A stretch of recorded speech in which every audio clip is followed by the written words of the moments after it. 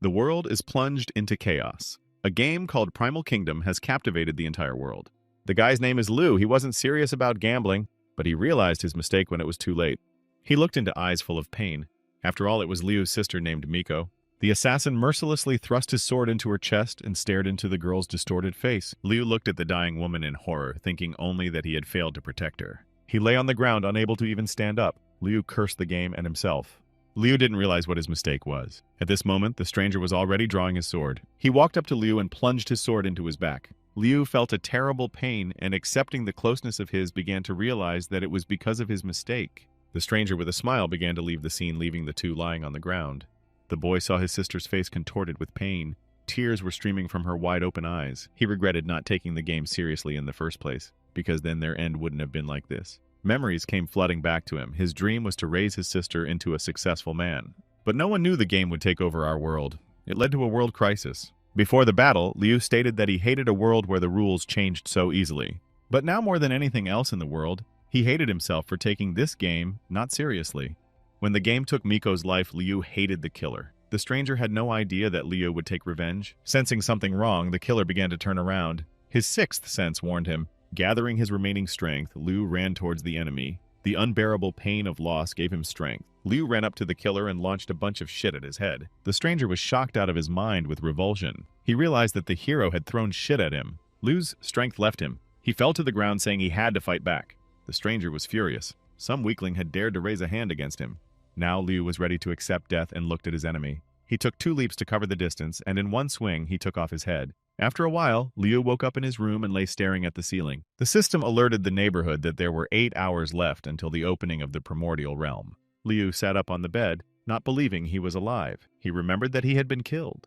He began to look around. It was just a simple ordinary room, but everything around him was painfully familiar. Liu got out of bed and realized that this was his old apartment in High City. At that moment, there was a knock on the door and a painfully familiar voice. Liu was very surprised to see his little sister entering the room with a box in her hands. The girl started talking about how the authorizers of the original kingdom had arrived. Liu started asking her what year it was and asked her for the exact date.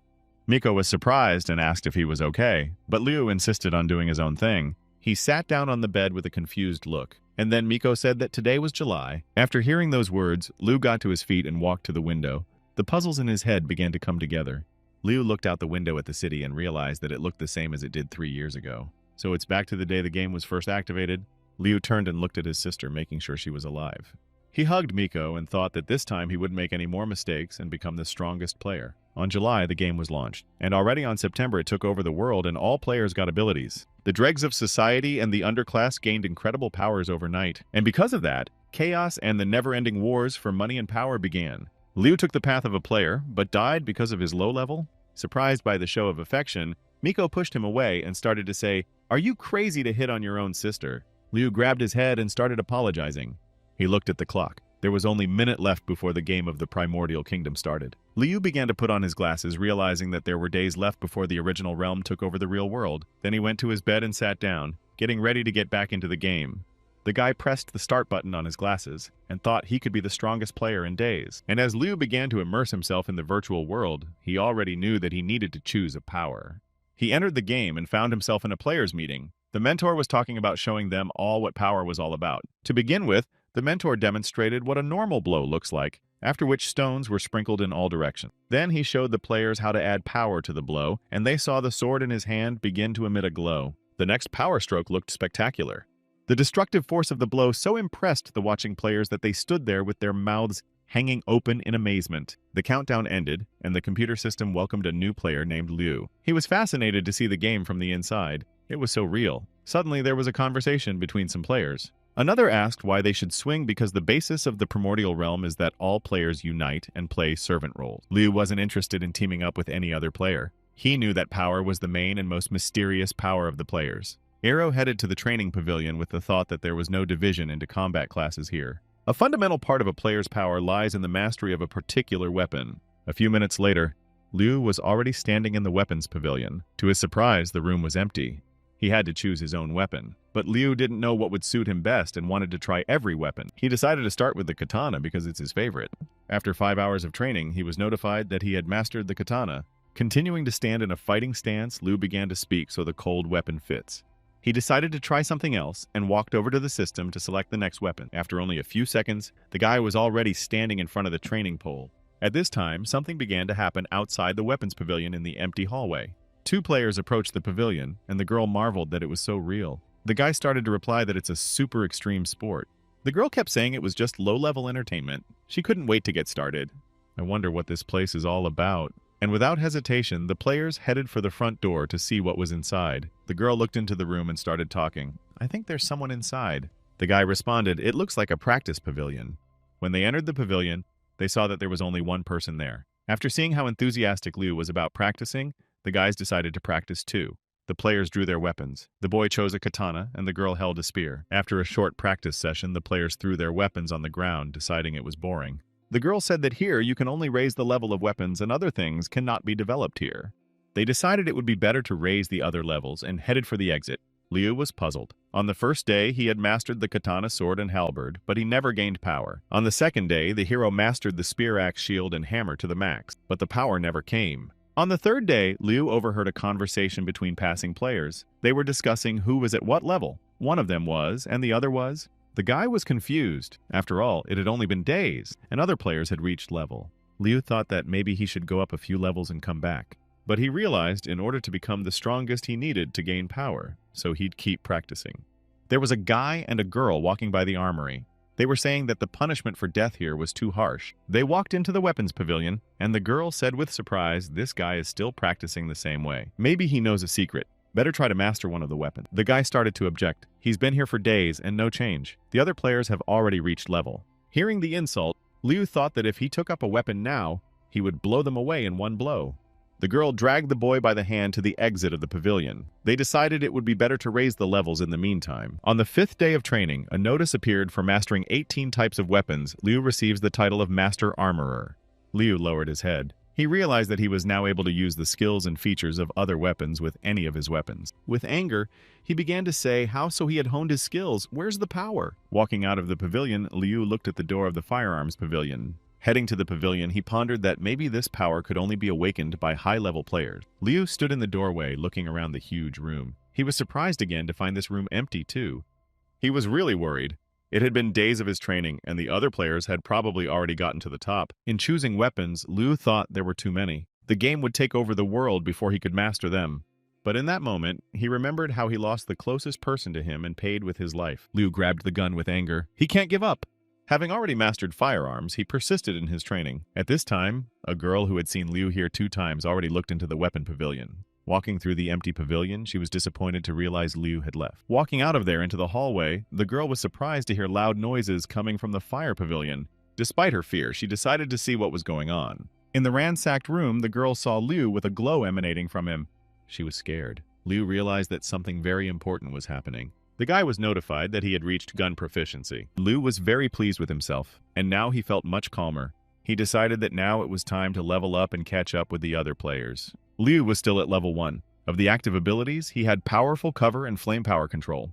Turning to the doorway, Liu saw a girl standing there humming something. He walked out of the pavilion passing the blushing girl. The stranger's name was Wei, and she stood there with her hands covering her face in embarrassment. At that moment, another girl came up to her from behind. Wei was scared. She didn't know what was happening to her. She couldn't even speak a word. Walking out into the corridor, Liu thought that only weapons suitable for the player could awaken the power. He decided to go to the equipment store. At that moment, the red-haired guy called his sister Wei. She started to answer that she was practicing. The guy started to ask in amazement what she had lost there, to which Wei said she was practicing. On his way to the equipment store, Liu heard 2 guards talking. They were saying that the game already had about 1 million players. Liu decided to buy a low-level pistol for normal bullets 3 boxes for and a low-level dagger for. The prices in this store were unpleasantly surprising. Game currency was equal to real money 1 to 1. Liu looked at the knife he had bought with interest. He was sure that this knife would still play a role. The boy swung the knife a few times, and was glad that as a master gunsmith he could use any weapon to use the rest. The action then takes place in the company's secret realm in the Mirror Kingdom department. Here, the player pays for the service and creates a mirror copy of himself. If the player wins, he gets all the money. If he loses, he gives away everything he has. Heading there, Liu realized that the higher the balance of gold reserve, the higher he would be in the tournament grid. Looking at the tournament grid, Liu read that to participate, he must be 5 levels below the copy. The payment is 10% of the opponent's stock. The kid thought of being a first-level power fighter. This is the right place for him. As he approached the revival point, Liu saw one player comforting a comrade. He realized that the difficulty of the spears was too high. The loser said no levels and no money he worked so hard to earn. I wish I hadn't participated. Liu stood there pondering. Meanwhile, the two players watching him began to discuss him. A guy with white hair named Ganzi said, "This newcomer decided to try his hand at the mirror realm, but he's going to lose." Standing in front of the monitor, Liu lingered on a player named Shining from level 5. His balance was. Liu realized that in order to raise his level, he had to bat. The system started asking if he was sure he wanted to fight against a copy of Shining's player, and Liu wondered. The copy was already ready for battle. The enemy stood ready to attack. Liu saw how badly his legs were shaking and tried his best to pull himself together. The most important reason was his insane fear of battles. Making up his mind, Liu confirmed his choice. Upon logging in, he received a notification. The participation fee is unit. Once in the mirrored room, Liu stood opposite his opponent, whose weapon of choice was a katana. The countdown began. Liu was very nervous because it was the first time in his life. His knees continued to shake, but gathering his strength, Liu pulled out his gun. It didn't take long for the enemy to start striking the first blow with lightning speed. Liu manages to land a front kick, but Shining manages to avoid it. With a powerful punch, he knocked the gun out of Liu's hands and had already started to strike next. The hero was confused for a moment, but quickly reacted and pulled out his blade. Trying his best to fend off the blow, Liu began to get angry with himself. He's been given a chance to be reborn, and he's shaking with fear again. At this point, as a master gunsmith, he activated the characterization changes. The kid knew he had to win, and Liu fought off his opponent's attack. He struck back. Now his blade's attack increases by half. With that, Liu easily smashed Shining's katana and chopped him in half. After the battle, the hero received a notification congratulating him. He earned units and experience points. Liu was angry with himself. After all, despite his victory, he still continued to tremble. There were voices in the Great Hall. Hansa and his buddy were talking about how they had been looking for suitable players all day. A friend of Hansa started saying that the battle system was created by some sick pervert. Ganzi replied that aside from the main members of the big guilds, it was difficult for ordinary players to win. At this time, Liu started to return after the fight from the mirror room. Saw Liu come back. Ganza's friend said the guy won, so he's the one they want. The green-haired player was surprised that Liu was able to defeat a copy taller than him with almost no equipment. Hansa stayed faster to request the current betting rate betting bookmaker. His buddy immediately sent a request. The players jokingly decided to open a bet on Liu's fight. After Hansa's reply, I decided that I would open bids as soon as it was clear which copy Liu had chosen. Standing at the screen, Liu saw that he was now a level 5 player, and his cognition power was out of. He realized that if he could not overcome his fear, he and Miko would die. Liu opted for a level player named Thunder. The player's balance was over Yuan. The boy sank back into the mirrored room.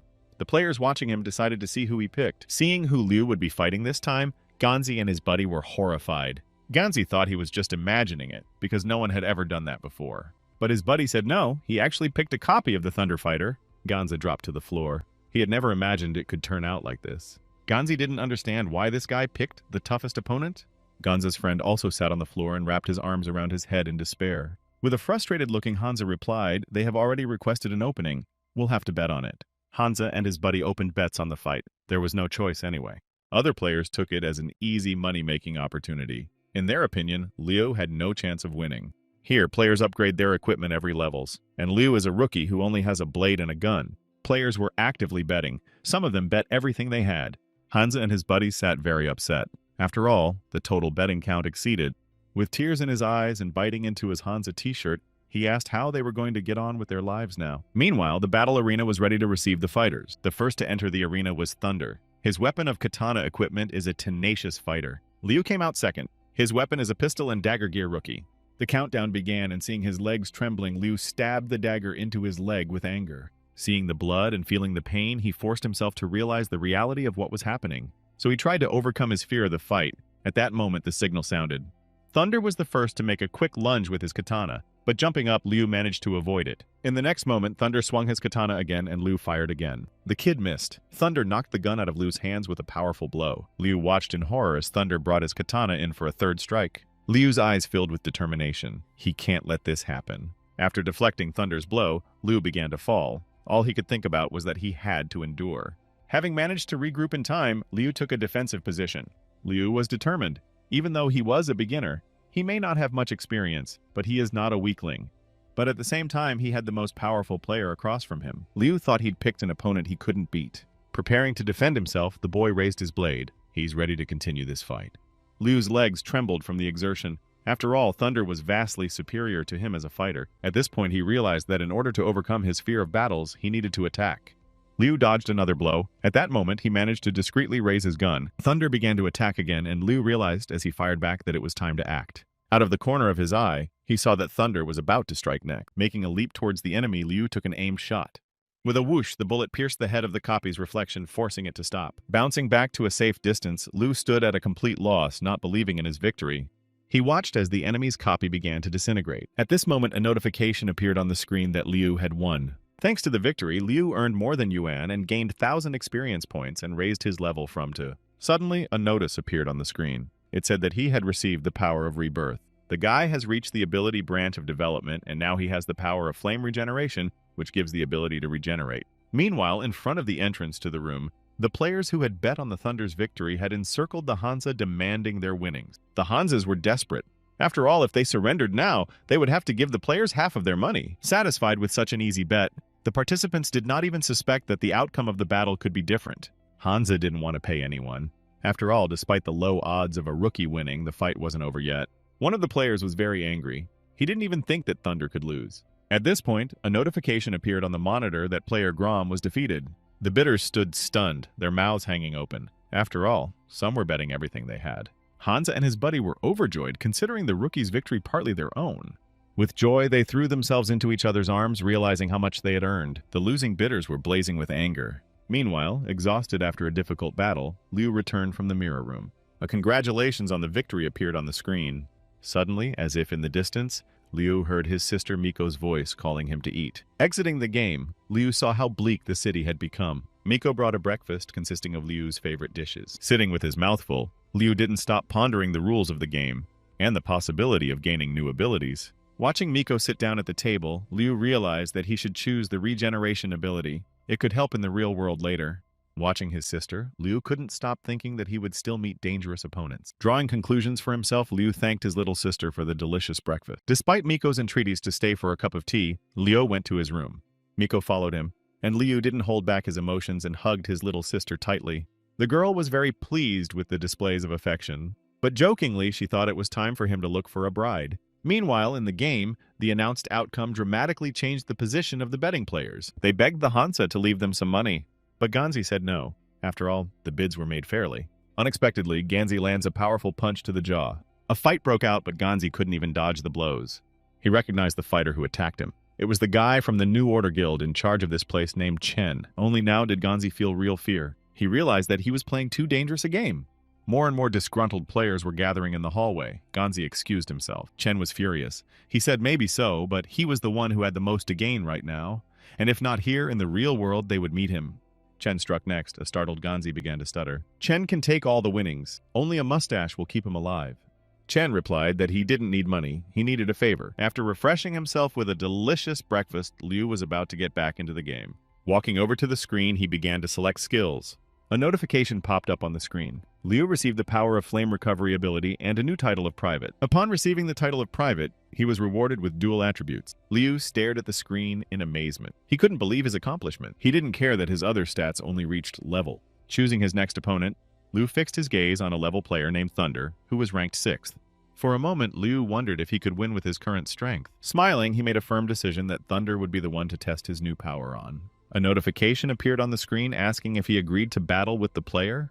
Meanwhile, at the back garden betting shop, betting punters were still reeling from Liu's previous victory. Some of them cried when they realized they had lost. The Hanses laughed with joy. One player said he thought the previous fight was incredible, but now he found something more interesting. Ganzi started to answer someone from the New Order opened bets on the new fight, and he bets Yuan on Liu's victory. Liu was already entering. He only had to traverse the corridor before reaching the battle arena. Ganza's friend saw that he had bet all his money on Liu winning and was very scared that Chen and the guild guys would come after them again. But Ganzi was adamant that Chen wouldn't do anything to him now. Seeing the frightened eyes of his buddy Ganza, only now realized that it was Chen who made his buddy announce the new fight and bet on Liu. But Ganzi thought there was no point. No one's going to bet on Liu. We were just seconds away from the start of the fight, and the players who wanted to bet were still thinking about who to bet on. Inside the Mirror Realm battle arena, Liu and his opponent heard the countdown begin. Standing opposite Liu, even from a distance, he could feel the power emanating from him. Liu was at level. His weapons are a pistol and a dagger, beginner's equipment. Reflecting on his characteristics, he began to plan the course of the upcoming battle. Liu realized that with the available supply of cognition power, he only needed to anticipate the moment to destroy Thunder. The sound of the battle began, and the fighters rushed at each other with lightning speed. Thunder was skillful with his katanas. Liu, on the other hand, chose the pistol. He realized that with the attributes he had attained, he was now his equal. Gladly, Liu thought that now fights with high-level opponents wouldn't be so intense. After realizing how much stronger he was, the boy boldly went on the offensive. Holding his katana blade, Liu took aim at his opponent's head. He was determined to finish off his opponent, but something kept him from firing. Seeing his enemy's face so close for the first time, Liu was very surprised. Taking advantage of the confusion by swinging his katanas, Thunder bounced to the side. Liu couldn't understand why he suddenly remembered this person. He didn't understand what he was so afraid of or why he had stopped his attack. Standing at a distance, Thunder watched Liu's confusion and was about to deliver a crushing blow. Preparing to repel Thunder's attack, Liu began to think if he didn't pull himself together, he would lose. Liu saw Thunder's eyes light up with anger and hatred. Seeing Thunder move towards him, Liu ran towards him. Thunder lunged with his katana. Liu dodged as he got closer and closer to his opponent.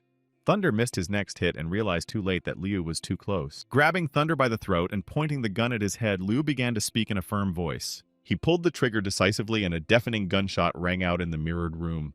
A notification appeared on the screen congratulating Liu on his victory. With this victory, Liu had earned Yuan and achieved the ability to choose a development branch. Tired after a grueling battle, Liu began to walk back from the mirror room. Meanwhile, the betting players had gathered in the break room. They were eagerly waiting for the end of the fight. The gathered were stunned by Liu's another victory, not understanding how he managed to do it again. The player who lost his entire fortune fell to the ground in hysterics. The other player happily started shouting from that day forward, "Liu is his god of wealth." A lot of players bet on the Thunder to win. They had no idea that this rookie would win. Ganzi jumped for joy at Liu's victory. His friend, on the other hand, lowered his hands thoughtfully. Interrupting Ganza's joy, his comrade said, "Do you realize that now everyone knows Liu is very strong? By defeating Thunder, Liu has reached level he can now only fight against a copy of a level fighter. The rewards of a 30-level lance are very high, and the only opponent he's familiar with is Thunder." Back in the mirror realm, Liu realized that he had not only grown, but was far ahead of the other players. Looking at the tournament grid, he realized that he now had to destroy a mirror copy of a level player named Thunder from the New Order Guild. Liu knew that most players said that this 30-level mirror copy was invincible. Walking down the corridor, Liu heard players talking about a very strong player zeroing in to take revenge against the level Thunder. Looking at the screen, Liu knew that the New Order Guild had become the strongest guild thanks to this particular mirror copy. A notification appeared on the screen about whether Liu really wanted to enter the battle against a level 30 mirror copy of Thunder. After confirming his choice, Liu began to descend into the battle arena of the mirror room. Player Chen, responsible for the mirror realm, began opening bids for the upcoming battle between level player Liu and level player Thunder. Those players who had not yet lost all their money began to bet lively. Seeing that Ganzi had bet again on Liu, his comrades started shouting, "You're crazy! Liu doesn't stand a chance in a match like this!" To which Ganzi, with a smile, began to reply, "Maybe you're right, but I still have faith in this rookie." Meanwhile, in the mirror room, the countdown to the battle was beginning. The mirror copy of Liu's opponent was equipped with an unfading defense. Her weapon was a katana. The hero still had his rookie gear. His weapons were a pistol and a katana. Liu thought that he would invest the free attribute points he received into intelligence. He received a message that he had received the intelligence attribute. Standing with his back to his opponent, Liu waited tensely for the countdown to end, and at that moment, the signal to start the battle sounded. The hero was stunned to see the speed at which the enemy's katana was flying at him. Adopting a defensive stance, Liu held off the Thunder's onslaught with all his might. Activating his abilities, the hero tried with all his might to throw back the enemy's katana. Holding the katana with both hands, Thunder felt that he didn't have the strength to continue this attack. Throwing back his opponent's katana and bouncing backwards at breakneck speed, Liu was about to attack. Realizing the strength of his enemy, the hero briefly fired a few shots. But Thunder's copy was deservedly called invincible, and he managed to dodge with ease. Without waiting for the next shot, Thunder lunged with his katana and lunged at the hero with lightning speed, intercepting his opponent's katana. Liu held it with all his might with his blade. The powerful confrontation sent sparks flying from the weapon. As he gathered his strength, the hero jerked his katana away from Thunder. He barely had time to dodge the instant attack. Only now did Liu realize how much more powerful this mirror copy was than himself. But there was no time to ponder, for Thunder attacked again with a swift lunge of his katana. Liu bounced to a safe distance, trying to anticipate his opponent's next move. The guy realized that even though he was equal to level in characteristics, the copy was still pushing him too powerfully. The guy started thinking, what if that was my opponent's full power? Then it was time to learn my blessing skill. Meanwhile, Thunder was thinking that the newcomer had put up a decent resistance. He should be finished with him as soon as possible. But Liu had already chosen the power he would use in the next moment. Thanks to the blessing skill, the hero could immerse his opponent in one of 10 states. At that moment, a notification came that the blessing skill had been learned. His title from private to stormtrooper. Liu's combat strength increased by points, and all the characteristics increased by points. Liu started shouting, "Since I lack level, I will overpower you with my attribute." The hero activated the power of blessing for 1 minute. At the same time, all of his stats increased by points. Looking at his enemy, Liu felt his body fill with new strength. Liu thought he only had 1 minute, but in that minute he would finish his enemy. Gathering to attack again, Thunder brought his katana to bear and strode resolutely towards Liu. Thunder went on the run, wanting to end this fight as soon as possible. Meanwhile, all the betting players had gathered in the break room. Almost everyone shouted in support of Thunder. Liu realized that if he won, it would mean he was the player to beat the Thunder. Knowing that these are the stats of the strongest player, the hero shot out, taking Thunder's attack. The bullet flew past, and Thunder swiftly began to shorten the distance between them. Dodging the katana strike, Liu shot at his opponent. All his hope was in the gun. Having thus thrown Thunder back a decent distance, Liu shot him in the chest once more. But the opponent was still on his feet. Not understanding how this was possible, Liu continued to shoot. He saw each of his bullets reach its target, but the enemy was still alive. Liu was confused. Not only was the opponent he had shot not dead, but Thunder was also going to attack. As he watched the unharmed enemy come at him, Liu noticed a haze coming from Thunder.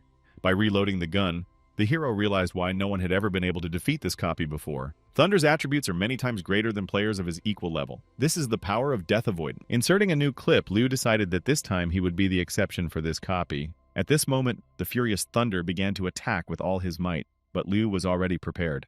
The hero began to think that the time of his blessing or the power of death avoidance would come to an end faster. Liu fired again and again, trying not to let his enemy get too close. The shots threw Thunder back. A notification sounded that there were only seconds left until the end of the blessing. Hearing this, Liu began to think that he couldn't lose. Hearing that there were seconds left to the end of the blessing, Liu moved towards the enemy. Standing in front of his opponent at a safe distance from the katana, Liu continued to shoot at him. As the fierce battle continued, Liu clearly realized that he was getting stronger with each battle. While firing another bullet, Liu heard that there were only seconds left until the end of his blessing power. Suddenly, Thunder's face contorted in terrible pain. The bullet had pierced his armor and entered his head. Seeing and understanding nothing, Thunder dropped his katana and began to slump on his side in helplessness. Looking at the defeated enemy, Liu realized that Thunder's death avoidance power had ended before his blessing power. He calmly watched as the previously invincible copy of the player he had defeated began to dissolve into space. Returning from the mirror room, Liu heard the players talking about how he had now gained incredible hidden abilities. One of the players said those 2 titles had nothing to do with us. Now this rookie is too high from them. And they're somewhere out there even below his knees, and they're still growing up. Not paying attention to the conversations, the battle-weary Liu walked over to the monitor. A notification appeared on the monitor congratulating him on his victory. Thus, Liu was rewarded with yuan and raised his level from 2. Despite his fatigue, Liu enjoyed looking at how much his characteristics had changed. Meanwhile, the rest room in the mirror realm overflowed with emotions of anger and despair. Chen couldn't believe his eyes. Voices were heard all around. Not understanding how this was possible, Chen's facial expression began to change. Only now Chen began to realize what a big mistake he had made by making such a huge bet. Seeing the results of the battle, Hansa and his buddy jumped for joy. With a laugh, Ganza started to tell his friend he told you this rookie would still show himself. But Ganza's comrade grabbed him by the arm and started saying it was too early to get excited. It was evening in the real world, and the city slowly began to sink into darkness. Liu took off his glasses and returned to reality. Exhausted after the game, he sat tiredly on the bed. At that moment, Miko's voice came from behind the door and began to speak. Liu looked at his little sister with joy and gratitude. He replied, "No, sis. I'll treat you to a barbecue tonight. Come quickly, I'm very hungry." He made a lot of money in the game today. We should celebrate. So the guys hugged each other and went to the restaurant. For the first time in a long hour, they laughed and rejoiced for a little while, forgetting all their troubles. A new day was beginning, and the city no longer looked as sad and gloomy as it had in the evening. After resting properly, Liu logged in and made an important purchase. Estimated delivery time is months. He was very upset because in days the original kingdom would take over the world. He lowered his head frustratedly. After all, the nearest stores didn't have this product either. Accepting the hopelessness of the situation, he realized that in this case, he himself had to try harder. The day was in full swing, and Miko and her friend named Eris decided to go for a walk. They were walking through the city, enjoying the sunny day. The girls enjoyed drinking juice and talking. Eris asked why Miko had decided to invite her for a walk today, if something was wrong. Miko thought about how she could introduce Eris to her brother as soon as possible. After all, she's beautiful from a good family and has a great personality. Miko replied, I just missed you and wanted to see you, but you've been missing lately. She couldn't bear the thought of her friend having a boyfriend. She had already decided for herself that Eris would be her brother's girlfriend. Eris lowered her head, not knowing how to tell her friend what had been happening to her lately. After gathering her strength, the girl started to say, the whole thing is that my parents made me play one online game.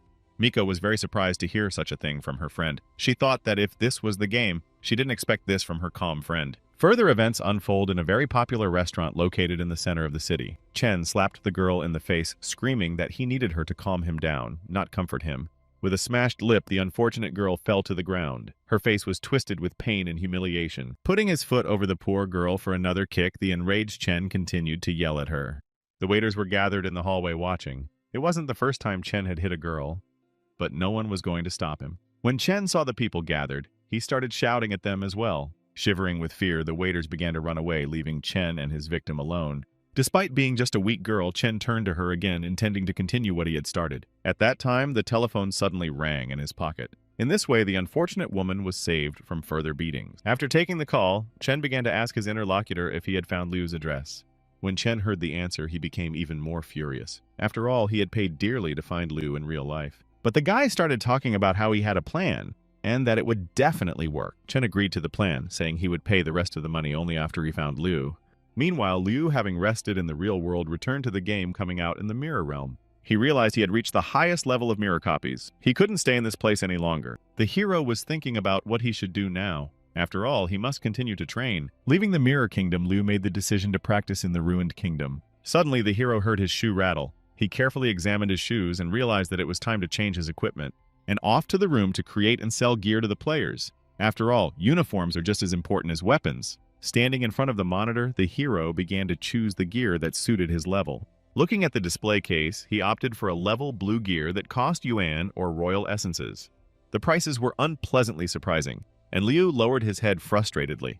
After all, he wasn't willing to pay that much. The hero realized that the Mirror Kingdom has a big drawback. You can't earn royal essences to create equipment here. Leaving the equipment creation and sales department, Liu thought he should go to the Ruined Kingdom. Even though he had enough money to buy himself this gear, he realized that he needed this money to live in the real world. Liu entered the Ruined Kingdom and began to look around the team halls. He heard that the Level Dungeon team was missing 2 players with full equipment. The second announcement was that the Level Dungeon team is missing people with full equipment. Standing to the side, Liu heard a conversation. They were talking about how 3 guild teams went on a level chaos raid for people and losing all lost their gear. The players couldn't believe that the strongest guild teams had fallen, but they heard that one of the participants had received a reward. Liu was looking at the rules of the Ruined Kingdom. It said that if he entered a dungeon, he couldn't get out until it was cleaned up. Liu knew that here, death in a ruined kingdom equaled nullification and loss of equipment. The guy matched a team of players above level, but one of the players on that team stopped Liu, saying that his equipment was not suitable. The guy went to the other team, but they didn't accept him either, saying they didn't need new players. In despair, Liu fell to the ground and started shouting, "Yes, I defeated a level player. Don't look at his equipment. He's definitely not a weakling." He was very frustrated that he would have to go from the bottom to get his gear up, but it was the only option. After all, he was determined not to buy equipment, but only to earn money. Starting to question the decision, Liu heard someone speaking to him. A stranger with red hair began to say, "We are 1 man short. Come join our team. This will be a dangerous level raid. They're strong enough to handle it on their own. All it takes is a man to open a raid."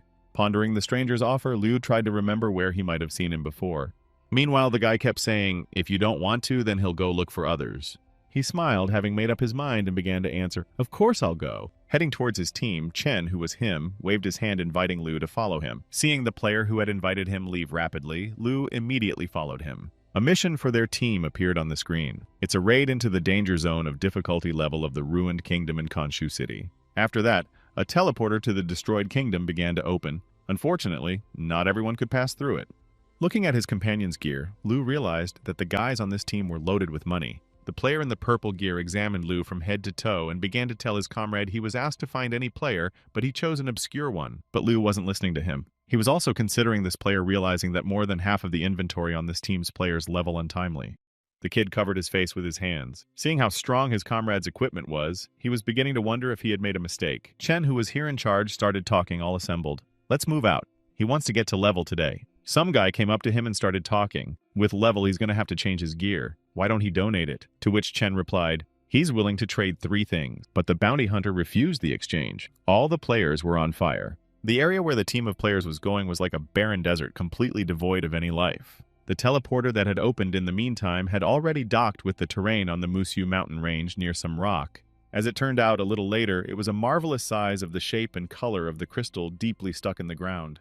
The first player began to walk out of the aisle, taking a step onto the scorched, sun-scorched ground. The players began to realize that their assignment would be a flag defense raid. It was both difficult and, at the same time, very dangerous. Chen started handing out instructions for everyone's attention to surround the crystal and protect it at all costs. The guys began to prepare for active defense. After all, the one who misses the monster and lowers the stock of crystal will pay all the costs out of his pocket. While waiting for his turn, Liu was still standing in front of the teleporter. He was thinking about the fact that he would have to fight as a team for the first time. When the last of them came out of the teleporter, the hero froze with admiration when he saw a huge crystal glittering in the sun in front of him. The players heard the information that the teleport gate is closing and their mission loadout is starting. A voice resounding in space announced that they must defend the crystal for 3 attack waves. On the screen projected in the air, Liu read that the crystal's health reserve was, if it dropped to 0, they would be defeated. At that moment, he heard shouts that the enemy was approaching. All players must prepare for battle. Liu saw the sky darken in an instant. The air became thick and impenetrable. A cloud of dust was rapidly approaching them. They were huge monsters. These mutants looked like red ants crossed with Asian hornets. Running around like dumbfounded monsters gnashed their teeth. One of the players taking a fighting stance told Liu to get closer to the crystal or they would bite him. This guy was immediately attacked by 3 monsters with bared fangs. The battle has begun. With a battle cry, the player skillfully began to repel the attack of bloodthirsty mutants. The other guy also skillfully dispatched his opponents. Parts of their mutated bodies were flying around. Everyone rallied together and fiercely defended the precious crystal. The green blood of the monsters abundantly irrigated the long, thirsty ground. Moving away from the crystal at a distance, the players held a circular defense. Liu watched the coordinated team tactics of the battle with admiration. One of the striped abominable creatures got too close to Chen, but the guy sent its paws and head into free flight with lightning speed. There was silence, and the guys began to look at each other tensely, expecting some other trick. As they stared at the gray space in disbelief, they could still sense the danger emanating from it. And for good reason. Suddenly, he let out a wrenching growl. Opening his double jaw and baring his fangs, with a powerful kick of his torso, he threw the player aside. Thus, one of these beady-eyed creatures managed to break through the defense. He rushed toward the crystal like a madman, seeing only one last obstacle in front of him. That obstacle was Liu. The guy was tired of idly watching the others frolic, and now he was even happy to interact with this bug. At last he could prove himself, and with one precise swing of his blade, he severed the vile bastard's head. Liu's eyes lit up from the adrenaline rush and the desire to continue the battle. His spirit was eager to fight. But suddenly, the defeated creatures began to dissolve into thin air. The team was victorious. The second wave of monsters would arrive in minutes. The players sat down to rest a bit and discuss the battle. They were very surprised that Liu, with his rookie gear, was able to kill a monster levels higher. The guy who caused the monster to break through to the crystal was very upset that he let it happen. One of the players asked Liu to get on defense with them in the next wave. The guy sitting next to the hero smiled contentedly and suggested that the other players take Liu into their group. This dark-haired guy turned to Liu and started talking about how he liked the idea. Join our team, then you won't need to look for people. At first, Liu was very excited about this opportunity. After all, he had already seen how strong and experienced these guys were. Then the same guy asked Chen's permission. After all, despite the uniform, Liu had shown himself to be a good fighter. Chen replied that he was in favor of it, but before you join their team, you must be sure to provide your data. This puzzled Liu a little. After all, Chen wanted to know not only his phone number, but also his real place of residence. Chen continued to say, Xiao had a hard time getting equipment like theirs. I guess that's why he bailed. If he joins their team, hopefully he will agree to the condition that his gear must fit. Liu saw the eyes of Chen and the girl standing next to him light up with an unpleasant evil light. Something was obviously wrong here. Liu began to realize that it was probably their goal to call him to the raid. There were many available players in the team halls, but he was the one they had chosen. Meanwhile, Chen and the girl who was with him kept their eyes on Liu and sat frozen, waiting for an answer. Liu began to analyze everything carefully. Without knowing anything about him, he had been entrusted to guard the crystal and then invited to join his team. But at the same time, they missed the monster. Now they want to find out where he really lives. Liu said to Chen he must be the Mirror Realm in charge from the New Order Guild. Liu saw that Chen appreciated his efforts when he defeated Thunder, so he gathered everyone to find out his real address. Everyone was very surprised that Liu had uncovered their evil schemes. No one thought he would do it so quickly. Chen started making excuses. How could you think that? He must be confusing him with someone else. Pulling out his gun just in case, Liu continued talking. He just wanted to raise some money and experience in the raid. Hearing this, Chen was furious. After all, his plans had been revealed prematurely.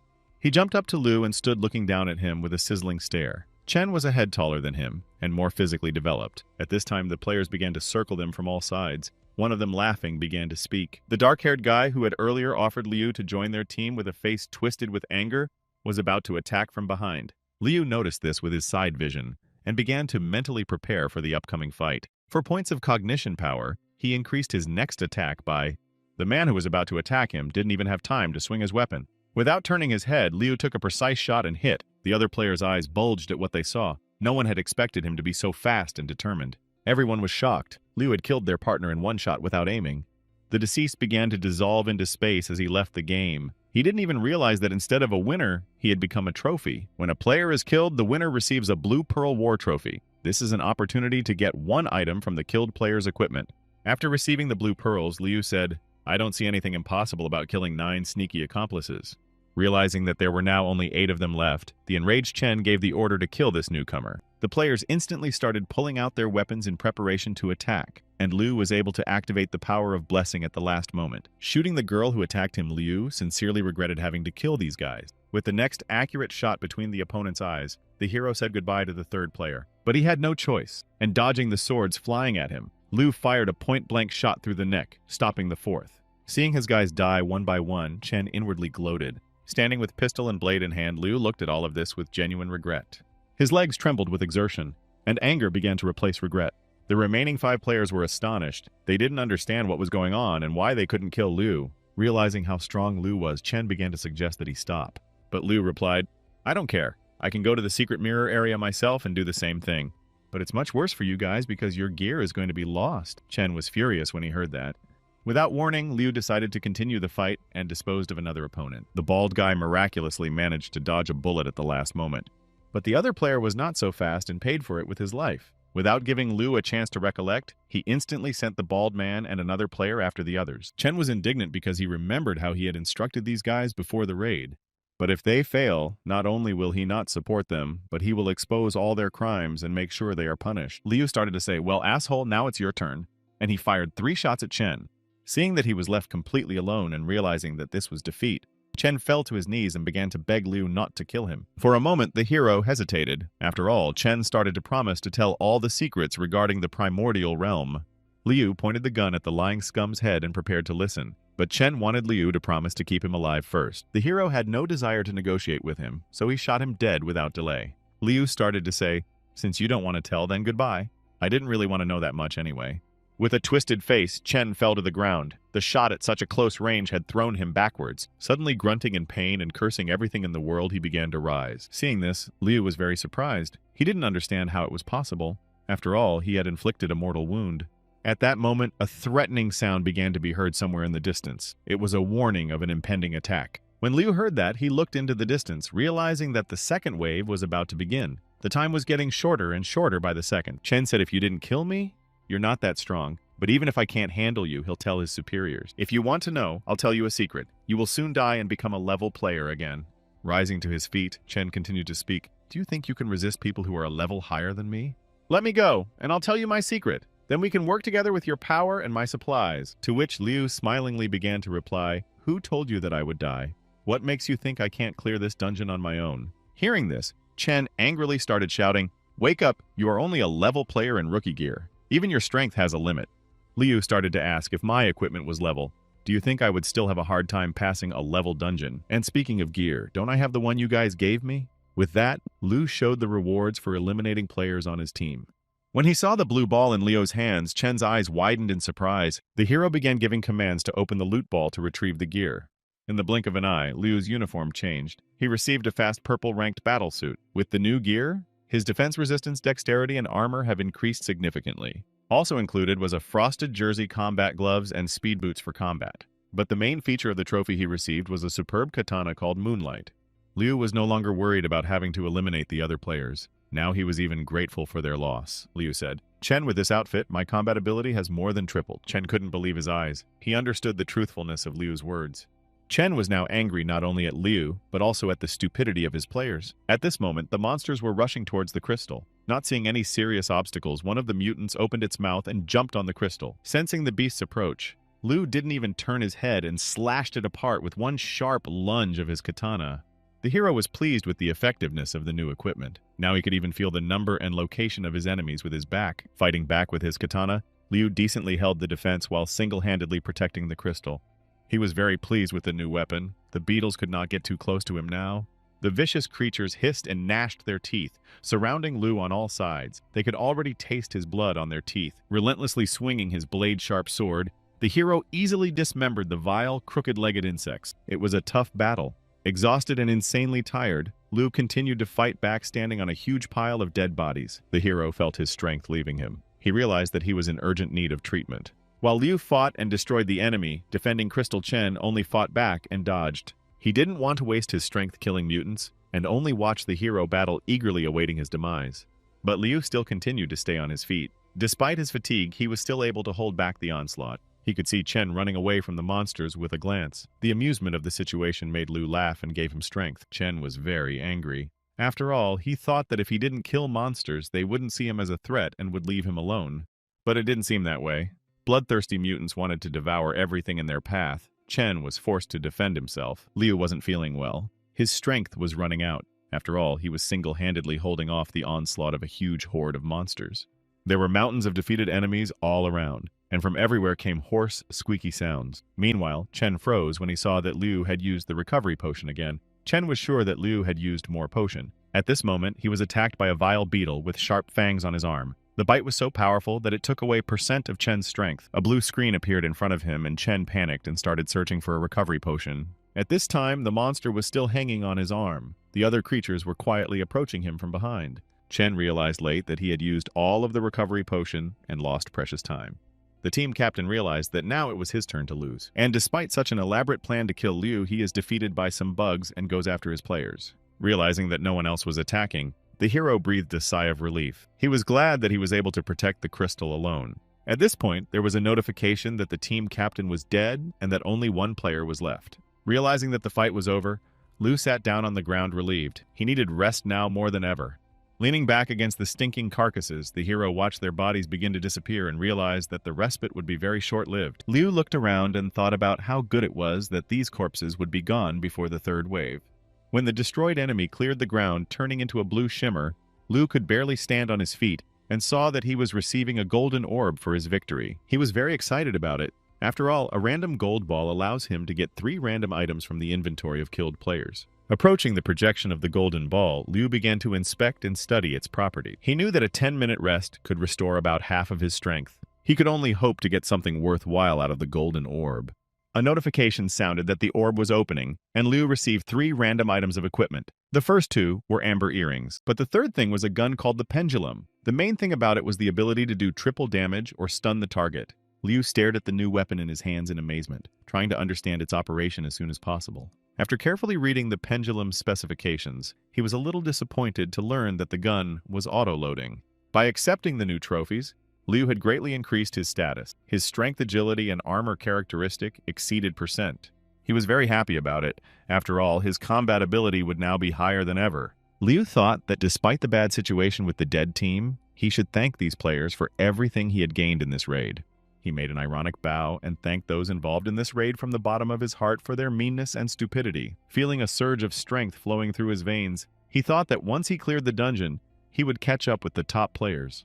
Looking out over the sun-bleached desert, Liu saw the horizon begin to be covered in dust. Meanwhile, heavy dark clouds hung over the city of Kanshu, which did not bode well for the locals. At this moment, there was some player standing in front of the main screen in the ruined kingdom in the player revival room. That was Chen. He was telling his boss that Leo had some secret that allowed him to possess characteristics beyond his level. Chen didn't believe that a level player going through a level dungeon alone didn't have some secret. After listening to Chen, the boss started talking. Okay, I'll give you one more chance. Quickly gain levels. Leave this player to me. Chen bowed and began to reply, Thank you very much, leader. I will try my best. Humiliated by his defeat, but satisfied that he was able to stay in the game, Chen began to formulate in his head another plan of revenge against Liu. Meanwhile, in the real world, while having lunch with Eris, Miko was very surprised to learn that her friend's entire family was playing this game. Miko was outraged because her parents didn't just drag their daughter into this dangerous game. They'd even poured a lot of money into it. Eris sadly revealed that they force her to level up with them every day, and wanting her to play the way they want her to play. Suddenly, Eris opened her eyes wide with a sudden thought and offered Miko to play with her at her house. Miko was very scared. After all, she had always been the weak little sister who didn't get involved in anything without Liu. But then the thought crossed her mind that if they went to their house to play, Liu could meet and spend time with Eris. The girl coaxed Miko as much as she could. She just had to get out of the house on some pretext. Eris kept talking. "Miko, please, I beg you to play this game with me." After being persuaded by her friend, Miko agreed. Meanwhile, Liu watched as a column of impenetrable dust approached him, obscuring the horizon. The insects swiftly attacked Liu, but he had already recovered and was separating the bug's limbs from their huge torsos with renewed vigor. Feeling his power in full force, the hero seemed to be doing some fancy fast dance with his katana. After receiving his new equipment, Liu fluttered like a butterfly among the enemy militia. He fully felt the power in his hands, and his steps and movements increased in speed, agility, and strength. The boy decided to test another skill. He jumped up and saw that the height of his jump allowed him to rise high above all the creatures. Liu was surprised at how high he had flown. After all, he had even managed to jump out of the thick, dusty fog. Lingering for a split second in weightlessness at the peak of his jump, he saw the sun already rolling toward sunset. Inspired by what he saw, Liu was very happy. With his new equipment, he could now see farther and more accurately in a new way. He descended to the ground with such power, whirling around with his sword drawn, that the mutants were thrown a decent distance away by the wave. The hero suddenly saw that the stinking creatures surrounding the crystal were rushing towards him with all their many legs. Liu began to frantically think about the fact that he only had a few seconds to do something to protect the crystal. He sent the furry asses of the fat-bellied mutants following their blunt heads and skinny long legs. Suddenly, a strange, slightly muffled hissing sound began to echo in the sky. Liu raised his sword, preparing to face a new enemy. It was the leader of the primordial kingdom who kept his promise to Chen. Liu prepared to take the fight, and at that moment he felt the ground shudder as the huge creature landed. He didn't wait for the ferocious arthropod to attack. He jumped up and raised his katana for a deadly attack. At this moment, a congratulatory notification appeared, stating that Liu had cleared the kingdom's dungeon of monsters. His level increased too, and the hero was given the ability to choose a branch of development. Sitting on the huge carcass of a defeated enemy, Liu savored such an unexpectedly easy victory. Watching the fanged spider's corpse begin to dissipate into space, he still couldn't believe how strong he had become. He was very pleased with himself. After all, through self-discipline, he was able to be persistent in training and achieve all this. Now surely no one will refuse to accept him into their team. After all, everyone wants to have a strong, reliable shoulder to lean on. Next, the events unfolded at Liu's house. Back in reality, the guy carefully took off his glasses and put them on the table. At this time, a new day was dawning in the real world, and the hero went to the window and tiredly leaned on the sill to get some fresh air. Liu stood deep in thought, not noticing as the sunlight filled the horizon and the city, frozen for the night, began to come to life. He reflected that he was proud of the current development, but if he could get another login device as soon as possible and make his little sister a player, then everything would be perfect. Miko's voice came from behind the door, pulling the hero away from his sad thoughts. Liu went to open the door for his sister. Meanwhile, Miko talked incessantly about how difficult it was to buy the device, and that she was only able to do so because of Eris's connections. Sitting on his bed, Liu saw his sister and her friend enter the room. Miko was holding a small box in her hands. When Liu realized it was Liu, he was surprised at first, but then he was overjoyed. After all, it was a device to enter the primordial realm. A very satisfied Miko started to say Eris is to be thanked for that. And so from this day on, she will live with us. Eris waved her hand to Liu in embarrassment as a greeting. It was obvious that the girl was very embarrassed. Unfazed by his joy and forgetting all his tiredness, Liu jumped up to Miko to take the box from her. Holding the device in his hands, Liu still couldn't believe it. He started asking how you did it. Miko looked at Liu and began to get angry that her brother was paying attention to the toys and not noticing Eris standing next to her. Meanwhile, Eris laughed heartily at how much joy some device had caused the boy.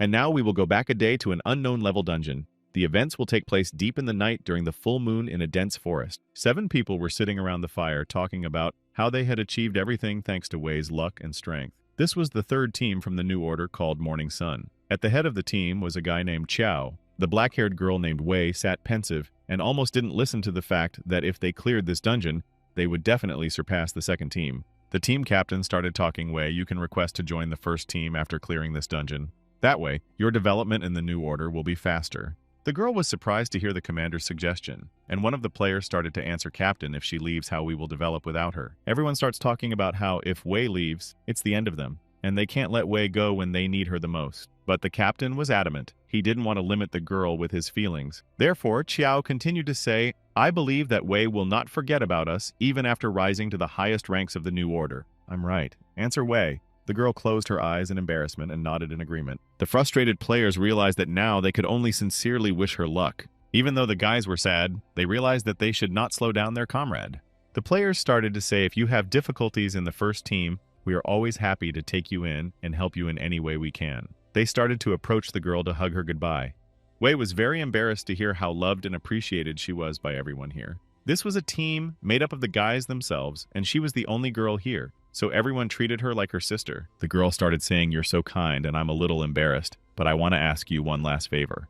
The boys froze in anticipation, wanting with all their hearts to help their comrade. It was strange because Wei had never asked for anything. But the next moment, the players fell dead to the ground, struck by the unexpected attack. The team captain was shocked at what had happened. The guy tried his best to get up, not believing his eyes. Meanwhile, Wei was killing those who were still alive. She started to say, I already have power, but the level isn't enough yet. That's why I want to activate the dungeon message reward. Getting to his feet, Qiao started shouting, we raised you, and this is how you thanked us. How could you do this to everyone who loved you and helped you? But Wei started to reply, so I will definitely become the strongest player of the primordial realm. There's no need to be angry. It's just a game. You can raise the levels again.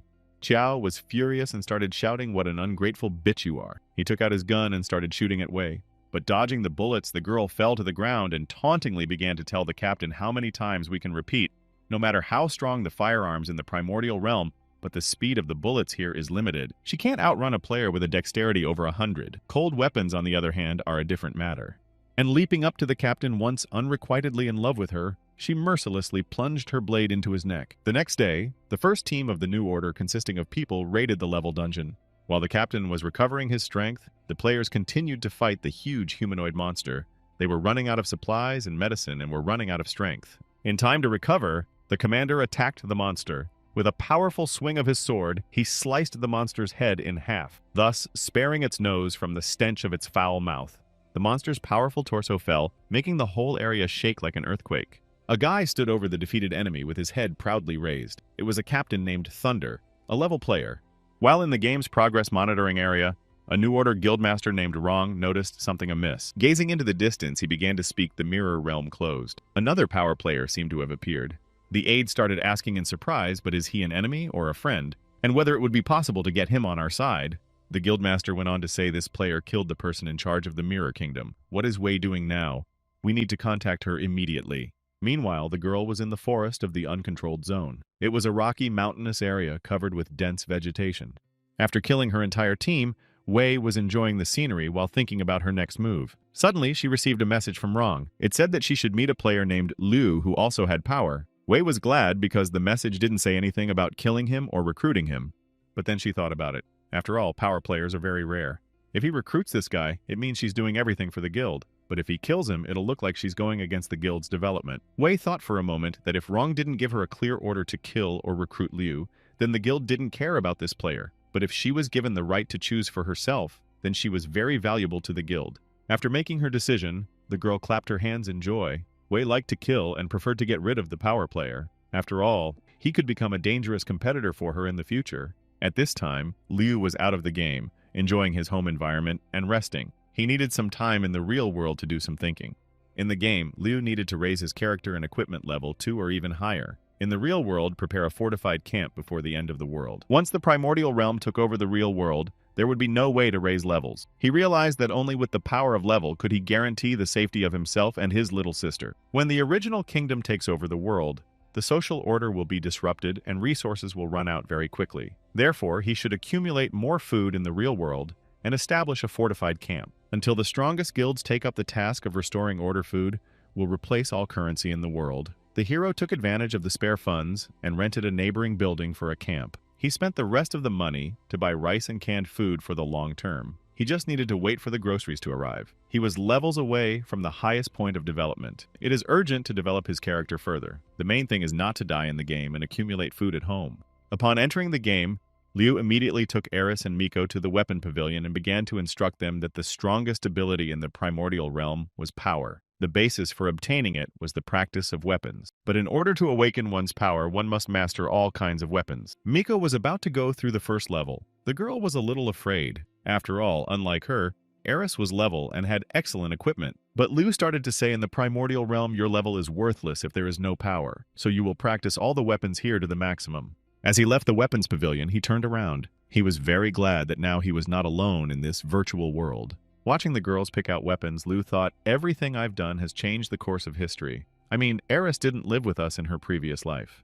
But I don't think my actions had anything to do with Eris bringing the device to Miko. In my previous life, she was the reason my little sister and I lived for 3 whole years. Now I must repay her well for everything. And mentally wishing them good luck, Liu happily ran towards the new level. Half a day later, the portal from the level dungeon opened. A team of players came out of it tired after a difficult battle. After clearing this dungeon, Liu got level.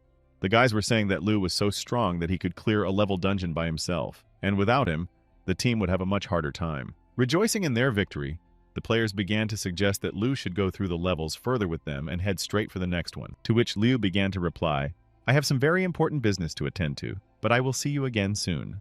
The guys were very upset and asked him to add him as a friend, and the next time he is going to clean the dungeons, he should invite them with him. The hero was pleased with the sincerity of the new acquaintances and gladly agreed. After all, in battle they showed themselves as true comrades who can be trusted. Liu sat on the bench in the team search room. He was very frustrated because it would take at least half a day to clear one dungeon, maybe even a whole day. The experience gained here was only half a level. Realizing that if it goes on like this in days before the capture of the real world, he will be able to rise to a maximum of level. There's no way he'll ever get to level. The hero didn't know what to do. Suddenly there was a message saying that he had received the rank of Dungeon Protector, and also that for every one ally lost in the dungeon, their stats would increase by. Liu was angry, not wanting to sacrifice fighters to gain more experience in the dungeon. The boy remembered that in his previous life, dungeons like this were called slaughterhouses, and players who did that to their comrades were called street rats. Was this the only way, and in order to reach level, he had to become a scum? It was too hard a choice. The sound of another incoming message interrupted his thoughts and forced him back to reality. It was a message from an unknown number. After opening the message, Liu read that a certain way invites him to join her team for the H level of the dungeon. The location of the level is an uncontrolled zone. The hero thought for a moment. The girl's name was definitely familiar to him, and then he began to remember. Wei became the strongest fighter in her previous life. I wonder why she suddenly decided to invite him to the dungeon. After all, they had never met before. The hero realized that this was a way to gain levels quickly, but there was clearly something wrong here, so he was in no hurry to confirm his participation. He was beginning to think he should go along with it. Wei is one of the members of the New Order, so it's unlikely she's preparing something good for him. Liu felt his body tense up in anticipation of danger. He remembered that Wei had power in his previous life and didn't know if he could handle it. The hero clearly understood that in this raid, the enemies would not only be in the dungeon, but also among the team players. But this dungeon would allow him to grow, so he accepted the invitation. The next message announced that Liu had been accepted into the man team captained by Wei, a level player. Liu read the list of participants. All of the players were above level. He smiled, recognizing some of them, and began to remember their history. A player named Zidong in a previous life had completed the task completely and killed all of his comrades before receiving the reward. A girl named Su Ying first slandered her comrade and then killed him.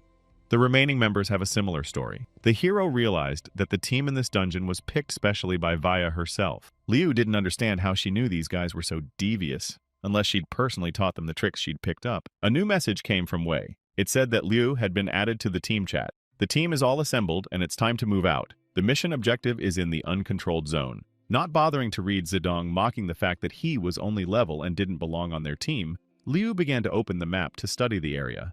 The uncontrolled zone was located on the same island as the Musu mountain range. It was not far from the area where the hero was on his first team assignment, guarding the crystal from mutants. Liu understood that the controlled areas of Kanshu City spread across 5 zones. This city was a resource replenishment zone for all players. All the dungeons within this gray dusty city are under his control and were altered long ago. They have been remodeled in various categories.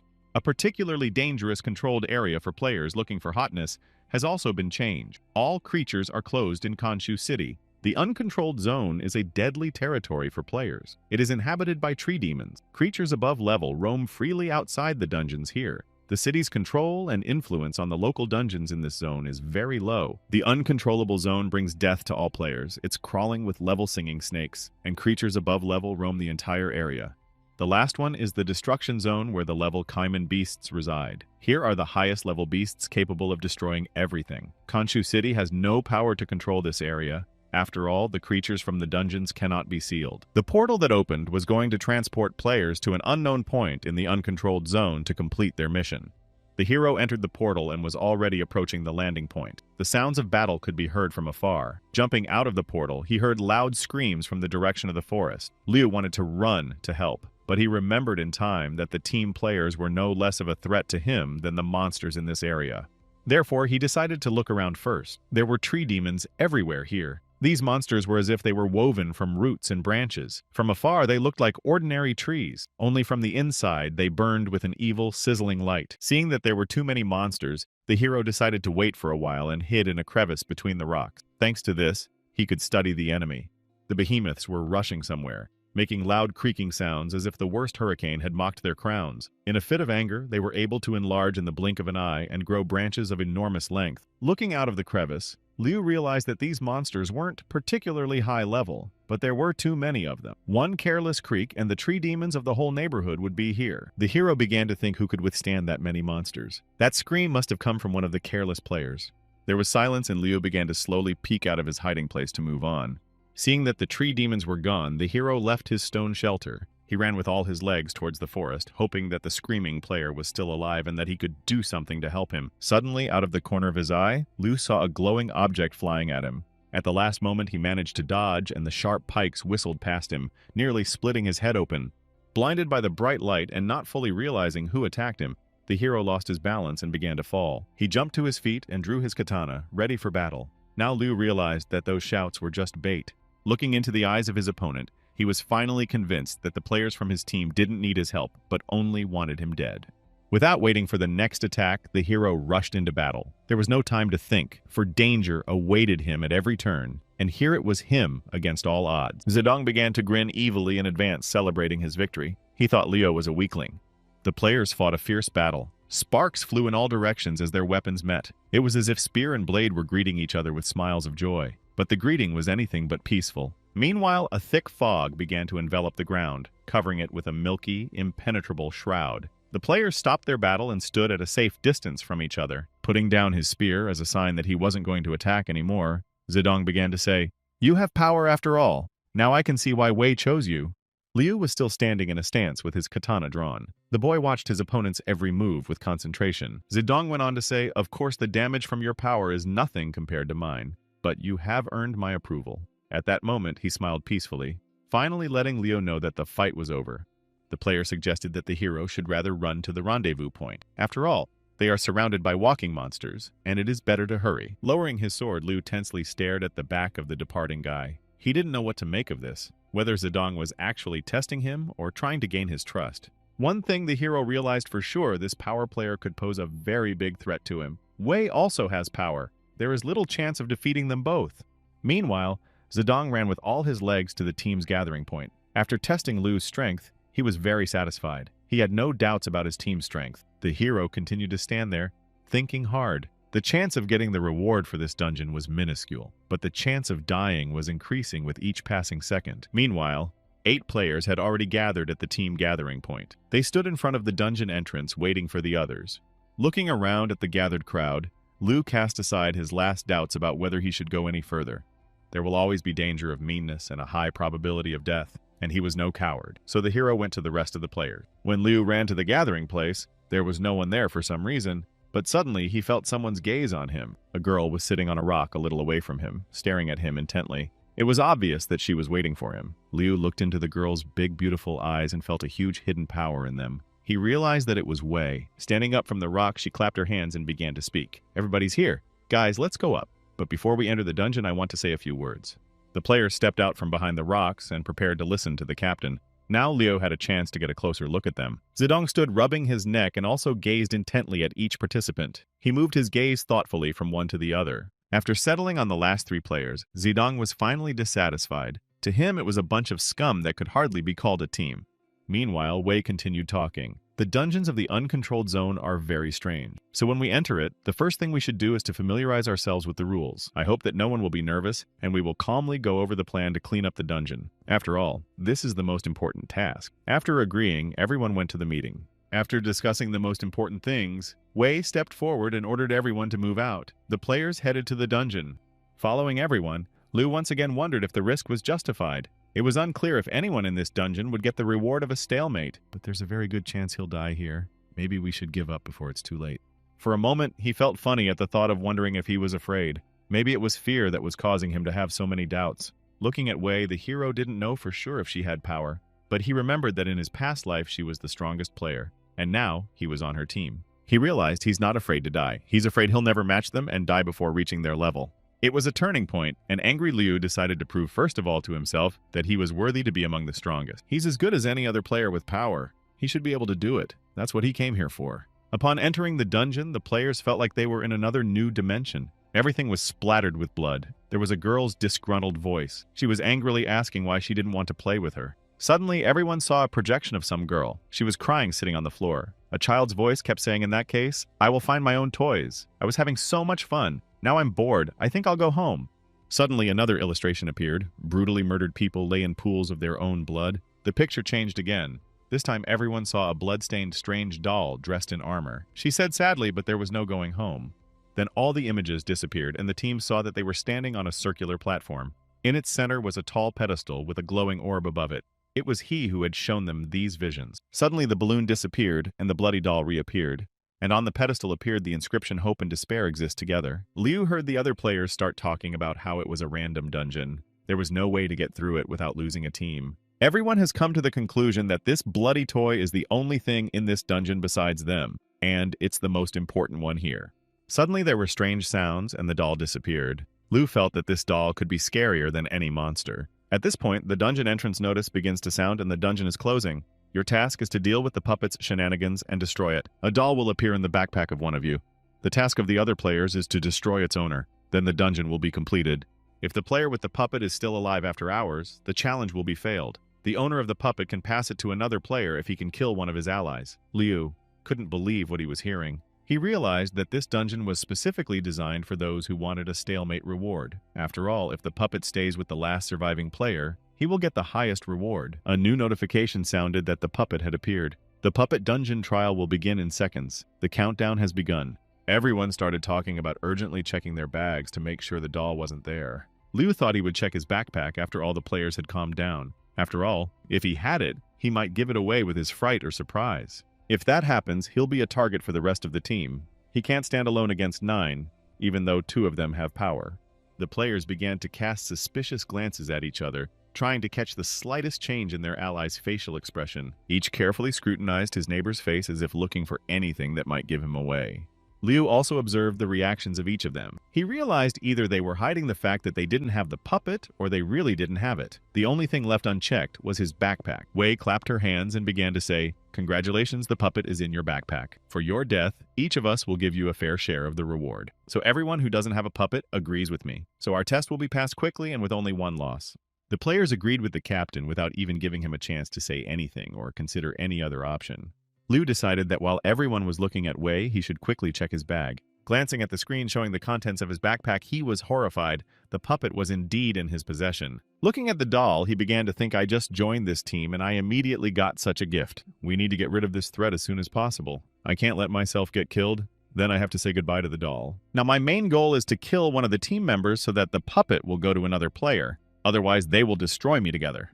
But even if I manage to pass it to someone, it's hard for me to fight against 2 power players at the same time. Meanwhile, Wei had a very satisfied look on her face. She suggested that the owner of the cute doll confess nicely. But Liu was still pondering which player to choose as his savior. Suddenly, Wei jumped up to him and began to say, "Our dear colleague, it is time for you to admit that you have the puppet." Liu opened his eyes in surprise and started to reply that his backpack was completely empty. Getting even closer to him, the girl continued to say, "I'm really sorry we didn't get to know each other. My name is Wei, and I like to sparkle." The hero looked into the beautiful bottomless eyes and realized that behind the beautiful appearance and sweet voice hides a calculating, cold-blooded, soulless monster. The rest of the team watched with smiles. For them, Liu's fate was already decided. Zedong openly gritted his teeth and glared viciously with his eyes without even trying to hide his joy. Liu remembered everyone's anxious glances and realized that they weren't studying each other's reactions at all. They just wanted to make sure he had the puppet. Only now it's starting to dawn on him that they're in on it. They were all in cahoots before this trial even started. That was why he was suddenly invited to such a strong team. The short skirmish with Zedong was just a test of his strength. Liu smiled back at the captain. He guessed that this dungeon was specifically designed to get rid of him. That's why Wei had gathered this kind of rabble. But why does she want him dead so badly? Well, in that case, they're signing their own death warrant. After all, he came here for a reward. A wild rage swept over the hero, and everyone felt the powerful force emanating from him. Wei looked at him with her kindest eyes and began to say, "What a rude man. But I still like you. I can see you're strong, but you're not as strong as us. Let's not waste time. The sooner we finish, the sooner you can start the game again." At this moment, Zedong Captain began to address her. "Let's give Liu a chance to defend herself. It'll be more fun that way. Let's shatter his dreams into small shards." Covering her face with her hands, Wei began to answer, "It's too cruel. I'm afraid of this kind of thing. It's not worth it. It's better to give him a quick death." Zedong saw the bloodlust in her eyes. He realized that Wei was simply mocking Liu. But the hero didn't wait until he was mercilessly slaughtered like some beast. He began to activate the pendulum claw in his equipment. He grabbed a gun and pointed it at the captain's head. Despite her brutality, the hero wanted to try to negotiate. Liu was in no hurry to pull the trigger, giving her a chance to change her mind. After all, they hadn't even considered any other option but to kill him. But still covering her face, Wei started to say, "You don't want to die quickly and easily. You don't understand being taken care of." Watching what was going on, one of the players started talking, and he was the one we had to watch out for. "That idiot came with a gun. He's weak, and he can't even beat us fighters without power." But Zedong started to respond. "Since we've been warned he's dangerous, he must be different. Maybe his shots are caging the enemy." But everyone started laughing, thinking that Zedong was joking. After all, you can create traps in the primordial realm, and you don't need firearms to do that. Wei also laughed heartily, laughing at the situation. She had never had so much fun before the assassination. Meanwhile, the hero activated the captivity ability, and the girl jumped back, frightened. Only now she realized that he would not just give up. No one expected Liu to attack first, and he fired. But Wei bounced back in time. Realizing how close to death she was, she shuddered. She'd obviously underestimated this guy and almost paid for it. Fright was replaced by rage, and the captain ordered everyone to attack Liu together and finish him off immediately. The hero fired again, this time at Zedong. He stood there helplessly, unable to move as if chained. The other players rushed to him, not understanding what it was or knowing how to help him.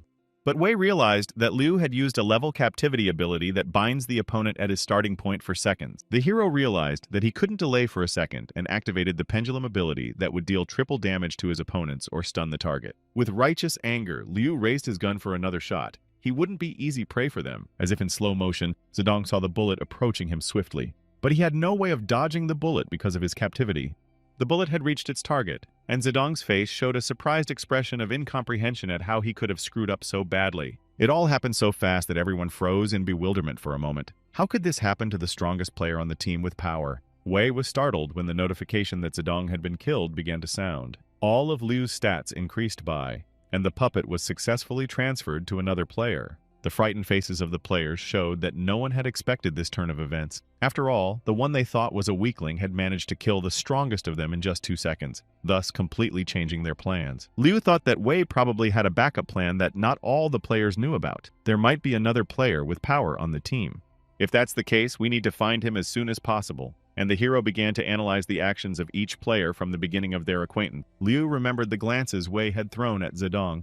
It was obvious that she was accepting his equality while others were just ordering him around. The hero realized that there were no other power players on the team. He managed to kill Zedong because everyone was too relaxed, misunderstanding his power. Thus, he broke their strong pair and made his ordeal easier.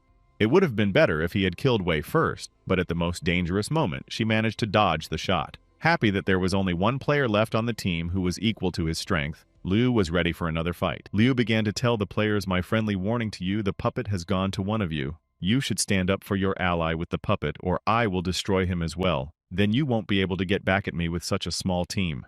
But he was actually going to protect the player with the puppet and finish him off last. That was the only way he would be able to get the reward for passing the dungeon. Wei looked at him angrily. Suddenly, her face lit up. She realized Liu's true intention. Wei commanded the other players not to move because Liu wanted to find the player with the puppet. Only now did they realize that by dying, Zedong had given one of them a gift in the form of a doll. The players moved forward to attack Liu, and the hero was very grateful to them for that. He saw that the girl named Suin had taken a step back, giving herself away.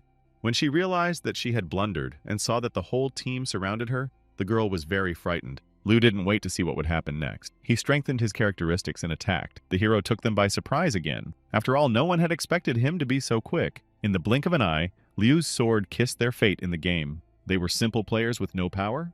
Therefore, they didn't pose any threat to him. It was announced that Liu had killed 6 players, and thus increased his stats by and reached level. He also received the title of Dungeon Protector. Hearing this, Wei went into a wild rage and rushed to attack Liu. She didn't care about the players, but only now that she saw his strength did she realize how dangerous he was to her.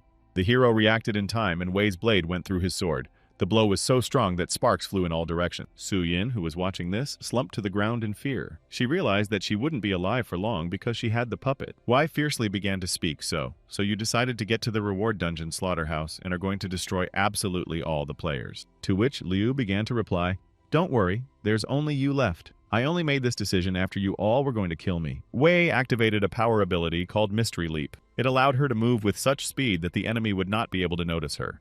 The hero stood in bewilderment. He did not understand where the girl disappeared and what flashes began to surround him. Liu stared intently into space, and at some point he felt a deadly threat from behind. Turning around, he made a lunge with his katana, but at that moment the girl had already moved. She threw a punch and wounded Liu in the back, but he made a leap forward and jumped off the blade. The hero began to defend himself against her blows. He needed to buy some time to harness the power of recovery. He fought back as hard as he could. Wei realized that this player was the most powerful player she had ever fought before. She watched in amazement at the willpower of the wounded fighter as he continued to fight. He was not only holding back, but throwing her blows back quite powerfully. The girl began to say, "No matter how you have no medicinal potions left, to hold out until the end. And then I will win." She used a new weapon and activated a surprise attack. But at that moment, Liu activated the power of recovery, thus curing himself of the injury. Wei was shocked because only bottles of instant recovery potion were allowed in the dungeon. He had used up a lot more than that. She didn't understand how this was possible, and how he managed to sneak so much potion into the dungeon. But attacking Liu didn't give her time to think further. He felt a surge of strength and was fully prepared to continue the battle. She was a strong opponent, but he was no weakling. The girl pulled out another blade and headed towards Liu. This was the most interesting confrontation of her life. She attacked, but Liu easily repulsed this strike and went on the offensive. His punch was so powerful that it threw Wei far away. The hero saw that Wei was dangerously close to the puppet player, and for a moment he was afraid that she would kill her ally to get of his powers. The girl was startled by her guess and started to say, "You couldn't have carried more than the required recovery potion into the dungeon. Considering your huge amount of health, I'm sure you have the power of a support player." To which Liu began to reply, "And you've pumped all the distribution characteristics into agility. On top of that, your melee power and speed have reached an abnormal state." Wei blushed. She was often complimented, but such sincere praise from such a powerful opponent was worth a lot. She went on to say, "That's why my store of cognitive power is very low, and now it's running low. I think I've lost. Maybe I should kill Suin now and finish this raid. I'll get this girl before you can do anything about it." Liu began to think, "I must have overdone it by overpowering her to get her to this point. She's too fast and I'm too far away to help Suin. Once Wei realizes she can't beat me, I'm sure she'll end our ordeal by killing the puppet keeper." But he started to say out loud, "Then what are you waiting for? Do it." To which Wei began to reply, "If I kill her, I can't kill you. It's complicated. I mean, you're my main target in this dungeon." At this moment, Liu received a message that the enhancement of all his characteristics had been completed, and he could use the power of captivity again. The hero grabbed his gun and shot the captain using that power. After immobilizing her for a short time, he had a chance to save the life of the player with the puppet. The girl stood stiff and unable to move. She called out to Suin, who rushed to her aid without a second thought. Wei gave a sly look and began to whisper softly, "Suin, kill me and then finish me off. You'll get double the reward." And she agreed in return.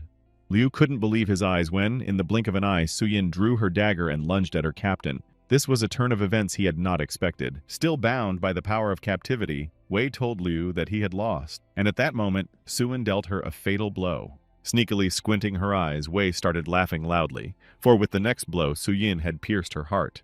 The silhouettes of the girls disappeared into space, and the dazed Liu was left standing all alone. A message appeared that the puppet had returned to his backpack, and the hero slumped to the ground without strength. He didn't understand how this was possible.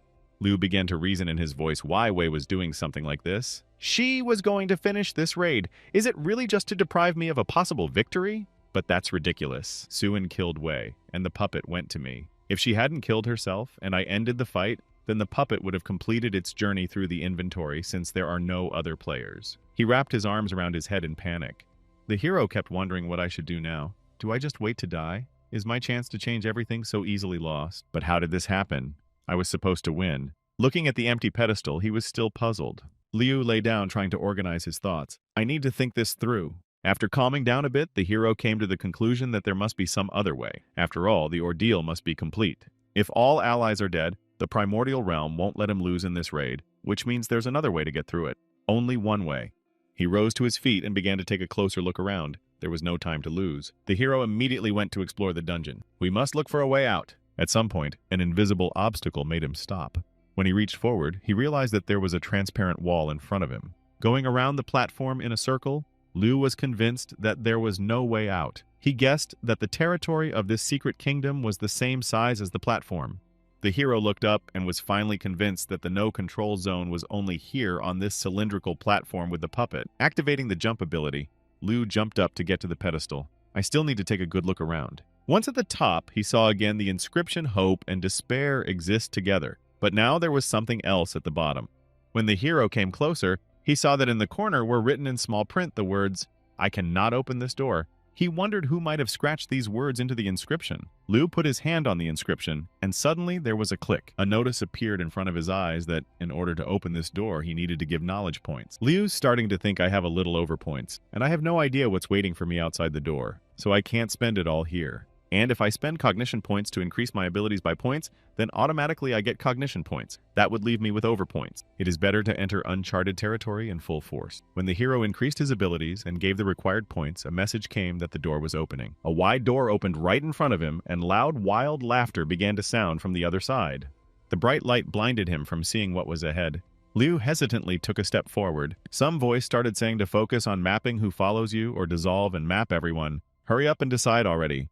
Turn on your processing power.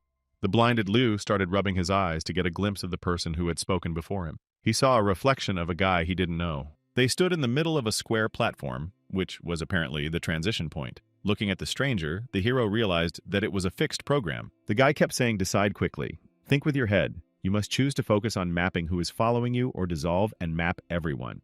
Liu thought it must be an independent place to make a test to enter another space. He looked at the glowing screens. He wondered what the two options meant and which one to choose to pass the test. It was too complicated. What if he chooses the wrong option? I mean, I don't even know what those words mean. According to the fixed program script, now they were supposed to face disaster. The stranger's display eagerly awaited his choice and demanded he hurry. The hero kept thinking what would happen if I was mapped by the computing power. Maybe it's a right to survive. Or maybe I'd become a tool to save me from disaster. In a previous life, I was only level and didn't encounter this sort of thing. If I have the right to survive and live with my sister, then I choose to focus on mapping who follows you. But if it is a tool to save you from disaster, then I must choose to dissolve and map everyone. If disaster is inevitable, working together is the only way. But how can you be sure that the person you've chosen is the right one? We need to make sure the one that was overlooked has perfect computer power because only a few can come back from behind the imagination line. Not entirely sure of his choice, Liu pressed the dissolve button and mapped everyone. The surrounding space began to change, and the hero clenched his fist hoping for luck. But there was laughter again. He was expecting anything, but not what he saw. For a moment, Liu simply froze in surprise. The hero was back on the circular platform in front of the pedestal. Nothing had changed around him, and he began to realize that he had chosen the wrong option. Thinking that the correct answer was to focus on displaying who was following you, he sat down angrily on the ground. There was no hurry now. He would have to calmly think it over again. Because the puppet is a parasite, his body is in constant battle and his cognition recovery rate is very slow. He has cognition points left, but the remaining hours will be enough to gain points and take the test again. There was no way out. All we could do was wait. An hour and a half passed. He had a great rest and his cognition power had recovered to points. A notification came that he could use the power of knowledge and boost all abilities by points. The hero took advantage of this notification and immediately gave points to open the door again. Walking out the door, he found himself back at the transition point to another space. Walking over to the screen, Liu was about to select dissolve and map everyone, but a sudden thought made him stop. Why is the existence of this gate so significant? Isn't it too easy to choose one of the options?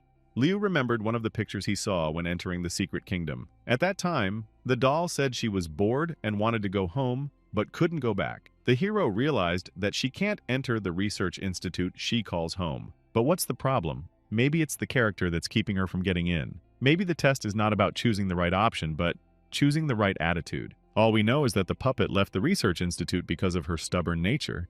And now, she wants to go home, but the door won't let her in. The character didn't understand how to choose the right attitude if that option isn't on the screens. He decided to trust his senses, and again chose the second option to dissolve and map everyone. The space around him began to change again. Liu found himself back in the dungeon on the circular platform in front of the pedestal. He had one more try left. Despite the fact that everything around him made him think that he was wrong, the hero did not stop believing in the correctness of his feeling. Liu sat down on the ground and waited for his strength to recover. There was no point in being nervous, because there was nothing he could do to change the situation. An hour and a half later, a message came that his cognition power had recovered and he could increase his abilities by points. And now, after only a few seconds, the hero was once again staring thoughtfully at the two screens. The surrounding atmosphere seemed to make him question his previous choice. But Liu decisively pressed the dissolve button for the third time and mapped everyone. He felt he was doing the right thing. And the very next moment, he was thrown back onto the platform of passing the trials in the secret realm.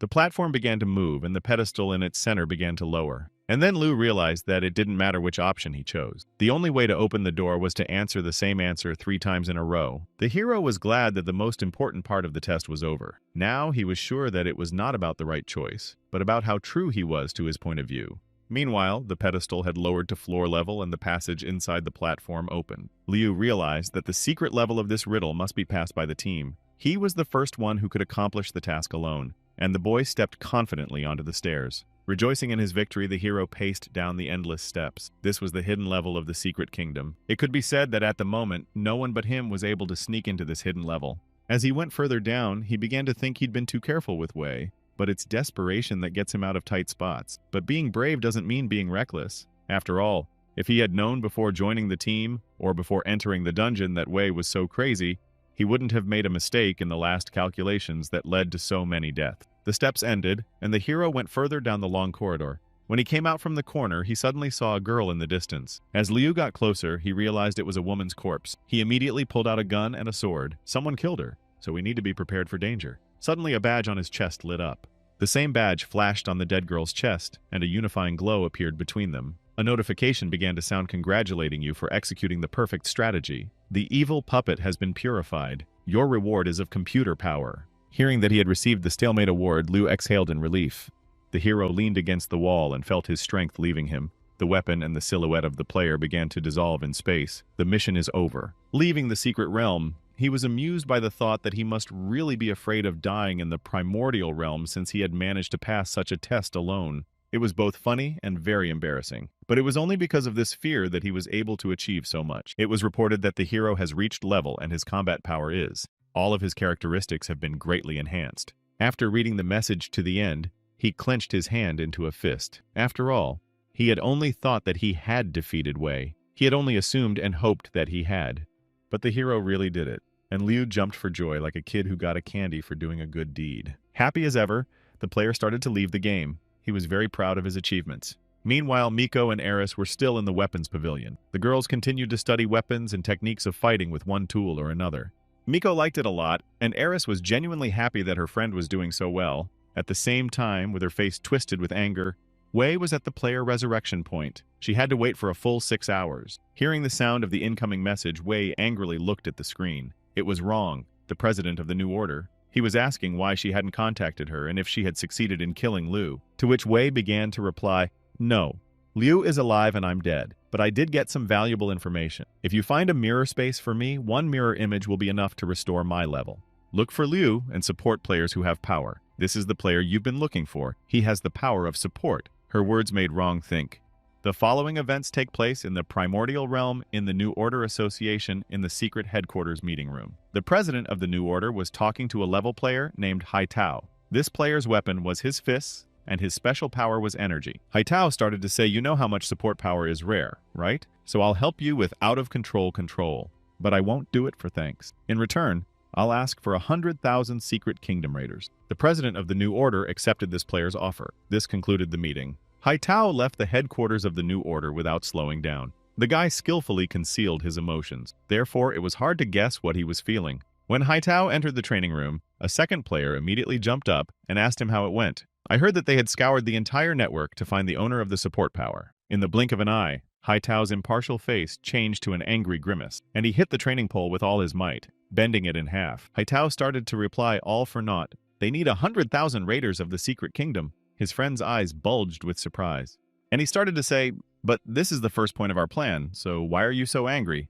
To which Haitao started responding, because it pisses me off that I'm not the only special player with support power. How can we now realize our plan and climb to the top of the new order? Because now we know for sure that the holder of the power of support really exists. Then the events take us to the real world, to the main character's house. It is already a new day outside. Leaving the game and returning to reality, Liu saw that there was a document on his desk. It was an authorization to use brute force. He didn't fully understand what it meant. Maybe it was control over certain large mechanisms in high-ranking missions. The hero didn't know what would happen if the power of computer force reached, and what was the connection between the authorization to use brute force here in reality and the computer power on the test. He had too many questions. He thought he needed to calm down, think things through, and trust his feelings. His future depended on it. But first, we need to relax and take a bath. Liu hurriedly stood up and headed to the bathroom. Exhausted after the grueling ordeal, the hero opened the door about to leave his room. At that moment, he saw Eris coming out of the bathroom. The sunlight enveloped her, and the girl looked like a mirage. Holding a towel over her wet hair, she waved a hand at him in greeting. The hero was a little embarrassed. After all, he had already forgotten that Eris lived with them. He nodded his head in embarrassment. Seeing that the girl had headed to her room, Liu tiredly slapped into the bathroom. As he stood on the doorstep, he looked at Eris as she left. Liu wasn't used to having anyone else in the house besides him and Miko. Blushing, he thought that when Eris was at home, there was such a nice, marvelous scent in the air. But when he regained his senses, the hero wrapped his arms around his head and began to think about what was on his mind. Need to hurry up and get back in the game to set goals for the next stage. After quickly finishing things in the real world, the hero returned to the primordial realm and immediately visited the equipment manufacturing and sales department. He was now at level and still had more levels to reach. Liu thought for a moment. After all, to reach level, he would need to play the secret realm times. It would take about days. There were only days left until the primordial realm would become a reality. He was worried that the time was too short and he might not make it. And then there's the gear problem. There are 2 ways to obtain the equipment of the primordial kingdom, and both are related to the spirit of the secret kingdom. Liu was glad that he had secret realm spirit points. This allowed him to create pieces of purple equipment as well as level up that equipment for points. He was still missing 3 pieces of equipment: the headdress, the necklace, and the emblem. By combining the pieces with the other, he would spend another points. In order to reach level, the hero needs to have spirit points of the secret kingdom. To get these points, he must play more riddles than last time. Liu realized that in order to achieve his goal, he had to take a risk and get 1 or 2 extra rewards. The hero has been thinking about who he should target. After all, the stronger the opponent, the greater his reward. Suddenly, there was an unusual sound of an incoming message. When he saw the sealed envelope, he realized that such news came only in emergencies. Not knowing what it could mean, the hero commanded the program to open the envelope. It was a personal message from the president of the new order of the primordial realm. Rong wanted to talk to him. When Liu saw who had written to him, memories from his past life swirled in his head. He remembered receiving a powerful kick from his foot to the kidneys. The blow was so strong that Liu fell to the ground. The hero sat there without strength, unable to give a decent fight back. At the same time, he was being mocked from all sides. Then the player who hit him said that trash like him has no place in the new order, and that he should get out immediately or the president would be here soon. In the past life, after the new order was founded in the primordial realm, it occupied the entire southern region of China and became the strongest guild in the world. This order aims to control the elite, and as long as you are in the elite or have special talents, your life directly depends on the new order.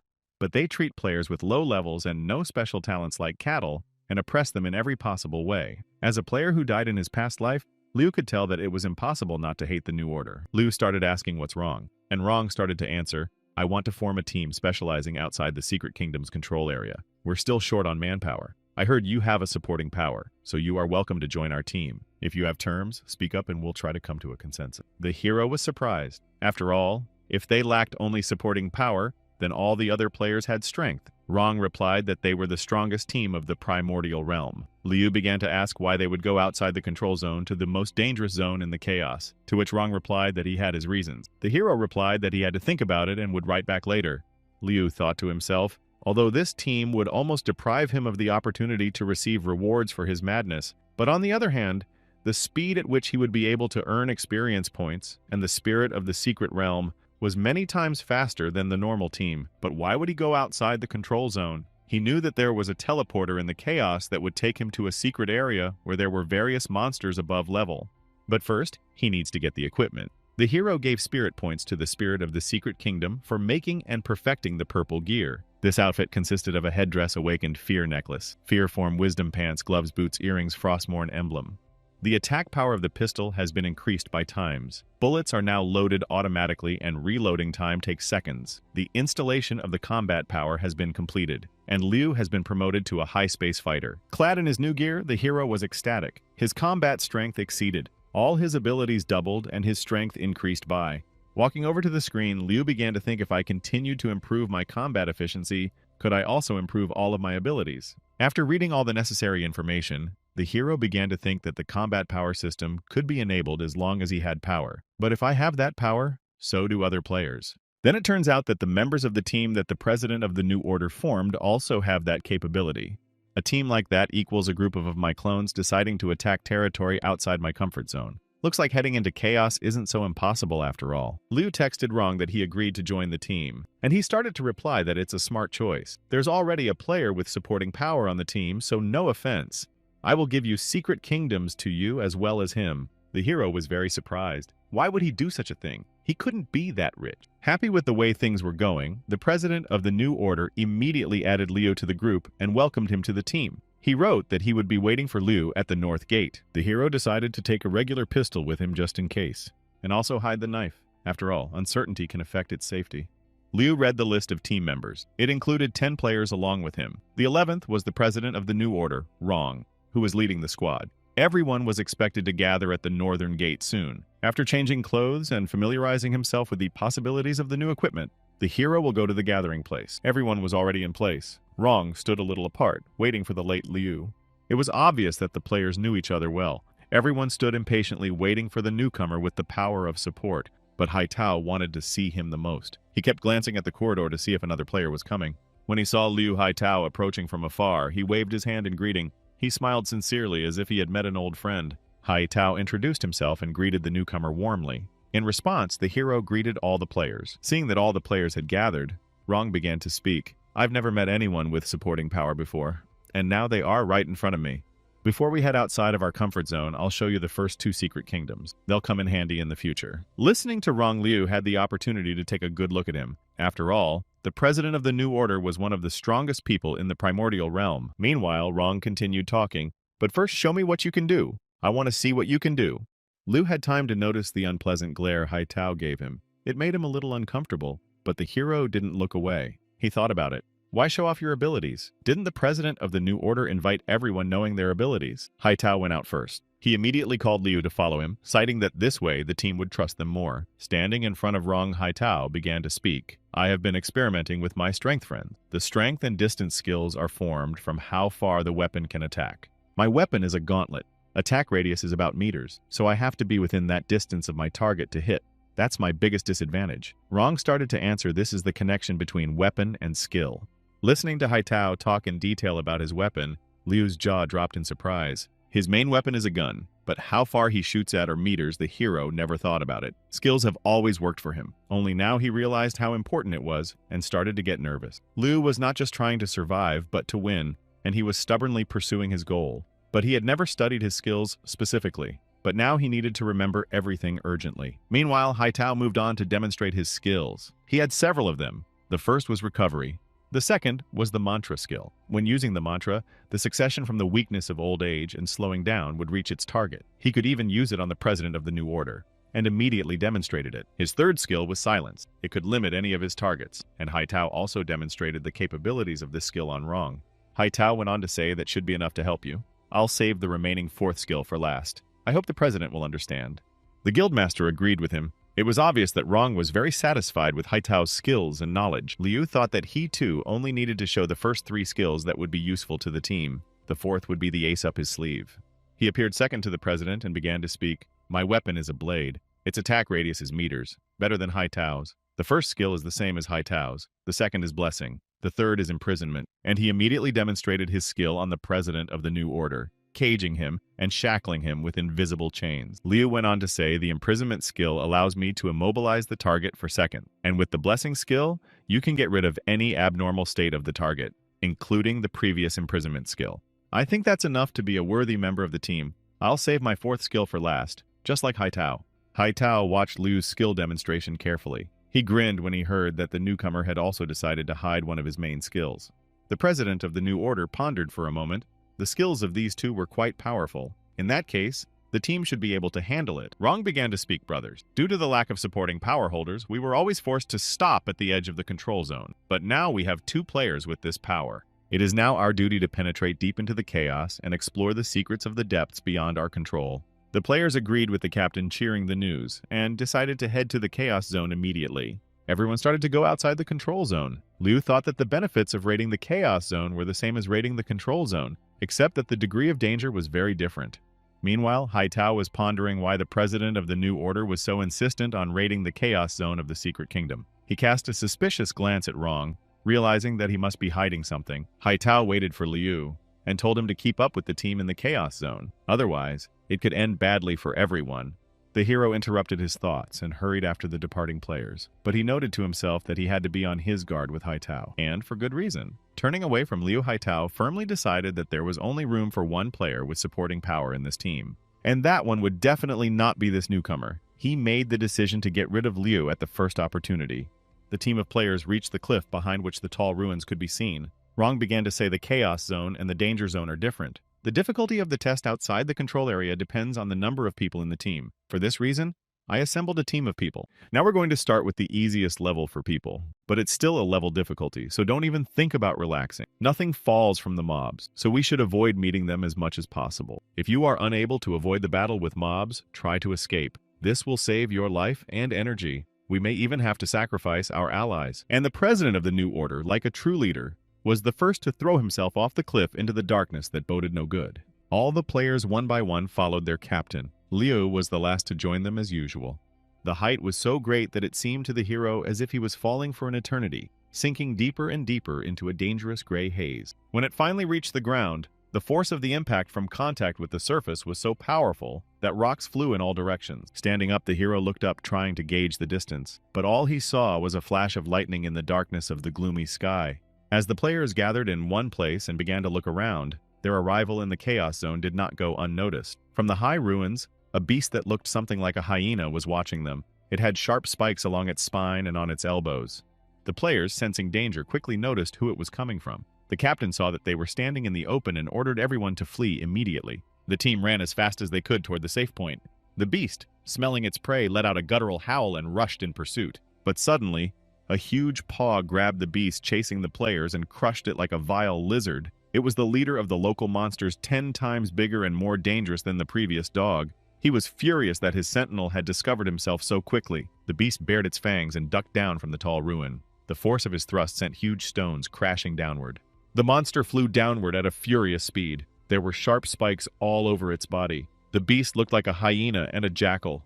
It was an ugly creature, as if it had been exposed to prolonged, powerful radioactive radiation. When it reached the ground, it immediately rushed after the players. The president of the new order ordered one of his allies named Igo to distract the beast. That way, the player would prove himself, and they could see the monster's weaknesses.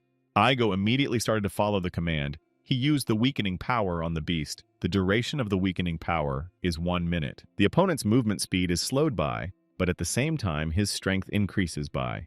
With bloodshot eyes, the monster began to slow down. A grin froze on its angry face, and unable to resist the power of weakening, the beast eventually stopped. Turning around at one point to look at the creature chasing them, Haitao began to think, yes, this monster is as strong as they say it is, then I must take this chance. And he immediately sent a stream of energy into Liu's back, marking it with an invisible marker. The purpose of this mark was such that all living creatures within a radius of km would feel it for minutes. At the same moment, the creatures in the area smelled the powerful call and began to search for their victim. The leader of the creatures froze for a moment, like a dog listening to its master's command. Igo wondered why he didn't attack him. Meanwhile, Liu ran after the players, trying to get away from the impending danger in the ruins as quickly as possible. Suddenly, a powerful jolt knocked him off his feet. It was the vile dog that had rushed at him from the heights. After regaining his senses, the monster leader interrupted his duel with Igo. He abruptly turned around and ran somewhere. Meanwhile, the players had reached the ruins, but there was no safe hiding place in sight, and more creatures were gathering. Suddenly, all the monsters left the players and chased after Liu. No one understood what had happened and why they liked this newcomer so much. Haitao grinned evilly when he saw that. The team captain realized the danger his ally was in and ordered the others to move on and wait for them at the first safe point. He would try to rescue Liu. The terrain was nasty, an empty, sullen ruin where the air was saturated with danger. And even the sky seemed to oppose their stay here, and released a powerful bolt of lightning just a few meters away from the players. They were frightened and did not want to part with their captain, but at the same time, they were in no hurry to run to Liu's aid. Haitao began to wonder if the captain had lost his mind. If Rong went alone, they would both die in this situation. Haitao decided that this was the way to go and began to say Rong believes in Liu. Then we should continue on our way immediately to avoid letting the captain down.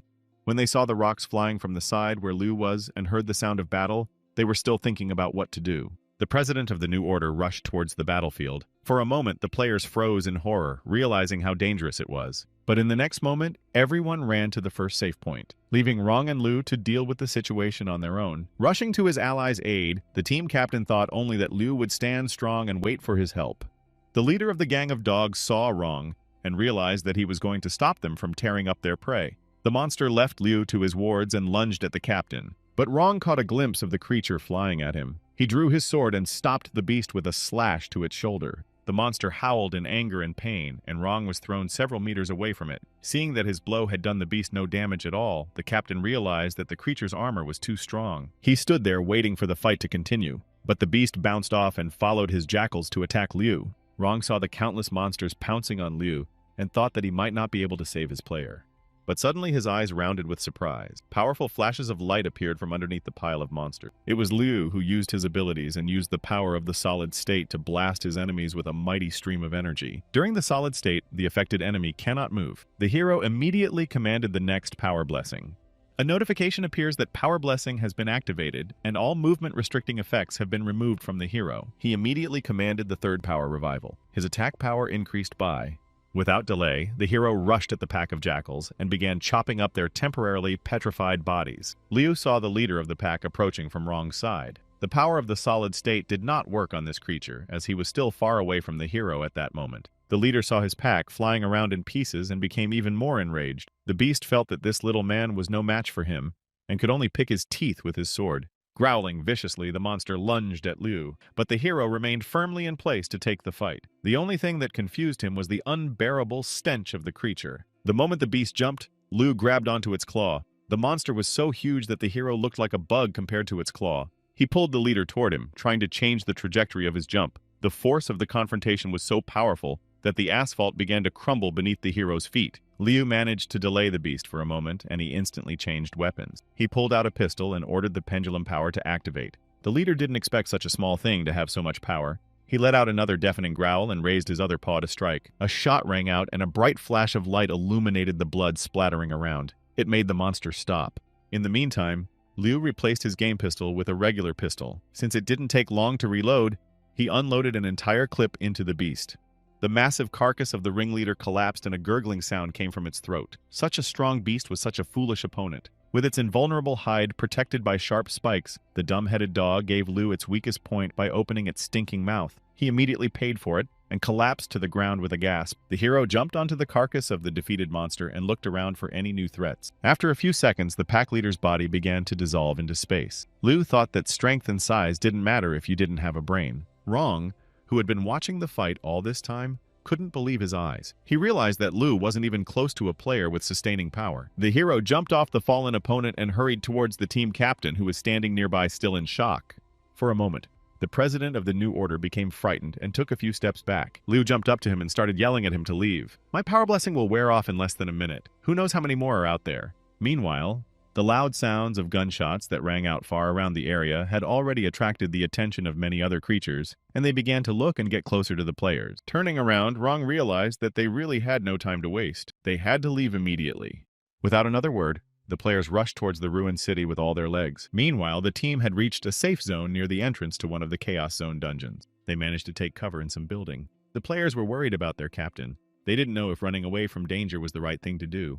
Haitao started to say maybe we'd better get back to the control zone and try again next time. Who would survive a situation like this? But a player named Yatin started to object, "Don't say that." The president of the new order and Liu hadn't died yet.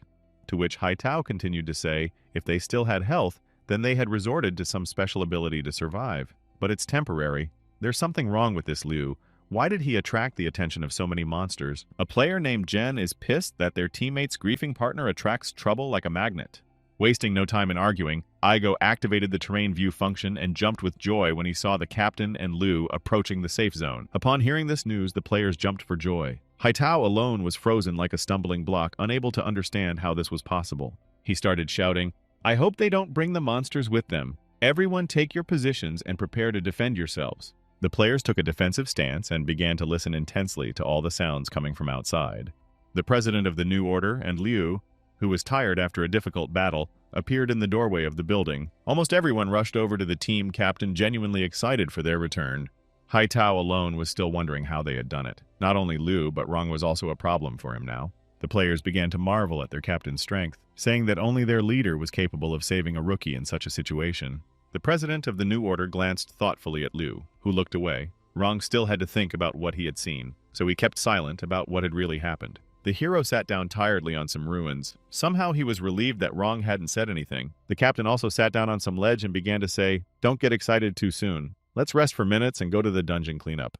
The players were in high spirits. They were ready to go now, as if they were waiting for them there with tea and non-lethal danger. Haitao had been watching Liu tensely all this time. He realized that the two of them were not telling the truth. Haitao sat down with the hero and began to question him. "Confess how you escaped. Tell me, it must have been scary." At this moment, Liu received a message that the power blessing had been activated. All restraining and slowing effects have been removed, and the mark on him has been deactivated. The hero grinned as he looked at Haitao, who was still waiting for an answer, and began to say, "I'm sorry to disappoint you, but as you can see, I'm fine. You tried so hard for nothing." For a moment, Haitalo was stunned with surprise, but after a second, he started laughing and saying, "What are you talking about? What could I possibly have done? You're kidding. I would never do something like that." To which Liu began to reply, "Sure, you don't know how power blessing works. It dispels all negative effects and abilities on the target, and even the mark you put on me." Haitao had not expected such a turn of events. He tensely thought about how he could get out of this situation. Meanwhile, Liu continued to say, "Your mark is a level power ability. You are the only one in this team who could use it besides me. To tell you the truth, ever since I joined the team, I've been wondering if I should kill you." And the hero drew his gun. He continued talking only at the moment when you came to me to clarify the situation. I realized that if I doubted my choice, I would face a different outcome. And if you do, it's for your own well-being. An enemy in a team is worse than a monster in a dungeon. And Liu pointed the gun at his interlocutor. Realizing that he had been completely exposed and having no arguments to justify himself, Haitao froze on the spot, not knowing what to do. The next thing I know, he's yelling, "We're comrades, not enemies. That you would just kill me like that." In this way, he attracted the attention of the other players. Haitao began to think to himself, "I'll use these assholes and deal with you. None of them know about using level recovery power except for the two of us. Who can prove you right? Even if you learned this ability and showed it to everyone, you'd be a clown, because you'll show them what you can do." A player named Yaten rushed over to stop Liu. He tried to talk sense into the hero by saying that they were all a team. At that time, the president of the New Order was sitting quietly watching. Liu continued to keep Haitao in his sights. Haitao started talking to the players. I just wanted to ask him how they managed to get out of the horde of monsters. He didn't answer and pointed a gun at me. And then he began to address Captain Rong to judge us. "We don't need a comrade like that on our team. Besides, he must have decided to finish me off, since I am the second owner of the recovery power. So he'll be the only support hero on the team. And then after you pass this dungeon, he'll demand whatever he wants from you. Look at him. Bloody traitor, how dare he do this to his comrade? We're not that deep into the chaos zone yet. We should switch allies. After all, it's dangerous to go into the dungeon with such a scum." Yaten started to say, "If you have any personal grievances, solve them after we pass this dungeon. Don't create more problems for the team." After listening carefully to the players, Rong leisurely got up and walked over to Liu. He put his hand on the gun, forcing him to lower the weapon. Standing beside Liu, the team captain stared at Haitao. Quite calmly, he began to speak, "And yet it was you." In a second, Rong's calmness changed to unbridled anger. He lunged at Haitao, asking why he was trying to slander and get rid of Liu. Haitao started making excuses. "Captain, what are you doing? Liu is lying. I didn't put any mark on him.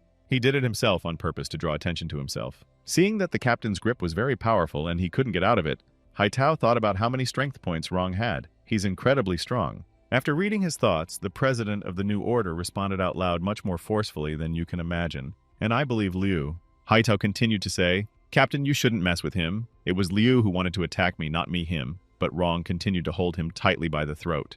The captain began to reply, "I believe that Liu pointed the gun specifically at you for a reason." And Rong began to activate the power of the depths of the blood shadow shell. In the next moment, Liu and the other players saw Haitao being covered in a thick red sheath.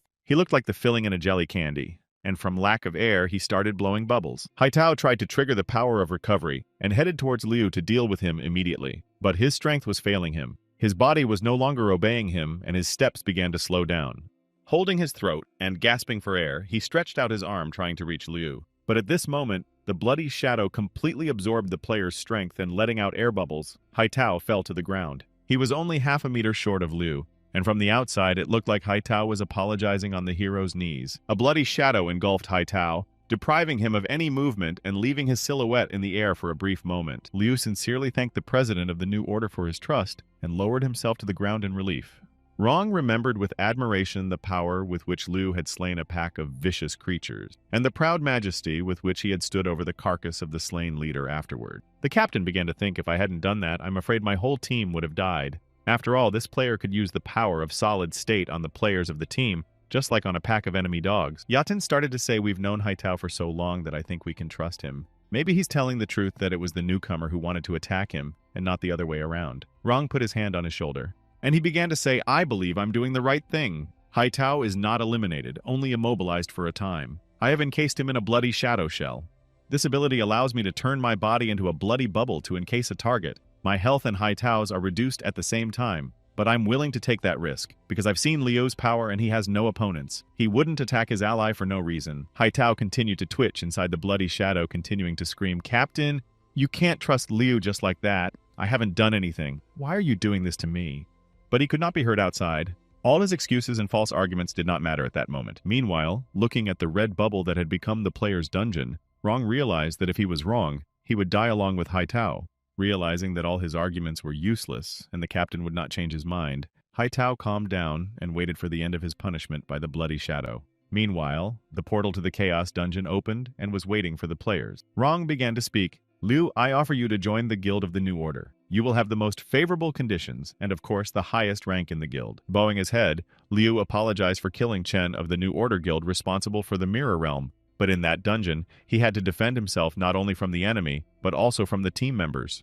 The president of the New Order continued to say earlier, there were some conflicts between you and the lower-ranked members of the New Order, but by joining forces with strong players, we can safely turn a blind eye to past conflict. Liu sat thoughtfully. Events were unfolding too quickly and with an unexpected twist. He didn't know what to say. Hearing the captain's proposal, the players were very surprised. After all, this is the first time something like this has happened. The president is so anxious to ask someone to join a new order, and he's offering him the best condition. They began to speak. All members of the new order go through many stages of selection. What's so valuable about him that you'd accept Liu without following the rules? The hero didn't listen to the players, being in a complete reverie. He realized how much it was not a simple offer and wanted to know what the price would be. Rong stood waiting for Liu's decision. He had already seen this player's capabilities and was confident that he was capable of more. That was why he wanted him to join the Guild of the New Order so badly. Someone on the team started saying, this is some bullshit. First, we need to find out all the advantages of this player. Liu thought that when joining a guild, one shouldn't just think about the perks. One must first find out the price. Rong understood why Liu was hesitant to accept his offer. He was afraid that he would have to pay a very high price to join the Guild of the New Order. Then the captain started saying you wouldn't have to pay anything. Of course you don't believe me, but when the time comes to pay the price, I doubt you'll agree. The price is the willingness to pay for everything when the guild needs you, including unlimited levels and equipment. But afterward, you'll be compensated very generously. Liu looked at Rong and began to say, you do realize that going through a dungeon in an uncontrolled area will end in a massacre. When the players heard that, they fell silent and looked at Liu in surprise. The captain hesitated for a moment, not knowing what to say, but quickly Rong said he didn't think that would happen. There was very little chance of that happening. The hero thought again. He couldn't figure out whether this was another trick or a really worthwhile offer that could bring him both great reward and defeat. Liu started answering with too many promises. I can't do that. I'm only ready for an alliance, but I will never give up my level's equipment. Moreover, I won't play it with anyone after the dungeon. The players on the team were very surprised to hear this. The other members had gone through numerous stages of selection to get into the guild, and this newcomer dares to dictate his own terms. They started saying, you totally don't appreciate the terms of a top-ranking membership, not to mention that the annual salary is over $1 million, and the price is just giving up your level of equipment for the duration of the game. You're either stupid or crazy.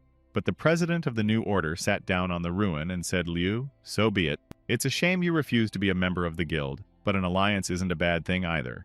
Liu smiled and told the captain that he was grateful for his understanding. Rong nodded in respect. He realized that this player was not only distinguished by his ability, but also by his wisdom. The hero began to think that if I had known that the level of equipment would affect future survival, things would have turned out differently. But I was under too much stress in my past life. With my current strength, the president himself invited me to join the New Order. Joining their guild would be a great opportunity for me. I'm sorry I had to make this decision, but it's for the best. That's enough. No more regrets. The offer was too tempting. Liu grinned, realizing that free cheese only came with a mousetrap. He was well aware that the only reason the president wanted him to join the New Order Guild was because of his strength, and he needs to keep strengthening it. It's all about not letting himself die. Suddenly, in the ensuing silence, an incoming message sounded. The captain immediately opened it. It was a message from Baisho. He wrote that the first uncontrolled zone dungeon that Rong's team would stumble upon would be a special dungeon. One of the conditions for passing this dungeon was the power of stalemate. But Baisho didn't succeed here, and all of his men died. Rong had guessed before that one of the conditions for passing a dungeon in the Chaos Zone might be the power of stalemate. He looked at Liu and thought that the first move to bribe this player had failed, but the strength of the rookie is the main support of the whole team and him personally. He needs to do his best to keep Liu on his team. We have to keep fighting. It's time to make a decision. Either they enter the dungeon or return to the control zone. Opening the next message from Baisho, the captain read that for passing the special dungeon of the no control zone, one could get of computer power. In the danger zone and chaos zone, however, you can only get at a time, even though the difficulty level is the same. The captain began to think if there was a massacre in the dungeon and Liu refused to take my side, I would have to team up with another player and finish him off. I hope it doesn't come to that. By joining the squad of the New Order, I was finally able to see its power in all its glory. So the raid in the dungeon of the uncontrolled zone can be declared open. Rong looked at his players. He had a support fighter on his team named Igo, who never took off his armband. He was a skinny guy with stunning speed. A fighter named Damager, who chopped through enemies with paired swords without even breaking a sweat. He was a tall, big guy who never gave up his position. Yaten was a fighter whose main ability was killing monsters stealthily. He had a rather sturdy build and an amazing ability to move silently. The captain thought that if we worked together, it would only take hours to pass the level dungeon, which is inhabited by a scary horned monster like a demon of darkness, and every member of the team plays a very important role. As the squad advances into the depths of the uncontrolled zone, more and more dungeons are cleared. Eventually, by the fourth day, the squad would have cleared dungeons. At this moment, Liu heard the sound of an incoming message. It stated that Liu had unlocked the level Rebirth power branch. He receives a scanning program that will scan a map of the area within a kilometer radius, hourly reporting the resources of living creatures and players in the area. Every H level increases the scanning radius by meters. When the captain saw Liu's message, he was overjoyed. He was once again convinced that this was the player he had been looking for so long. Liu would be a worthy replacement for Chen. That's why he invited Liu to join his squad. Suddenly, a portal to a special dungeon of the uncontrolled zone opened. This interrupted the thinking and possible further bickering of the players. Without hesitation, the team members rushed into the open portal one by one. It's time to move. Too much time had been lost already. The very exit from the portal gave the players a surprise. After all, they stepped not on flat ground, but began to fall from a huge height. Dropping down on the Chaos Zone platform before entering the uncontrolled dungeon, the players were unsurprised to see who was there to greet them. He was a level player, incomparable in his strength, and until then unbeatable fighter named Thunder. There were now players in the squad, not counting the temporarily penalized Hai Tao. Everyone rushed happily to the man who was waiting for them, and began to say, "Captain, you have arrived." We had already lost all hope of that. It was obvious that Thunder was pleased with the arrival of the allies. With a smile, but at the same time with an imperious note in his voice, Grom began to say, "I told you not to leave without me. Or have you forgotten who gives out the commands around here? My order applies to all players without exception. Everyone but you, the president of the New Order." And Thunder waved his hand at Rong in greeting. Liu couldn't believe his eyes when he saw who met them. This time, it was not a mirror copy or a clone of the one he had defeated in the Mirror Kingdom, but the real Thunder himself. Thunder had been one of the top 5 players in the Primordial Realm even before Liu's rebirth. The hero had no idea how strong this fighter was compared to the copies he had defeated. Looking around the players, Thunder was stunned for a moment when he saw Liu. He immediately went to the newcomer to their team. Walking up to the equally surprised hero, Thunder began to speak, "And you must be that Liu. Rong said you're strong enough to match my toe." It was an open, undeserved mockery of someone who had defeated his copy so many times. Hearing this, the president of the New Order and all the players froze, waiting to see how Liu would react. The hero looked sullenly at Thunder and began to speak with the toe of your foot speaking. "Well, then I'll have to take that toe away from you. Pray I don't have to take your life along with him. One more word, and you'll go after your clones." Seeing how heated the situation had gotten, Rong decided to intervene and started talking to Thunder. "I'm sorry, Lu. Thunder has a tendency to talk nonsense, but he has a good temper." To which Thunder smilingly began to reply to the president, "If he is really as strong as my finger, it is already good. Let him not take my words as a mockery, but only as a worthy praise." But Rong had had enough of the team's strife for the day. He ordered the players to immediately take Thunder to the special dungeon. The men didn't wait for the order to be repeated, and immediately grabbed Grom under his arms and dragged him to the portal. Yatin said that he would enter the dungeon with him first, so that he could see how Thunder would prove his abilities in practice. Rong looked at the departing players and wondered how I had gotten this person into the guild. Examining the entrance to the portal, the captain realized that it was the entrance to a special dungeon of the uncontrolled zone, and having made a step there would be no way back. As they approached the portal, Rong heard the eerie sounds coming from there. This was the boundary beyond which each of them would be in mortal danger. Turning to Liu, he began to speak. "My main objective in the uncontrolled zone is a special dungeon, and no matter what happens during the raid, you can rely on me." Hearing this, Liu was a little surprised. He wondered what exactly the guild president wanted to find in the special dungeon. He was about to ask about it, but Rong commanded forward and stepped through the portal. He didn't allow any further conversation or questions he didn't want to answer. The hero once again stood last before the portal and watched as the shadows of the players who had entered it were removed. In his previous life, Liu had not been able to interact with the president of the New Order. Therefore, he was completely unaware of his attitude towards people. Finding himself among the low-level participants, the hero only had to believe the rumors about how cruel their guild leader was and that he didn't care about other people's lives. However, after spending a few days under his leadership, Liu had the feeling that they could become good friends. He began to push these thoughts away, thinking that only people with similar interests could become friends. But after being around this leader for a while, the hero felt the pleasure of teamwork for the first time. But Liu clearly realized that in the event of a conflict, anyone other than his sister would be his enemy. Once there is a disagreement between him and the New Order Guild, he needs to accept that he and Rong are enemies. With such unhappy thoughts, the hero stepped into the portal after the other players. He really wanted to have a real friend, but passing through the portal, the hero kept thinking that he can't trust and rely on anyone else. Therefore, he must persevere with all his might and resort to any measures to survive. Taking the first step into the special dungeon area, Liu heard that the teleportation was successful. All the players had reached their destination. Players saw a projection of a picture where people in white coats stood behind glass and talked about how computer power is really omnipotent. It even managed to bring out a mythical creature. They were scientists who were conducting specific experiments. Behind the powerful glass, they watched the creature they had created, happy that the experiment had gone so quickly. Except this irritable creature was out of control. Suddenly, one of the employees bulged with fear and started shouting, "Look what it was up to." And in the next moment, the thick glass that was supposed to protect the workers from all possible risks shattered into small pieces. The professor who had fallen to the ground looked horrified at what had happened and in a panic started screaming, "Don't let him escape. It must be destroyed. This monster will destroy every living thing in its path, for he knows no pity or compassion. Only unbridled rage that fills him from the inside out." And he immediately pressed the emergency button with a deafening blare of sirens. All this happened in a laboratory that was located on a mountain just a few miles from the point of arrival of the team of players in a special dungeon. Meanwhile, the fighters had successfully teleported away and gathered together to discuss the way forward. Liu understood the seriousness of their mission. He had only seen similar cutscenes in the puppet dungeon. Such a high reward for completing this dungeon was not just for nothing. The president of the New Order froze, listening to the strange sounds coming from everywhere. The teleporter to the dungeon had closed. A notification has appeared that the quest for this dungeon experiment is out of control. Players need to deliver the life source of the screaming serpent to the incubator core. To do so, they must head to the membrane number of the Ancient Organism Revitalization Research Institute. There was also a note that the life source vial cannot be removed from the inventory, and players' lives are directly linked to it. Each player receives a vial with a source, and if it breaks, he will immediately die. Looking at the vial of life source, Rong thought that the ideal way to pass this dungeon was for all participants to arrive at the incubator core with the vial without damage. Not knowing where they should stash the potion to keep the glass vial from being damaged, Rong realized that it was time for them to leave. Looking at his vial, Liu thought it was the second dungeon with cat scenes. Wasn't the puppet dungeon he was in with way special too? At this time, the head of a horrible huge serpent began to rise above the trees plunged into dusk. He watched the unsuspecting players who were still examining the life source vials they had received.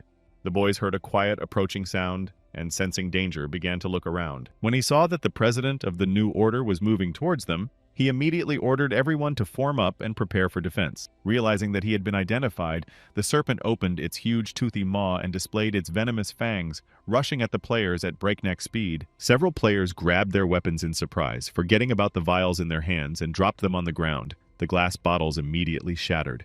It was an instant defeat. After all, the 3 team members immediately began to vanish into space as they left this dungeon. A notification has sounded that 3 players have died. Further continues to participate in this raid only players.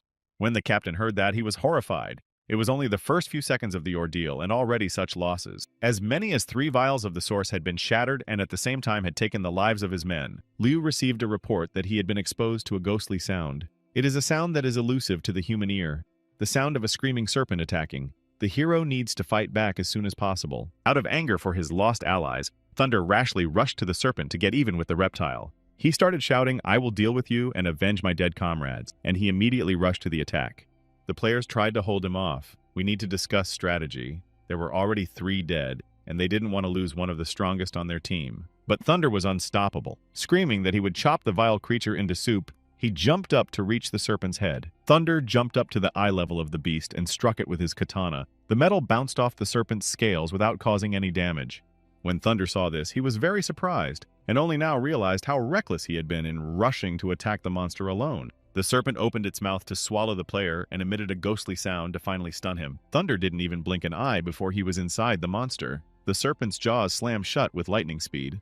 The players couldn't believe what had happened. Before their eyes, the monster had swallowed an invincible level fighter. As the serpent began to hide in the thickets of the forest, the players stood frozen, still in shock. One of them began to say in a daze, "We just entered the dungeon and already lost 4 people." Meanwhile, the serpent moved leisurely deep into the forest and there was no end in sight to its long, massive body. At this moment, from one of the broken bubbles, the spilled life source liquid began to gather drop by drop into a single hole. The same thing began to happen to the other 2 bubbles. Only dry shards of broken glass were left lying on the ground.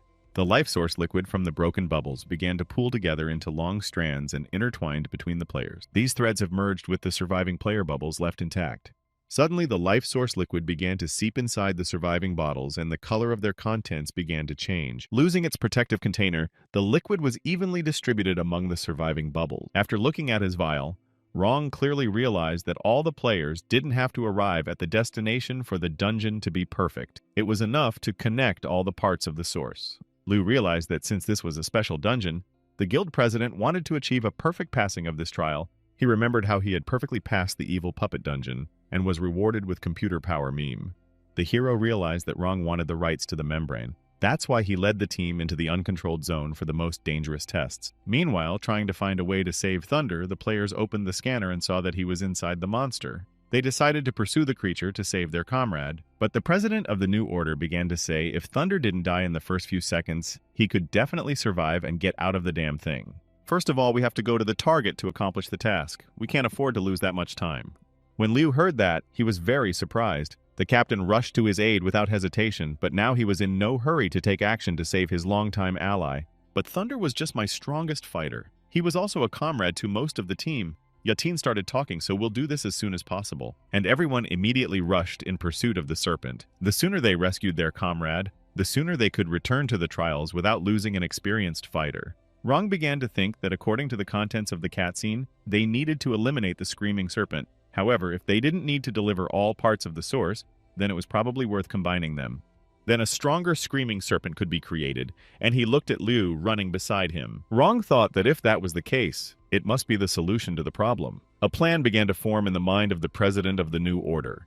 Running through the misty forest, the players realized that catching up with the snake was not the hardest part. They had to figure out how to kill it. Minutes later, the building of the experimental laboratory from which the snake escaped appeared in the distance on the mountain. Liu opened his scanning program, and everyone saw that Thunder not far from them was moving at an unimaginable speed. The hero listened, realizing that something was wrong here. Even for Thunder, that was an impossible speed. Suddenly, the players had an epiphany. They realized that it wasn't Thunder approaching so fast, but the creature that had swallowed him. The president of the New Order saw the serpent bearing down on him with open mouth and immediately activated the Blood Shadow Shell. As the bloody shadow engulfed the monster, its movements began to slow down. Holding the creeper inside the bloody shadow, Rong ordered everyone to stand in their places and tell Thunder to attack the serpent from within. At that moment, the serpent stopped and stood captivated by the bloody shadow. Its huge head looked as if it had been carved out of stone. Only the blood-red eyes told that it was a very living creature. Without wasting time, the players drew their weapons and rushed at the vile, creeping thing. They all started attacking the reptilian monster together without any conspiracy in an instant. Yatin struck the serpent with his sword as hard as he could. It sounded as if he had struck a rock. The sword only bounced like metal without causing any harm to the monster, but the player continued to chop the monster, hoping to pierce its scales. Seeing that it had no effect, Yatin punched the creature with his fist right in the eye. The serpent went into a wild rage and swished his tail, intending to finish off the pesky humans once and for all. Even Rong's bloody shell couldn't hold back such a powerful strike. The two players who were closest to the monster lost their lives in an instant. Seeing this, Igo activated the power of provocation and attacked the serpent by hitting it in the nose with his lash. In a flash of maneuvering, the player bounced to a safe distance, preparing for the next attack. Igo had stunning speed, so the serpent didn't have time to hurt him.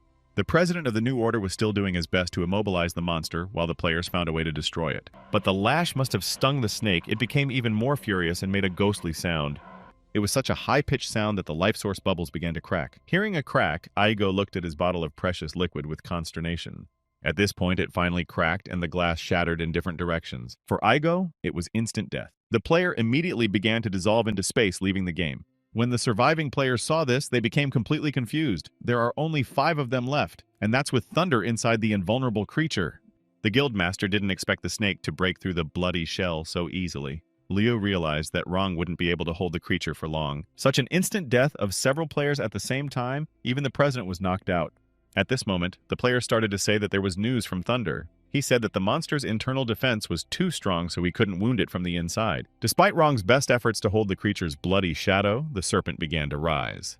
The president of the New Order stood in front of the monster like a small, helpless bug. Rong realized that because they couldn't hide the bubbles in their inventory, this thing could kill everyone with just sound waves. Liu also realized that their lives depended on the monster's next move. Rong began to wonder if right after entering the dungeon, almost all of our team would die.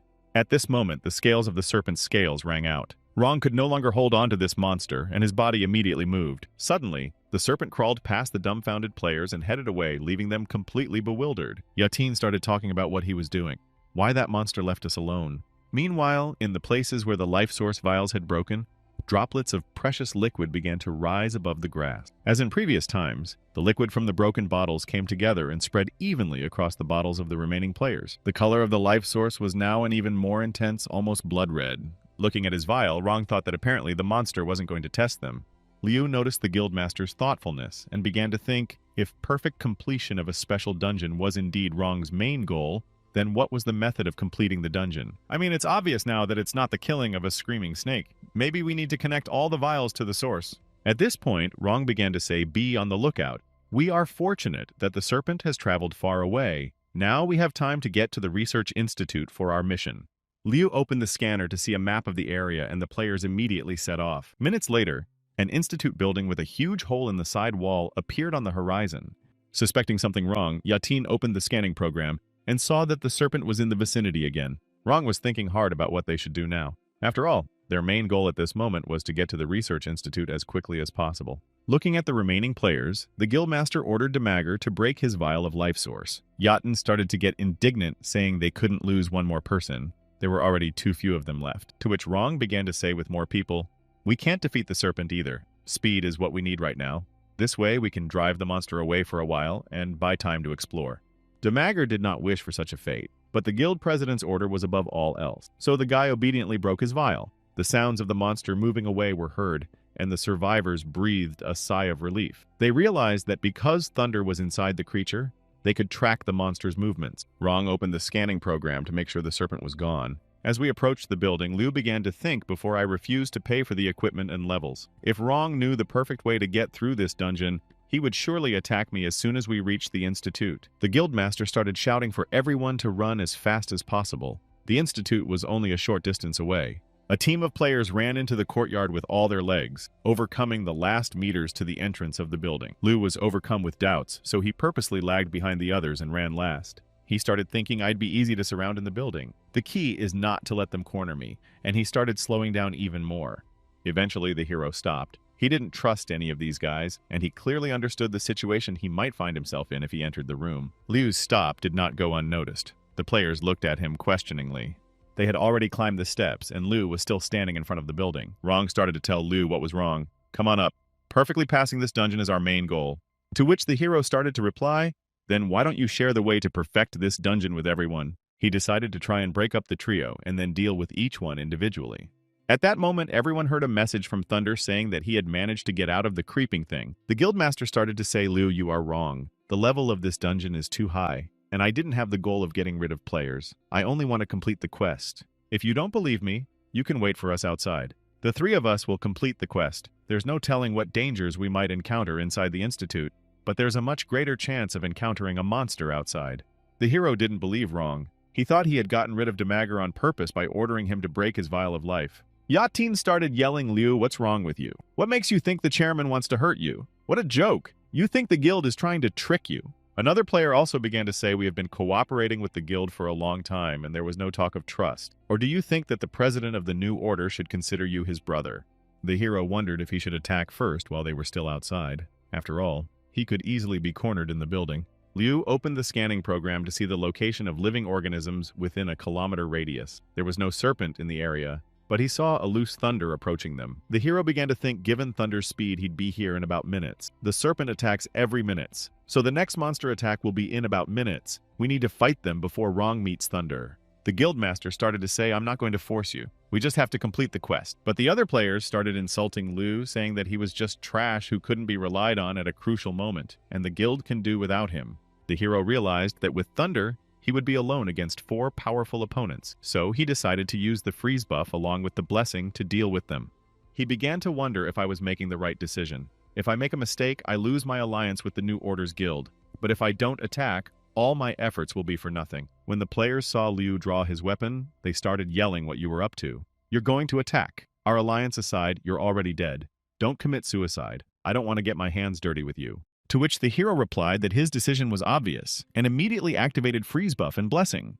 He rushed into the attack, and the president of the new order began to activate the blood shadow shell. The hero's sword whistled over the heads of the players, and they only now realized that Liu had actually decided to attack them. In the next moment, Liu sliced the player who was attacking him in half. The hero's speed was so overwhelming that only a blue haze remained in the air from the sword. At this moment, a bloody shell began to descend over Liu's head, about to imprison him. The player he had chopped up fell down without realizing where he had made a mistake. His last thought was how it was possible. The fighter disappeared, leaving behind only a brief flash. The other participants heard the message that their team had lost another player. Yatin activated his stinger power and used the snapshot program. Thus, he copied himself in 2 copies, posing a triple threat to Liu now. Yatin also activated a combo punch and immediately pounced to attack Liu. When he saw that instead of 1 opponent he was now facing 3, he clenched the hilt of his sword harder and activated his power as well. Liu dodged Yatin's strike and immediately chopped him in half along with his copy with 1 lightning-fast strike. At this point, a notification sounded that the hero had defeated another player, taking his life and forcing him to leave the game. Liu ran the scanning program and saw that Thunder was approaching him at a tremendous speed. The enraged hero stood there with his eyes blazing as he prepared to continue the fight. After all, there was still Rong. But looking in the direction where the president of the new order stood, Liu saw only emptiness. He began furiously chopping everything around him with his sword with such force that stones spilled out of the affected walls. The hero lowered his sword in bewilderment. Just a second ago, the guildmaster was here. Now it was as if he had vanished into thin air. He opened the scanning program. The map showed that Rong was here. However, Liu chopped the space around him and didn't even hit him. Then the hero began to tell the president, if you're a coward who can only hide, show yourself and take a fair fight. I challenge you to a fight. Come out. No more hiding. But the ruins of the Institute continued to gape in emptiness. Rong was in no hurry to confront Liu. Then the hero went on to say, Guildmaster note that cowardice becomes a habit. Looking at the scanner, he realized why Rong was in no hurry to show himself. Thunder was already dangerously close to them, and at that moment, Liu saw Thunder flying like lightning into the courtyard of the Institute. Looking again at the scanner, the hero saw that Thunder was heading for the president of the new order. Rong came out of the blood shadow shell and began to speak, You are indeed very brave. However, when you dealt with the ogre hyenas, you gave me all your trump cards. That's why I only sacrificed 2 players. Now I know your abilities and all I have to do is deal with you. The guildmaster commanded to attack and Thunder immediately began to take out his katana. Now Liu had no doubts left. This was a conspiracy from the beginning. Pulling out their weapons, the president of the new order and Thunder immediately rushed at the hero. A fierce fight ensued. It was a very unequal confrontation, not only as 1 against 2, but also in terms of skill levels and strength of the opponents. The hero realized that he had to fight off the strongest players of the primordial realm. Not only that, he must defeat them. Scoffing Thunder began to say, "You are too low level to defeat us. I don't know why Wrong is so worried. Either he's weaker than you, or both of you have always been weak." Hearing this, Wrong got angry and ordered Thunder to shut up.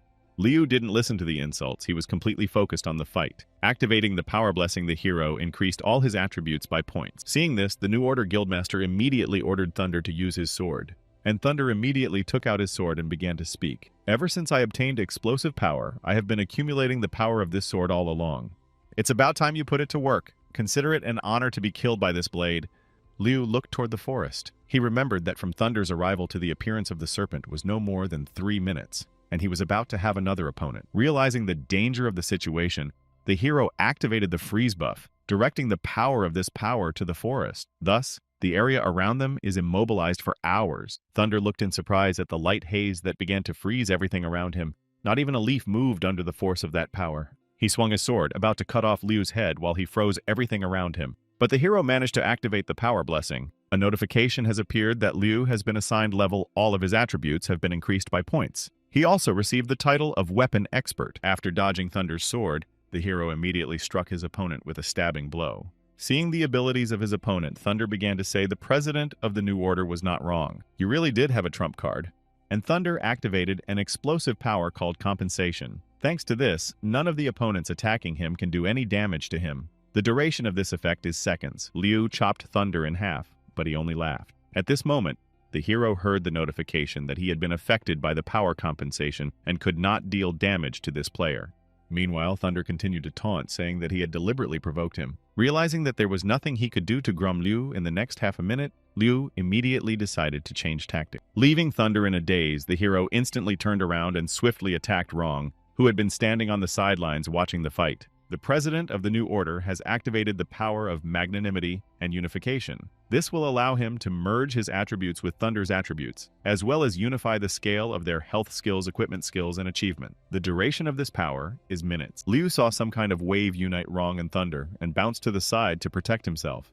The hero realized that his freeze buff had expired. Now he was facing 2 opponents again. Feeling a surge of new strength, Thunder happily began to speak. "Now my attributes have been doubled. President, your skill is quite strong. You are almost reaching my level." Thinking about the situation, Liu bounced back, trying to buy some time. He only needed a little time and for the enemies to be a little farther away. He took another leap towards the forest away from Thunder and began to say, "You are very well prepared."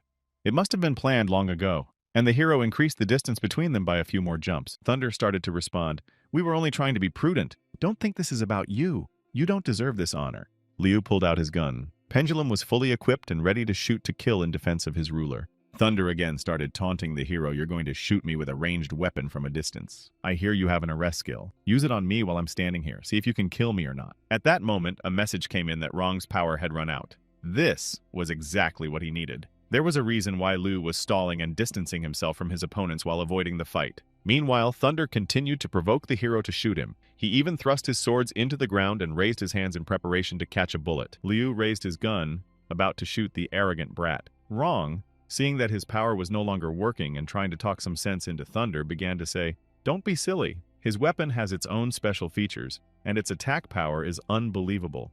But Thunder started to respond, "It's just a regular gun. Do you think his skill will work at such a long distance? I can easily dodge it." Wrong replied, "Okay, let's wait for his skill to complete first, and then kill him immediately." At that moment, a deafening shot rang out, and Thunder's eyes widened in surprise. He was about to catch the bullet, but in the blink of an eye he found himself caged. He stared at the grated barrier in bewilderment, realizing that it was all the fault of his stupidity and pride. Not believing his eyes, Thunder started to say Wrong is the weapon of his power a gun. It can't be. If his weapon is a gun, then how did he use the power along with the sword? Liu wasn't going to listen to any more of these conversations, much less explain anything to anyone. His only wish was to say goodbye to the bastard as soon as possible.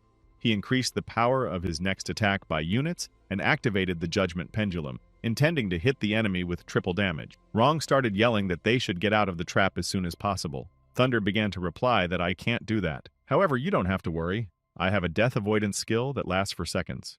But Wrong started saying you're an idiot. As long as we're immobilized, he doesn't have to attack us. All he has to do is hit our life source vials on his belt. Thunder started answering Wrong to get to my back. It will take him about seconds. But just in case, use the Blood Shadow Shell. But the Guildmaster couldn't use this skill anymore, since he had already used it a few minutes earlier while hiding from Liu's attack. Another rattling shot rang out again, this time piercing Thunder through and through. It was only now that he realized how wrong he had been about this player.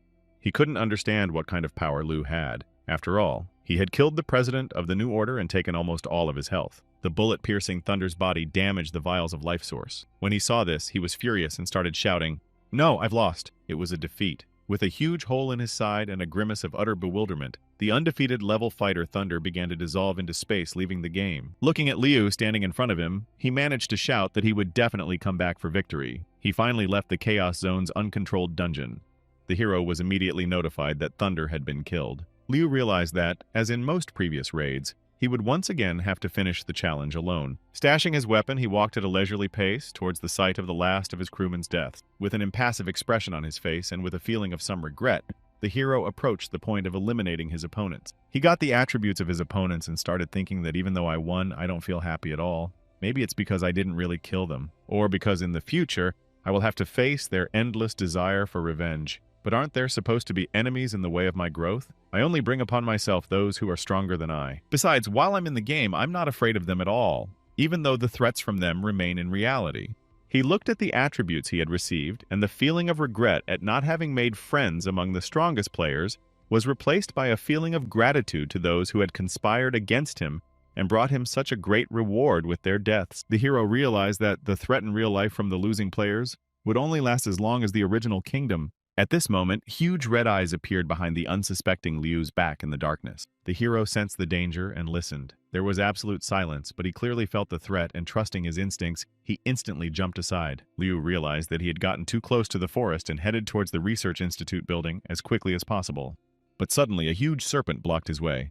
The monster appeared before the hero in all its terrifying majesty and beauty. But after looking at Liu for a few seconds, the serpent turned around and headed towards the forest. The hero was puzzled and watched it moving away, making a terrible scraping sound with its scales. He was confused at first, not sure why the creature had left him alone. It wasn't as if the overgrown worm had come just to admire the last survivor of their squad. But then the puzzles in his head started to come together. The hero realized that, as before, if the vial of life source breaks, the serpent stops attacking and leaves. Its next attack would be in minutes, and Liu just broke Rong and Thunder's bubbles, so the serpent crawled away. But from now on, it will only pursue him. After all, he is now the sole guardian of the source of life. The hero was left without a team and must finish the quest alone within minutes before the next snake attack. So he rushed to the Institute. Liu realized he had to speed up. Otherwise, he would be the last victim of the creeper. With these unhappy thoughts, he ran into the lab. The only object in this once sterile room was a strange stand with a round spherical transparent lid.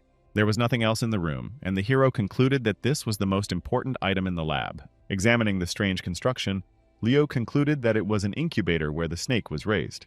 As he got closer, he looked around, but he saw no monsters or scientists. The hero realized that the only living thing in this dungeon besides him was a screaming snake. Taking out a vial of the life source, Liu was about to put it into the incubator. But halfway through, he held up his hand, thinking about the fact that the serpent was the only living thing here.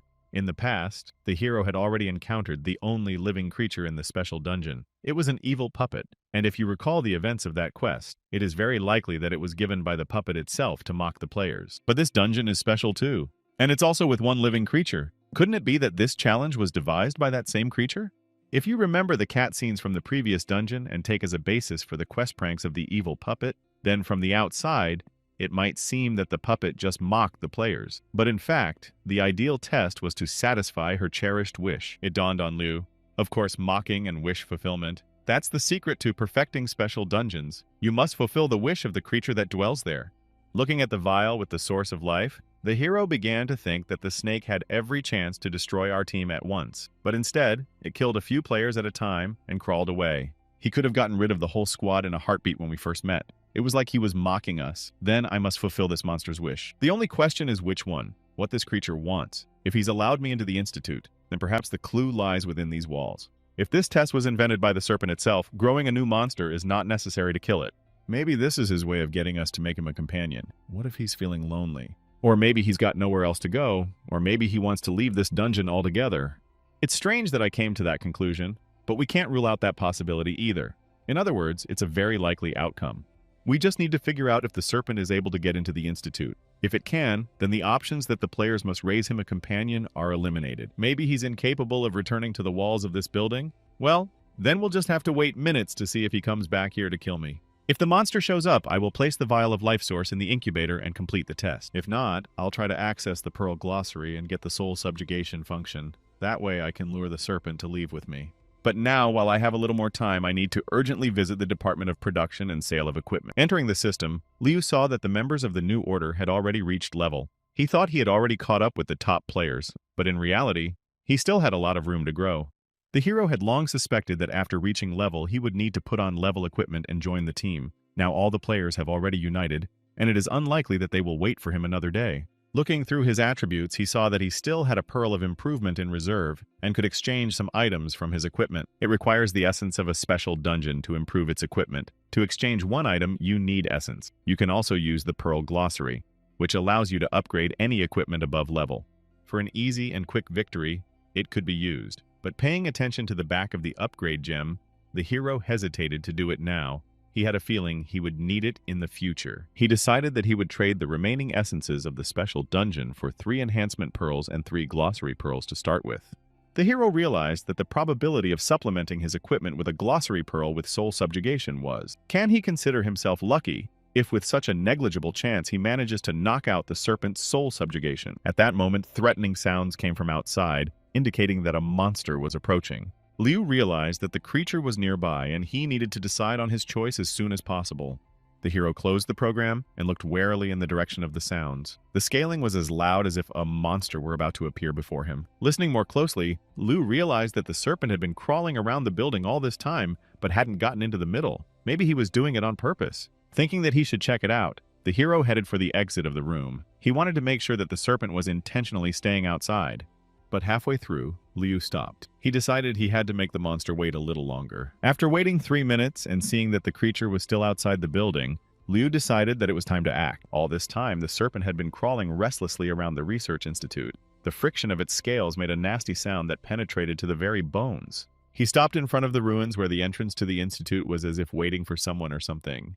The monster froze, staring at the walls of the building. He didn't understand why, after being inside for so long, Liu hadn't finished the ordeal yet, but the hero was already leaving the safe walls of the institute, about to face the monster and try to figure it all out. Liu stepped outside and fearlessly faced the serpent with a testing gaze. In turn, the serpent lowered its head and began to gaze at this little brave man. The character started to think maybe I should say something, but if he's not able to interact, it's going to be very difficult. But at that moment, without taking his gaze away from the eyes of the serpent, Liu seemed to hear his voice in his head. He was asking why the player hadn't completed the quest yet. At that moment, the hero realized that before him stood a reasonable creature capable of dialogue, and not a huge, brainless monster. Liu has started to think so much better. He talked to me first, and now I feel more confident. Hero started answering because I thought you wanted to leave this place. Suddenly, there was a deafening sound, like an explosion. It was so strong that rocks flew in different directions and a flash lit up the darkness, illuminating the building of the institute. This serpent in a rage struck so powerfully with his tail that the earth shook like an earthquake. The hero was frightened by such power and at the same time surprised, not understanding what provoked such a violent reaction of this creature. Looking closer, he saw that with his strike, the serpent had destroyed the mighty trees, leaving only tattered stumps standing in place of the once great giants. Liu had never encountered such power before. He realized that none of the players of the primordial realm could be a worthy opponent to this creature. With complete calmness, the serpent still continued to look at the hero and began to ask him if you know a way to help me leave this place. Liu couldn't figure out if the serpent was mocking him or if he really wanted to get out of here. He began to answer, "Yes, I know how to do that. To do that, you will need to get on my side and make me your master. If you refuse, I'll just complete the test, and if you do, I'll use my pistol called a pendulum to activate the soul subjugation function," to which the serpent made a sound like a chuckle and began to ask if you think you're worthy of it. And the monster began to rise above Liu, showing him its greatness, power, and superiority. The hero didn't know what to expect, but continued to stand his ground. He started to say, "No, I don't think I'm worthy to be your master, but it's the only way for you to leave this place." Liu thought to himself that the situation was getting hotter and more dangerous by the second. Maybe we should get out of here. Looking up at the monster's massive body from below, the hero prepared to run to the institute at its first movement. At that moment, a notification sounded that the screaming serpent wanted Liu to become its master. Only now did the hero realize that he had done the right thing by negotiating. The serpent froze and bowed its head in front of Liu. Now the hero had to answer whether he was willing to become the master of this monster. Liu happily ran up to the snake and exclaimed that he was willing to be his master. But not just a master, but a true friend. The hero was very happy that everything worked out this way. Now he would be able to complete the quest and get out of the dungeon. But he was especially pleased with the thought that he would help this creature as he had helped the puppet. It was reported that Liu has become the master of the Screaming Serpent. In order to escape from the special dungeon with the serpent, he needs to possess the power of soul subjugation. Information about the kite's combat characteristics began to sound. His level is Natural Disaster, possesses the illusion voice skill, putting the target in a state of illusion and subduing it. The ultrasonic skill generates merciless ultrasonic waves causing permanent damage to the target. Earthquake skill. Earth Spirit skill creates energy balls that attack enemies and protect the host. When the voice information subsided, the serpent told the hero that they could now leave this place together. Liu answered well. Now he needed to activate the Pearl Glossary to obtain the soul subjugation skill. Holding the gun in front of him, he looked at the test program, realizing that success or failure depended only on his one move. The hero saw that when he became the master of the Screaming Serpent, the dungeon quest disappeared. This meant that the challenge was actually set by the serpent. Now Liu had no escape route. The hero began to think, but isn't that what I wanted? I didn't use the Pearl Glossary earlier because I was afraid of giving up my position. However, to have such a powerful assistant is an incredible fortune. Before I defeated Wei, I didn't know if those four had power or not. I only relied on my luck. If they had power, I'd be dead. If not, I would win. But in this situation, I'm only relying on a 1% chance. If it were possible to change the rules of the game in any way, I wouldn't have to rely on luck. But unfortunately, that's not possible. And he logged in, going to complete his equipment and activate the soul subjugation skill. This will give his pet access to weapons. For this, he must give essences of a special dungeon. Upon seeing the message about whether he wanted to change the rules of the Pearl Glossary, the hero was very surprised and a bit confused. But the next moment, a new notice came in asking again if he wished to change the rules. Liu answered yes, and in the same second, the pearl flashed with a bright light for a moment, blinding the hero. Watching what was happening, the Screaming Serpent patiently waited for the hero to add the soul subjugation feature to his equipment. Liu saw that the Pearl's glossary had changed, allowing him to replenish his equipment with a necessary attribute. The hero began to think, I don't know what's going on, but I seem to be incredibly lucky, and he immediately added soul subjugation to his arsenal. He saw that his pistol, aka Wisdom Pendulum, now not only does triple damage, but also has a dizzying effect, but does not have the power to subdue the soul. Liu laughed. Only now he realized that the ability to subdue a soul was not in the gun. He had subjugated the serpent's soul by going to him and boldly offering his terms. The hero looked at the Screaming Serpent with a look full of determination and began to speak. The last minutes of this quest are simply incredible and amazing. Only now I realize that the task of this dungeon was not to get into the Institute, but to understand what you want and help. But the hard part was getting it right. After speaking, Liu began to raise his gun. He realized he might be relying on luck, but he felt he was doing the right thing. He pointed the muzzle of the gun into the impassive, frozen eyes of the Screaming Serpent. The hero squeezed the trigger. And at the same moment, a notification began to sound congratulating him on having perfectly passed the uncontrolled dungeon by completing the task of the out-of-control experiment. Due to this, he gains 10 times the stalemate reward, as well as dungeon essences. All of his stats have increased significantly. He is now a level player. The attack power of his gun has increased by times. The character has the soul subjugation ability and has an underling Screaming Serpent essence that he can summon at any time. He has also earned of a possible of the computer power meme. Liu has been given the architect's skill, which allows him to use computer power to change the rules of the primordial realm. The hero ran the scanning program and saw that the chaos zone was still covered with black clouds, but now there were no creatures that posed a threat to him. He began to return, and leaving the uncontrolled dungeon with a confident step, stepped into the chaos zone. After leaving the dungeon, Liu turned his attention to the sky, noticing the faint sunlight beginning to break through the black clouds. The sun's rays were persistently shaking the heavy black clouds, trying to penetrate the chaos zone to illuminate and warm this ruined territory. The hero felt incredibly happy when he finally saw the sun and felt the kisses of its rays on his cheek. The sun finally broke into the chaos zone, as if on purpose to light the hero's way home. Tired after his ordeal, he leisurely left the devastated area and headed back to Khonshu City. Meanwhile, in the real world, it was already late afternoon. Liu had been playing the game for so long that he didn't even know what day it was. Back in reality, the hero guessed why he was so terribly exhausted. After all, he had spent a whole week on going through the dungeon. There were only days left until the coming of the original kingdom to the real world. He felt a terrible loss of strength and realized that it was because he had been in the game too long and hadn't eaten anything. but it was worth it. After all, now he has levels left to, and most importantly, he got a screaming snake as an ally. Now he needed to eat as soon as possible to renew his strength and energy. But then, Liu remembered about Miko and wondered how her sister was doing with the power. The hero hoped that she had managed to complete the task in the meantime. Liu felt ashamed that he was spending so little time with his sister. Despite his hunger and fatigue, he decided to go and see how she was doing first. The hero was worried that after she started playing, he only had time to tell her about the power and taught her absolutely nothing by going to level up. As he approached Miko's room, Liu raised his hand to knock and thought that in order to spend more time with his sister, he should start leveling up with her. When he heard voices from behind the door, the hero froze with his hand raised. Miko was telling Eris that she had matured a lot in the past week. Eris replied that Miko had also changed a lot in the past week. Then Liu heard Miko laughingly say that she wanted to touch Eris's breasts to make sure they were her brothers. The hero froze and blushed to the tips of his ears. The girls outside the door were laughing and fooling around. A confused Liu stood in the hallway, hesitant to knock. Women, monsters were easier for him to understand. Realizing that he was simply eavesdropping on the girls' conversation, the hero turned around and rushed to his room, deciding to see them in the game. Back in the game, Liu found himself at the northern gate of Khonshu City. He was leaving the secret area to return to the control zone.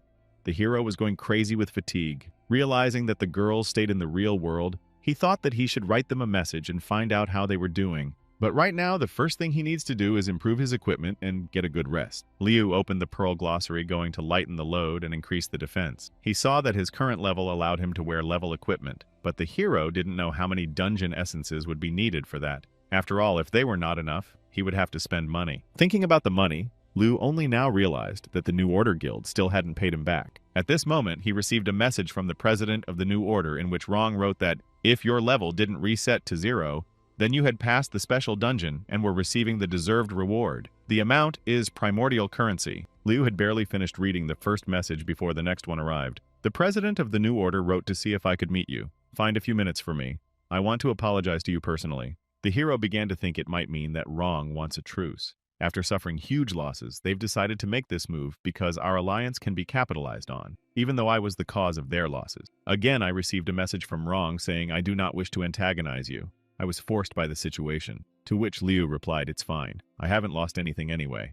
Liu's heart beat harder. He suspected that this might be another provocation. The guildmaster is acting very strangely. Why would he want to pull him to his side? And then it occurred to Liu that it might be because he possessed of the computer power membrane. But at this moment, he didn't care about Rong. The first thing to do was to improve his equipment and become the strongest in the primordial realm. And then, it would already be possible to carefully consider everything.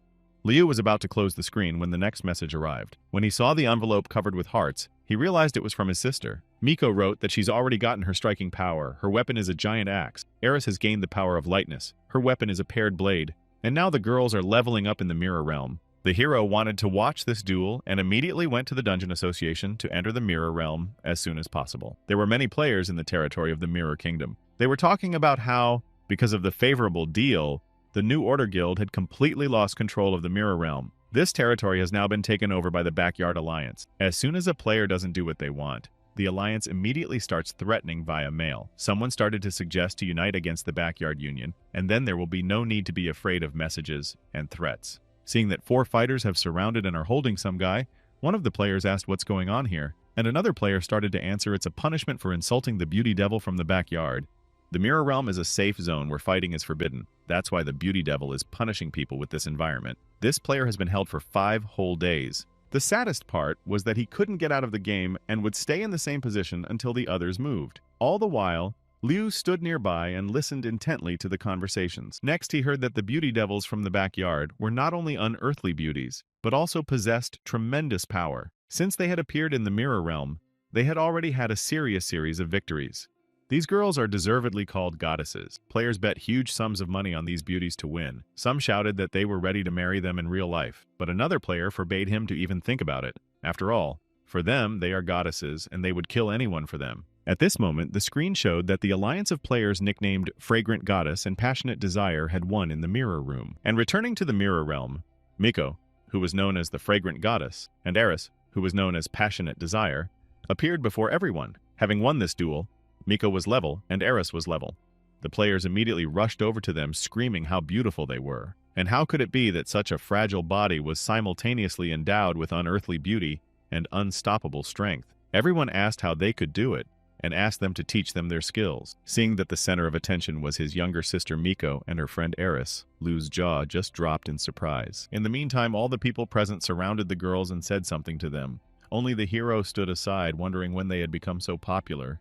Laughing, Miko began to say, "Thank you for your kind words. Compliments are undoubtedly nice, but don't forget to send us half of your winnings." To which the players began to reply that they would do so immediately. As Leo got closer, he heard one player ask if they were as beautiful in real life as they were in the game, to which another player started to answer, "I don't care, even if only in the game I will accept it."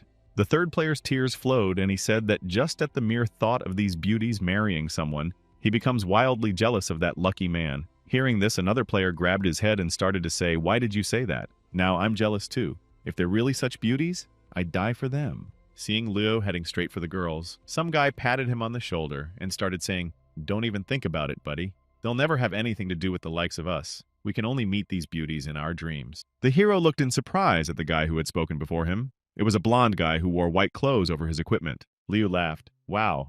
He hadn't seen his sister and Eris in a few days, and he couldn't even walk up to them. He started to answer, but that was too much. "You talk like you spend every day with them. What do you know about them? And who are you to tell me what I can and can't do?" He was starting to get really pissed off at the guy who was picking on him. At that moment, Miko noticed her brother and realized that some player had gotten so cocky that he wouldn't let him through to her. Without hesitation, the girl went to Liu. She made the surrounding players freeze with their mouths open in admiration, and at the same time, incomprehension of what was happening. Meanwhile, the guy sticking up for Liu kept saying, "I know you're trying not to show your feelings, but we're all in the same boat here, and no one's going to let you get even one step closer to these goddesses." When he saw Miko standing right next to him, the blonde man in white attire was at first thrilled to be so close to her. But after a second, he realized that the girl had not come to him and was ready to attack Leah. Seeing that something wrong was going on, a guy in a green cloak jumped up to the blonde guy to hold him back. Meanwhile, the players started talking about why the goddess went after this guy, who he was. Could this be her boyfriend?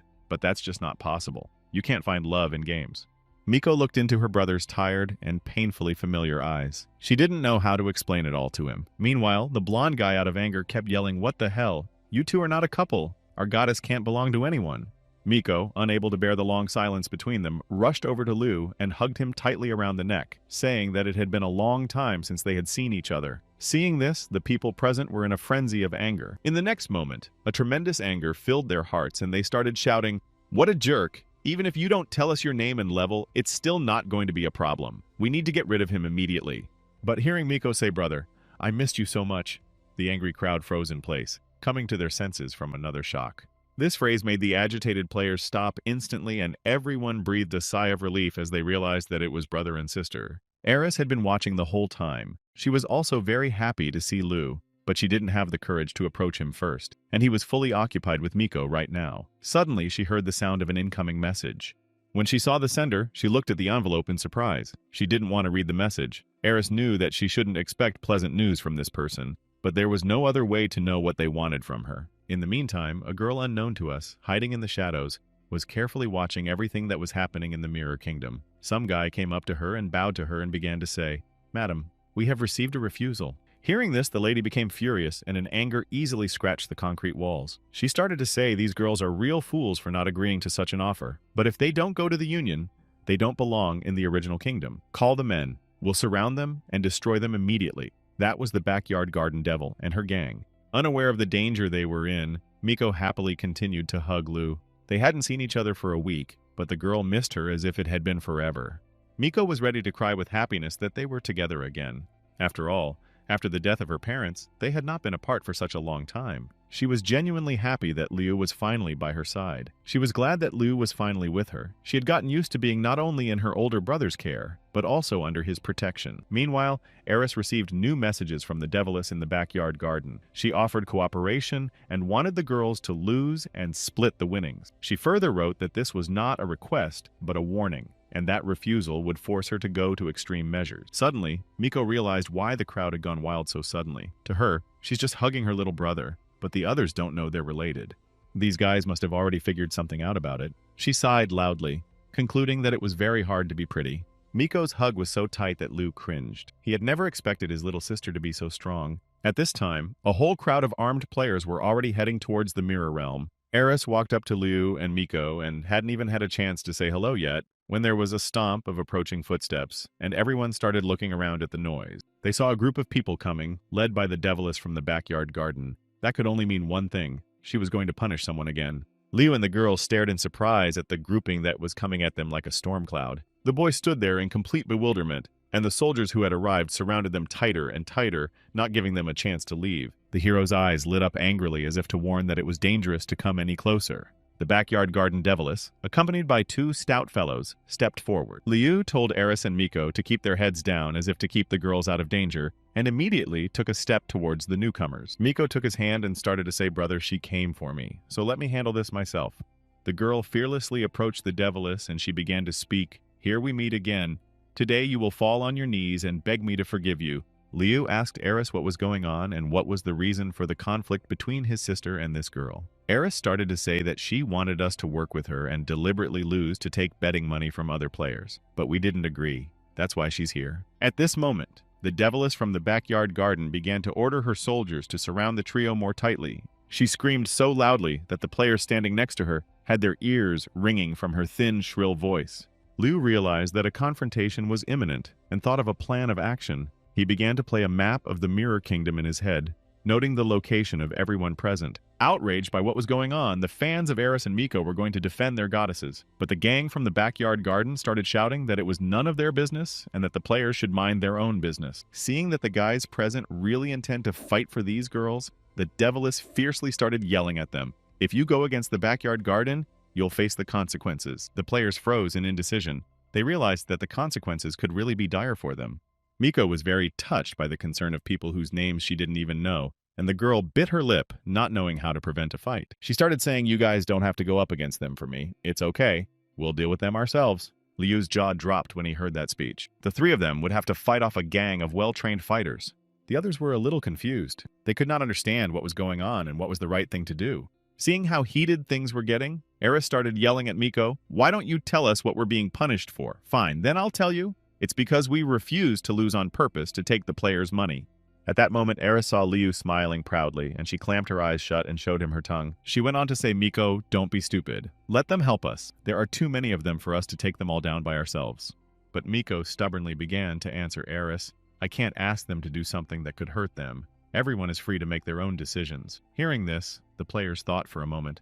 After all, they really could have been punished severely. Everyone was faced with a difficult choice: to rush to the aid of the girls they idolized and get themselves in trouble, or stay out of it and let it go. The Deviless approached Miko and started talking. "Idiot. You think you push a mini-speech and they will rush to your aid. With the influence of the backyard garden and its power, they wouldn't dare go against me for you." Some of the players started saying, "Brothers, this is just a game we play to deal with stress and vent our emotions. But now our goddesses are in trouble because of us. Can we cowardly hide and watch them get bullied? Can we call ourselves men then?"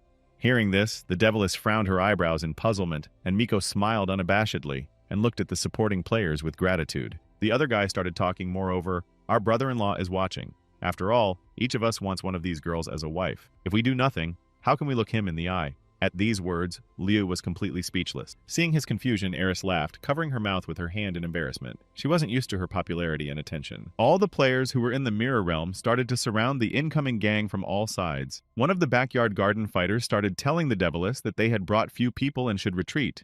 Fear flashed in the girl's eyes, but she still continued to threaten everyone, saying that to go against her was to go against the whole backyard garden, and that they all needed to think about it again. Interrupting her intimidation, one of the players started talking. "I hated the backyard garden before. You think you can scare us all? Brothers, let's keep them in the secret mirror area and keep them from getting out of there." They immediately grabbed the Deviless and began forcibly shoving her into the secret area of the Mirror Kingdom. The girl resisted and continued to hurl threats and curses at their heads. Events continued to unfold in the mirror realm. Liu realized that the girls were deliberately using ordinary players to fight the Deviless from the backyard garden. Standing aside, he began to say that if they wanted to deal with this lady without too much trouble, they should lure her into the ruined kingdom and defeat her there. Otherwise, the players in the mirror realm will remain so under the oppression of the backyard garden community. Hearing such advice, Miko looked at her brother gratefully. The girl didn't want the players who showed her loyalty in this way to fall under the tyranny of the backyard garden gang. She remembered how warmly these guys had welcomed them when they first arrived here, and they were supportive all the time. So the girls try their best to repay their kindness. Miko began to say that even though the Mirror Kingdom is now under the control of the Backyard Garden, it's only a matter of time before the regular players unite, and no force can control them. Just because everyone was on their own, they had to be defeated time after time by this gang. So we took a chance, and with the help of the conflict with the Devilish, tried to unite the players. Against all expectations, we were impressed with the result. Now it's up to them, whether they can finally unite and withstand the next attack together or not. But no matter what, the first step has been taken. And on the other hand, having a strong enemy is not always a bad thing. Listening to his sister, Liu wondered if he should take her with him to level up. She had become so independent and was playing well without his guidance. He's worried for nothing. After looking at the huge number of players, the hero began to think that all of them should become a reliable support for the future of the world. If Miko can unite them, they have a good chance of becoming a huge force. She's chosen her path, and it's completely different from mine. She has a bright future with unlimited potential. Liu realized and accepted that Miko had grown up and could take care of herself. Glancing at the arrows leading to the exit, he realized there was nothing more to do here. Meanwhile, news of what happened in the Mirror Kingdom reached the Backyard Garden community. A few of the fighters from the Devilish's faction managed to escape. They returned to their comrades and told them that the players in the Mirror Kingdom rebelled and captured their leader and imprisoned them in a secret room. The Backyard Garden management immediately sent out a second support squad consisting of level players to deal with the perpetrators of the incident.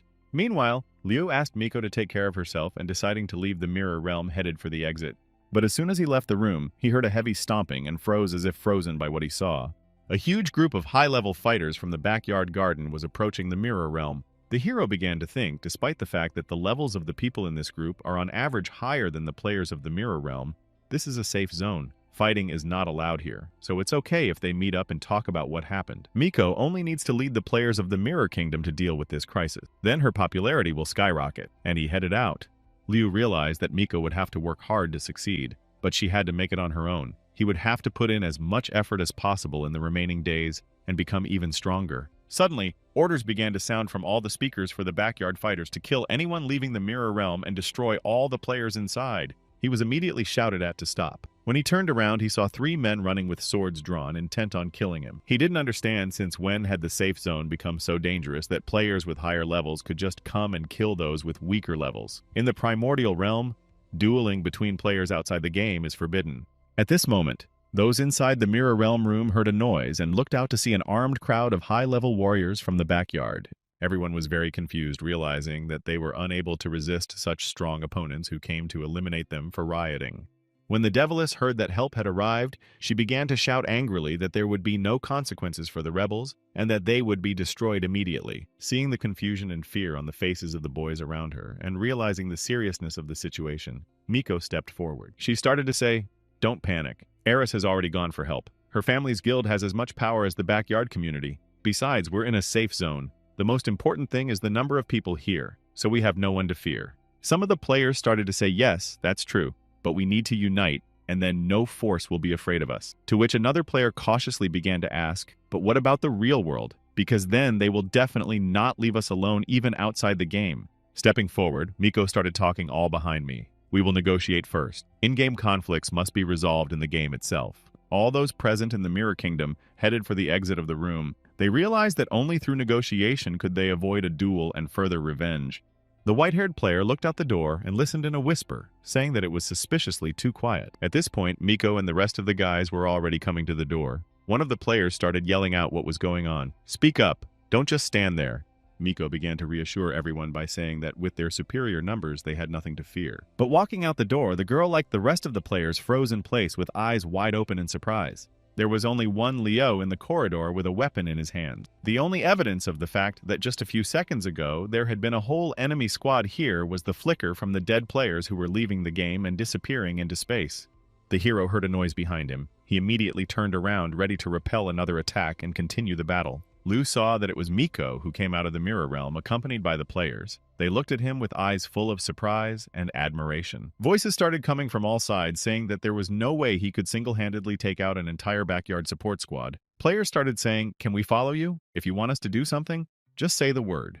Then the events unfold somewhere in the northern part of the uncontrolled zone in a dilapidated town seemingly devoid of any life. The leader of the backyard, a level fighter named Qiang, received a report that the support squad he sent to eliminate the rebels in the Mirror Realm had been defeated. One of his subordinates immediately came up to him and bowed low and began to say sorry. It's all my fault.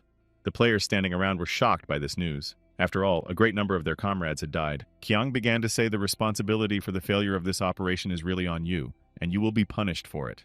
Die and reset your level, then rest in the real world for about days. That will be your punishment, losing levels and being banned from playing.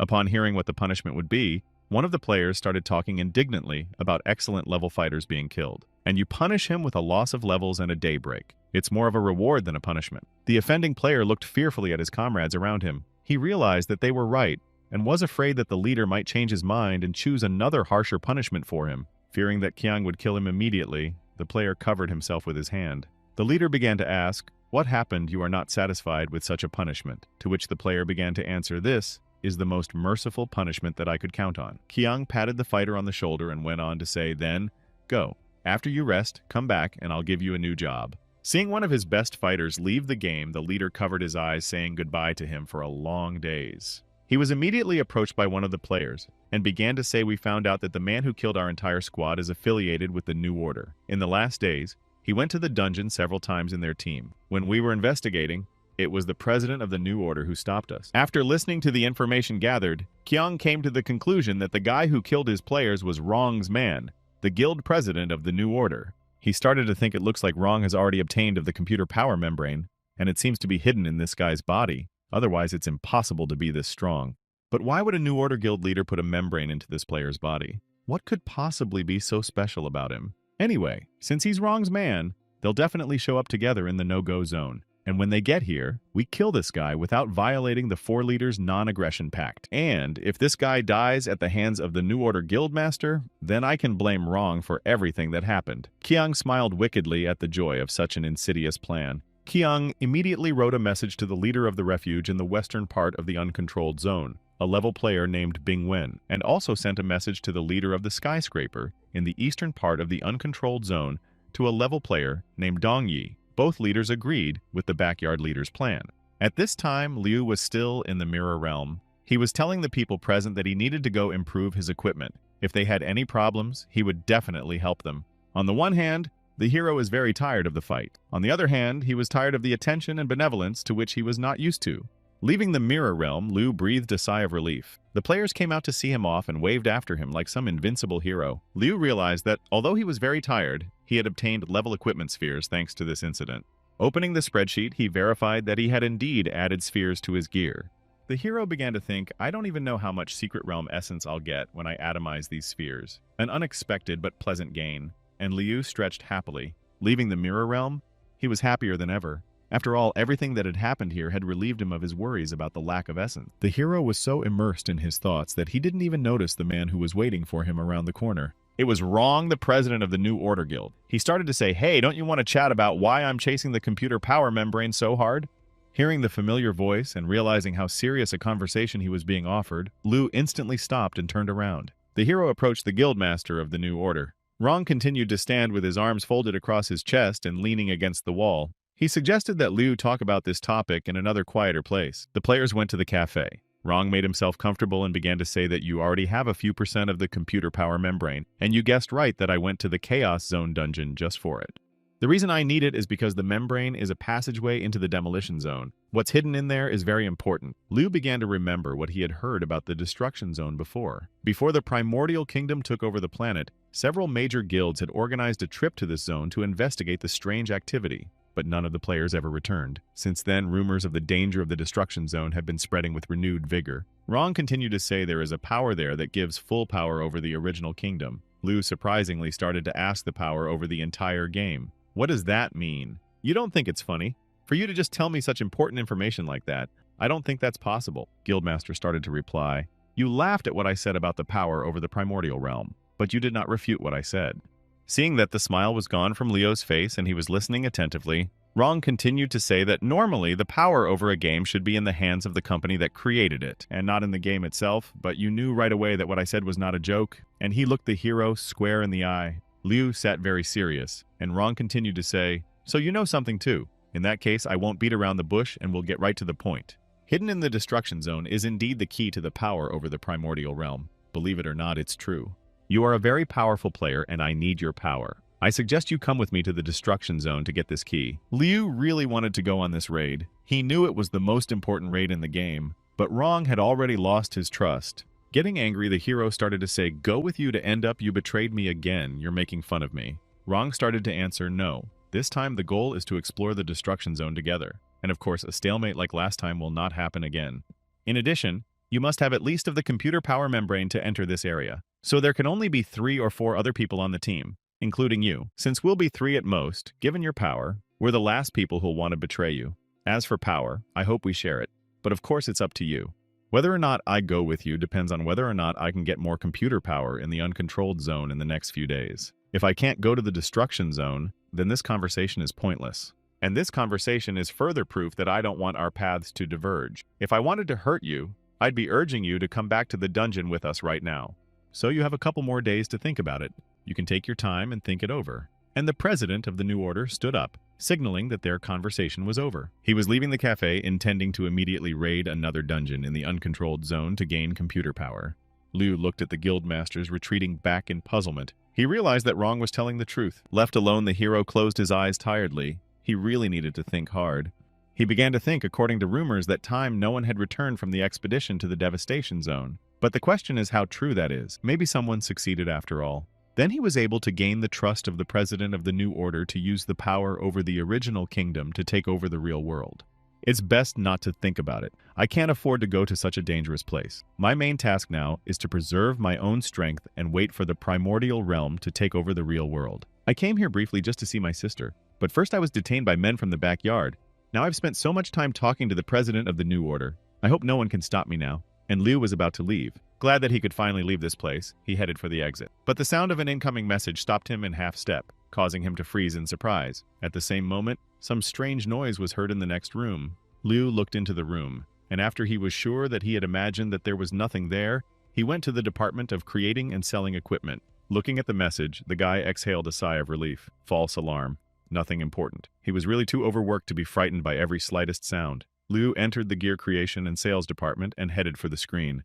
The hero activated the system and read that after level additional characteristics can be added to the outfit, and every next levels the number of available characteristics to add increases. He didn't know that before. He began to think again, I have contempt for my past life's gaming experience. I still have more items of equipment to upgrade to level that'll take essences. So if I want to improve all level gear, I need to spend 2 spheres of characteristics and essences. Thanks to the lighten feature, I can carry level items. But to get this level, I need to give everything additional characteristics. Luckily, the backyard squad members gave me a bunch of gear. If I use the lighten the burden function, I can upgrade my gear to level. Then I don't even have to think about level items. Well, now we'll find out how much essence the backyard warriors gave me. The hero ordered me to open the orb and spray the contents. He saw that the backyard player's equipment contained homemade items with extra points for strength and agility, and absolutely nothing for intelligence. Then Liu ordered the contents of the second sphere to be sprayed. He was overjoyed when he saw that he had obtained Secret Realm Essence. His eyes lit up and he was glued to the screen. He decided that he needed to upgrade all the items to level first. His equipment included a balanced awakening shawl, the necklace of the guardian god, a special battlesuit of great wisdom which included combat boots, gloves, omniscient earrings, crest katana, and a pistol endowed with the ability of soul subjugation and singing serpent. Liu raised his level 2 and saw that he now possesses abilities such as covering life restoration, blessing conclusion, freeze reset, architect knowledge gathering. He felt his entire outfit filled with new strength, but despite such a joyful moment, the hero was very upset. Tears came to his eyes. He remembered his past worthless life in the game. Back then, Liu didn't even dare to dream of being at such a high level. Having coped with the influx of emotions, the hero moved on to the next step. Now it is necessary to give additional characteristics to each part of the equipment separately. But that would take time. The guy thought about it, realizing that it would take him 2 days to reinforce all the equipment. Well, he'll take it one step at a time. And while his equipment is improving, he decided not to waste time and went to practice in another raid. Running a program to augment all the characteristics of every part of his equipment, the hero headed for the exit of the weapons creation and sales department. Entering the team search room, the hero sullenly sank to the ground. How could he forget about such an important detail? After all, to go on a raid in the dungeons need a team of people, the difference between the levels of which will not exceed. The hero clutched his hands on his head in confusion. Right now, in the primordial realm, the level among ordinary players only reached while he already had level. He was desperate. You can't stay idle for 2 whole days, but where to find players of such high levels? After calming down a bit, Liu sat down on the bench and began to think that it was possible to wait until the normal players reached level. But then it would only be a couple days before the primordial realm would take over the world. What am I supposed to do while I'm waiting? How about joining a big guild? And then he remembered Wrong's words that the key to the power of the original realm was hidden in the destruction zone. The hero convinced himself it was just a game, but the thought that he could gain control of the whole game kept him on his toes. If he can find the key to power over the primordial realm in the destruction zone, he will have power and fame, and of course power. But his main goal is to maintain his strength and consolidate his advantage. If they fail in this operation, all his current progress will completely disappear. Leo couldn't take that risk. The hero wrapped his hands around his head, trying to calm down and make the right decision. The main thing now was not to hurry and calmly think everything over. He began to ponder if there was any way to get away with dying in the game even once. Then I would go. But is it possible to die in the game and not lose all your levels and achievements? What if we use the return sphere? Liu looked at the tower of the game world. The return sphere is located there. It records the player's data. And when he dies, the sphere splits, and the player bound to it regains everything he had at the time of recording. The hero continued to ponder, if I can get my hands on the return sphere, then I can try to go to the destruction zone. Before the original kingdom takes over the world, I have 2 goals. One of which is to obtain level gear, which has already been accomplished. And I still have some essence left, so I can use it for betting. It's okay if I lose. But if I win, there's a chance of getting enough essence to raise my level to. After making this decision, Liu began to leave the mirror realm. The hero immediately went to the tower of the game world. It's a building with only floors. Each floor generates a template based on the player where his enemy gatekeeper will have one of his characteristics enhanced. The purpose of the tower is to test the overall level of the players. However, to pass it, you have to start from the first floor and pass all levels without interrupting for rest and recuperation. Only then can the player get the reward. The main prize of the tower is the return sphere. Inside the building, there was an arena, which was the entrance to the tower itself. Upon entering the arena, the player moves to the first floor to fight with the gatekeeper of that floor. There were already 2 people standing in the center of the arena, and other players were beginning to place bets on this fight. The player involved in the confrontation was a level player from the Asylum Guild named BEI. He concentrated and thought about how he had to remain indifferent, or else nothing would succeed. The second was a level player from the Skyscraper Guild named Ethian. He smiled cheerfully and waved his hands at the people present, boasting that he was going to win. Bei watched Ethian jumping in front of the crowd of spectators and was ashamed at the unworthy behavior of such a strong fighter. At this time, Liu walked up to the building and saw the tower pass arena. It opens every hours, and in just a few minutes, the next round should start. As he got closer, he could hear the players talking about how besides BEI and Ethian, no one had managed to pass even the 7th floor yet. Everyone was wondering why so many people were stuck on the 7th floor. Could it be that the 7th level guardian is so strong? There are more floors, but for some reason no one can go further than the 7th floor. At that moment, everyone saw an unfamiliar player enter the arena and stand next to Bai and Ethian, about to venture into the tower with them. The attendees started talking about who this guy was. He's a newbie, or he wants to be popular, or just plain stupid. One of the players said this man had hidden all information about himself, so we'll just have to see what happens next. BI looked at Liu and began to think that this guy was a real daredevil since he wasn't afraid to challenge the tower with us. Ethian patted Liu on the shoulder and laughing started to say, "Wow, we have competition." Well, that's even more motivating. The hero smiled back at him. He recognized these guys right away. They were the players who had been ranked H and H in the world rankings in his past life. And they were the first ones to be able to get the return sphere. At that moment, a message sounded that the tower summoning was about to begin. Liu mentally pulled himself together. By losing this trial, he would lose practically nothing.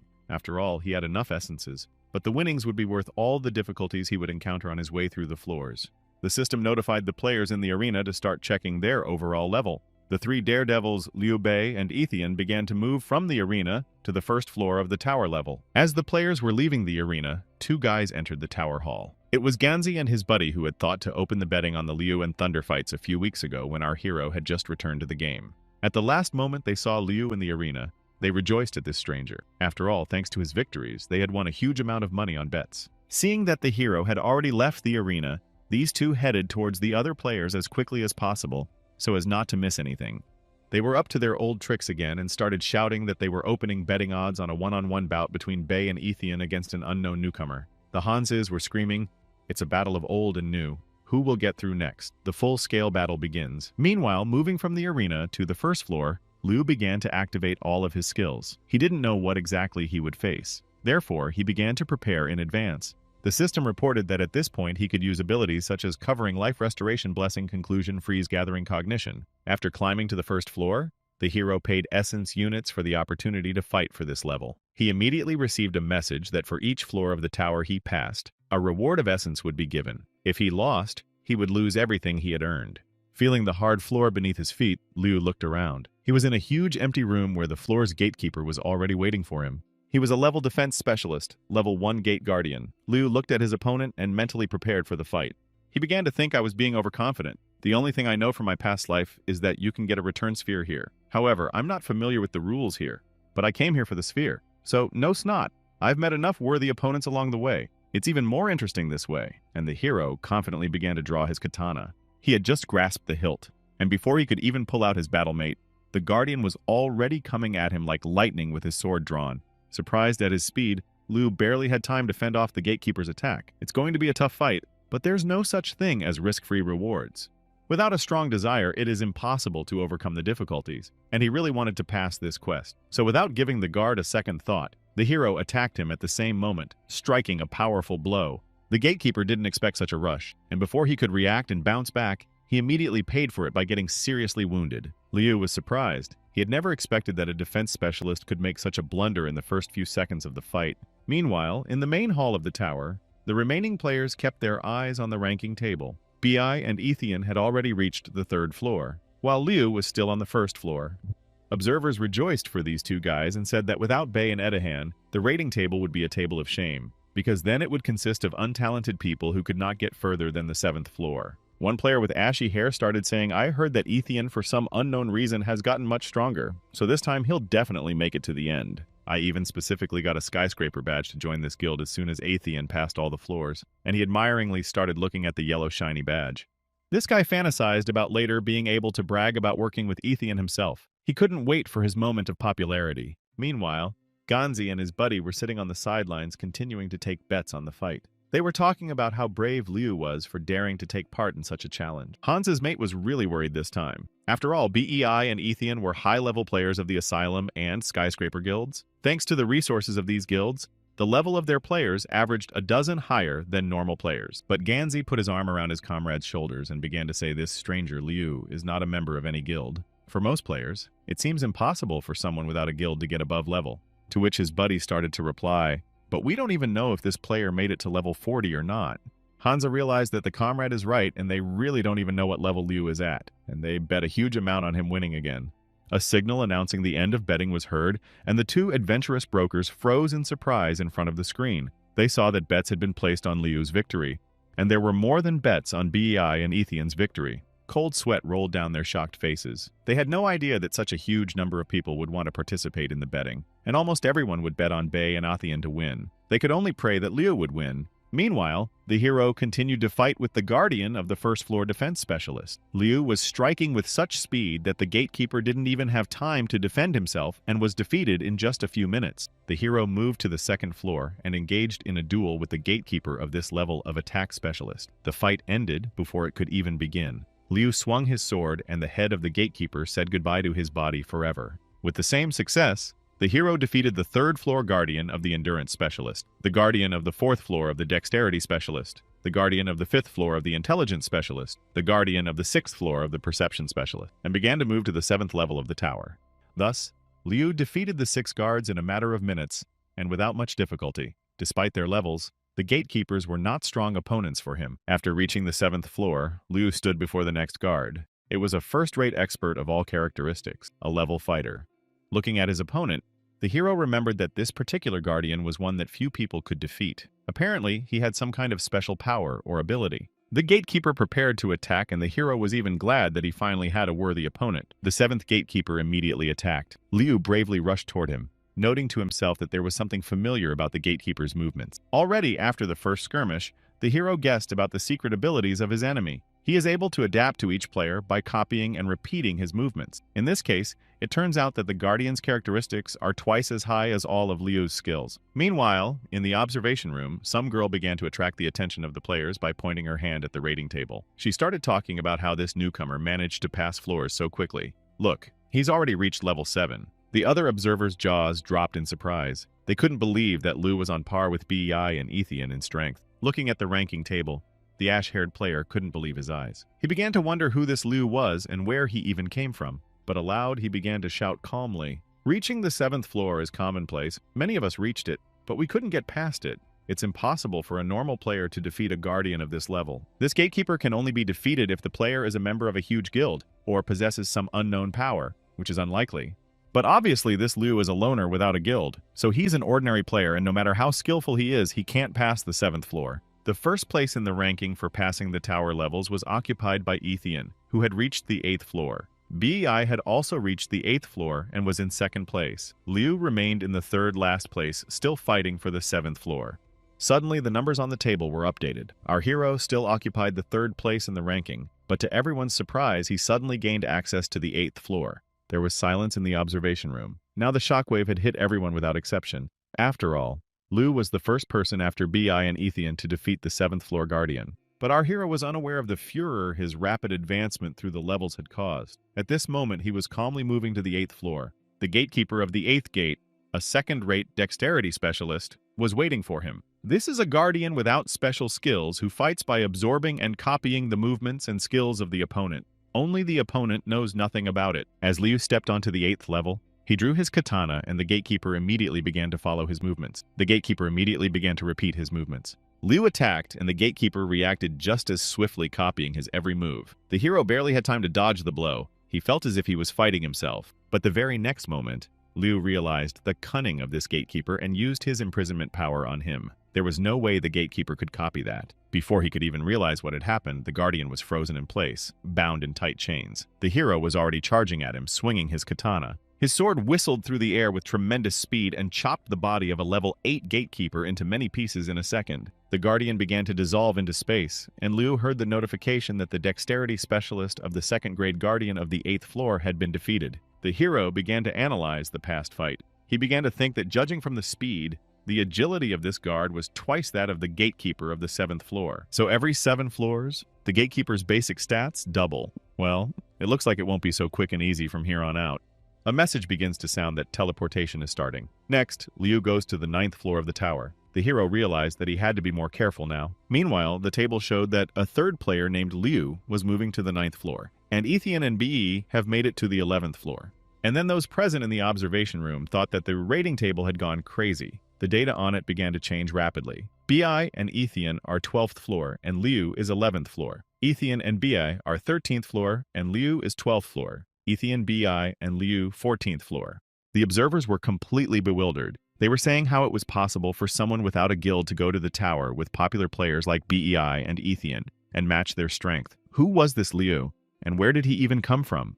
The ashy-haired player started shouting he was able to catch up with the two of them, but they are the best high-level players of the big guilds, and a normal player wouldn't be able to match them. But the red-haired guy started to answer him defiantly. You underestimate us common players. BE and Ethian are very strong, it's true. But you shouldn't operate with that and exalt the big guilds, especially since you are also a loner and don't belong to any community. Upon hearing this, the ashy-haired player pulled out and showed everyone a badge that allowed them to join the Skyscraper Guild. He started to say, but I'll soon be in the same guild as Ethian, and we can't be compared to some loners. A guild has people, resources, and data to make their members grow faster in strength. A player without a guild has only loneliness. At this time, Ethian, moving to another floor, started thinking how many times I had already come to the game tower. 20, at least. After defeating another guardian, he continued to think that as long as nothing important happens in the guild, I spend all my time here. This is one of the few places in the primordial realm where failure is not accompanied by death, but only the loss of essence. Ethian had already eliminated quite a few guards and had a minor injury. He had a cleft eyebrow and a deep scratch on his cheek. The player made it to the 14th floor. This was a very important moment for him. After all, Bei had already been defeated here 7 times, but he is not the kind of person who gives up and resigns himself to not having achieved what he wants, so he persisted in starting all over again. Suddenly, a bright, powerful flash illuminated the whole place. The metal clanked so loudly that it made my ears ache and my head ring. Before he could even step onto the 14th floor, Eothian sensed the danger and activated the explosive force. The message that the specialist of all characteristics of the 2nd category is defeated sounded. The player had not yet come to his senses and saw the floor guard he had killed leaving the area. The guy couldn't believe that he was finally able to win this level and pass the 14th floor. He realized that it was because of the explosive power he had gained during his training. The player stood almost crying from exhaustion. It was very difficult. After all, it was the first time he had used this power before even seeing his opponent. Tears came to his eyes. So many times he had challenged this level and failed so many times. And now it was finally the long-awaited victory that would allow him to move on. On the ranking table, it appears that Ethian has moved up to level B and Liu are at level. When the ash-haired player saw that Ethian was in the lead, he jumped up and down in joy as he bragged about his favorite. He started shouting, while most of you can even pass the 7th floor, we Skyscraper Guild members broke through the 14th floor. Our guild players are eternal winners. This guy kept cheering. Even though the other players didn't like him, it was hard to disagree with him. After all, Ethan was still at the top of the rankings. The red-haired player started to say, wait, look at that. Liu has already passed the 14th floor as well. So some loner is on par with the best guild players. Bragg fell silent and stared dumbfounded at the chart. He was beginning to think it felt like BE and Eothian were becoming less and less reliable, now that some loner out there was competing with them. But out loud, the guy started to say, that Liu must be working his ass off out there. You'll see, he'll be out right away. The hero didn't know about all the debates in the tower hall, and all this chatter did not really interest him. Having won another victory, he moved on purposefully. A notification sounded that Liu had defeated the 14th Guardian. His in-game reward doubled to essences. The hero smiled contentedly. If things continued like this, he would easily pass the tower. Then it would be possible to get equipment up to level. After entering the system, Liu was even more excited. After all, if he passed the game tower, he would receive about essences. This would allow him to upgrade his equipment to level or even level. He has to go through everything, not only for the return sphere, but also for the huge amount of essence. With these thoughts, the hero began to teleport to the H floor of the tower. At this time, standing with a serious expression on his face, Ethian began to think, I not only managed to defeat this guardian, I still managed to save of my fortune. He was very pleased that he had sensed the danger in a fraction of a second and was able to use the force of the explosion so deftly, destroying his opponent in an instant. The system alerted that the player was continuing his ordeal and began teleporting him to the 15th floor. Having moved, the guy stepped on the surface with a confident, firm step and looked at his opponent without a drop of fear. In front of him stood a level 15 gatekeeper of level A, 3rd level defense specialist with the special skill of Explosive Strike's Bloody Barrier Exchange. Eothian bit his lip and began to think that this was a third-rate gatekeeper specializing in defense. That means he has enhanced attack and stamina. But it doesn't matter who my opponent is. I'm the best player in the tower and I have no right to fear. Even if I'm to lose, let this fight bring me pleasure. Even though the Guardian has better characteristics than I do, but there's no telling who will win. And with his fists clenched, the player took a fighting stance. Simultaneously, the rivals rushed at each other. They had no weapons in their hands, and from the outside, it looked as if they were about to meet in hand-to-hand combat. But suddenly, the Guardian, sending a flying fist at the player, activated the skill of Explosive Blows and Bloody Exchange. Ethian didn't even have time to realize anything. He heard a voice somewhere in the distance informing him that he had died after failing the tower challenge. A shadow of pain, of disappointment, and horror swept across the faces of this player's fans. They had sincerely hoped that this time Athenian would be able to conquer the game tower, but he fell at the first strike of the Guardian. The ranking table showed that all three players, Ethian, BII, and Liu, were ranked at level. But those watching weren't sure if BEI would be able to reach the H floor and continue to set the record. After all, he and Ethian are equal in strength, and Ethian didn't succeed. The red-haired guy, turning to the ash-haired player laughing, began to say, haha, this is the strength of the Skyscraper Guild. But the braggart was not confused. He immediately took out his Asylum Guild membership badge from his pocket and began to say, oops, looks like I took the wrong badge by mistake. I wanted to join the Sanctuary Guild. He scratched his head awkwardly as if he really had forgotten which guild he was going to join. The others looked at him with contempt. The boy looked at the badge in his hand fearfully, happy that he had another guild badge. Now his popularity depended on whether BEI could make it to the H floor. Meanwhile, Liu fought fiercely with the gatekeeper of the H floor of the tower. At last, he had a strong opponent and a worthy guardian to protect his territory. The confrontation had already lasted for several minutes. When the gatekeeper saw how furious Liu was, he began to activate his special skill of blood exchange. Realizing what ability the enemy was going to use on him, the hero remembered how to turn the negative power flying at him into its own ruler. After evading the guard's attack, Liu managed to redirect the power of the blood exchange to the gatekeeper who released it, and began to beat his enemy vigorously. But for some reason, the gatekeeper's health was inexhaustibly regenerating. There were minutes and seconds left until the end of the bloody exchange. Despite his powerful attacks, Liu couldn't stop his opponent from regaining his health. The hero was beginning to lose his strength. He realized that if the Guardian continued to regenerate in the same way, the hero would simply die. Realizing that only the power of the blessing could save him, Liu immediately activated this ability, doubling all of his stats. Meanwhile, on the other side of the H floor of the game tower, BEI teleported in to pass this level. On the road, he began to think my current state is not so bad. You can't relax, but I think it won't be a big problem to pass a couple more floors. As for the complete passage of the tower, I'm not going to make any predictions. He was already being waited on by the gatekeeper of the H-Gate, a level strength specialist of the 3rd level with the special skill of explosive strikes. The system notified about the start of the battle, and the opponents took a fighting stance. The player had minutes to defeat a guardian of this level. Bei realized that this gatekeeper could fight back. He wouldn't be able to get past the H floor with agility like the last time, and with so little time to fight. Determined not to waste precious time, the player rushed to attack. He knew that only speed and pressure could distract the enemy. The main thing was not to give him the opportunity to use the explosive attack. Liu was finally losing his strength. His power was practically running out. He had no more energy left than one attack, and if he didn't give it his best, he'd follow Etienne. After gathering and concentrating on speed, the hero attacked the gatekeeper with such aggression that in just a few seconds, he was lying defeated on the floor. Only now did Liu realize that in order to stop the Guardian's health regeneration from the blood exchange, it was necessary to strike him powerful blows in second. At that moment, he received a message that for defeating a 3rd-ranked endurance specialist, in addition to the essence reward, the hero would receive an additional reward of endurance point. He began to think that the H floor would give an extra boost in addition to the usual reward. That's not bad. I wonder if I can rejoin the tower. The system alerted that it was beginning to teleport Liu to the H floor of the tower, and warned that at this level his power blessing might be dissipated. Everyone started screaming with surprise and excitement. He is now going to level. People began to marvel at the boy. Yes, where did this hero come from? Is he a genius? You could see in their eyes that they were completely confused and glowing with happiness. People were already crowding around the screens, watching the boy move on. No one could believe it. It just couldn't be.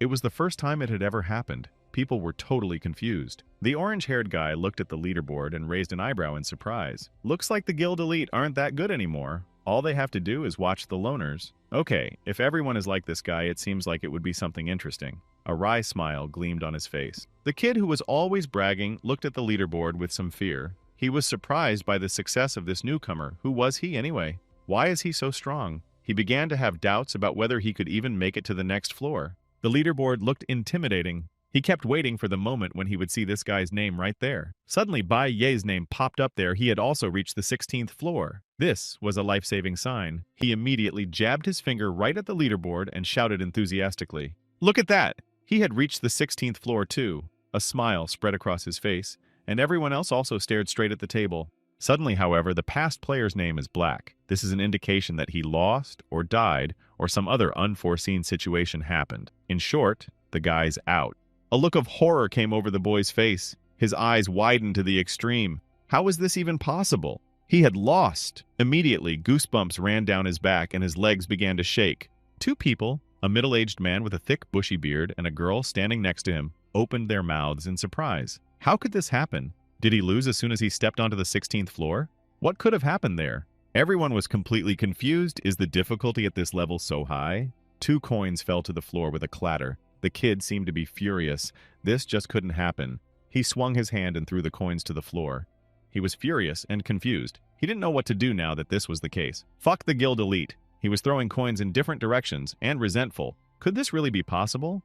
He was just furious. This couldn't be allowed to happen. How did he manage to die? He had no other choice. He raised his hands to the sky and began to shout, "In this world, the best are the loners." The guy seemed to be fiercely so sure. All the others looked at him with horror and surprise. They didn't expect such an explosion of emotions. Before that, he was completely convinced that the Guild Elite were the strongest people in the world, but now his opinion had drastically changed in the other direction. He immediately started supporting Liu and shouted that he was invincible. The others scratched their heads and thought that this guy was changing his mind too quickly.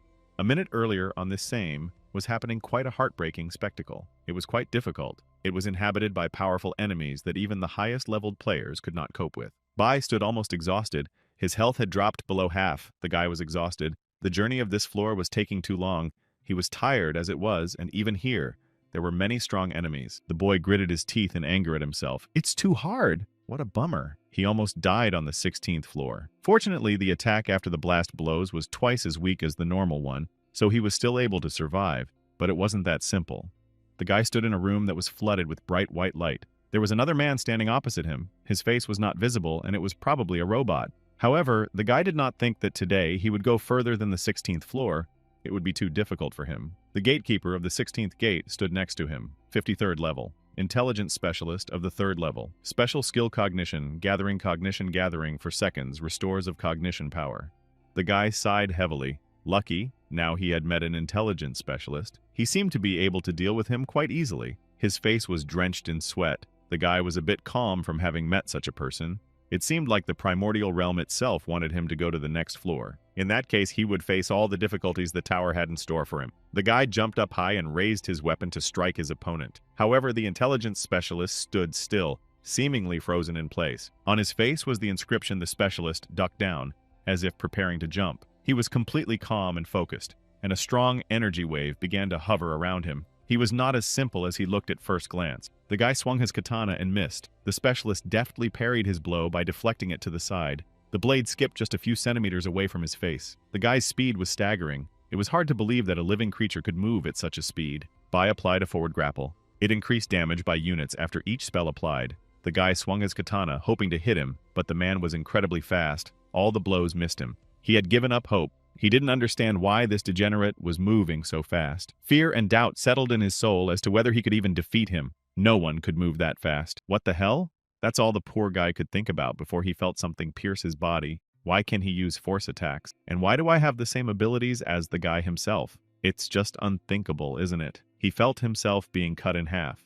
After that, he didn't stand a chance of surviving. The boy felt his eyes begin to darken. A last-minute notification appeared in front of his eyes that he was dead. The challenge in the tower had failed, and the reward was cancelled accordingly. Devil. Liu Tog entered the 16th floor. He stood in the same place, with white light flooding in. Opposite him stood his opponent dressed in exactly the same outfit, with similar weapons. There was silence between them, and they stared at each other for a few seconds, as if assessing each other's abilities. The enemy didn't say anything. He just stared at the boy with his lifeless gaze and did nothing. It was the gatekeeper of the 16th gate, a 57th level third-rate perception specialist. Special opinion. Advance warning. 1 second before death, every perception points plus 1 second, the player receives a warning and also avoids lethal damage during the cooldown. 1 hour.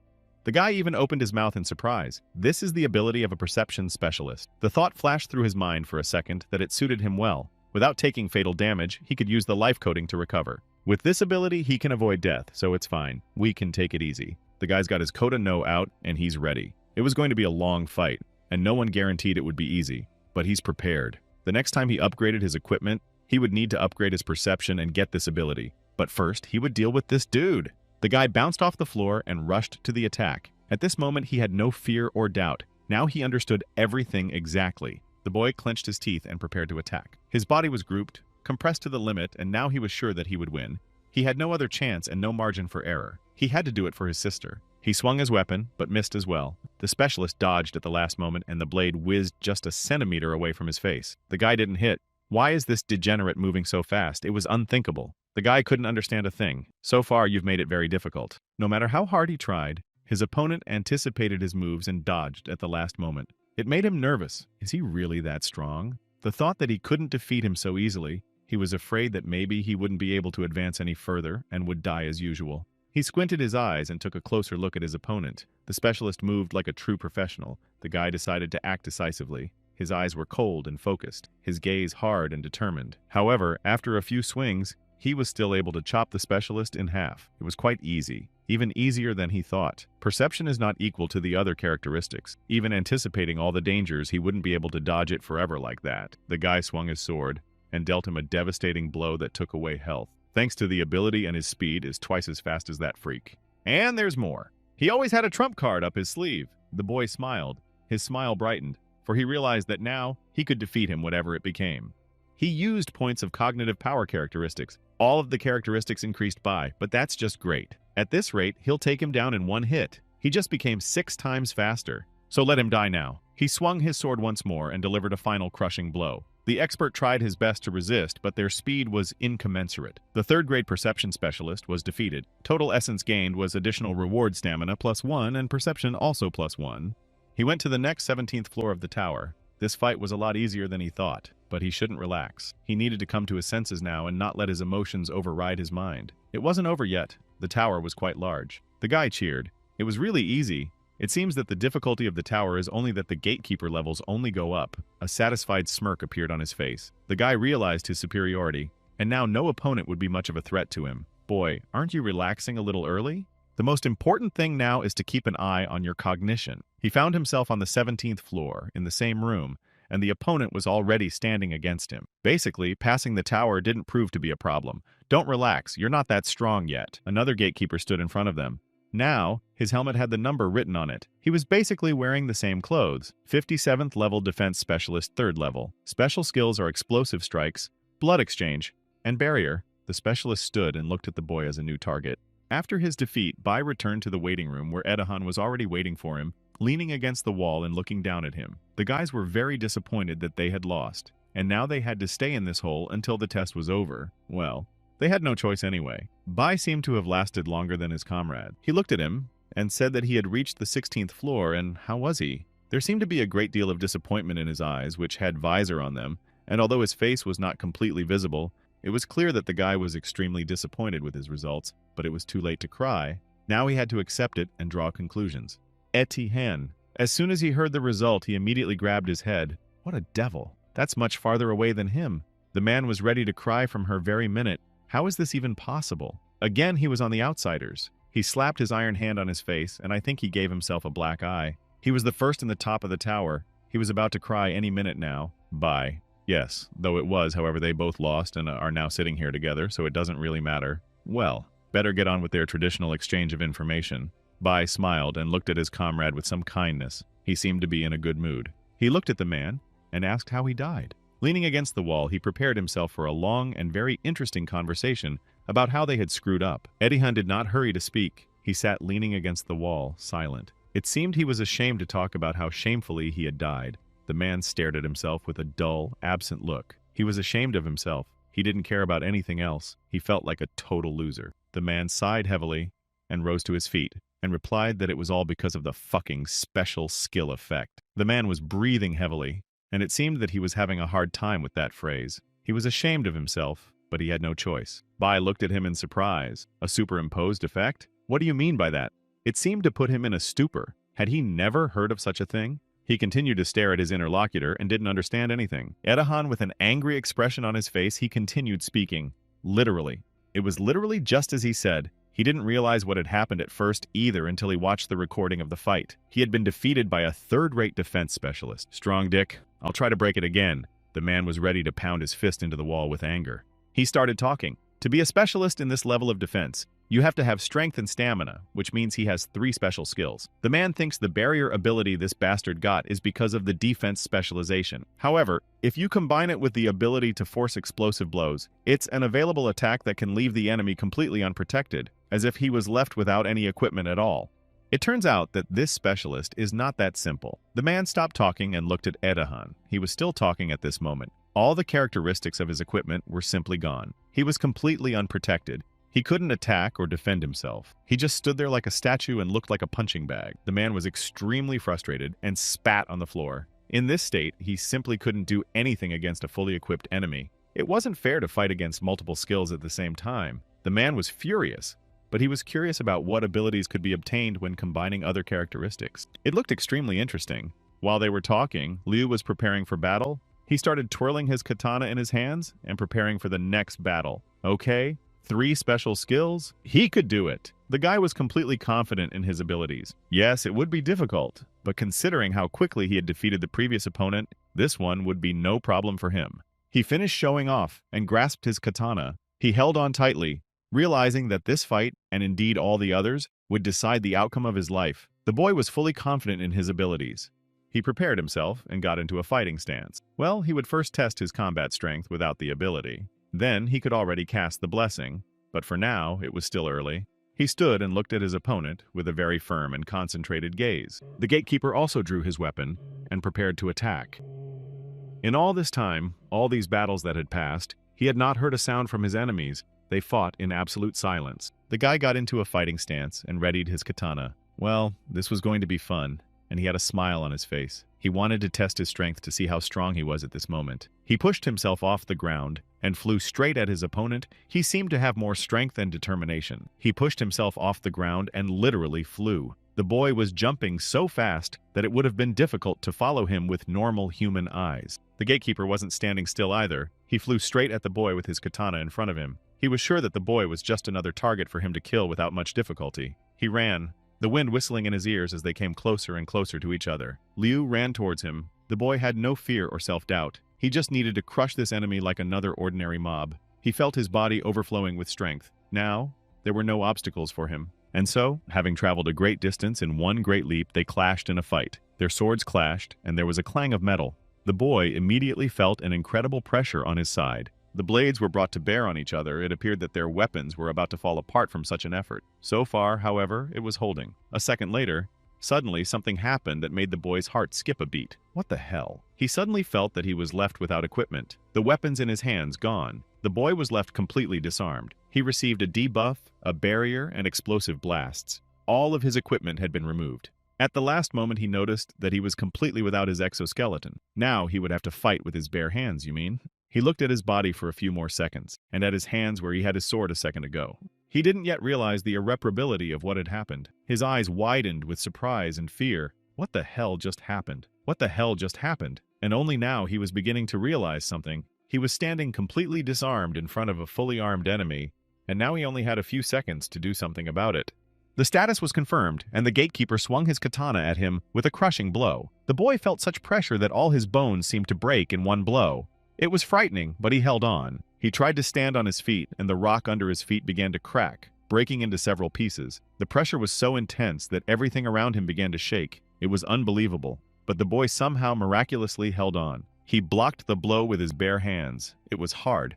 The blade was about to cut his flesh. However, he held on with his last strength as he realized that he simply had no other choice. He had no right to lose. A look appeared on his face. The gatekeeper used two abilities at once again: barrier and blood exchange. He reached out his hand to the boy, and he immediately felt his body begin to shake, weakness spilling over his entire body. A terrifying message appeared before his eyes that made him shudder with fear. He hadn't expected such a turn. Debuff received, blood exchange, determination. After a few seconds, his health level has been lowered. Gatekeeper of the H floor. Health downgraded, status fixation in effect. His health is now in fixation. The downgrade is fixed. A look of terror appeared in his eyes. He was breathing heavily. This was unthinkable. He had spent cognition power points, and all stats had been increased by units. The status fixation was no longer in effect. Barrier and explosive strikes no longer worked. Barrier and blood exchange were no longer in effect. All of these skills were cancelled. Great. Now we can defeat this freak. Liu was furious. The guy felt his body overflowing with energy. All the other equipment he had lost had returned, and now he was armed and ready to fight. His eyes lit up with an overflowing energy. Life coverage restored health, reinforcing the next attack. The next attack will deal an additional damage. He swung around and launched a powerful sonic wave at his opponent. The gatekeeper didn't have time to deflect, and received a tremendous amount of damage. He was barely able to stand on his feet, shards of stone flying in different directions. The entire space around him began to rattle. The gatekeeper of the 17th floor had lost quite a bit of health, but was still not dead. Barrier. Defense reinforced for seconds. Damage reduced by. The guy looked at his enemy, and his eyes lit up with energy. Is he still alive? Then, one more time, he started moving at a speed that no one could keep up with him. The third-degree defense specialists were defeated. It only took one blow. Total Essence gained additional reward of stamina plus 1 unit of perception plus 1 unit, and defense plus 1 unit. The guy started teleporting. His body was too exhausted to continue the battle. He had gotten enough rewards, so he was satisfied. He had to get out of here so he wouldn't get caught by another one. Teleportation has begun. Current level floor tower. His health has been fully restored, and his cognition power has been halved. But even if he was careful, in addition to the combination of those two abilities, the gatekeeper on this floor still had a huge amount of health and defense to consider. He found himself on the 18th floor. He could still use status reinforcement, so that made it easier. But it suddenly came to him that he had already used it, but he still had one more use left, so he shouldn't get frustrated for nothing. Also, he could summon Ming Shi to his aid, so that was something. With these abilities, he will definitely pass this tower. There's no need to worry too much. He looked at his specs. Pendulum Great Wisdom Pistol. Attack power plus attack intelligence plus skill Great Judgment. His next attack would deal triple damage and immobilize the enemy. A level 55 autoloading magazine was required to equip. The rest of the abilities were also fine. Something that gave him the creeps. What? Why is submission active? What the hell? One of his gun abilities was simply not active, and not displayed here. After a second, a prompt appeared that indicated that Ming Shi was refusing to obey. The guy was even dumbfounded by this. Refusing to obey? Didn't he own him completely? However, it was already a little too late to ponder. The next transformer was already standing in front of him. It was a third-grade intelligence specialist, a special skill of consciousness gathering. They stood opposite each other and looked at each other. The gatekeeper still stood there and didn't move for the time being. The tension between them was starting to build. Liu braced himself. That bastard. If things were that bad, he'd have to improvise. Okay, it wasn't that bad, although some fear about his life was still present in his mind. He took hold of his katana and continued to stand in a fighting stance. The situation was worse than ever. However, he couldn't retreat. If he died here, then all was lost. Without Ming She, the next expert using the 3 characteristics will be a huge problem. The rest of us, we are a danger. We just need to maintain the status fixation until the T floor. Then he would definitely pass this damn tower. Edihan stood leaning against the wall and continued talking. He asked his comrade how he died. Would he care to tell about it? Bai replied briefly that he was a third-rate intelligence specialist, so it was no surprise. However, the man seems to have been thrown into a slight shock by this. His eyes went wide. Intelligence specialists? Is he joking? This is simply impossible. It was obvious from his face that it was his first time listening to something like this. Edihan's eyes widened in surprise at what he heard. It simply couldn't have happened before. This was the first time he had ever encountered something like this. Moreover, it was simply impossible to reach such a level in this game. He stood there, staring at his interlocutor with wide-open eyes, who didn't seem to have changed his face at all. Bye. At this time, he continued to speak in a completely calm voice. He said that the main difference between third-grade experts and first- and second-grade experts is that they have special intelligence. Suppose it is the intelligence that gives him the ability to gather knowledge, right? His interlocutor clutched his head. Then, how is it possible to fight with him? Increases his own intelligence by the amount of the enemies, and multiplies it by 8. Now we can only be glad that his main characteristic is not intelligence. Otherwise, who knows what fate would have befallen him. He continued to hold his head, a look of genuine terror on his face. But what was most frightening was that the final gatekeeper of the gates would not only have special skills, but also power. No wonder the rewards for passing the tower are insane. For ordinary players, the tower is an impassable place. Liu. At this time, he ran straight at his opponent. He didn't know if it was possible to combine the special skills of other characteristics. Judging from the battle with the defense specialist and his abilities, it was possible in principle. The gatekeeper looked at him with his blank stare, preparing his katana for his next powerful strike. A dark green aura began to appear around him. A barrier was needed to combine different skills, and that was already difficult. In any case, when the guy reached the T floor, everything would become clear, so there was no need to worry for now. He swung his sword and aimed straight at the gatekeeper. He couldn't think now. He just had to act instinctively, defeat the gatekeeper, and then everything would become clear. The gatekeeper also put out his sword to block the attack. He didn't move, just prepared to defend himself. The boy put all his strength into this strike. Liu ran towards him. He took one big jump, and in a few seconds he had shortened the distance, the trail of his katana spreading across the room. The gatekeeper looked at him with his helmet and held his katana forward, his face showing no emotion. It was just a robot aimed at destroying anyone who got in his way. In his hands was the exact same katana. Liu applied the blessing of all characteristics. Reset the status reinforcement cooldown. The guy looked in front of him and his entire consciousness narrowed into one point. He was only leading the gatekeeper in front of him, who needed to be defeated. A fight broke out between them. The boy swung his katana. A scraping sound was heard. Their weapons crossed. Sparks erupted in different directions. The boy felt the pressure. However, he steadied himself on his feet. From what he saw, his eyes widened in surprise. It seemed the gatekeeper had just applied a blessing. Yeah, I'm just impossible too. The boy was shocked to the core. They bounced off each other and looked at each other as if they were prey. The gatekeeper stood a few meters away from the boy and prepared for his next throw. He could not believe his eyes. How could a gatekeeper possess a power ability? It was the same level as Liu's own. Okay, now is not the time to think about that. It's time to fight. The guy grabbed his gun and took aim. Units of knowledge power used. All stats increased by units. He must defeat him in one hit. Otherwise, the guy won't be able to reach the next gatekeeper of the 18th gate, whose intelligence is 8 times greater than his own. Great judgment activated. Triple the damage. A shot rang out. The bullet went straight at the gatekeeper, but after a second, there was a ricochet sound, and the bullet just bounced off his head without doing any damage. Health increased by, and attack power increased by. However, even that wasn't enough to hit the gatekeeper in one hit. The bullet just bounced off his head and flew away. The guy was terrified. The devil. This gatekeeper has all the powers that he has. This was unbearable. This gatekeeper risked becoming his big problem. There was a doubt about whether he could win because this gatekeeper had somehow become so strong that it was impossible to kill him in one blow. An incomprehensible aura began to glow around his enemy's body. He had reset the recharging blessing, and now was able to use it once again, enhancing his characteristics several dozen times. This is unthinkable. Status fixation action is ending. Fixation will end in seconds. The gatekeeper started to attack him. He moved with such speed that his figure started to disappear into thin air. The poor guy tried to fend off his attacks, but he was too fast to react in any way. How much stronger was this degenerate? The poor guy couldn't do anything. He only had to defend himself from the blows, which were like machine gun blasts raining down on him. What should he do? His life depended on it now, the bastard. Besides, he can't summon Ming Shu at this moment. A's density is too high as it is. Then the only thing left to do is still wait. He frantically tried to find some option to somehow defeat the gatekeeper, but nothing came to mind. There was nothing left. He continued to stand and tried to block the blows. He had no choice left. The options were getting fewer and fewer. It was simply unthinkable. The strength of this gatekeeper had increased by several dozens, or even hundreds of times a negative sign. He was holding on with all his might. His body was starting to weaken. It seemed that one more second and he would drop dead, and then the gatekeeper could kill him in one blow.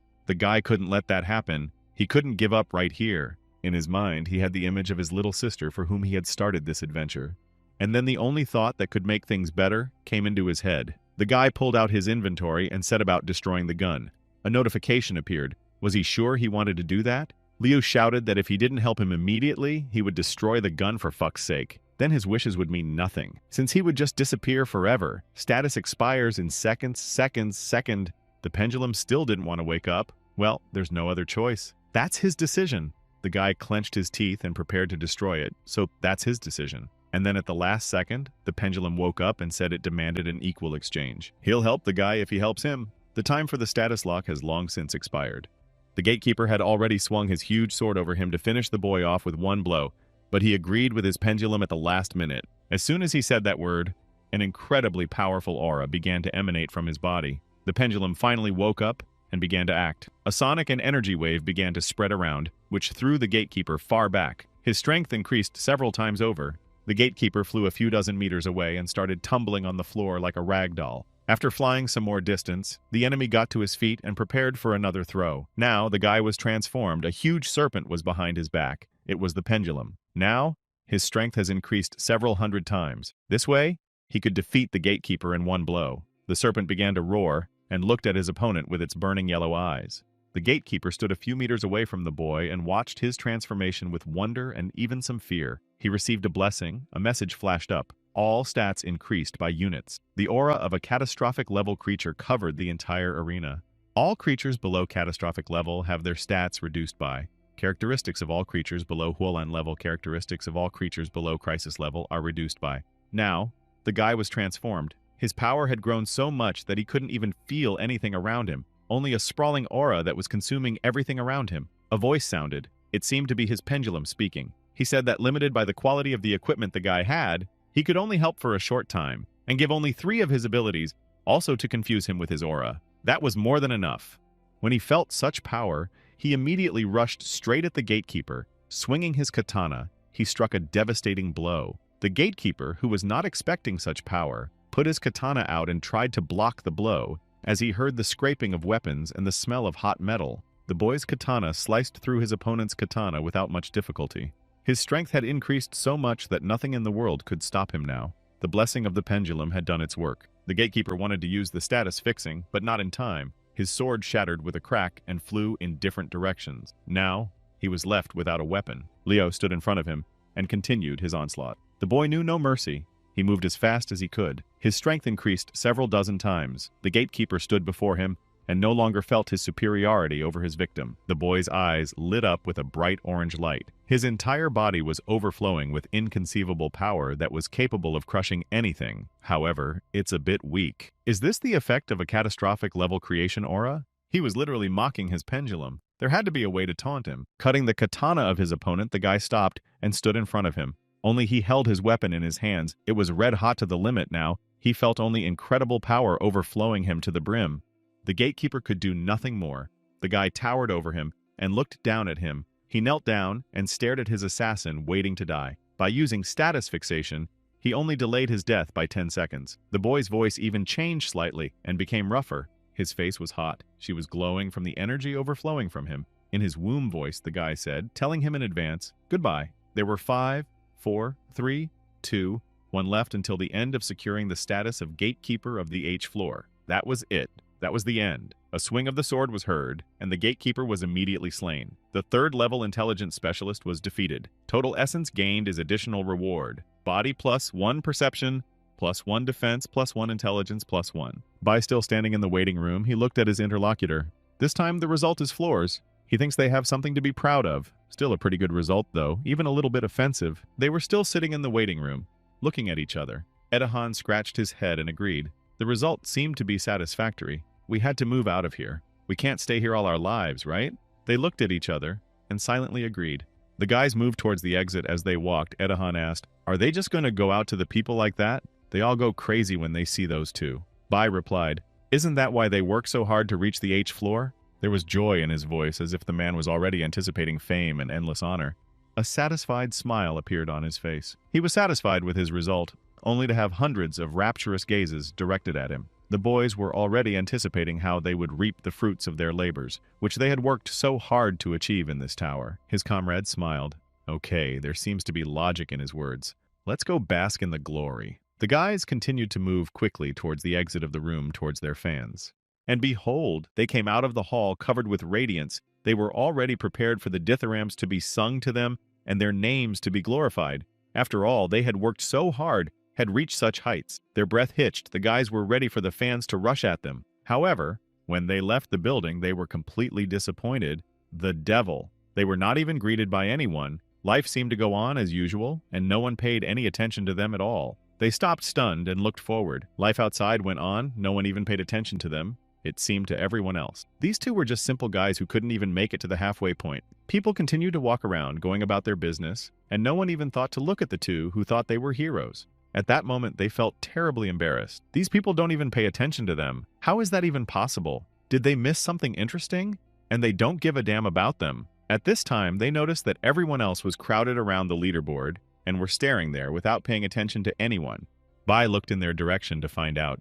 But what were they all staring at? The guy wondered, was there really such a great achievement that could outshine them? That question plagued him for a long time. But suddenly, when he looked at the leaderboard, his jaw dropped. He yanked his friend's arm and told him to look in his direction. He wasn't imagining it, was he? His jaw dropped to the ground, and the guy didn't even know what to say. Edahan looked in that direction. The man was also wondering what was going on there that could attract the attention of so many people.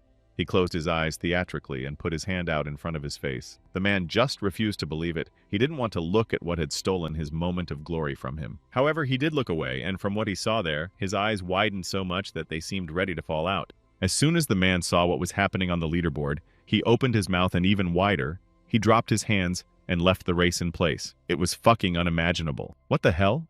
A rookie could climb to the H floor? That's unthinkable. It's unbelievable. What kind of strength does this little bastard have? The street of Mushu City was bustling with activity. People were walking in different directions, hurrying somewhere to go about their business, and among them, only one man dressed in black cloak and carrying 2 katanas stood out. 2 people started discussing the recent events, a man with pink hair and a surprised face asking the other if he had heard the news. They say right now, some player under the nickname E is starting to mop up the tower. It's his first attempt, but it looks like he might pass it completely. His interlocutor, a man with black hair dressed in some kind of wool, asked in surprise, "Is he joking?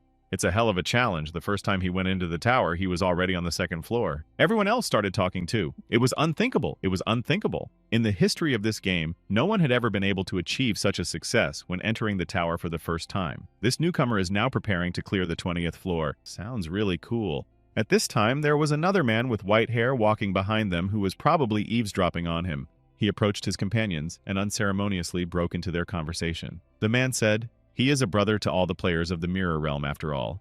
Everyone stared at him with surprised eyes. Brother? What does he mean by that? However, the guy didn't stop. He said that it was absolutely true. Everyone else continued to watch, waiting with bated breath for the result. 20th floor! Unbelievable. Everyone's breath caught. It's unthinkable. How did he manage it? Begging sign people came even closer and tried to get a better look. The servers had only opened days ago. How could he be so strong? Edahan and Bai looked at it all with open eyes. The 20th floor, so he was able to defeat a third-rate expert with multiple skills. Edahan asked his friend how he thought this time. Would the rookie really be able to pass the tower today? However, the man did not answer him as he was in complete shock. He couldn't believe what was happening. He tried to understand, to make any sense of what was happening. This is impossible. It can't be. How did he manage to clear almost the entire tower in such a short period of time? Such a level could not be achieved by almost no one. And then, from somewhere, that boastful guy appeared. He looked proudly at everyone else, dunking them. Let them speak for themselves. They're loners. They're real professionals. It was as if he had reached that level himself, and now he was showing off in front of everyone else. But it was just an ordinary tail that blew away on the first floor. The guy smirked to himself. What luck. Now he could show off in front of players like these too. He looked at the others, who did not share his enthusiasm, however. He started laughing and looking around at everyone with his sparkling gaze. But the other people who had already gathered around him looked at him with contempt. He was not their friend. What the hell is he doing here anyway? Suddenly, everyone got distracted and looked back at the leaderboard. Floor E had reached the T floor. Everyone's breath caught. This couldn't be happening. This was truly insane. The girl who was clad in armor opened her mouth and eyes in surprise. She was breathless. She couldn't believe what she was seeing now with her own eyes, as a newcomer who had only recently gotten into the game was now mopping up the tower. And then the guy with that white hair started shouting. He shouted so loudly that he was heard in almost every corner of the hall. He is a brother to all the people of the Mirror Kingdom. Everyone looked at him in surprise. No one expected someone to start shouting like that.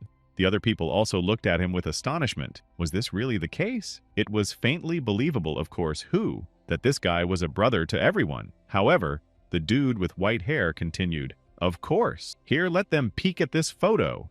He pulled out his dashboard and showed everyone else the picture. As soon as people saw what it depicted, their cheeks immediately flushed with embarrassment and even a bit of emotion. It was obvious that they were incredibly surprised by it. What is he talking about? Why would this person be the brother of the Mirror Realm? He is their brother, the members of the Primordial Realm. Everyone held their breath and even covered their mouths a bit in surprise. People could not believe what they were seeing and hearing. However, some had already started chanting one word, "Brother!" And then, all the people in the room, in a few seconds, they were shouting their slogan, "Brother! Brother! Brother! Brother!" People, absolutely everyone who was standing there began to shout, and the hall was filled with one single word. They shouted words of support for the unknown newcomer who in one moment became a brother to everyone and everyone in this city. And at this time, the guy didn't see any of this. Only the battle existed for him now. The gatekeeper of the 21st gate was standing in front of him, a real guardian. He was at level 57 and was an expert in all the characteristics of the 3rd grade. Special strikes, explosive balls, speed enhancement, blood exchange barrier, gathering information and warnings.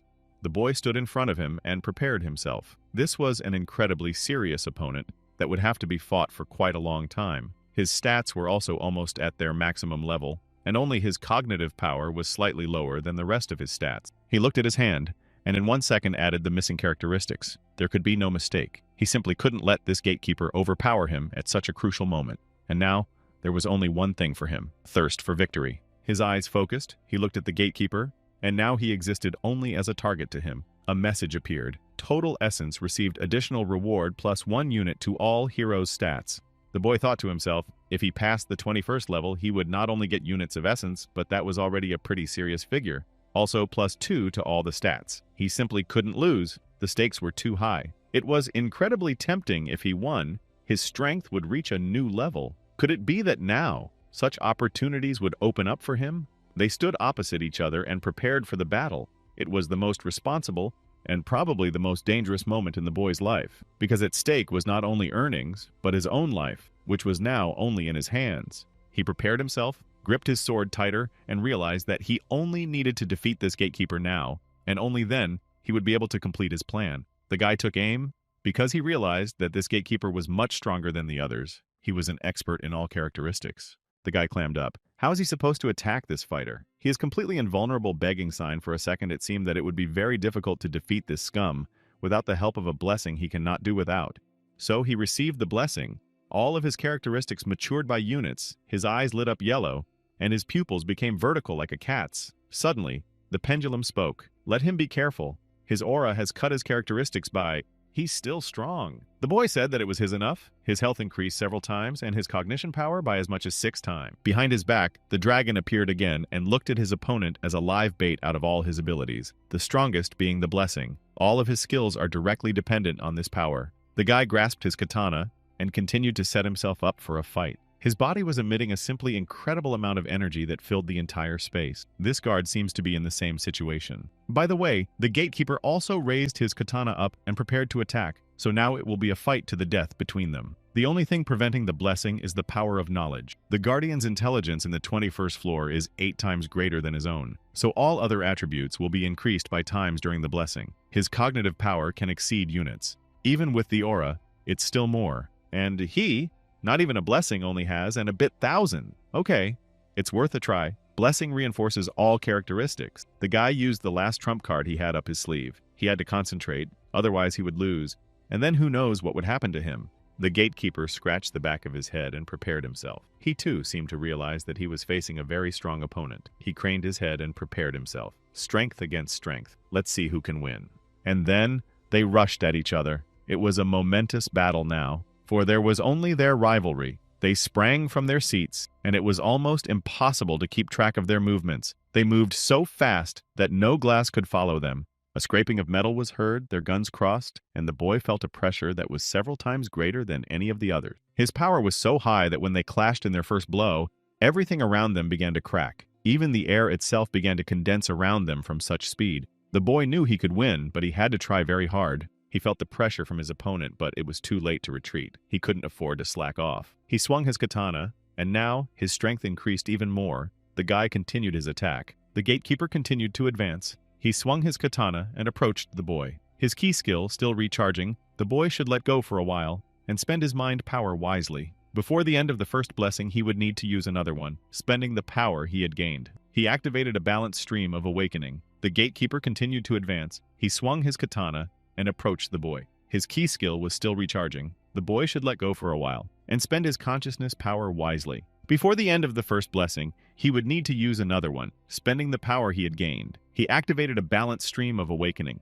They were moving with such speed that the air began to heat up. The floor beneath their feet began to crack. The entire room rattled from such pressure. Sword swings were heard. He could definitely win. That's not to say he could win. How monstrous his opponent's strength was, without his blessing, he wouldn't stand a chance. But even with that, he wouldn't be able to reach him with any of his attacks. If he tried, the gatekeeper would immediately seize the moment and immediately finish him off. The speed was staggering. They continued their battle. What a devil. Each floor of the tower was a real challenge. It was more difficult than the previous one, but he had no difficulty earlier thanks to the blessing. A message appeared saying that the blessing would be available in seconds. Long seconds he would need to hold out. Another seconds passed. The guy kept fighting at his limit. They were so close to each other that the blade passed literally centimeters away from the opponent's heads. They were moving practically right up close. Seconds! Only seconds left! The kid prepared himself. He could already see the gatekeeper running at him to deliver another crushing blow to kill the kid. He clenched his teeth and prepared for a powerful strike. The gatekeeper was running towards him, rapidly decreasing his distance. The message indicated that there was only seconds left until the end of the blessing's recharge. And so, after a long seconds, the blessing became available. They were only a few steps away from each other. Now, we would have to use the blessing right now. The guy's eyes lit up. He felt an unimaginable amount of energy flowing through his body. He even felt pain for a second. The guy screamed, but he didn't stop. Units of power used, all characteristics increased by units. He felt a surge of strength he had never felt in his body before. The boy got to his feet and got ready. His body suddenly became light and he pushed himself off the ground. It felt like he was about to take off. The guy jumped up a few centimeters and felt his body overflowing with energy. A life energy that would give him the ability to defeat the gatekeeper used just one blow. And lo and behold, the boy landed. After he landed, cracks went through the ground. The force increased so much that not even the room they were in could withstand such a pressure. Cracks flew in all directions. The ground began to fall away from under his feet. A triumphant smile appeared on his face. Well, he had won. Even if the gatekeeper used his reinforcement, it still wouldn't help him. The boy's strength surpassed him by several hundred or even 1,000 times. His eyes were burning, his pupils once again becoming vertical dots.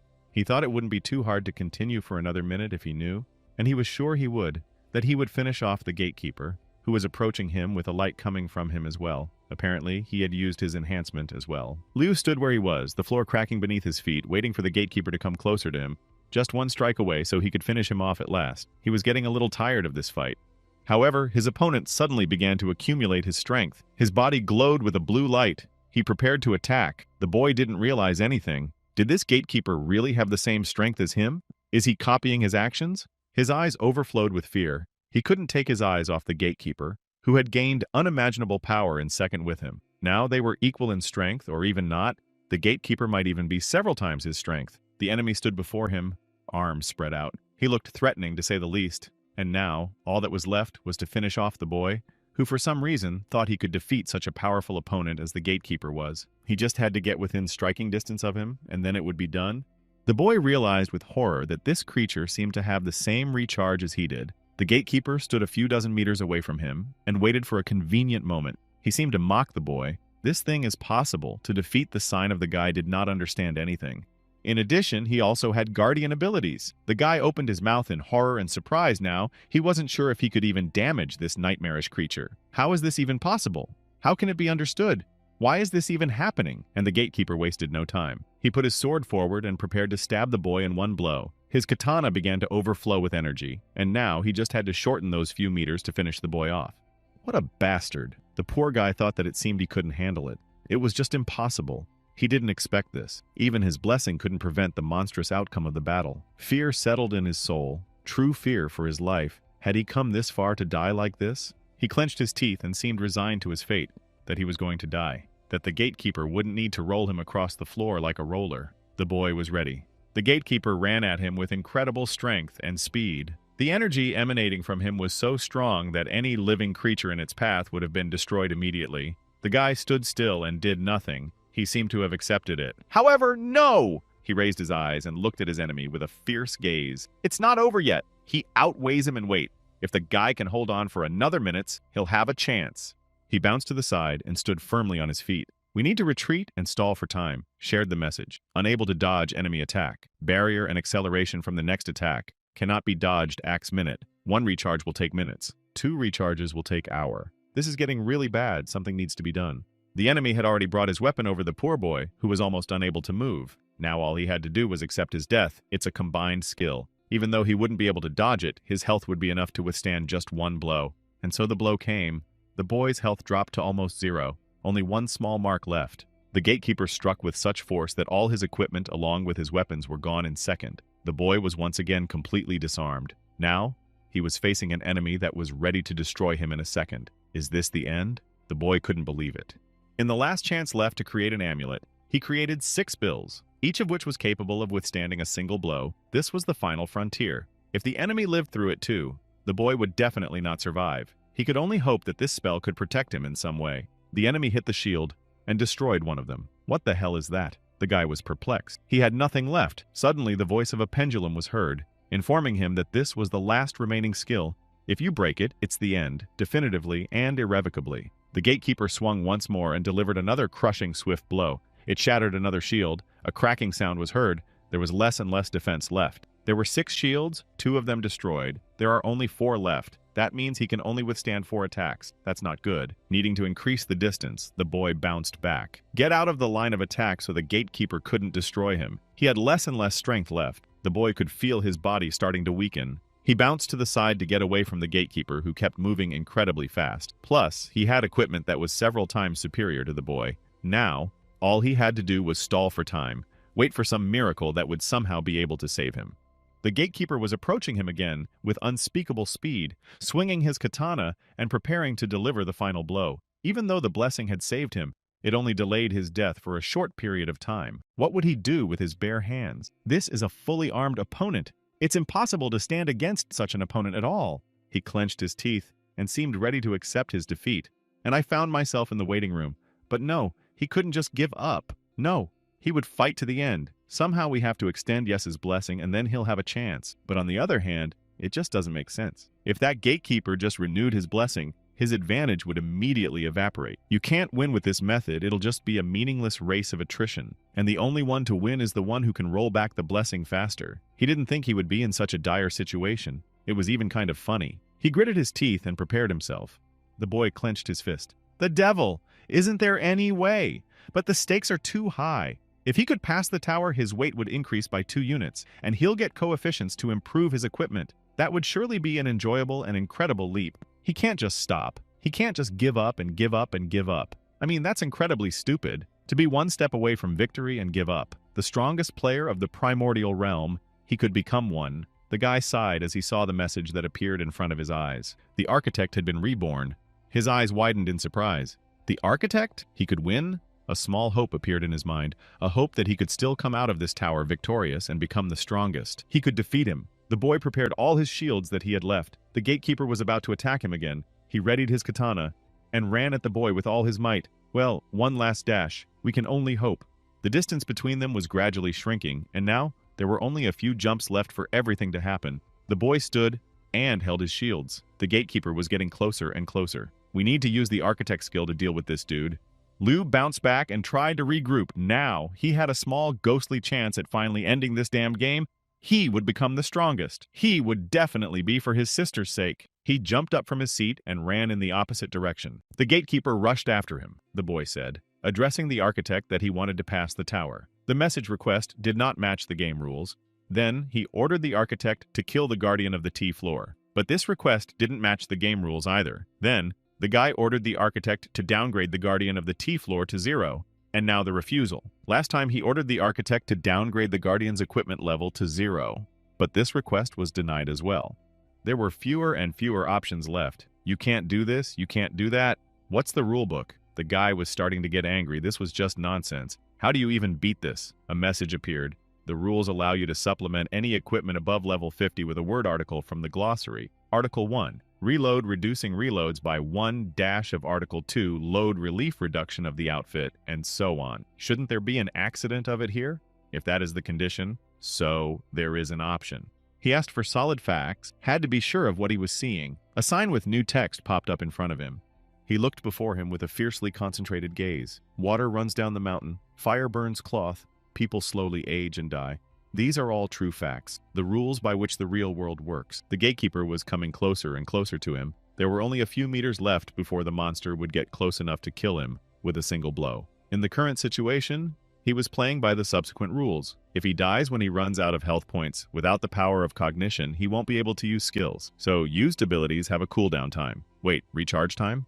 It was a life-saving thought that the boy clung to with all his might. That's it. It was about time to use the guardian rules of the T floor. The guy stopped and prepared himself. Architect, his ability shouldn't have a cooldown. Rules changed, player's ability no longer has a cooldown. Last second. Recharge hours. It finally worked. Another message has appeared. Update. Status saving has been completed. Blessing completed. All other abilities have been recharged as well.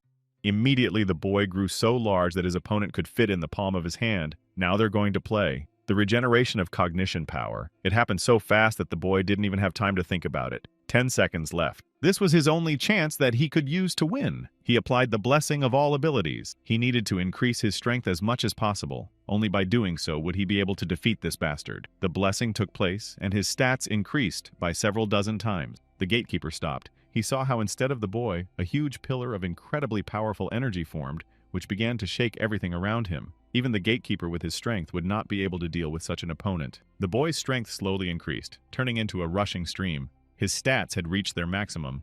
Any damage exceeding the value of would be weakened. Note, more high-speed computing power needed to be injected into the membrane to increase a player's maximum stats. Is that the peak value?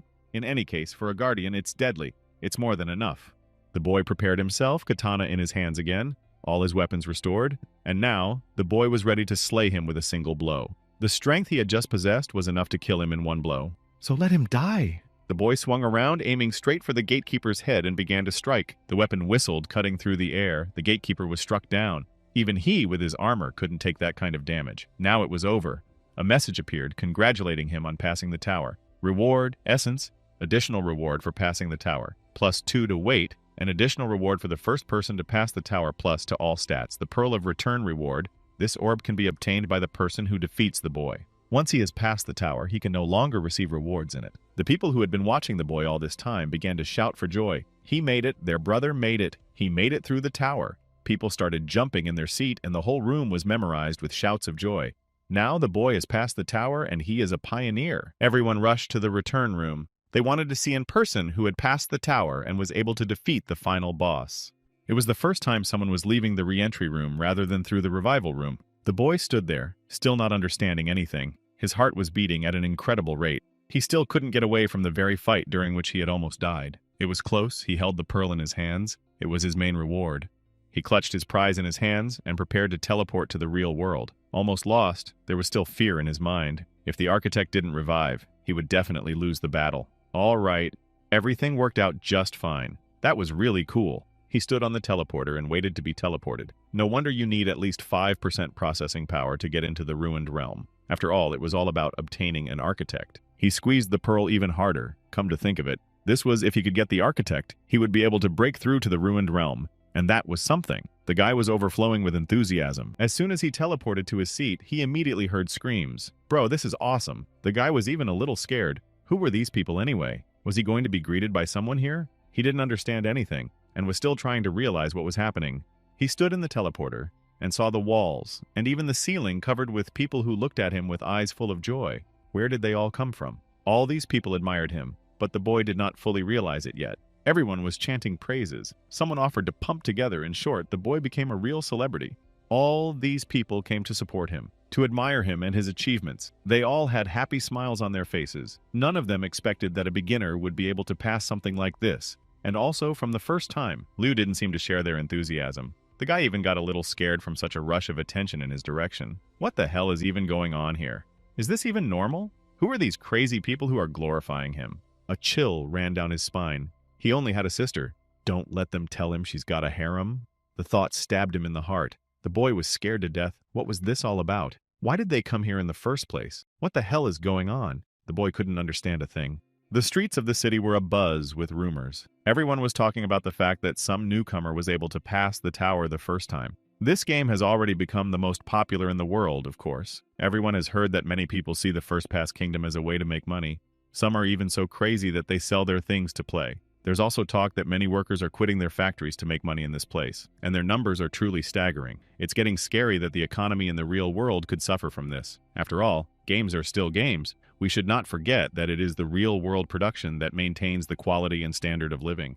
However, did anyone care at all? People were talking amongst themselves and discussing the past events. A guy was sitting somewhere in the distance, his head down. He was thinking about something. Two guys were talking among themselves, but our hero did not hear him. He was researching the return sphere he'd just gotten. It records data on a player. When the player dies, the sphere splits, and the player bound to it regains everything he had at the time of the recording. Finally, he has the return sphere and can now go to the destroyed area. However, it was too early to use it yet. The guy hid the orb somewhere behind his scruff. He couldn't show that he had such a treasure, because who knows who would want to hunt him down to get such a tidbit. There was one more thing he wanted to check. If it was even possible to change the number of people in the group with the help of the architect. The boy started looking around. And now he didn't know what to do. The guy looked at his gun and realized that the pendulum could communicate with him whenever it wanted, so when the time came, it would talk. He continued to sit and look at his gun, which means this is his second main trump right after the architect. He has a favor to ask of him, which he should handle with the utmost care. Pendulum asked him for what he wants to be free. The boy looked at his gun and thought for a moment. This request was certainly understandable, but too difficult to fulfill. If he did not know the peculiarities of this game, he would definitely be surprised by this. How well the artificial intelligence was developed in this game. He asked the gun what he wanted the boy to do. He continued to stare at the gun with a serious look. This was quite a crucial moment. They had a deal after all. Although he didn't know if the item would be with him after entering the game, but it hadn't happened yet, so he wanted it to stay with him for as long as possible. The pendulum replied that the boy should take it to the edge of this world. He has a strange feeling that he belongs there. The boy's eyes widened in surprise. Borders? It was the first time he had ever heard of something like this in his life. His eyes widened in surprise. Wasn't the boundary of the primordial realm the destroyed areas? A strange feeling visited him. Did the people who created him give him some kind of clue, a begging sign? The guy agreed. Okay, a deal's a deal. He'll honor the pendulum's request and take him there. He'll have to rely on him to help him if he needs it. The pendulum agrees. In addition, he needs the boy to help him with something else. If he wished, he could awaken one particular skill of his choice. At those words, his eyes widened in surprise. Choose any characteristic ability? That's it! He finally remembered everything. The gatekeeper's face appeared in front of his eyes again. Okay, it's a deal. They made another deal. He went to the machine and told the pendulum to tell him what he wanted it to do. The guy was over-enthusiastic. What he would get in return for this deal, and what he had already gotten, was nothing compared to letting the pendulum go free. He stood by the supply vending machine and pondered. He has essence points. Let him ask for anything. If he could really help him obtain any special character skill, then he should agree and spend the required amount of essence. However, what he saw made him silent and concretely wondered whether he had been rash in telling him to ask the boy for whatever he wanted. prefabricated warp module high-level essence, prefabricated warp module medium-level essence, prefabricated warp module low-level essence. Yes, the prices were certainly a bit steep. He grabbed his head and said that he understood that he wanted to move around freely, but could he choose something cheaper? Oh, for fuck's sake! He's going to spend an unimaginable amount of essence. It seemed like he should have brought more essence to the tower. Pendulum replied, yes, it would be a bit biting, but with it, he would be able to deal a huge amount of damage almost instantly. Otherwise, his help would be limited to a single skill. It was too risky. There was logic in those words, but the guy thought for a moment. But the description said that he could fight directly, right? If he attacked directly, it would damage the weapon. In the end, all of his positive skills would dissipate. Didn't he say that? The guy clenched his teeth. Okay, he's a pain in the ass. The pendulum's reload speed will be halved every levels. If you strengthen it 3 times, the interval between shots will only be seconds. On top of that, it will also damage and stun the enemy. So isn't that a miracle? It's hard to imagine how Guan managed to get such a weapon. It's a godsend. Well, there's nothing to be done, so we'll just have to do what we have to do. A message popped up. Exchange for a high-level prefabricated warp module. Points spent. Exchange successful. So what's next? The artificial intelligence told the boy to turn it into a ring and carry it around with him. By the way, isn't that ring the main purpose of this intelligence? The boy looked at his hand, now sporting a ring on it. It looked like the earlier description of the characteristics of this artificial intelligence had turned gray because of this module. He wanted the boy to exchange it since he didn't have enough essence. He seemed to have a lot of resentment. Okay, no time to think about that now. The boy squeezed his eyes shut and shook his head. No, it doesn't make sense. There's no way the formidable artificial intelligence is being suppressed by a sneaky chicken. Suddenly, a voice was heard. Great. Since he had helped him, it was the intelligence's turn to keep its promise. But before it could help the boy awaken a special ability, he must reach level 60. After hours, the boy stood especially in the zone, the Chaos Zone, a passage by chance the dungeon. It was a huge portal that was several dozen times larger than all the ones the boy had seen before. Well, there was no choice. Until he got level 60, he cannot enter the ruined zone. Besides, he hadn't gotten his hidden ability yet. We should have waited a little longer. We should check the architect's ability to see if he can change the rules of entering the dungeon. If he can use the blessing without recharging once he enters the dungeon, he'll be practically invincible in this world. It was time to check it out. He ordered the architect to change the rules for entering the dungeon. We need to remove all restrictions on the number of players on a team. The message popped up almost instantly. Recharging lasts 1 hour. The rules have been changed. The guy jumped in his seat. He could change the rules, that's great. And now since it's like this, it's worth it to pump up properly. A satisfied smile appeared on his face. He was incredibly pleased with his success. Well, the 60th level is coming for him. The guy plunged into the portal and immediately found himself in the next zone. Everything was so easy that he couldn't even believe it could be real. He pumped his level as hard as he could, but it wasn't that easy indeed. Things couldn't have gone in his favor so easily. Even though he couldn't enter the dungeon alone, the total reward was only 1/10 of the total loot.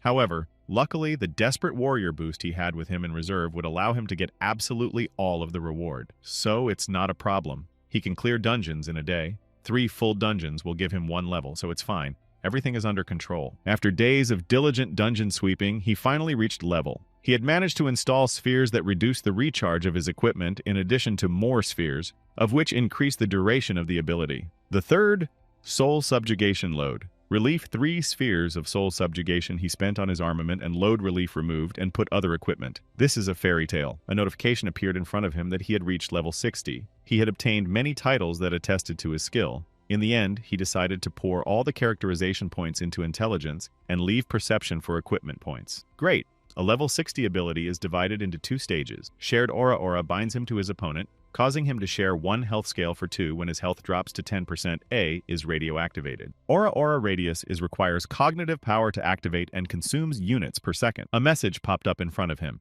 Due to the limit of computing power, he could no longer accumulate experience. The guy scratched the back of his head. So it was like that, or not gaining due to computational power. Well, that's understandable. Does that mean that if he increases his computational power, then he can continue to increase the level asked? After getting level 60, he would no longer be able to earn experience in dungeons. No wonder there were no players above rank 60th in his past life.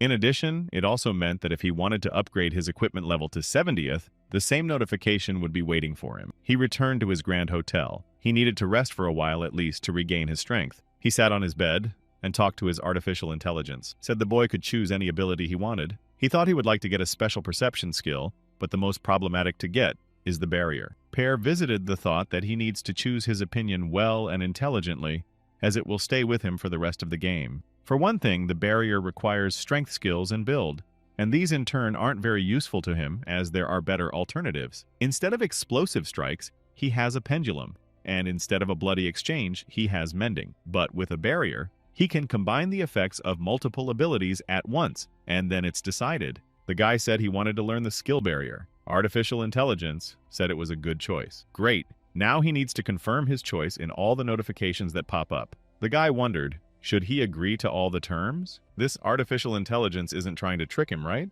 Well, it was too late to think. A message appeared in front of him. Did he want to move to the spiritual dimensions? The guy even wondered a bit. What was this spiritual dimension? He'd never seen one. If he entered, wouldn't he be completely at his mercy? All right, so be it. He decided to take a risk, and he's gotten this far. Who doesn't take risks doesn't drink champagne. The guy put his finger on the confirmation icon, and immediately his eyes blurred. He stopped with his feet on something solid. It seemed to be the ground, which was good, but it was still an unfamiliar place. The boy stopped. Strange place. He began to look around. This place was completely unfamiliar to him.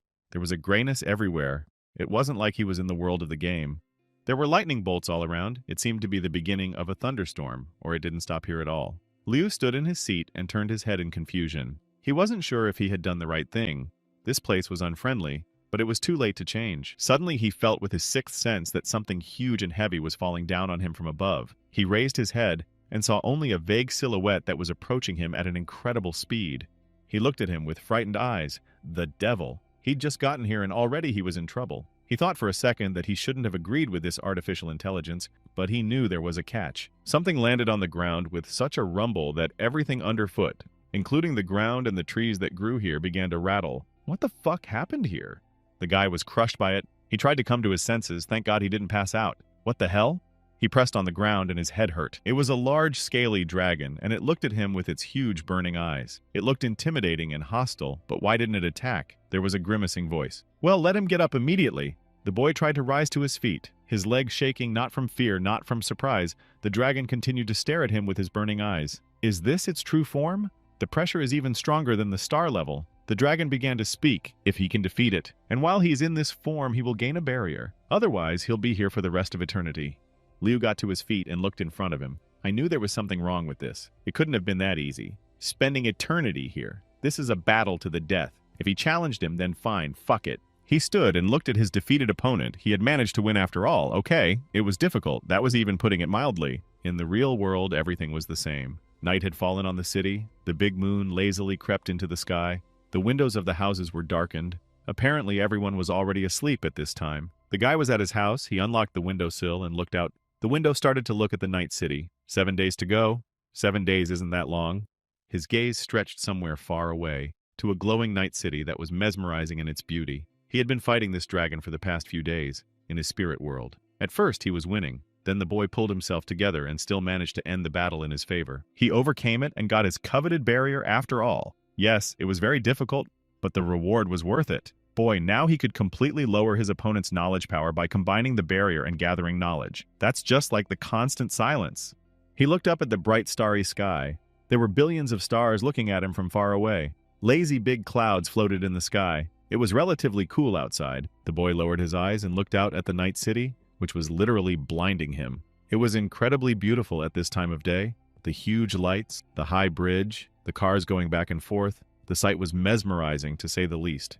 His soul was filled with joy, and he laughed to himself, saying that he was finally truly strong, perhaps even much stronger than all those in the first realm. With these thoughts, the boy went to bed. The next morning he was awakened by the bright sun that sent its rays right through his window. The boy opened his eyes and looked out the window. The city was already awake, and everywhere was humming. His glasses lay beside him, their green glass reflecting the light and shimmering with all the colors in the sun. Liu reached up and started to get dressed. He threw his shirt on and got out of bed. He buttoned the top button, which incidentally squeezed his neck, but he didn't seem to care. The guy didn't want to look like he was wearing a needle. And now in front of us was no longer the guy wearing an exoskeleton, but an ordinary kid of about 20 years old dressed in ordinary school or work clothes. Now he didn't look like himself. The guy opened the door, which creaked open, and looked out. He hadn't been out of his room for a while now, so everything else was even slightly new to him. He saw an almost empty room, in the middle of which his sister was also standing, holding a small bag. The girl looked at him and smiled as she continued to hold the bag of things. He didn't even realize for a second what had happened. The girl looked at him and said with a smile that the things were packed. She was holding a small bag with some things in it. She had a smile on her face and her eyes were shining with joy. The boy smiled and said that if that was it, they could go. They seemed ready to go for a walk, and the little sister was just waiting for her brother. The boy looked at her with a very good-natured look. Their eyes crossed, and the girl paused for a second to look at her brother. She gave him an appraising look and stopped, opening her eyes even wider. Threw the bag out of her hands, which flopped to the ground, and jumped up to the boy. She walked over to him, and she had to even stand on tiptoe a little to reach his large stature. He was almost a head taller than his sister. Ah Yun walked over to him and undid the button at the top of his shirt, and clucking her lips said, "He buttoned it up again as far as he could? Mama said it should always stay unbuttoned, didn't she?" The boy froze in place and looked at his sister in surprise. She unbuttoned his button and told him it was better that way. The boy looked at it with surprised eyes, but he didn't mind. Let it go, he didn't mind. Then, with the same surprised look, he turned to his sister. She had been incredibly nice to him, caring for him constantly and helping him throughout his life. It would be silly to get upset over a button.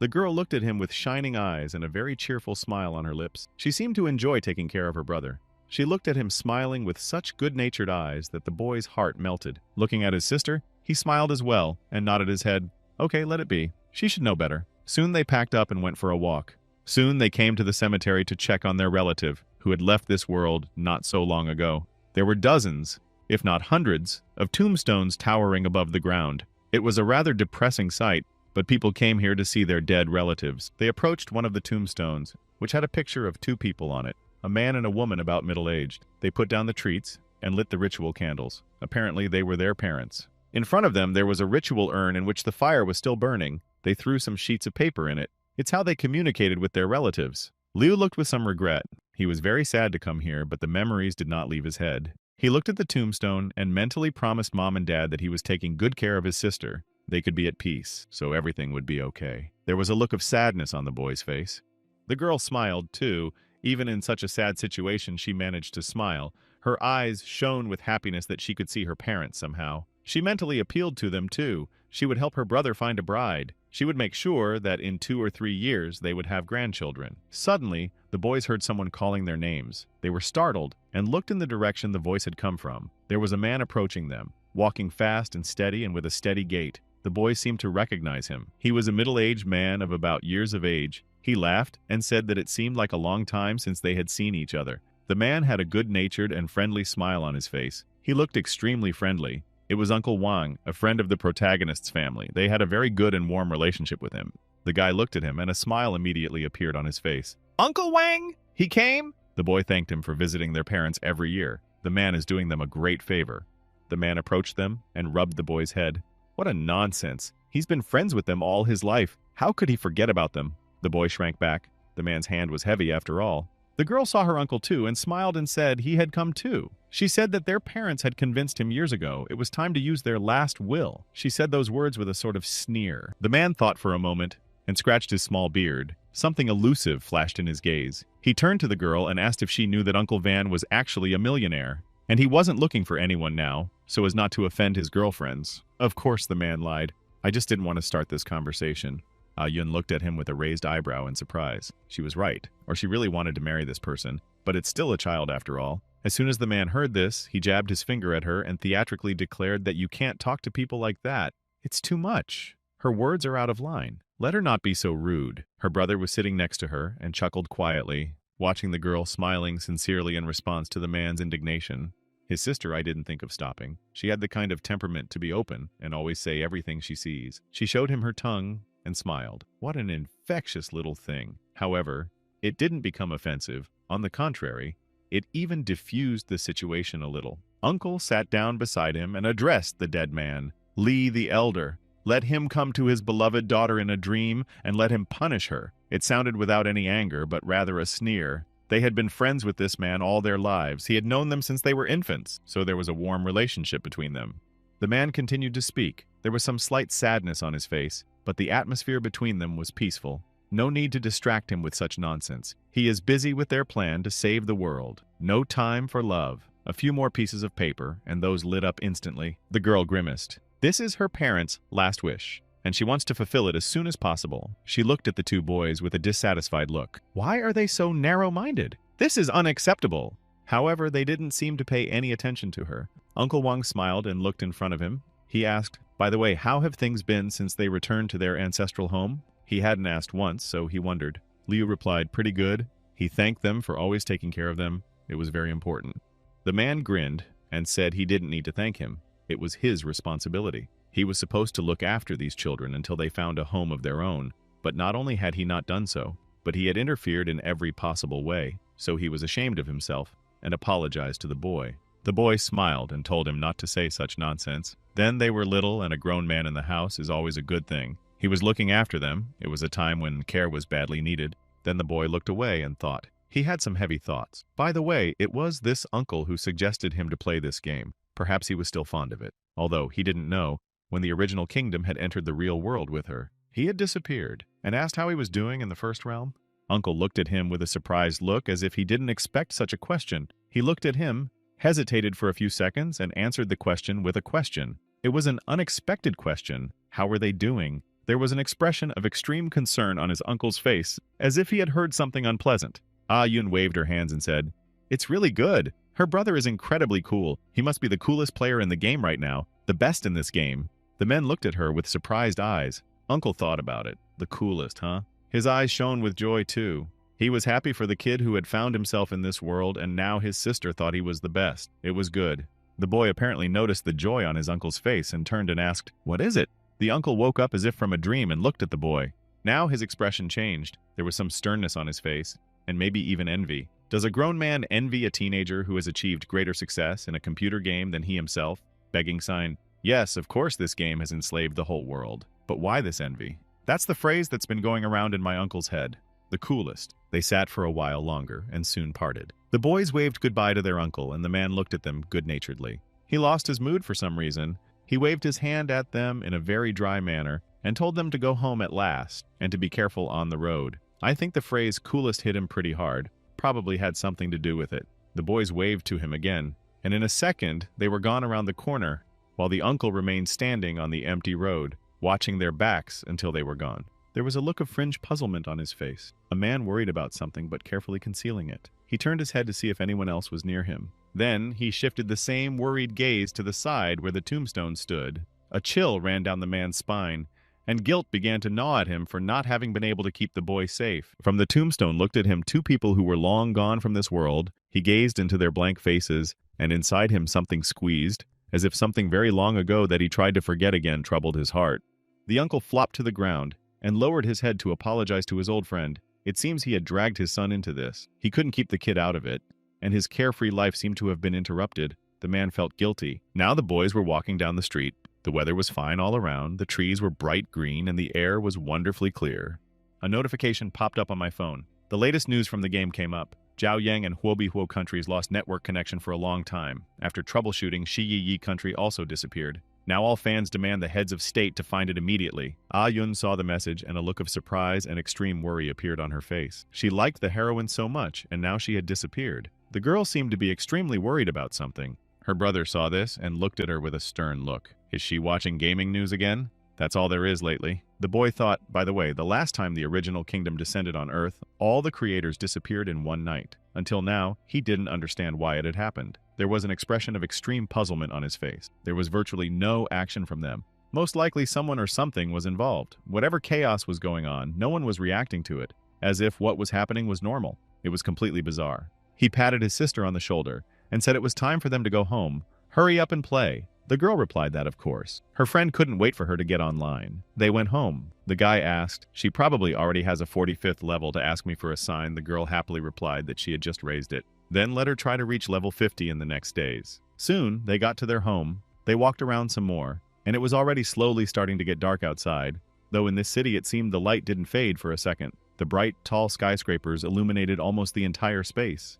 The boy was sitting in his room and held his glasses in his hands as if hesitating to put them on and enter the game. His mind was full of heavy thoughts. The conversation with his uncle had left an imprint on him. The old man seemed different. He was worried about something, but he didn't want to tell them. The kid's thinking. He thinks that with his power in this game, he can beat the crisis of indulgence. Should he go to the ruined world or not? On the one hand, it was a good opportunity to move further towards his goal. But on the other hand, this place was extremely dangerous. He doubted whether he would be strong enough to survive there.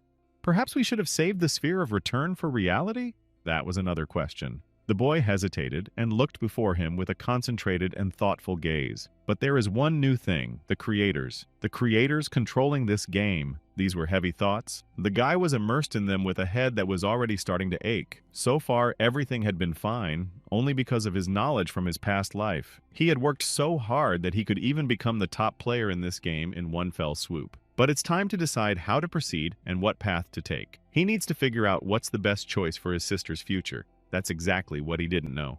The guy was staring thoughtfully in front of him, still hesitating to put on his glasses. Maybe we should find out what happened to the creators. As long as death in the game doesn't equal death in reality, we need to figure it out. He needs to figure out where the original realm originated from and how it made its way into their world. Based on that, he will choose his future path. Well, it was decided unanimously. The guy put on his glasses, and a bright green light lit up in front of him. Literally a split second later, he found himself in the game world. He was still wearing the same exoskeleton, and behind his back was the familiar katana. Well, there he is in his environment. Now, there are a lot of things to figure out. There is a lot of work to do. He immediately received a notification. He went to the private message section and started reading. The president of the New Order computing power has been received. The day after tomorrow at AM, they will move out. The guy replied that he understood everything. He accepts the invitation tomorrow morning will arrive at the meeting place. The president of the New Order replies, "Great." He thanked him for the guy writing again and really hoped they become friends. Well, the return might just come in handy now. The boy clutched the small circle in his hands and prepared himself. The president is summoning him for a private meeting. If he was going to keep his current state, he needed to be in better shape. Then the sphere would be a trump card that could help in a pinch. It was time to act. He left his room and headed out. He had a lot to deal with, more questions than answers, and the danger was getting worse by the day, but he was sure he could handle it. The boy walked across the playground with his eyes closed. He completely trusted his feelings. His body was tense. He was ready to fight any monster, to overcome any challenge that would come his way. He used the gift. His eyes lit up with a bright yellow light, and he immediately gained a plus to all stats, an aura of threat to all things. The aura was activated in this area. He felt a small wave of energy begin to spread across the plane, increasing with each passing moment. He ordered the architect to disable the cooldown on all abilities. The guy felt a surge of strength that gave him unprecedented power. He blessed all the characteristics. He did it several times. The lack of recharge allowed him to increase his power to unprecedented proportions. His characteristics were increasing with every second. He was getting stronger and stronger. His aura filled the entire space. He was so strong that if a living creature got in his way, it would instantly turn into dust. A notice arose. His characteristics had reached the peak of the primordial realm. Please have him increase his processing power to continue increasing his characteristic. He ordered the return sphere to record his current characteristic. The next day, the boy went to the eastern gate of the city to meet the president as agreed. There were several people waiting for him. From his clothes, it was clear that the president was the man with yellow hair who wore a black cloak. There were several others standing next to him, all wearing their own equipment and looking menacing enough to be respectable people in this world. They all looked at each other, their gazes serious and concentrated. One glance at them was enough to realize that it was better not to go near these people. There were about 10 people in this company, all of them in different corners, divided into small companies that were chatting among themselves. The guy shifted his gaze to the other side and saw several people, 3 to be exact. 2 guys were standing over a girl who seemed to be sleeping sitting up. He, too, was dressed in his own uniform, which was similar to that of the members of this company. The guy inspected them with a good-natured look and approached a few steps forward. He walked into a large hub, which was a huge building where all the players gathered before the sortie. There were several teams, some in red, some in yellow, and some in purple. They scattered in different directions, forming their own teams. The man with yellow hair waved at the boy as soon as he saw him. A smile immediately appeared on his face and beckoned him over. "He's the rookie who passed the tower in one go, I don't know." As soon as everyone else recognized who was in their midst, whispers ran through the rows of people. Is this the newcomer who had single-handedly put down over 100 backyard garden players a week ago? Damn, this is a strong opponent. And the people around them continued to whisper and squint at the boy. Those elite players, they have no idea what to do with him. Indeed, the boy was being squinted at as if he were the enemy of all life on Earth. He's probably a new member of the New Order clan. The leader of the New Order will protect him as best he can, and it's understandable. The boy has already approached his squad. The others looked at him with some envy. They also wanted to get such a valuable player in their team, but it was too late. Now their opponents had a trump card up their sleeve, and what a trump card. Now, it will be extremely difficult to defeat them. The head of the Backyard Garden clan looked at him with a smile. He watched their every move and analyzed. And why do they need this player? The man replied that they needed him to reach the ruined world as soon as possible. They 4 big guilds had already decided to rent lethal means. They will offer a friendly match on the plane and deal with him upon arrival. It will be a great plan that will work. This would be all to get to the destroyed area after the assembly point. They continued to fly the airplane. It was cutting through the clouds, heading somewhere very far up in the sky. Its speed was simply staggering.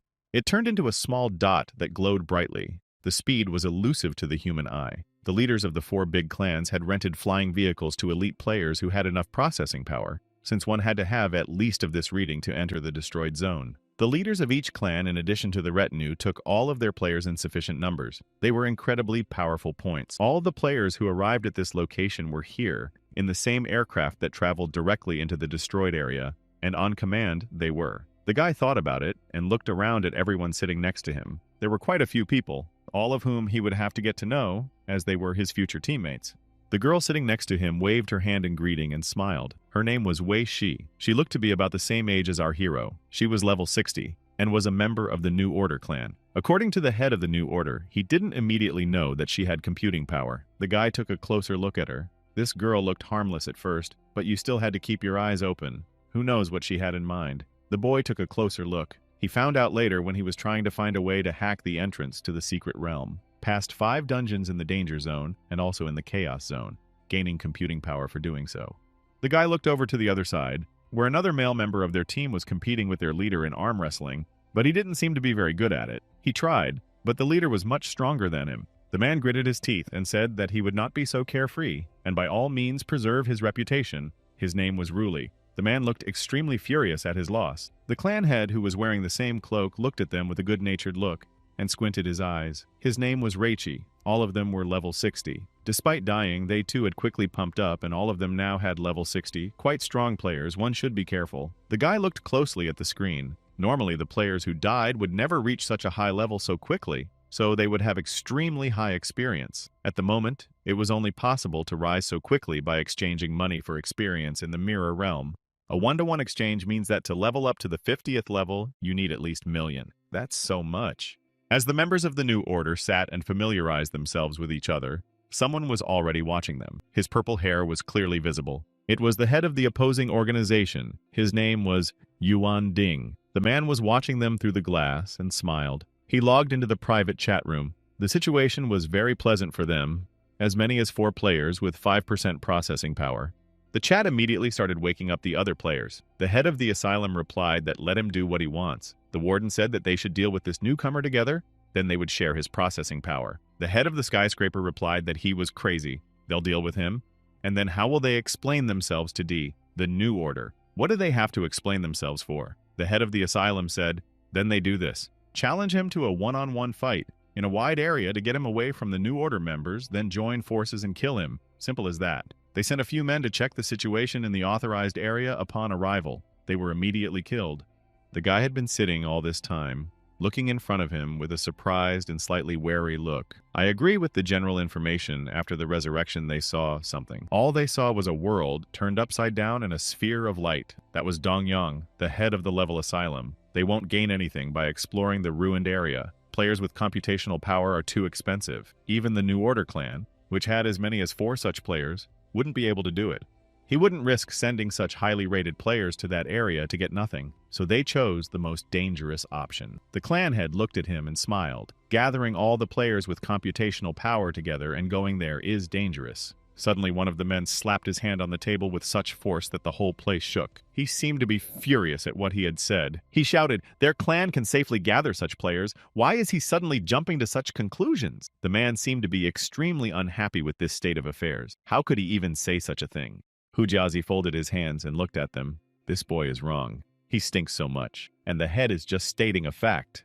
He wanted to get up and slap the little brat, but the clan leader stopped him. He'll take him down one-on-one. Within seconds, a fight could break out between them, and then it would be a very big problem, and the clan commander decided to stop it from happening. He put his hand forward and blocked his subordinate's path. He said he's got just as much nerve. Let him let them finish and stay out of the way. The men were completely calm and had no intention of breaking up a fight right there, as he realized it wouldn't end well. Dune chuckled. Well, they'll have a duel before arriving in the ruined zone, and see who is stronger, then all his will be found out. A smile appeared on the man's face. Everything had gone exactly according to his plan. All that was left was to arrive at this zone and then everything would be decided. It would be very simple. The man was furious. He jabbed his finger at him and said he was challenging him to a duel when they got there. There was so much determination in him that he was ready to tear him to shreds at that moment. There was silence in the air for a second after these words. The head watched from the sidelines and chuckled quietly. He liked the fact that the situation was starting to escalate. At this rate, they would be able to duel them in no time at all. And then it would be easy to defeat these two. The head of the skyscraper sat there and looked at it all with his vertical pupils. This man looked intimidating. He preferred to remain silent and quietly watch the situation as the situation heated up. Dune got hot and got down on one knee. Well, let's go. If that's the way he wants it, he can get right on it. The guy from the New Order was ready to fight him right here and now. He didn't care at all. He drew his sword, and it glowed with a purple light. If he wanted to fight him so badly, then so be it. The atmosphere was getting so heated that it seemed like they were about to start fighting right in the airplane. Then it would be the end of everyone. Liu watched the whole thing from the sidelines and preferred to keep quiet. He was new here and realized that it was a very bad idea to interfere in their scandal, to sit and wait for the exodus. Suddenly, however, they were interrupted by a sharp shout of stop. Someone was watching this and could not allow anyone to start a fight here on the airplane. That would be death to everyone. Dun stopped and looked in the direction the voice came from. The voice was so loud that the man even twitched a little. Someone very strong was definitely standing in front of them. The New Order stopped a bit too and looked in the direction the voice had come from. Everyone froze. It seems that someone is about to get hurt. They almost started a fight on board the plane. That's unacceptable. In front of them stood a man dressed in a yellow vest. His hair was gray, most likely a fairly experienced player. They are top players after all. If the fight starts with them, it will be boring from here on out. The man stood in front of them with his hands in his pockets. Everyone looked at him. A man stood in front of them. His name was Bai Shutao. He was a member of the Backyard Garden clan. The man said that since it would be more interesting, let the newbies fight. The man put his finger forward and said cheekily that he liked that suggestion. So who will he choose? Who does he want to compete with? The man smiled, and you could see on his face that he was up to something. A few seconds passed, and the man pointed his finger at Liu and said he was choosing him. The boy sat there for a few seconds, not understanding anything, while everyone else looked at him in surprise. No one expected him to make such a choice. This kid hadn't even joined their clan yet. However, Bai was pointing his finger at him, and it seemed he wasn't going to change his choice. He had chosen this kid, so let him fight him. There was silence between them for a second. No one was prepared for this turn of events, as they all realized that this guy might not be strong enough to fight him. However, the man continued to speak in a calm and slightly sarcastic tone, which made him even more repulsive. He's sure the guy knows that their guild has a bit of a conflict with him. If he can defeat him here, they'll settle the conflict without involving the big wigs. If he loses, they'll consider the Backyard Garden the weakest of the big clans. That seems like a pretty good suggestion. Liu was silent and looked at the boy in front of him with a serious look. He had basically guessed that this would happen, but it was still a bit unexpected. The boy was ready to accept the challenge and didn't think of backing down. Okay, if he wanted to fight him, then so be it. He got to his feet and prepared himself. Tenten looked at him with surprised eyes. He didn't expect the kid to be so strong and confident that he would accept the challenge right away. Everyone looked at him with surprised and a little scared eyes. The guy seemed to have full confidence in accepting the challenge, he asked. How would they fight? He had a look of confidence on his face and a willingness to take on any obstacle in his way. Reichi looked at him with surprised eyes and said that if he didn't like it, there was no need to compete. There was no reason for it. The guy looked at him but seemed to not even think of refusing, however it stood his honor, so there would be no need to back out at the last moment. The head of the Backyard Garden clan looked at them and smiled. He liked the fact that there was a disagreement between them. Disagreement in the team would definitely lead to conflict during joint actions. It was better to resolve here and now. His face was so ugly it made him want to vomit. The ruined area is very dangerous. Only by not having each other would they be able to survive there. He was saying it like some kind of snake. Liu stood and looked in front of him. He didn't plan to give up. A smile appeared on his face. All right, if they wanted to fight him, then so be it. He wouldn't retreat back. He said it's not worth wasting time on. He wants to fight. Eve's enthusiasm was enviable. His opponent stood in front of him and said to clear some space. They didn't want anyone to get bloody. Everyone moved aside and got ready to watch. Tantan watched it all from the side. He slanted his eyes and watched every movement of his opponents. He liked it less and less. He realized that it wasn't that simple, and it wasn't going to end in a normal duel. He looked at everyone and waited for some trick that was bound to happen. It couldn't be a simple duel without something like that. The boy prepared himself to intervene if anything happened. Dune began to motion everyone to get out and make some room. Everyone reluctantly started to get up and leave their seats. Something interesting was about to happen, and everyone wanted to see the newcomer fight the newcomer. All right, let it be. Reichi looked at his men and told them to be alert, to be ready to intervene if anything happened. They nodded their heads and readily stepped back. This would not end well, but it was not a good idea to intervene early. The head of the Backyard Garden clan also stepped back, a smile gleaming on his face. Everything was going exactly according to his plan. There could be no mistake. If anything, they would just finish him off, so there would be no problem with that. Dean, the head of the Backyard Garden, sent a message to the general chat. Let them remember, they like himself can't kill a person in a second, so he's counting on them to be serious. Don't be greedy. Let them not think they can defeat this newcomer alone. The opponents stood opposite each other. They were given a rather large space, which should be enough to fight. Everyone froze in anticipation. This would be our fate. A lot of things would depend on its outcome, and prepared themselves. Dean ordered them to move forward. He had that look on his face that a vulture usually gets when it sees easy prey. Something interesting was about to happen. The guy wanted to change the rules, but the architect said that's not possible here. Silence. Weak aura transfer. Normal force aura. Joker's aura. Everyone immediately rushed at the newcomer and wanted to finish him off. The guy stood for a few more seconds and didn't realize what was happening. The innocence of what was happening started to come to him too late. Reichi knew it.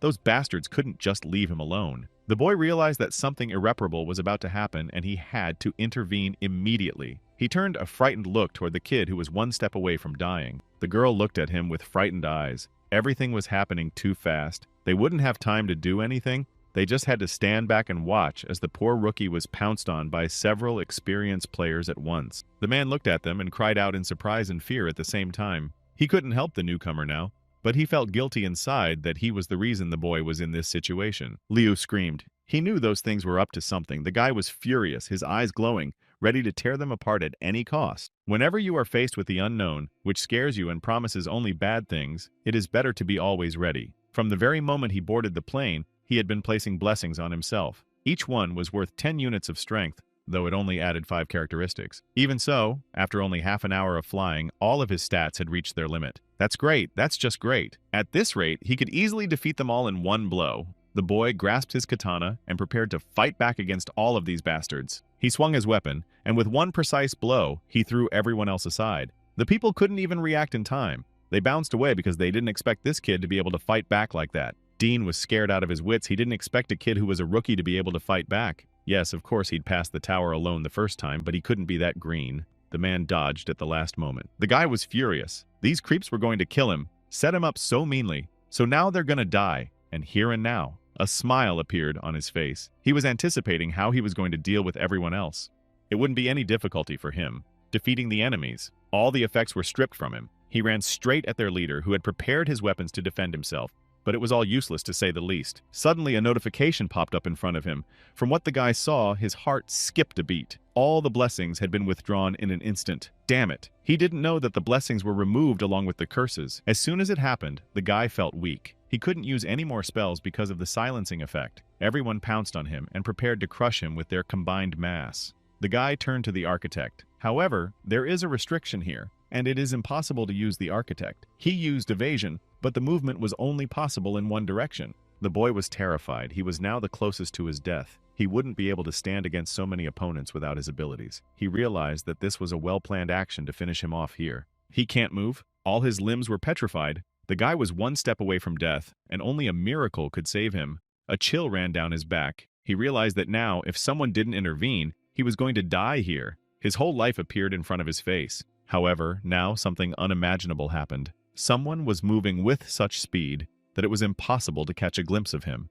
It was a stealthy retreat. The speed was so tremendous that someone had turned into a real arrow. The boy felt someone's hand firmly grasp his arm and pulled him back with such force that even the effects were powerless to hold him back. At the last second, someone saved him. The guy felt a jolt. It was the blast wave that was from the impact from all the other points raised a cloud of dust. If the guy had been here, he would have been crushed. It was Wei who reacted at the last moment and used her speed to save the guy from the clutches of death. She yanked him towards her, and he flew away from the explosion. The plane shook from such an incredible jolt. It even stopped for a second. But the guy was alive, and that's a good thing.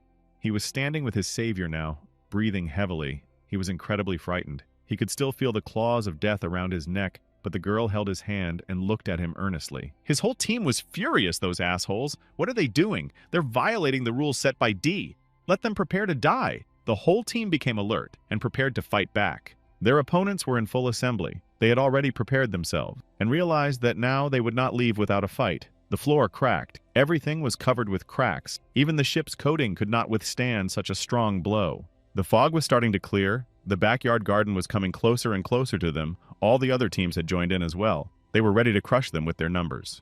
New Order stood here. They were not going to retreat and wanted to take the fight. Now they had no chance to retreat. They just could not just leave like that. The guys were ready that now they would have to try very hard to defend their lives. Dean stepped up close to them and smiled. They looked at each other straight in the eyes. Even the air between them was beginning to be saturated with electricity. It seemed that if anything unimportant happened, it would be the last straw, and a bloodbath would ensue. Dean wasn't too hostile, however, or pretending he wasn't interested in the fight. He rested his head on his hand and smiled. No need to be so aggressive. This guy isn't even a member of the New Order. Is by trying to kill him they're breaking some rules? Besides, they're just messing around. It's not like he's dead all right. The man looked disgusting. He was a slippery type who wouldn't miss an opportunity to kill anyone who got in his way. So that's it, okay or not? He looked at them with his mocking gaze. Everyone else stood behind him.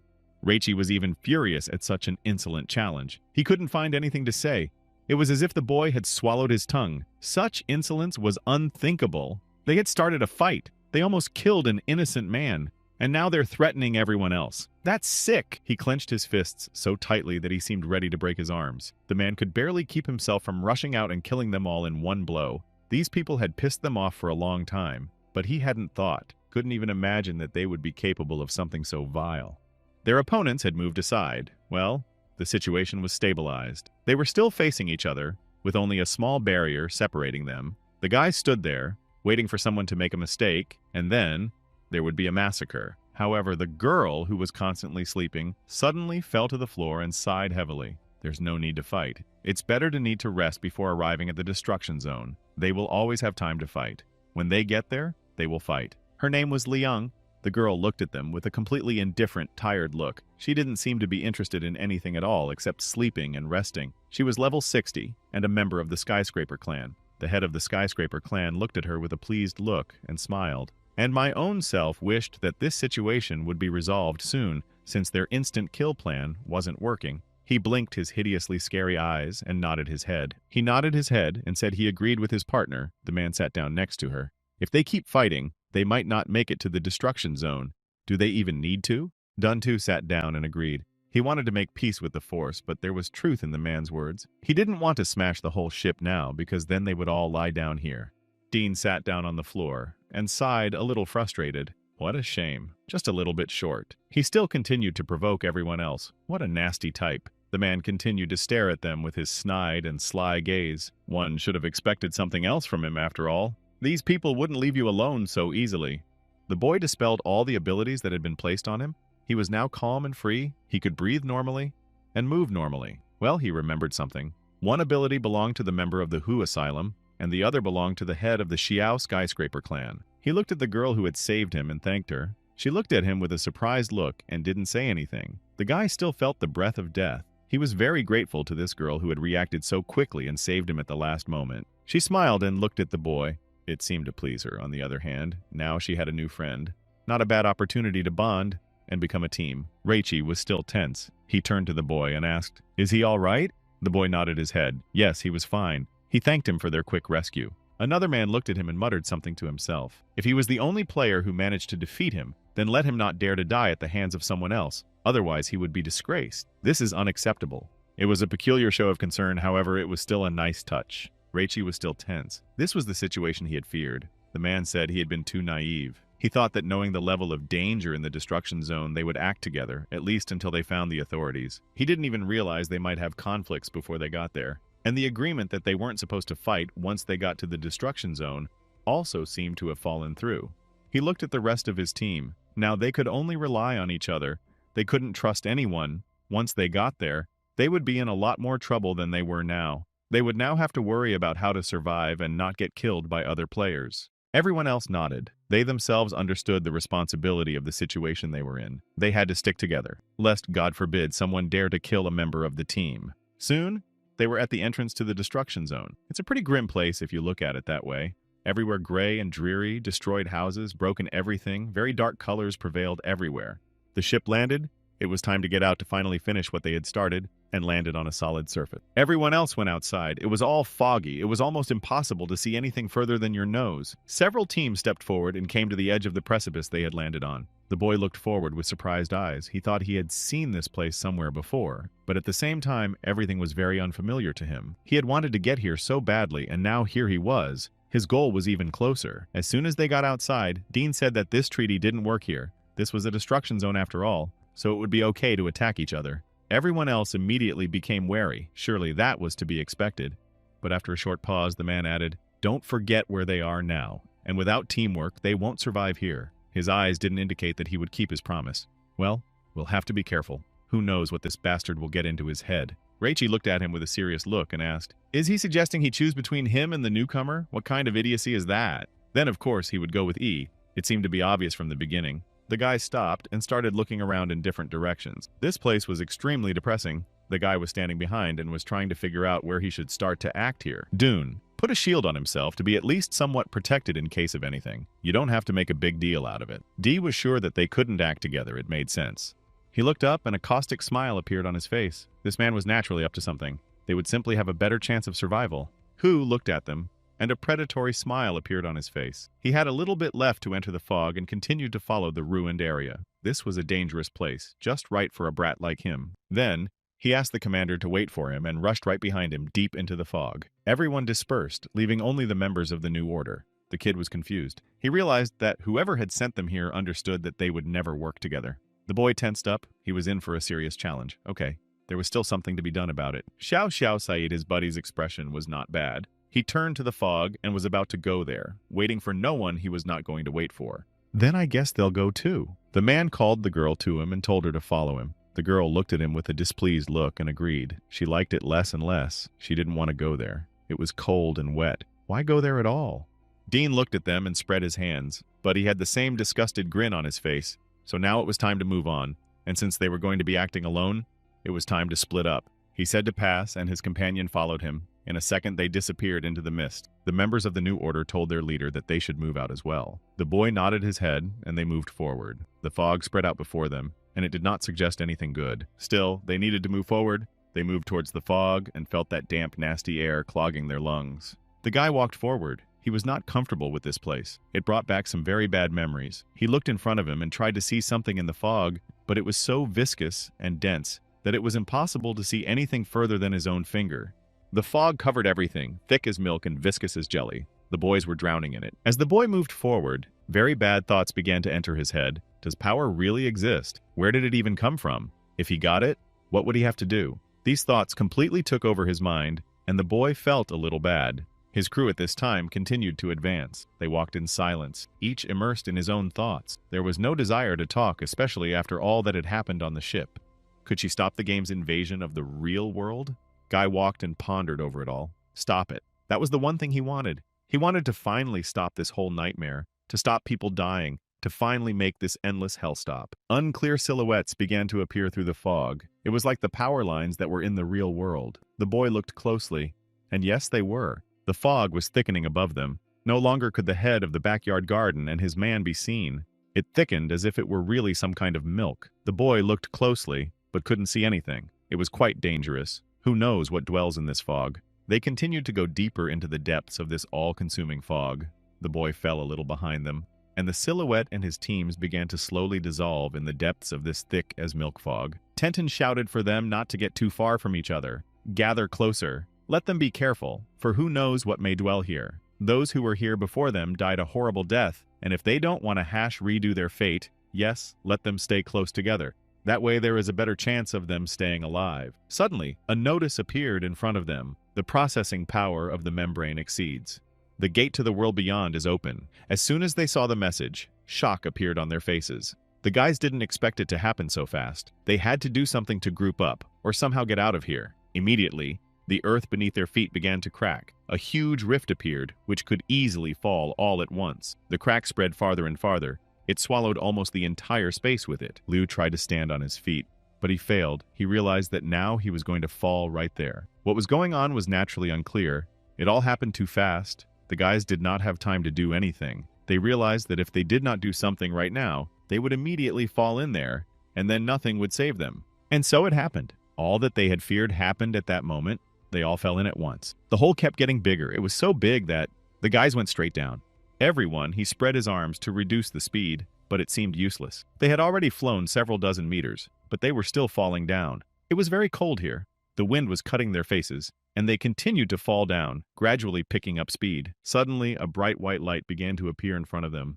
Are they falling into the void? You can't just die like that. One must be careful considering the message that had popped up. They probably wouldn't die after landing, but they still had to be careful. The light was coming closer and closer. It was so bright that it was blinding them with its mere sight. The boys squeezed their eyes shut to avoid seeing it. After flying a few dozens or maybe hundreds of meters, it was hard to calculate it now. The guy fell straight into the water. The landing was hard, but luckily the suit was able to protect him, and he didn't die instantly. The guy started to sink deeper and deeper into the icy water.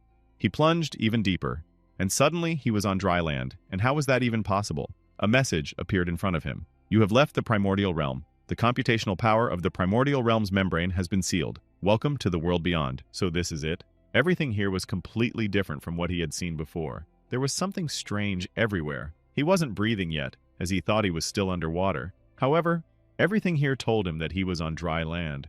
The boy raised his head, and what he saw took his breath away. He saw in front of him a huge spiral of rocks that stretched high up, and there at the top was that same white light visible. It was all like some surreal dream.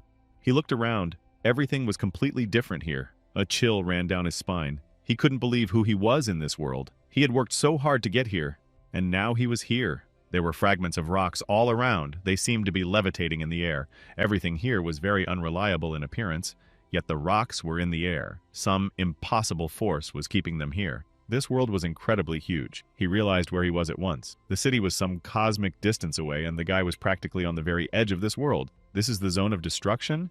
Is this the world beyond? A notice immediately appeared in front of him. After leaving the protection of the membrane of the primordial realm, a debuff was placed on him.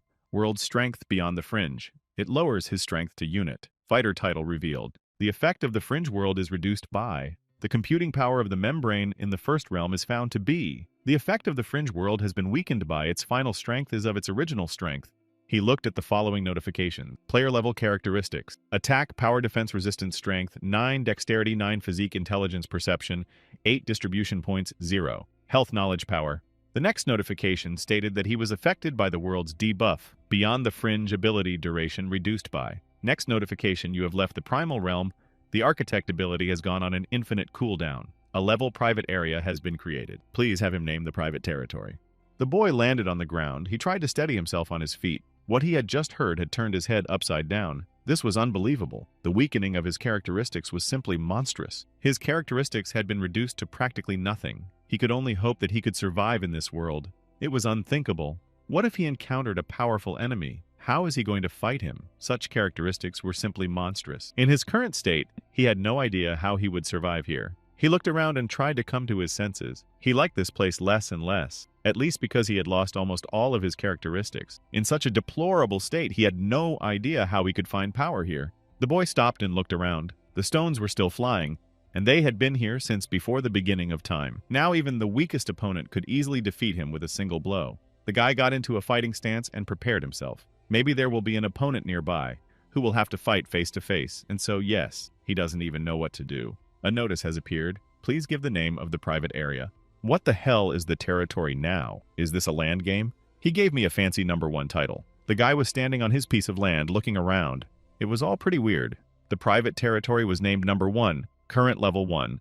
The amount of stored membrane 1 unit. Membrane defense activated. Computational power calculation in progress. World Beyond the Fringe's debuff has been weakened by. Its current strength is of the original point. Suddenly, the place where he was standing began to glow with a bright glow. It was strange and scary. The guy stood in his place and did not move. Who knows what was waiting for him now? A chill ran down his back. However, despite all fears, nothing terrible or critical happened. Instead, a small green sprout burst out of the ground. The following notice appeared. He was asked to increase the stockpile of computational membrane as soon as possible with its help. He will be able to resist this weakening due to the computational power of the membrane. He is in full possession of territory #1. Architect recharge is over. He looked at the boy in front of him and tried to get his thoughts in order. So far, he didn't understand shit, but it was worth some thought. A notification appeared. Architect, using computational power to change the rules in territory number 1, doesn't have a cooldown. The amount of computing power used depends on the difficulty of the task. The guy looked in front of him and opened his mouth in surprise. Is this membrane a protective barrier from the world beyond? So the membrane is the heart and its islands? He looked at the small flower that was emitting a glow. It seemed to be the source of this membrane. You have to use computational power to level up. Health is created by the membrane function, creates a protective barrier. The first effect weakens the weakening of the fringe world. Second effect, all creatures that enter territory number 1 and are not members of it are weakened by. Note, the lifespan of both the host and the membrane and the player using the membrane's processing power are linked if the host dies and the player dies. The guy crouched on his feet and looked at the little raw stock his life now depended on. What is this sapling begging for a sign? It's rather fragile, only health. It's also connected to his life. That sucks, and he's going to need to reinforce it with processing power. Okay, that's taken care of. But where it was and how to get it remained a mystery. Suddenly, something began to appear from the ring that had been on his finger all this time. At first, it was a blob of energy that kept getting bigger and bigger. It was bright orange in color. Suddenly, it was Blot who transformed into a dragon. It was the same dragon he had fought. A notice appeared. It stated that his legendary tree host had been absorbed by Ming Shu. In addition, it wasn't real. Private Territory Number 1 stated that the dragon was the new membrane bearer. As soon as he saw this notice, goosebumps ran down his back. He couldn't believe that now. There was nothing protecting him at all. He saw the rocks, which until now had been practically motionless, start to move at a tremendous speed in his direction. In addition, his own island began to move as well. Everything shook. The guy from grouped up and prepared himself to have to jump, or the hell of it. The boy looked away. All the air around him began to vibrate. He felt like something irreparable was about to happen. What a lousy dragon. What had he even done? He saw the island begin to transform. There were some light veins that began to grow larger by the second. A horrible realization came to him. Now, if nothing is done, this island will simply collapse. And so it was. The island split into thousands of small stones, which immediately flew in different directions. There was a cracking sound. The only place where the guy was relatively safe was destroyed. He was sitting on the ground. Rocks were flying at him. He tried to dodge them, with varying success. The boy saw that he was in very great danger. What the hell was that? He tried to make sense of it, but it was useless. Everything was starting to fall apart. He sat there, trying to regain consciousness. His whole body ached. He was thrown sideways and hit by the weight of his body. Sitting on the ground, he watched as another island collapsed. He could only hope that he was still alive, and that one of those heavy boulders wouldn't hit him. Suddenly, he saw the creature that probably caused the destruction of the island. It looked like a monkey or some kind of tiger. However, all of its arms and legs were covered with huge scales. The creature was quite scary to look at. It opened its huge, toothy mouth and roared. It seems he could destroy an entire island with one blow. How strong it was, one could only guess. The monster spread its arms out to the sides and let out a roar that caused vibrations in the air to spread throughout the place. With his overwhelming voice, everything around him began to collapse. Several islands instantly disappeared from the face of the earth. Explosions were heard everywhere, and rocks were flying in different directions, which were immediately vaporized. The power of this creature was undeniably monstrous. The boy was lying on the ground with his hands over his face, trying to come to his senses. What he had just seen shocked him beyond description. A notification popped up in front of him. The membrane bearer is under attack. It repeated several more times. The message was like a thunderclap. The guy tried to come to his senses. He raised his head, but just enough so that he couldn't be hurt. What kind of monster is that? There was a look of sheer terror in his eyes. It was the first time he'd ever encountered anything like this. And considering how low his stats were, there was nothing he could do. The monster would just destroy him with one blow. Everything kept collapsing. Huge multi-ton islands were moving around like they were some kind of toys. Computational power 5, computational power 9. These were the few notifications that were in front of his face. The guy looked in the direction where all this horror was happening. Computational power? So it could be obtained by destroying islands? Yes, that's basically what it was.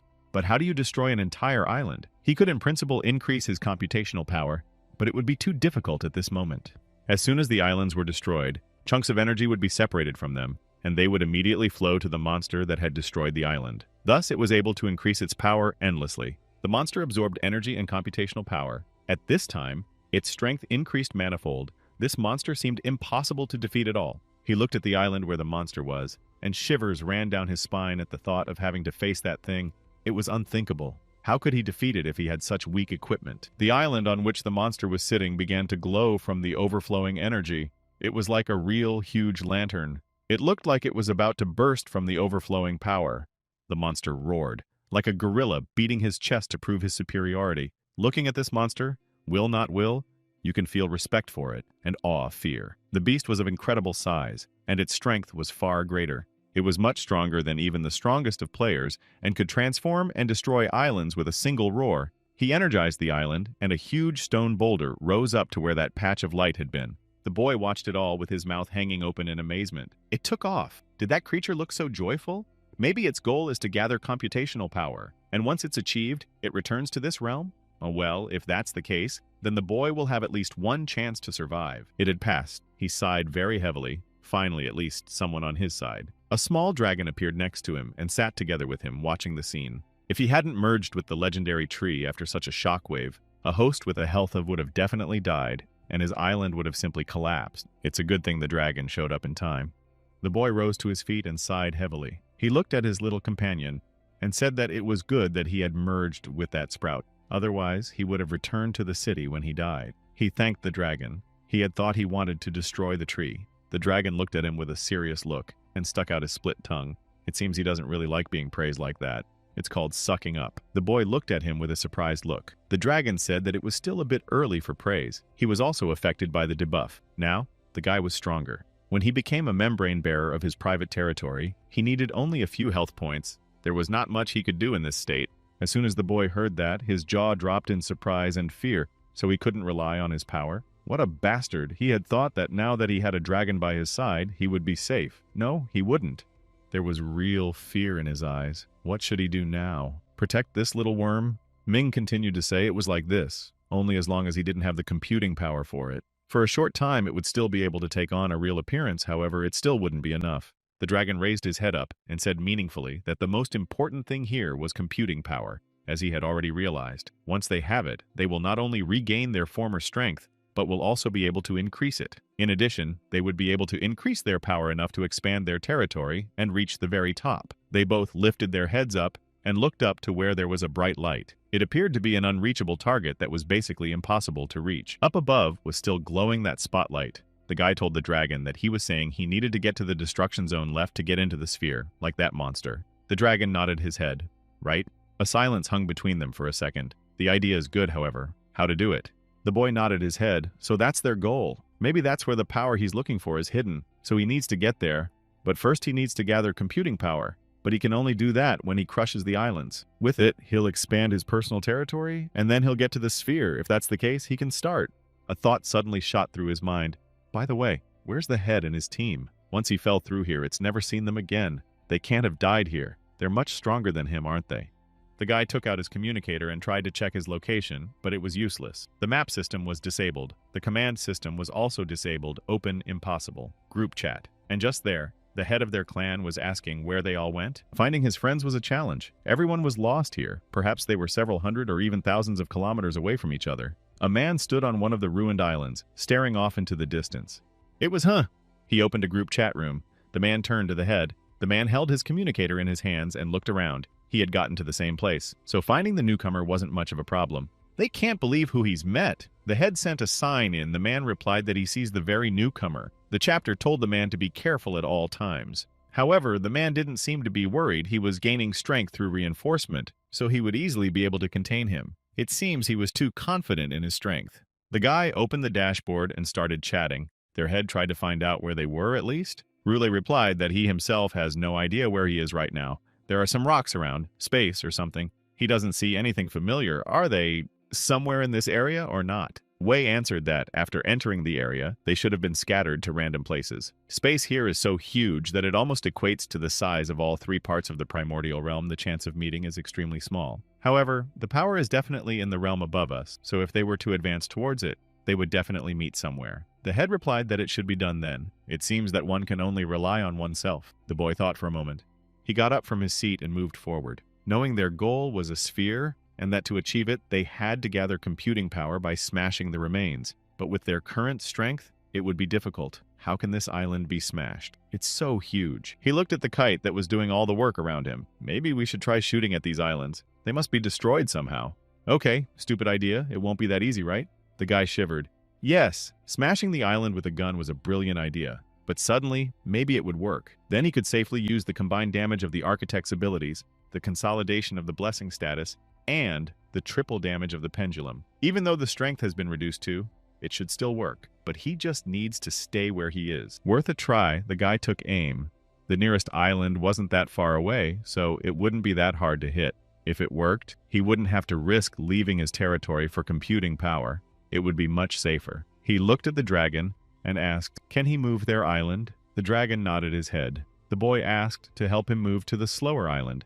The dragon tensed, and their island began to move forward, just as Who Could Sharp was, who was nearby. The island continued to glow, the energy overflowing to the brim. On one of the islands, they saw a strange creature. It looked unpleasant, a mixture of lizard, monkey, or something like that. They took a closer look. It was Thulu, a danger-level creature. This creature was lying on its island of soft grass and seemed to be sleeping.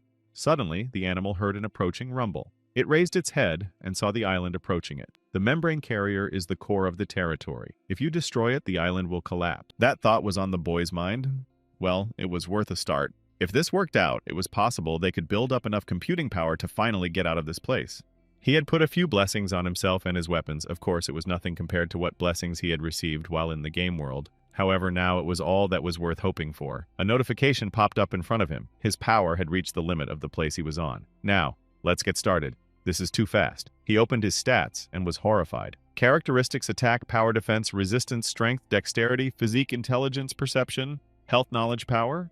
Characteristics: shitty, of course, but better than nothing. With this power, you can basically try to destroy the island. The guy took aim at the nearest island. The gun should be enough. The island's legendary tree, one attack would be enough. It was said that of all the attributes, only the characteristic to weight ratio is unaffected by debuffs. The higher it is, the stronger the blessing will become. The guy fired, there was a pop, and a bright flash pierced the sky. It traveled through the island, doing a lot of damage. There was a crackling sound. A hole formed at the site of the shot.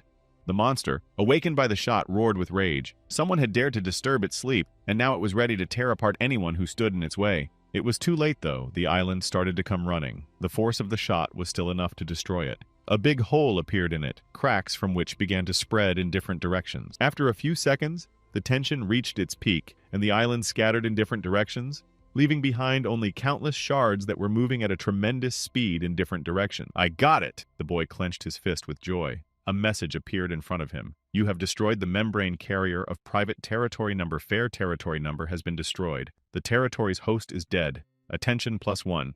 This is impossible." He turned to his dragon. "Quickly, they must gather computing power." The dragon nodded its head. The computational power they gained from their destruction of the island was equal to 1. This is not good. The dragon can't advance any further. There's a protective barrier preventing the computational power from dissipating. The boy looked at him in surprise. On top of that, he's not territories. What a bummer. The guy immediately got upset. What's wrong with that? They start to get something going and then it's all gone. He got frustrated. He knows he's going to have to leave the island to get the shards of computing power. Well, he doesn't have any other choice. He looked at the wreckage of the newly destroyed island and still couldn't figure out whether he should go there or not. Because of the weakening of this place, the blessing buff would drop seconds after he left number 1. But if he could use it again, then the cooldown would reset and then again. That would give him almost 9 seconds of blessing. Fortunately, thanks to the membrane's processing power, he has full access to number 1. The guy looked up and braced himself. Okay, a gamble. Sure, it's dangerous, but the game is worth the candle. He can only set one rule. The architect has no cooldown, but it'll allow him to stop instantly once he gets back here. That's pretty good. The guy started to gain momentum. He needed to skip over this wreckage to get his numerical power. Dangerous, she chose. He didn't have it anyway, not forever. He pushed himself off his rock and jumped on another. The rock under his feet wobbled, but did not fall. The boy continued to gallop further and further, gaining speed. He was gaining speed. As soon as he was out of his spot, a message appeared in front of him that announced that he had left his zone. Now his power was reduced to. Architect's ability takes an infinite cooldown. To get to the world beyond, you need to sneak to the very top. And to do that, he needs to expand his territory. So to leave it, you just jump down, pushed off another rock, and flew forward. He was trying to get farther and farther away, picking up speed. It was dangerous, but we must act quickly. Besides, there were more important things. Who was the Jiao who gave him the reward for killing that monster number? He had another level much lower than that monkey monster. We have to be careful. To be still. After a few leaps, he approached the desired island and began to gather energy. Notification: he has received 7 units of computational power. Computational power is the matter used to build things. By spending computational power, he can create anything. The architect's ability is rechargeable. As soon as the guy saw this message, a look of surprise appeared on his face. Could he use the architect again? So that's a marvelous thought. It turns out, with the computing power, he can apply it anywhere, right? The following notice appeared. Computational power is gone in minutes. They are asking him to use it as soon as possible, or turn over the membranes to his private property. There was plenty of time left, relatively plenty. The guy started to jump back to his island to transfer the computing power to his dragon. Only in this way could his strength be increased, and then he would be able to rely on his ally after all. Liu kept jumping on the rocks, pushing off every now and then. He was approaching his island very quickly. The computational power had been successfully transferred to the membrane carrier. The path of private territory development was available to him. The guy took a closer look. A notification popped up in the chat room. There were 8 computational powers left. First enhancement of the dragon, which was at cub development level. Current level 1, strengthens the resistance of the membrane bearer. Cost units of computational power. Second, enhance level number 1, current level 1. First, move number 1 from first to second floor. Increase strength limit, cost units of computational power. The required dragon cub level. The path of development is obvious. The next step would be to gather computational power. That way he could pump the dragon and number 1. Let's go. He was willing to destroy everything in his path to reach his desired goal. Then, he began to destroy the islands one by one. His computational power was growing every second. The guy was already incredibly strong. The monsters were being killed one by one. The islands were being destroyed, and his computational power was growing and growing. There wasn't much time left. He was growing by leaps and bounds. Suddenly, a creature woke up on one of the islands. It put its huge foot on the ground and pressed down on it with such force that the earth beneath it began to sag. It was a Jiao, a humanoid monster with huge feathers on its head. It had a semi-mechanical body. Its level was Monster Head, disaster threat level. Notifications also started popping up in front of him that someone was destroying the islands one by one. The guy saw that Jiao started to show a sudden interest in him. His hate level happened to be, it seems all the monsters here are called Thulu. However, when the boy saw this new monster, that with every kill it was growing, he didn't know how many of these creatures were left before he appeared. In short, it would be very difficult to leave the world beyond. It was time to think about this problem. The boy's eyes lit up. He was already strong enough to destroy the islands with his own strength, but it was still not enough. He began to level up. Using units of processing power, the dragon cub upgraded to level he started to improve his island, and the dragon cubs to give them more power. Suddenly, a chat window appeared. The girl said, sharing information. When two private territories collide, the barriers are connected at this point using the architect, but it will be weakened, and how much will depend on the level of resistance of the carrier. The guy was standing on his island thinking, sure, it's an interesting place, but it seems like we need to have an honest conversation for once. He summoned a dragon to talk to him about concentrating his powers as best he could. He summoned the dragon, and the cub looked at him with a surprised look. He didn't know why the boy had summoned him here, for he was in his pocket dimension, and there he was absorbing the power to become many times stronger. The guy was sitting on the ground, looking at the dragon cubs who were looking at him with the same confused eyes. The guy started saying the first point he took him out of the realm, then he said he needed to come here. Now he's saying he needs to get to the sphere. Where the hell are they going? The dragon looked at him. During the time he kept asking, what's the purpose of their trek anyway? So far, it will only be that he has to destroy islands and get pumped. The dragon looked at him silently with his eyes. His urges rasped and his eyes became almost completely red. The dragon was starting to get a little annoyed that the guy didn't seem to understand anything and would have to explain everything again. But is it really that hard to understand and ask? I don't know. Liu continued to stare at him, waiting for an answer. The guy wasn't going to let him go so easily. He needed to know the purpose of him being here out of his skin to pump this damn dragon. The dragon looked up. There was a glint of light very far up there. His patience had run out after all. Okay. He wants to walk him to the data center module. It is this very sphere over there, very high up. The dragon looked up there more closely. The guy wondered, what was this other data center module? Was this really where they were headed like this? He squinted and looked at the dragon. He sat on the ground and kept looking up where that orb was. Is this the power the New Order chief was talking about? If so, then everything is falling into place. Well, then the goal has become at least a little bit of a dream. The boy looked at his companion and asked seriously, how did he even know all this? Had he been here before? It didn't look like it. The dragon looked at him with the same eyes as me after all. Their gazes crossed and they looked each other straight in the eyes. Dragon said he may not believe him, but what he needed was up there, and he would do everything in his power to help the boy get to the data center. The boy frowned. It sounded fantastic, but he had no desire to believe the creature. The boy looked at the dragon and asked, does he know about the existence of the real world? The dragon looked surprised. Is it in the game? The dragon continued to look at him with an incomprehensible look and said, "Guy opens his mouth, but there's still no voice. What happened? What is numb?" The dragon kept looking at him with a surprised look and didn't understand why the guy was acting so strange. Leo fell silent and realized that talking to the dragon was simply useless. He can't hear anything? Apparently, the primordial realm automatically blocks such conversations. The boy cocked his head.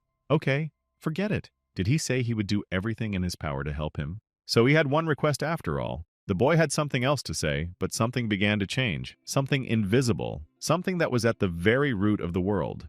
They continued to sit on their little island, which suddenly began to rattle. Those vibrations spread astonishingly fast. Something was coming towards him. Something very large and very apparently dangerous. The boy stopped talking and listened. His sixth sense told him that now was the time to get out of here, and as fast as possible if they wanted to stay alive. He looked at the dragon and shouted that he could sense a high-level monster. "We need to get out of here as soon as possible." The dragon blinked its eyes and looked at him. It was the same Zhao, who was overflowing with hatred looking at the boy. Goosebumps ran down his back. This is bad, very bad, and that's putting it mildly. They'd get a whole lot of computing power if they could defeat the leader of these things. He was hoping to kill a couple more before he showed up, but he found them early. The guy didn't expect this monster to be heading towards them so abruptly. The dragon flew beside him and surveyed his surroundings. The boy was swiveling his head around trying to find anything that would help him defeat this thing. The dragon asked, had he figured out a way to fight it? The boy replied that the biggest problem is that he doesn't know how strong it is. If he's as strong as the monkey monster, he'll wipe him out in a second, right? Well, that's just fucked up.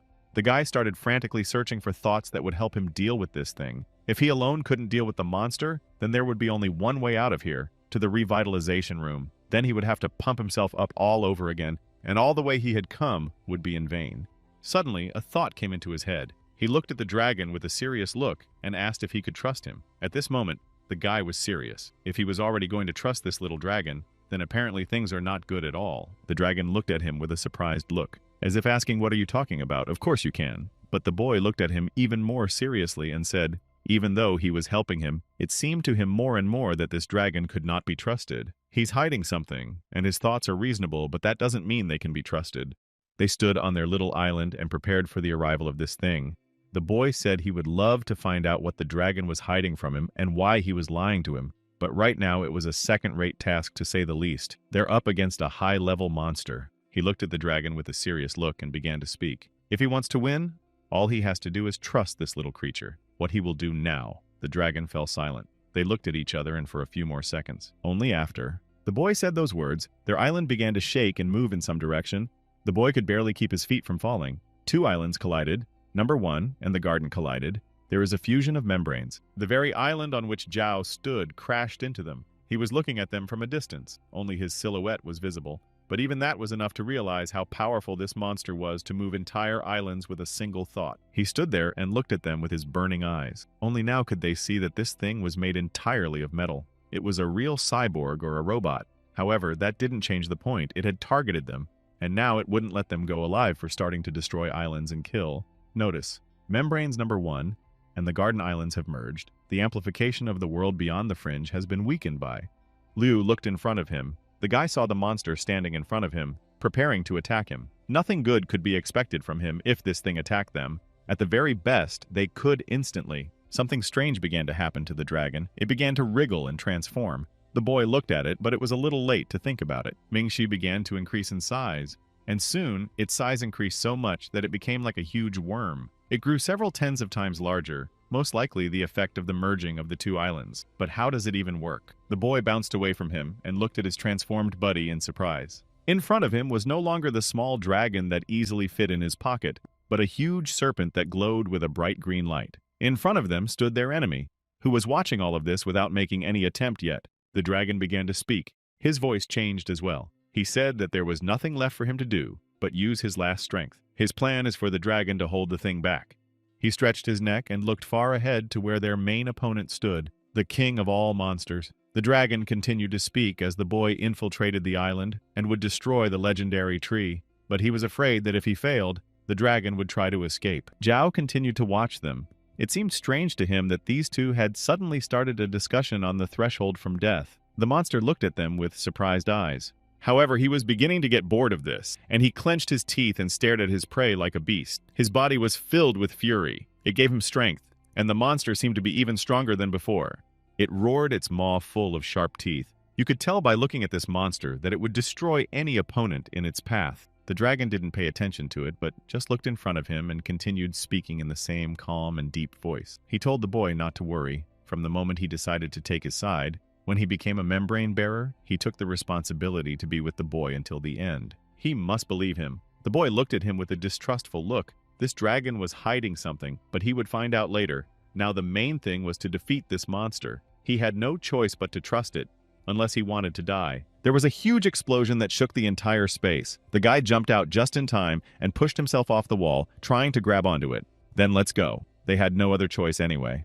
He held onto the wall as hard as he could to keep from falling somewhere very deep. The boy prepared himself, for the fight was harder than he thought. He held onto the slippery stones with all his might. A notification appeared in front of his face. Dragon Membrane Bearer takes damage, minus health units. The guy clenched his teeth. Their opponent was strong. There was no denying it. However, they would need to hold out as soon as possible. The island began to crumble, huge rocks breaking off and falling into the vast abyss. The dragon cub again took massive damage, almost health, then another. The damage was tremendous, but the cub continued to hold on. The guy was pushing off the rocks and approaching the island. He realized that now, it's my dragonkin can't overpower this thing with Eva's current characteristics. We need to find the legendary tree of the monster's territory before the dragon runs out of health, and that was only a matter of time away. And then I have to destroy this thing. The dragon had taken a tremendous amount of damage again, but it still had plenty of health. The boy had plenty of time, but there was no need to waste it. If this dragon died, it would be both of them. He must hurry, or his island would be destroyed, and he would then fall out of the destruction zone. Getting there would be a very difficult task, he remembered, with what difficulty he had to face to get to that damn island. He held tightly to the ground. It was smooth and slippery. It was very difficult to pull himself up, but the guy held on with all his might. He grabbed the edge of the island and began to pull himself up. The cub was still taking damage, a tremendous amount of damage that would have dropped anyone dead. The guy climbed out onto the island with great difficulty and realized that the dragon's health was dropping too fast, even faster than he expected. We have to hurry. There were gunshots going off somewhere in the distance that turned into actual explosions. The boy looked over there and squirmed, sort of thinking about the dragon cub taking damage, trying to buy him some time. He got to his feet. Gotta hurry. If he didn't do something, there would only be one way out of here. The guy's ready to take the fight to the ground. Now, he was already on the island. He had managed to get there, and there was a huge tree under which the monster was lying. The whole island was covered with grass. It was even a little cozy. The boy was standing on the very edge, and behind him was a bottomless abyss. He looked up and only now realized how huge the tree was. Compared to it, the boy was a mere songbird. How to destroy it now? He walked a little closer and tried it on. It would be a difficult task, but it would have to be done, and there was less and less time left. He walked closer to the tree, and from here it was even larger than he had realized. There was one oddity, however, and that was it? And there was no ambush here? No guards of any kind? Was this monster alone on this island? The boy looked around, and realized that he was alone on the island for now. Okay, if something happens, we'll have to improvise. Well then, let's go. With time running out, it was too late to think. But why did this monster leave the legendary tree unattended? This question plagued his mind. But now he needed to destroy it. He put his hand on the tree to see how dense it was. The bark was incredibly hard against his hand, and immediately a notification popped up in front of him. What the boy saw sent shivers down his spine, and somewhere deep inside him the last hope died. This legendary tree is protected by nature's blessing, and as long as the monster that guards it lives, the tree will be impossible to destroy. The boy tried to take you in his arms. I can see why he left the tree so easily. What the fuck do we do now? The dragon cub continued to take enormous damage. Its health was getting lower and lower. There was still time, however, there was something to be done. The guy looked at the huge tree that towered up to the sky. If he tried to hit it, the result would be obvious. However, even though the tree was impossible to destroy while the monster was still alive, he decided to strike it. He swung his katana, a crushing blow with all his might, the sound of steel hitting steel. The tree didn't receive any visible damage, however, the guy wasn't going to stop. He began to strike with such speed that it was impossible to see. However, the notice indicated that the orchard was not susceptible to damage. He tried to fire his gun. Hopefully it would do some damage. A shot rang out, and the bullet went straight into a tree. However, even that was useless. The bullet bounced off of him and flew somewhere high up. Yeah, you can't really destroy it, but then what do? Any damage that goes through the tree is simply canceled out. He looked up with a forlorn look. The tree was still standing just as it had been at the beginning. It wasn't taking any damage. What the devil? What the hell is even going on here? Monsters can't be killed. The tree can't be destroyed either. He started walking back and forth around the tree, properly pondering perhaps it is only a shell and the real tree is inside? If that's the case, we can try to destroy it. He squinted, but even so, there was no way he could hit it. The tree wasn't susceptible to damage. If that was the case, he would have to deal with the shell or he wouldn't be able to destroy the legendary tree. Damn it. This task was becoming more and more difficult. The boy scratched his head and began to think harder. What the hell is this? Was there no way he could destroy this tree? Scattering would come in handy now. The guy stood by the tree and tried to find some option that would help him destroy the tree. At this rate, the dragon would have no health left, and then it would be the end of them all. Hu stood on the other side of the tree and also thought about how he could destroy the tree. He looked at the huge trunk and could not figure out how he could do it. He couldn't defeat the monster alone either. The man bit his tongue and tried to think of a plan, but nothing came to mind. He had fewer and fewer options for how he could destroy the tree. The boy stood and watched as the monster gradually destroyed the dragon, which unfortunately could only absorb incoming damage, but had half of its health left, which is bad. If it continues at this rate, it will soon die. The guy tensed. There were fewer and fewer options left. He would have to fight. There was no other choice. But his head began to wonder. He began to think again, wasting time. The guy rubbed his head for power. No, half an hour of opinion. There's no time. If this was the only option, then he had to go full out. The boy armed himself with his katana and moved forward. Even if defeat awaits him at the end, he has no right to whine and doubt. He sighed heavily. If he faced the truth, it would be suicide to fight this monster. He continued walking as he suddenly heard a familiar voice. The guy turned back in surprise. He certainly didn't expect to meet anyone here. There was fear and surprise in his eyes. Whose that heavy footstep was approaching? The boy looked in that direction, and what he saw made his heart beat a little faster. Of course it was Hu. The man was approaching him and was smiling. He asked, "Is he already surrendering?" He had the same smile all over his face, wearing his armor and approaching the boy. Where did he even come from here? They stood opposite each other and continued to stare. For a second, there was silence between them. The guy stood like that and wasted precious time. Liu immediately realized who it was, and this realization didn't add to his confidence. This was all he needed. Besides being attacked by a huge, omnipotent monster, he would also have to fight one of his opponents from the asylum. The guy took a closer look, however. This man possesses a dispel that could specifically help him in this situation, okay? If you can get him to take his side, that might be a good chance. The boy wondered if he could dispel the protection of this tree. A message appeared in front of him. The dragons were getting more and more health. He had less and less reserve left, less than half. This sucks. If the dragon dies, they're all dead. We can't rush now. We have to make the right choice. His dispel will come in handy if it can actually dispel the barrier.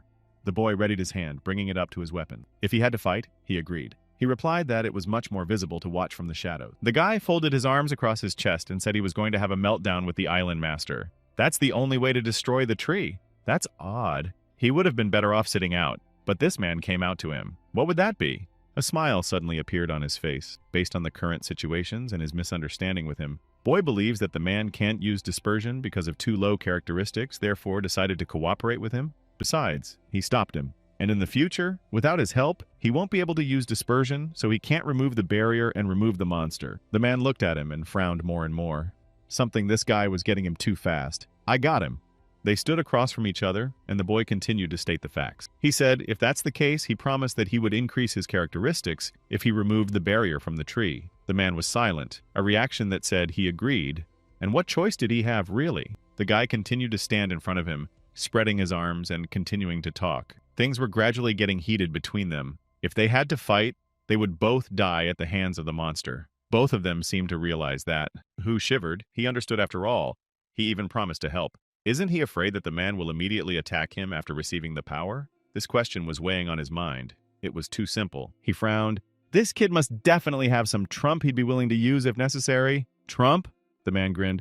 Well, let's see who's the strongest. He nodded his head. Let it be known that the boy was actually right. Well enough talking worth getting started. He leaned against the tree and began. The cub kept taking damage. With only nothing health left, Liu took a small step towards his enemy, who suddenly became his ally. You can't rush in with! You can't! Right now, he should act as calmly as before. Standing in front of them, he also thought, the man would be an exodus. Many thoughts were swirling around in his head to promise such a thing directly. This kid might not be deceiving him. In any case, you can't let him get too close too quickly. His fear overcame his confidence after all, and the man yelled for the guy to stop. Have him step away from him, take the knife, and walk meters away, then stop. That'll be enough. The guy put his hand out in front of his face and said the maximum performance level here is that enough for him? He told the man to do what he could. He nodded in response. They didn't have any choice anyway. The man put his hand forward and tensed his entire body. He was doing his best to break the barrier. His eyes widened, and he felt the incredible surge of strength that the boy had given him. That feeling! He hadn't felt this good in a long time. The man looked at his hands. His body was literally overflowing with energy. "Better hurry up!" the guy shouted. "His blessing only lasts for seconds, so there's no time!" A smirk appeared on the man's face. What idiots. He had just helped him become many times stronger. The guy is still young and doesn't know how selfish people can be in this case. Just let him wait. He will remove the barrier and then teach him a good life lesson. First, however, they need to deal with this barrier that had become a bone in their throats. The man offered his hand to the trunk of the tree and began to work. There appeared a sphere that began to absorb the barrier. Intelligence levels insufficient. Dispersion failed. All characteristics reached the limit. Dispersion level increased by 1. Scattering is performed again. Scattering has been successful. The bowgate enhancement has dissipated. A shield began to appear around the tree, vaporizing with each passing second. Now it seems they have succeeded. It's going the way it should. Soon, the tree trunk, now a real tree trunk, came into view. Now, it was just a matter of striking a small blow to cut through the tree trunk. The shield was fading away with every second. The guys needed to hurry. To destroy it, time didn't leave me that much time. Liu was over the moon. It really worked. He was ready to jump on the spot with joy, but there was no time to get excited. Now, all he had to do was destroy it. A monstrous roar was suddenly heard from outside. It seemed to be Zhao. He was furious that his tree was about to be destroyed. The boy shifted his frightened gaze to him and realized that they would have to fight alongside him now. Who knows if they wouldn't be able to defeat such a strong creature. Besides, the dragon's health was decreasing less and less. This tree needed to be dealt with as soon as possible. The dragon was holding on for now, but he doubted it would last. The man standing by the tree already had his katana ready. He seemed to have something in mind. Hu ran up to the boy and with one sharp blow cut him in half. Of course he would try to kill him. The man shouted, "Let the boy stay focused. Inattention can quickly lead to death." The boy immediately renewed his blessing. Thank God he was still alive. But he still had one opponent who suddenly realized that he could kill him, and of course he would take the opportunity. The boy jumped aside. The man shifted his eyes in surprise. Did he just attack ghosts? This isn't the real one? Even if he strengthened all his stats, why is it so much faster than him in equal conditions? Liu looked at him with regret. How greedy and petty is he after all? Is it really possible to be like that? The guy had already prepared his katana to attack him. Hu stood in front of him and prepared for the next attack. So this was what his trump was all about. His characterization factor was at least one more than him. He had applied enemy annihilation, and for a while he wouldn't be able to use anything. Well, it wouldn't be hard for him to destroy this kid. Let him admit defeat and die. The man pushed himself off the ground and flew at him with a speed that would take you no time at all to realize. He was closing the distance with the boy in a few jumps. The boy in turn had his weapon ready to defend himself. He wasn't going to give up that easily. Okay. One betrayal was worse than another. Now he would kill him. He didn't have a choice anyway. The man continued to smile, and in a predatory voice said, "Boy, what does he think he has trump?" A notification appeared that the weapon ban skill was activated. It prohibits the target from using a weapon for 1 minute. The guy swung his katana to chop his opponent. However, he didn't take any damage. Now the man was immune to this kind of damage. The katana literally dissolved in his hands, and it seems that the guy was left without a weapon. He still stood in this position for some time and tried to understand what had just happened to him. A look of surprise appeared on his face. He can't use a weapon now? Holy shit, he was unarmed again.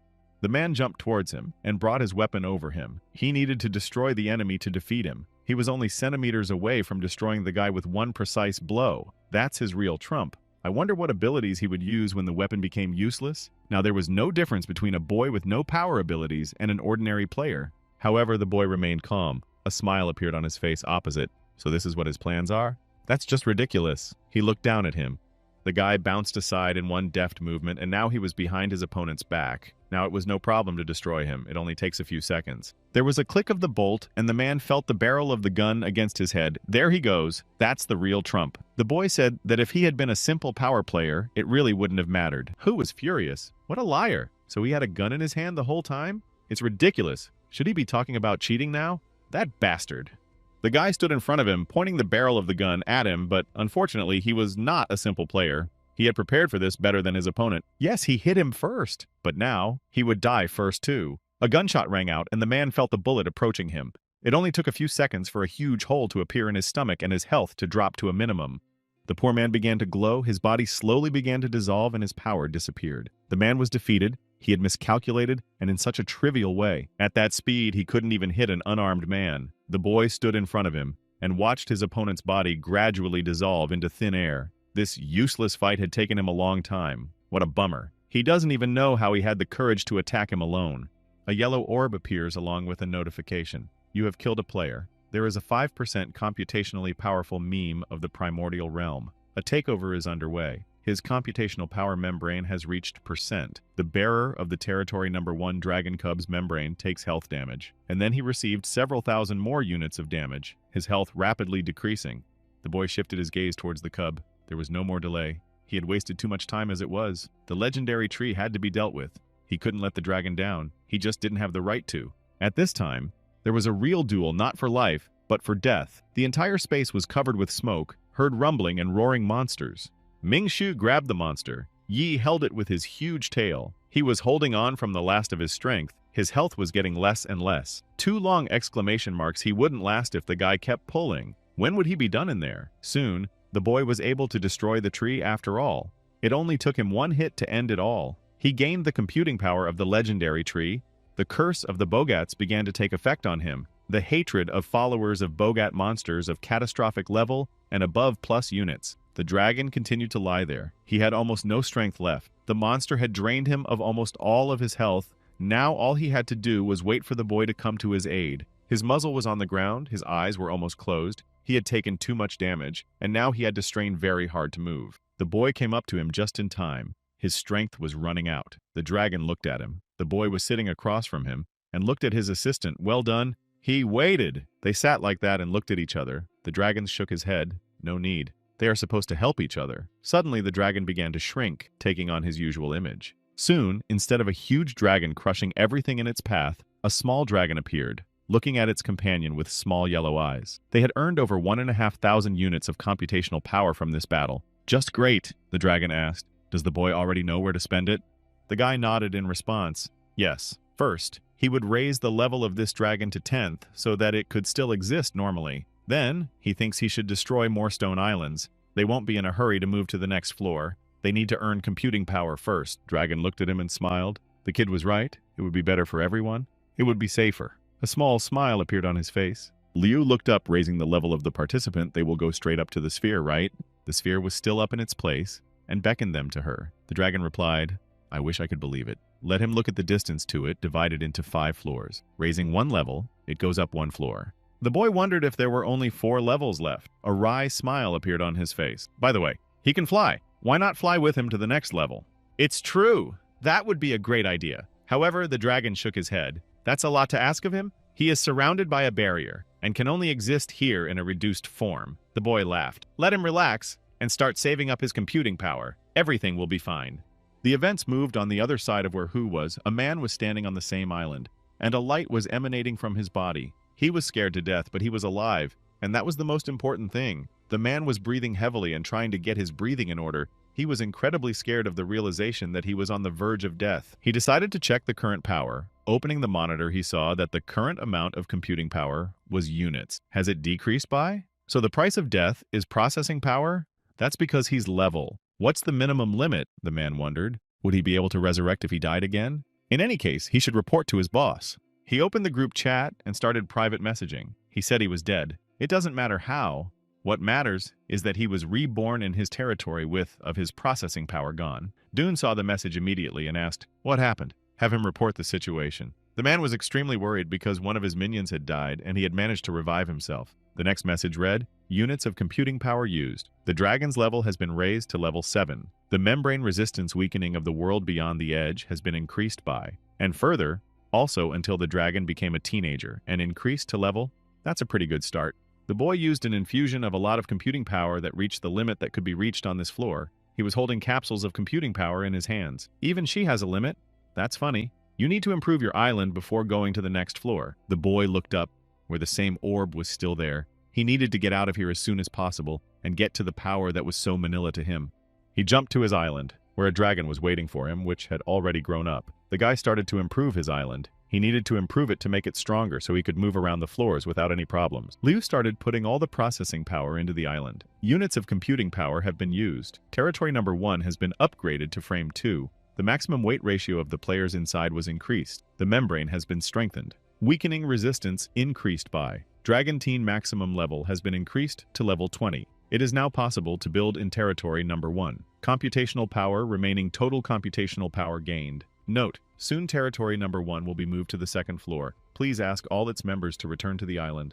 Otherwise, players outside the territory will no longer be considered members.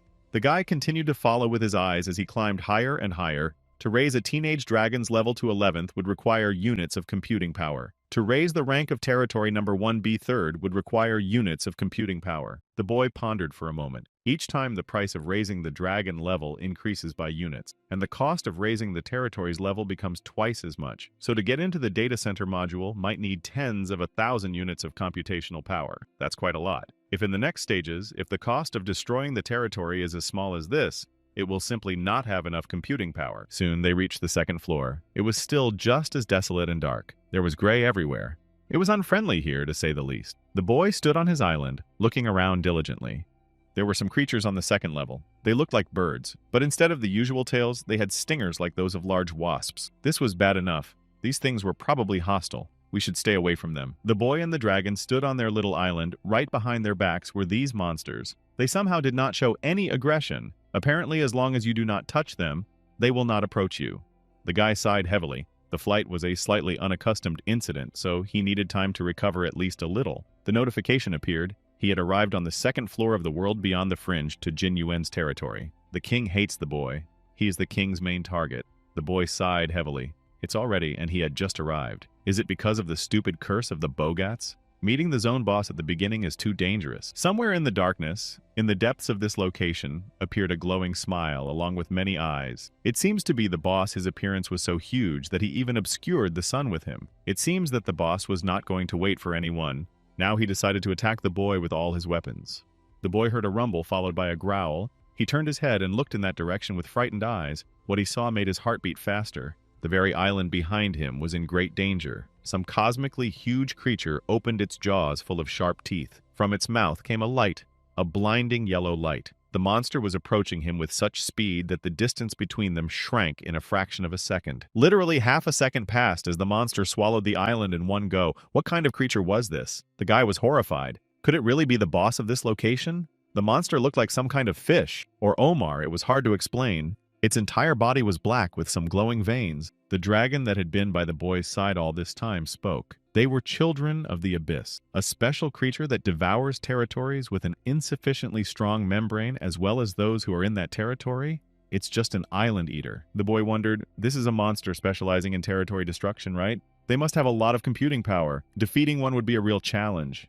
He looked in front of him and began to follow the monster with his eyes, which had already disappeared into the thick fog. Only a loud, low-pitched rumble could be heard from it. The monster growled and apparently went after new prey. These things must be flying around in this thick fog. The kid took another look around. There's definitely more than a dozen of them, and that's bad. Well, you can't go out or they'll eat him, but then he wouldn't be able to gather computing power. Damn it. The boy looked in front of him with a wary look. The second floor already seems much more difficult than the first, if only because it is much larger. Besides, the boss already hates him, and then there are these huge creatures apparently which pose a great danger. Also, it's very strange looking. It was much larger, all engulfed in fog. The islands here were not as welcoming as on the last floor. Also in the darkness, there was something floating in that fog, something very large. The boy didn't see a single membrane carrier on the islands. Did the children without them eat it? On the second floor, mining computing power would be much easier, not the other way around. Now even he didn't know if it was the whole floor or just a bad area. On the one hand, he wanted to believe the latter. The fog continued to thicken around him. It was so thick that it was almost impossible to see anything there. The boy's eyes were already starting to fall out from it. Suddenly, from the depths of the fog, a huge block appeared. It was a piece of land. There were plants on it, and it was several tiers of stone. This seemed to be the territory of the main boss. He must have lived in this thicket, apparently. What the hell's going on? The boy looked all over the area, and there was no way he could get in. Although it was the only place where the membrane carrier was, it was the only place where anyone was alive, or even remotely alive. The boy took a closer look. This was the place where the king who already hated him lived. It looked strange, like a big cluster of small islands. But on the other hand, all the better, there would be less to look for. He looked at the dragonkin with a surprised look and asked if he knew what it was. However, he wasn't around. Where had he gone anyway? He was hiding somewhere again, and now he would never come out again. The boy started to turn his head, trying to find his little companion, but he wasn't around. Suddenly, the boy heard the voice of a dragon who said fearfully that someone was coming. The boy turned his head and looked cautiously in the direction from which the rumbling sound had come. It seemed to him that something was about to happen, something very bad. Someone was coming toward him, and it was definitely someone alive and very dangerous. There was a man sitting on the great stone throne. He looked extremely familiar. He was coming closer and closer to the boy. They were only a few dozen meters away. A man stood up, and as soon as Liu did, he immediately recognized the man. It was Bai Shu Tao. He sat on his stone throne and looked at the boy with a commanding gaze. He felt his superiority. Boy, he was liking all of this less and less. Now another opposing opponent. Here comes the contagion. Why did anyone besides the boss get in here at all? Their islands were approaching each other. Bai was the first to start talking. He asked, "Is the guy stuck here too?" They were getting closer to each other. Maybe they should team up. The two of them could easily leave this place. The offer was tempting, but it was suicidal to take the man's word for it. Liu looked at him and continued to analyze the situation. They will leave this place very easily, but alone it seems. It cannot cope here. The guy was silent for now and was in thought. He had already cooperated with someone else last time, and that's how he had almost died. Bai looked at him and smiled. The man was ready for the fact that he would have to fight this kid. After all, everyone here was after this guy for justice, if not to get him on their team, at least to kill him. So there would be less competition. He opened the group chat. Dong wrote that he had a person die at the hands of this newcomer. Xiang replied that the first floor of the world beyond is huge. It was bad luck to run into him. They started discussing that this rookie's main ability was to improve his ability. They need to learn more details. Apparently, he has a limited carry capability. No? How is that possible? Yuan suggested the next person who meets the newcomer turn on the broadcast, so they'll have a better idea of what he's capable of. Until they deal with this newcomer, they can't fight the new order. No one objected, so the plan was clear. Bai saw the newcomer and opened his eyes in surprise. He immediately started broadcasting and said he saw the newcomer right in front of him. The man was out of his mind with fear. Well, at the last moment, he saw a projectile flying at him. He didn't even have time to realize it. An explosion was heard. His head was blown apart. The man didn't even have time to react. He was dead instantly. His broadcast was immediately interrupted. The boy stood before him, cocked the barrel of his gun at him. The deed was done instantly. A notification appeared in front of him. He killed the player. He has processing power in the membranes of the primordial realm. Absorption. His computational power of the first realm membranes has been raised to. No way! They're the enemy! So the boy has no desire to team up with anyone. The man who just wanted to kill this kid himself was dead in an instant. His head vaporized in a split second into nothing. A sphere appeared in its place, the only thing left of him. The guy looked at the sphere with surprised eyes. What was it anyway? It looked weird. Now we will need to get into that area and get his membrane. It will be dangerous, so we need to act fast. It shouldn't be too far to the sphere, so it should be possible to jump. The guy took a stand and started his run. We had to get there in one jump. The main thing was not to attract the children of the abyss to him. Then he would destroy the legendary master tree, obtain the computational material, and immediately get the hell out of there. He can't even guess how much computational power there is. I'd like to believe it was a lot. However, suddenly something quite unforeseen happened. The guy opened his eyes. He felt someone or something approaching him. He didn't make it, did he? His opponent is alive, but how is that even possible? It hit him right in the head. Yet here he stood before him, alive and well. The man smiled. A weapon with a very long range? That was clever of him. So the gun is his only weapon? Tough. The man seemed impressed. The boy looked at him with a surprised and slightly frightened look. So he wasn't dead? The boy already remembered perfectly well that it had hit him right in the head. Was it a phantom? A ghost? Impossible. Even the primordial realm system counted his death and left behind loot. How did he resurrect his president? Unbelievable! So when he dies in a destruction zone, he's reborn in his own territory. He turned to the dragon and demanded an explanation from him. This was the first time the boy had ever encountered something like this. He needed to know everything. The dragon began to speak. After death, the player grows on his island while losing 1/2 of his computational power. The percentage depends on the level of the current amount of power. Rebirth requires a minimum of computational units. The boy looked at his opponent, who was the liveliest of the living. He was swimming here fury. And what? The dragon just now decided to tell him about it? And a begging sign. This is unthinkable. Dragon never happened. The amount of computational power of the protagonist always exceeded units. In addition, he had never died. The guy nodded. Okay, close this topic, and it's time to deal with this guy.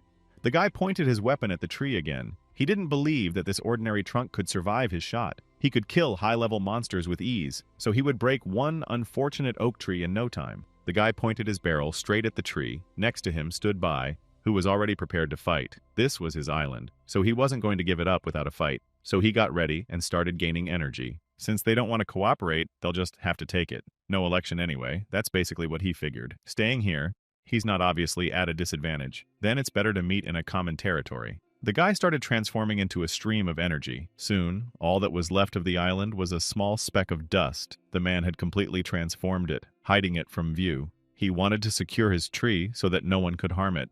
The man was already mentally preparing himself for the fact that he would have to fight this kid. It was bad, but he didn't have much of a choice. A boy stood on his island and watched as the neighboring island just disappeared. Looks like the boy decided to hide his island to keep it relatively safe. Is he using an architect? Yeah, that's going to make it harder. He looked in the direction where the island had just been. The dragon began to speak. They won't do the same as the last enemy without scattering either.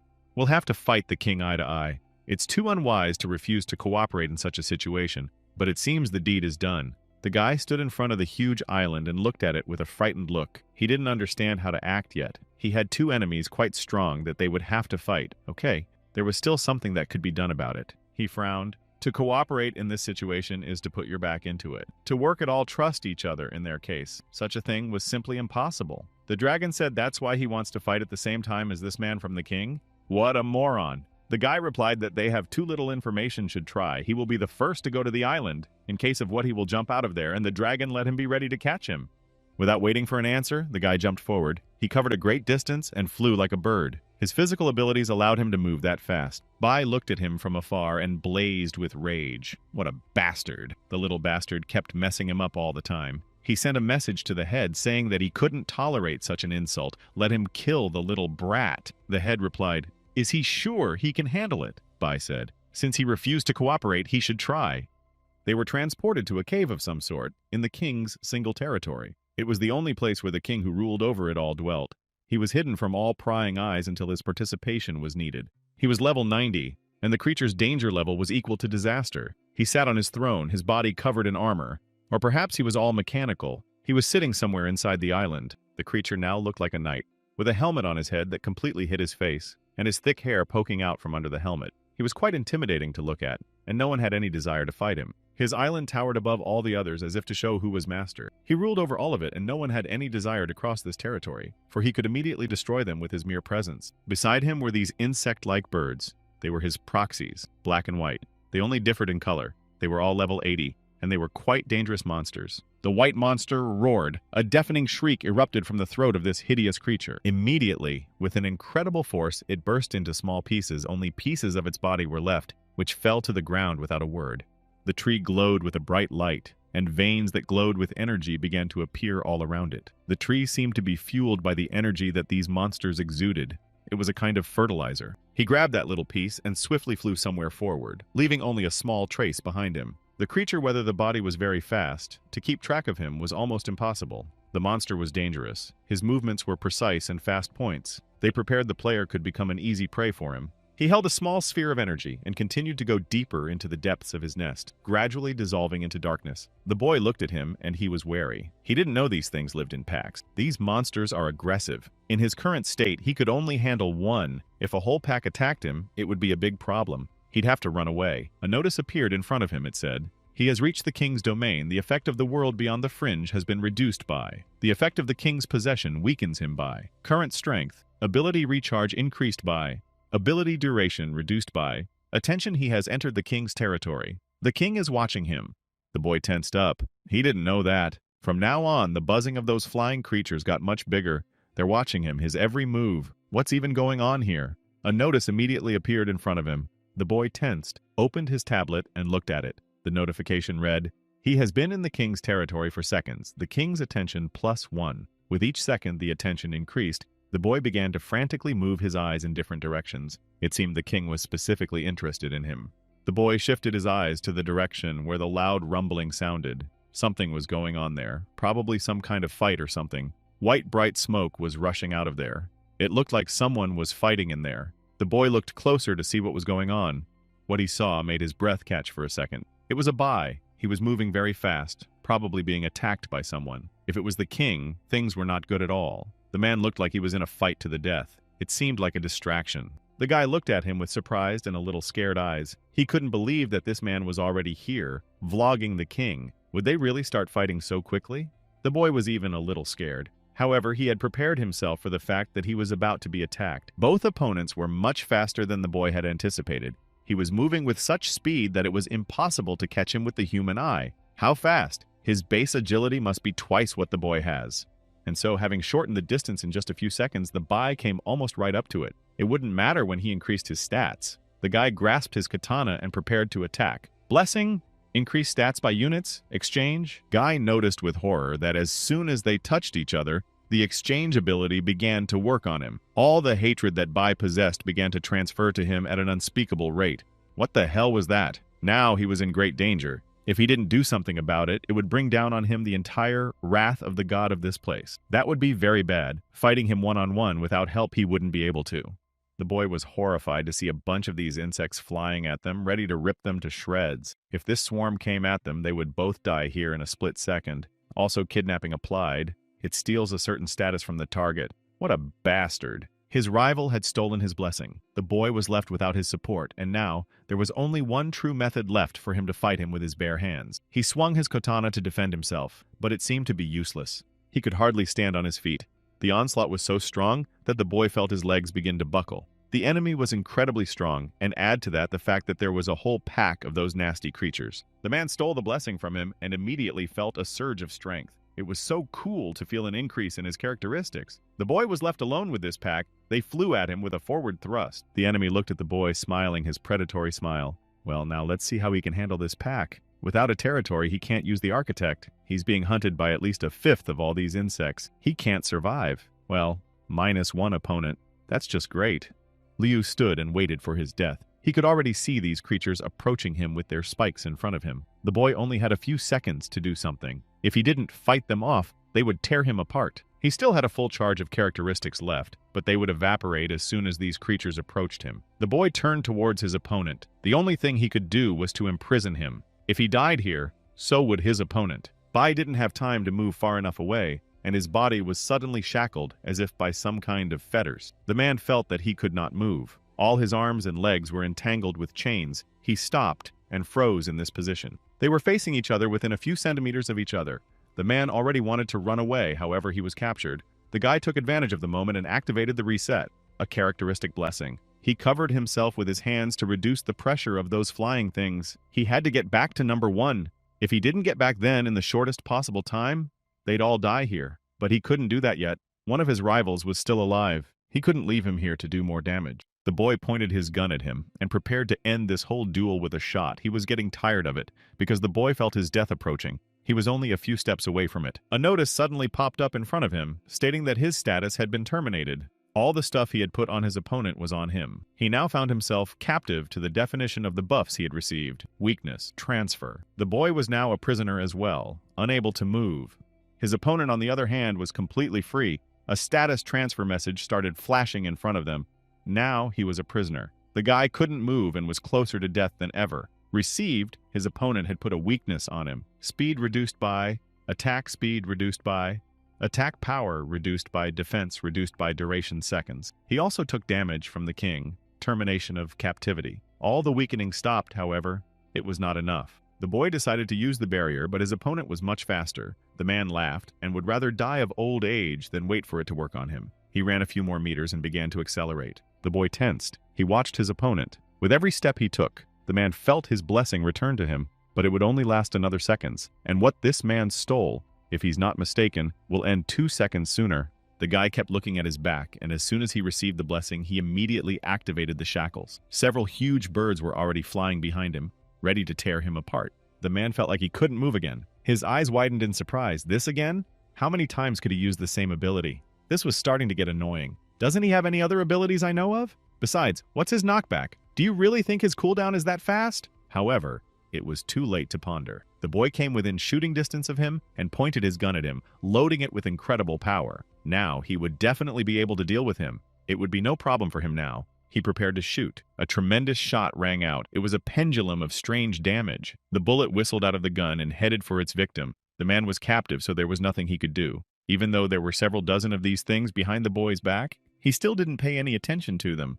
Bai looked at him with a surprised yet pleased look on his face, and a smile appeared on his face. Fine, he would wait here until he died first. Victory was almost in his pocket. He's ordered the eagle to open reflection, capture the target, and transfer the attack. The bullets began to dissolve into thin air. A notification said that the blessing had ended. The blessing will last for another second. The boy wasn't going to back down. He was already too close to opposing like this. He summoned all the power he had at that moment. A clot of energy began to glow in his hands. Barrier and knowledge gathering. Absorb units of knowledge power. The man who had been held captive before couldn't use his skill. It was over too quickly. His ability had just been stolen from him. He was still in captivity and could do nothing. He didn't realize anything. The bullet was now flying straight towards him, and there were only a few seconds left before it would collide with his body. A few seconds later, the man felt a powerful blow to his face. It felt like a brick had hit him in the face. His head began to darken, and he felt the force leaving him at a rapid rate. His eyes were closing, and it began to darken in front of them. The boy had succeeded. His rival, who had just appeared in front of him, reported that he had killed Bai Shutao. The man flew a few meters and fell somewhere very far away. The last gasp of his opponent was heard. It was over. The boy had won, all the more reason to stay alive. Within seconds, he approached the place of his death and took the orb with his energy. Well, he had collected it. Now he had to move on. The boy was running. He didn't know where he was going. Let's move on. He slowly began to speed up, approaching the edge of the abyss. He had to jump and activate the dragon to catch him. After running a few more meters, the guy approached the edge of the cliff and jumped me. He called out to the dragon to catch him. The guy was flying and saw an island start to appear. It was his number one. The dragon reacted in time and gave him protection. Earth. Now, he would be relatively safe. All that remained was to fend off those pesky insects that were already chasing him for all his strength. The boy slowed down and equalized his breathing.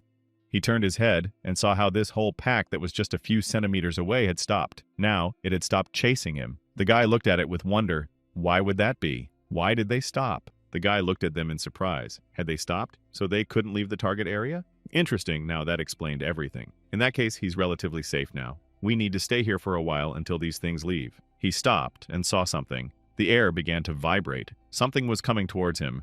Some incomprehensible sound wave that was ready to wipe out everything in its path. It was dangerous. The guy realized he was in extreme danger now. He swung his katana to defend himself. A bright flash of light pierced the space and immediately flew forward. Something large and very heavy landed next to him. He literally felt that rumble and that overwhelming force. The king of this place landed in front of him. He was truly terrifying in his current appearance. He looked like a large mechanical bird that stood on two legs. Behind his back, he had huge mechanical wings. His entire body was covered in fur. A rumbling sound was heard, and everything around him began to shake. The boy stood and looked at the island that was a few hundred meters away from him. He was ready for the king to attack him. No, he realized that if he fought with this king one-on-one, he would surely lose. He was scared that something irreparable was about to happen. He opened his mouth. The guy couldn't believe that the king was standing right in front of him in his true form. Now he was resigned to the fact that he would have to die if he didn't do anything, but the roll would just destroy him with a single wave of his hand. It was an incredibly terrifying sight. The king had shortened the distance in 1 second and was standing only a few meters away from him. There was such energy radiating from him that the boy shuddered. It seemed to him that the very presence of this king could destroy him in a split second. However, nothing was happening. Everything was normal. It seemed the king wasn't going to attack the boy, but why? He looked at him closely. Why didn't he attack him like the last one? Is he really confined to a single territory? He watched as the king turned his back on him and walked in the opposite direction deep into his territory. He didn't seem intent on attacking the boy, but why? The rest of his minions buzzed and continued to stare at the boy with their stingers out in front of them. The guy looked at him for a couple more seconds, then drew his gun. Is he leaving already? But no one told him to. He ordered the architect to cancel the ability cooldown. Enhancement status blessing of all characteristic. Shit. The guy decided to unleash all his power on him to finish the thing off in one blow. The king stopped. He was trapped and couldn't move for a while. The guy felt that even if he was in his own territory, still the king was falling under his attack radius. Fuck him just for a second is already victory. A triumphant smile appeared on his face and he could restrain this thing indefinitely. The only thing left to do was to attack until it died, so the king was basically at a disadvantage. The guy pulled the trigger and a shot rang out. He was a few steps away from his target. A shot rang out. The bullet burst from the muzzle of the gun and with great speed began to approach the king, who could not move to his regret. It was moving so fast, but it still wasn't enough. The king noticed it because its speed of movement was much faster even than the flight of the bullet. The king suddenly broke this captivity. The king's unified territory ability was activated. The captivity ability was cancelled. The king had broken the bonds and was now free. He easily dodged the bullet that whizzed by a few centimeters away from him. This was a turn of events the guy definitely didn't expect. Could he use the architect? The guy was even a little scared. It was unexpected, because King Takemi would be able to defeat him in a fraction of a second. He would only need to shorten the distance. They stood opposite each other and prepared to shoot. It was clear that they were going to fight, and the boy doubted that he would be able to defeat the king. Their islands were at an extremely close range. It was worth closing the gap, and then the king could easily defeat him. The monster flapped its wings, dispersing the clouds. It was incredibly powerful. In addition, it had several hundred or maybe even thousands of these creatures at its command. They buzzed around him and prepared to attack. The king pushed off the ground and soared into the air at an incredible speed. It was a speed that could not be grasped by the human eye. The boy stood and waited patiently for him. He knew how strong this king was and what awaited him if he shortened the distance and tried to attack him head-on. Bad enough, even worse was the fact that it seemed that the monsters could also use the architect in their territory. Now that was already an indication that the king was much stronger. A notification appeared. He had left the king's territory, and the king had also lost interest in him. Okay, that's good. The guy sat down in his seat. Because of the architect's power that the monsters can suddenly use, he couldn't kill the king with a shot like he planned. This was bad. Problems were piling up with every second. The boy sat and pondered how he could still defeat this creature if he kept hiding from it like this. Oh, what a bummer. This is bad. It's getting too hard to kill the owner of the territory. If the king keeps hiding from him, the boy just won't be able to do anything. This is bad. Time is running out, and he doesn't have much of it. He looked at his hand and assessed his chances. If someone's island collides with the king's territory and disables the architect, that would be great. Then he could easily get there, and together with that person, defeat the king. Is it possible to transfer computing power with the same architect and then take away the ability to use the ability? The kid's thinking, so he'd have to find someone to do it with. However, he had fewer and fewer allies, and this one sucked. Everyone here was his enemy, and the standoff to his own team was monstrously huge. Distance prevented them from meeting. Bai stood in his territory and was furious. He was very far away from his target, and now getting to him was extremely problematic. The man was so furious that he was ready to smash everything around him. He stomped his feet on the ground and screamed. He was about to burst with rage. He failed a second time. It was unthinkable. He couldn't afford it. Suddenly he got a private message. His boss told him to calm down and not to embarrass himself in front of the other players. The man tried to cool down. He clenched his teeth and tried to come to his senses. Okay, this was a second thing. He knew it all perfectly well, but he was still furious that he had lost so shamefully to this newcomer. He opened a broadcast chat room where discussions about his defeat were already underway. The man told them to forgive him. He got a little angry. He would turn off the broadcast until he met the newcomer again. The head of the tower replied that he had done well anyway. Did a pretty good job. The head of the asylum replied that he was grateful he could give him a watch on it. The man sat down on his throne and began to consider his next plan of action. What a freak. He would find him. And then they would meet nose to nose. He would avenge his defeat. Asshole, it's only important to use it wisely. The man looked up. His personal messages came to him again. This time he was dead, but he had everything under control and would not let his chapter down. Chaotic Enhancement Blessing. For every monster he kills, he will gain 1 unit of Chaotic Enhancement status, until he collects units. Each unit grants plus to all stats. Once he reaches units of reinforcement, he will receive the title of Leader. The title of Leader grants the ability to resurrect 1 slain monster. The number of uses is note. This ability does not work on the king. Chaotic Reinforcement allows them to fight the king, and if they win, they will receive the title King. This title grants a chaotic aura of fear. Health Knowledge for maximum weight +2. After gaining the title of King, he becomes the owner of a single territory. Just gaining the title of Leader is gone. Note: once he begins to accumulate chaotic enhancement, it will be impossible to leave the single territory. Bai opened his broadcast and started writing in the chat. The man said that he stole the title from those monsters, and it's amazing that they have such a strong buff. Dean replied that it's wonderful. If he becomes king, they will have a huge advantage. The man sighed heavily. Only he wouldn't leave the unified territory until he gained the required number of stacks. Only after obtaining the title of king would he be able to cross it. He sat on his throne and corresponded. They have a bit of a problem. He can't handle that many monsters. It's easy with singles, but with a group, it becomes difficult. It's the weakening of this world that's affecting him. He is silent about the fact that his abilities are clearly not suited for fighting multiple opponents. He turned to the head and said that how good it is to have him on his side. He will just hand him over and help him with the monsters, and they will be invincible. The head replied that, let him try to team up with this newcomer again, then they will see if they can agree this time. The man thought about it. It was a difficult task to find this newcomer again, and to team up with him. They had fought each other so recently, it would be extremely difficult. However, it was worth a try. He sent a message to the newcomer who was within range. The guy was sitting in his seat, thinking about his plan of action. Suddenly, a message sounded. It was Bai. The guy opened the message. He got a private message. The man said the boy is very strong. Honestly, he doesn't think either of them can defeat the king alone. But if they team up, the man is sure things will get better. The boy smiled. This type wanted something from him after all. It was obvious. He really needed to work together to defeat him, but he couldn't just agree, could he? He sent a message with a condition. Okay, he agrees, but on one condition. He will go no further than his island and only help the architect. Let the man bring him to the edge of the United Territory so he can bless it. As soon as he read that message, he was furious. So he's going to reinforce while he fights an entire army? He's better at close combat, so why should he be the only one to fight? Is he fucking nuts? The man tried to pull himself together. Although I am not a guy will attack before they defeat the king. That's why he trusted him with his life. Obviously, the action will be afterward, but he no longer expects to have gotten the title of leader, so he will be able to confront him. All he has to do is play dead and wait for him to finish off the king. The guy kept thinking, something he agreed to quickly.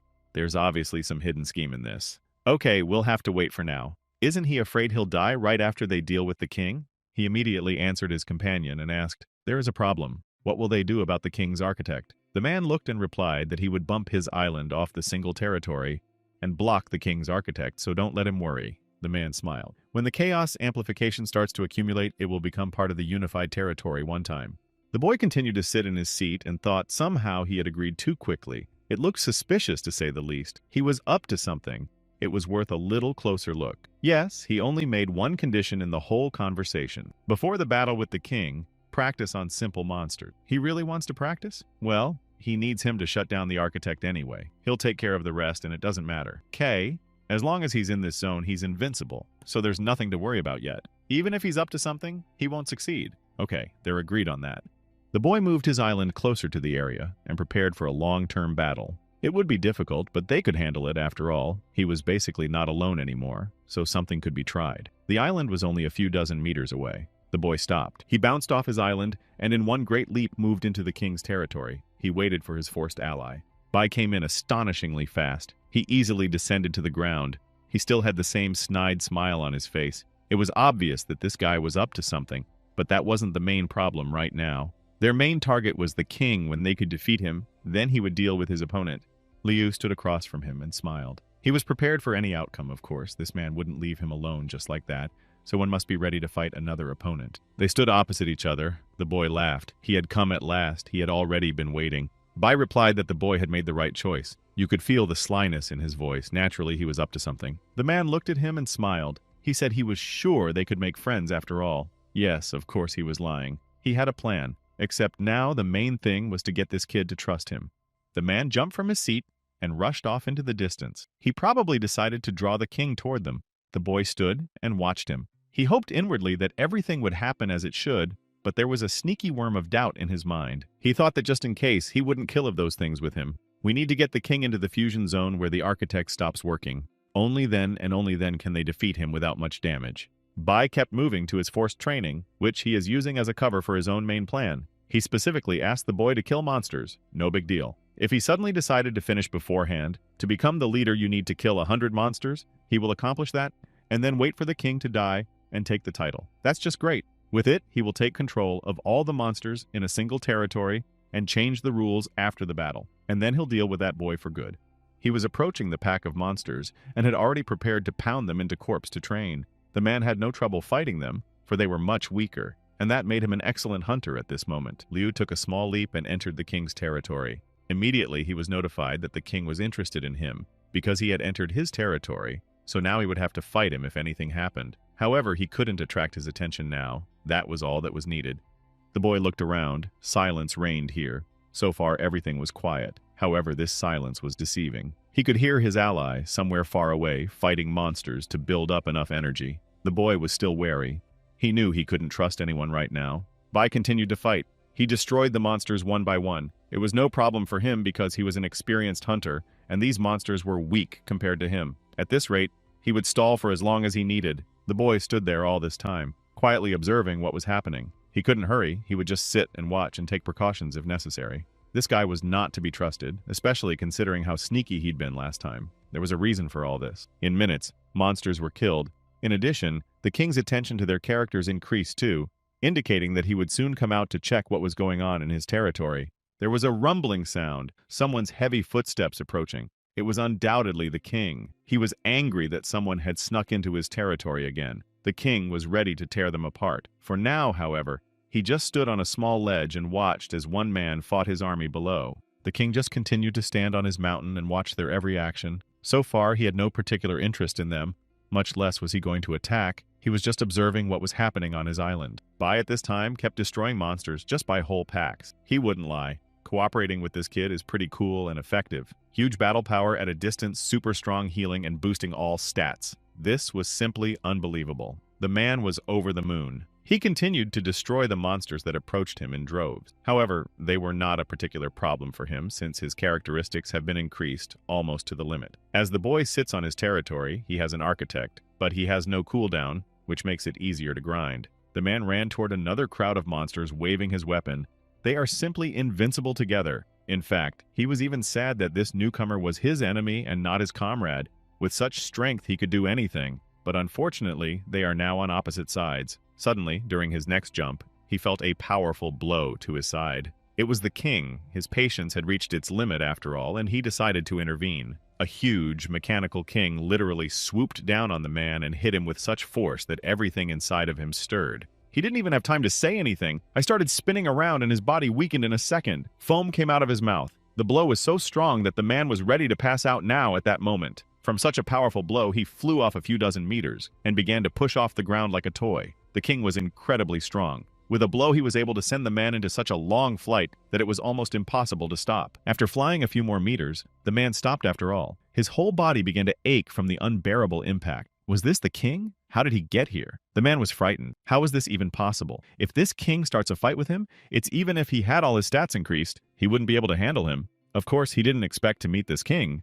He couldn't manage without the kid's help. He was kneeling right in front of the king, which looked rather ironic. The king was much taller, much stronger and larger than the man. He was incredibly huge. He was over several stories tall. There was such a strong aura emanating from him that even the mere sight of him made one feel sick. The man realized that he had to get out of here as soon as possible, or the king would flatten him. He pushed himself off the ground and flew far away. He had to shorten the distance as soon as possible.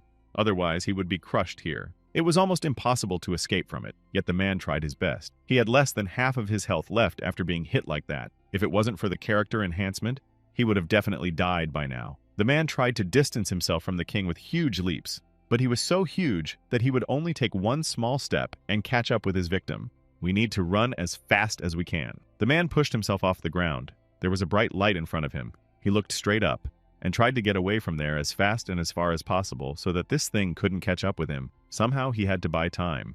The guy pushed off another rock and flew forward. Number 1 was only a few meters away, and it would be easier for him there. It was basically a relatively safe area to feel good about himself there. In a few seconds, he found himself on the island, and Liu was waiting for him there. The man was breathing hard, trying to catch his breath. What he saw, who he met, struck him in the heart. The man could not come to his senses. His whole mind was gripped by terror as he realized that the king was too close. He shouted for Liu to quickly return to his territory immediately. There was real, genuine terror on his face. The king had attacked them. The king had found them. And now, he was moving right towards them. They were now in monstrous danger. The boy still didn't immediately understand everything, and looked at his frightened comrade. If he was telling the truth, then they were in great danger. Out the king would get them. It was here they were at a complete disadvantage. He will crush them, literally, with the mere sight of them. Immediately, his ally bounced off the ground and flew somewhere far away, saying in parting that may the boy remember to restore him to health. The boy nodded his head.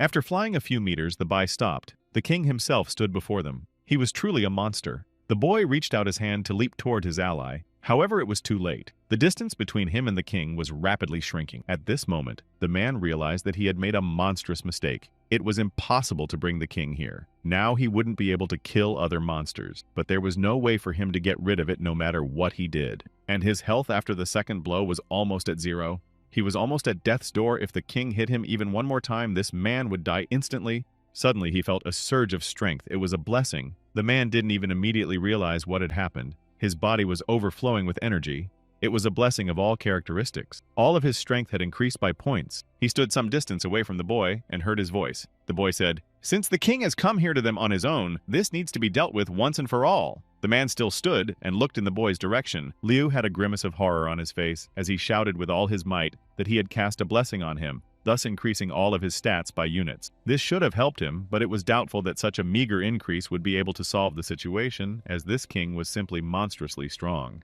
Bai stood right in front of the king. He could clearly see how much this monster surpassed him not only in size, but also in strength. He tried to reach for his weapon, but the king started to move. Even the earth started to vibrate from his movements. This power was simply incomparable. The king leaped at him, and in one great leap shortening the monstrous distance, the monster swung his fist and prepared to strike his victim with one blow, crushing him to ashes. The man drew his stick and tried to defend himself, though it was doubtful whether such a weapon could do him any good.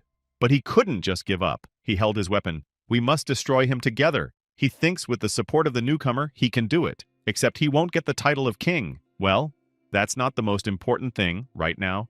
They just want to survive. The king flew at him, and the man thought, will this newcomer let him live after they defeat the king? Something seems fishy to him. It can't be that simple. He took his side, and now he's helping him. He opened the group chat to ask the leader for advice on what to do. He was in a completely hopeless position.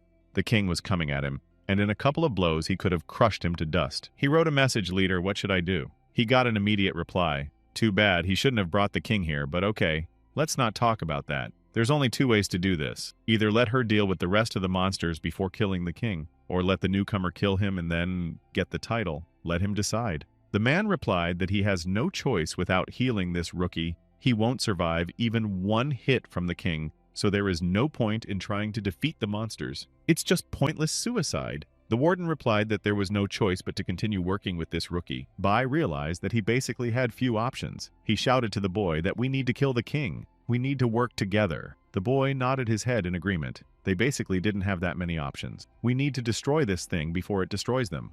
He opened a private message and wrote, "He has a plan. He has made up his mind. He has of computing power left. That's enough for the rebirth. Even if he dies, he can return to the leader and pass on the reinforcement. And afterward, they'll come here together and receive the title of king. That's a wonderful plan."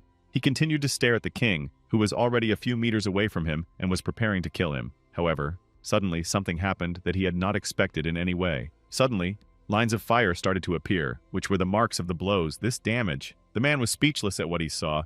He didn't expect that the king could be damaged by anyone. Goosebumps ran down his back. How strong this man must be. The man even opened his mouth in surprise. He didn't expect anyone to be able to deal such damage to the king. If it was a newcomer, it would be even more difficult to deal with him. Goosebumps ran down his back. The king tried to stand on his feet, but he was getting worse and worse. His legs were no longer holding him up. He slid backwards and tried to stand, but the pressure he felt was much stronger. The boy arrived just in time and used his shark to block the creature's movement. The king was immobilized for a short time, which would have given him a chance to do damage, or at least escape, but the man in front of him didn't even move. He was so paralyzed by fear that he couldn't move a finger. However, the king couldn't. He was trapped closed, no matter how hard he tried. He was unable to move forward towards his victim. The man stood in front of him and tried to come to his senses.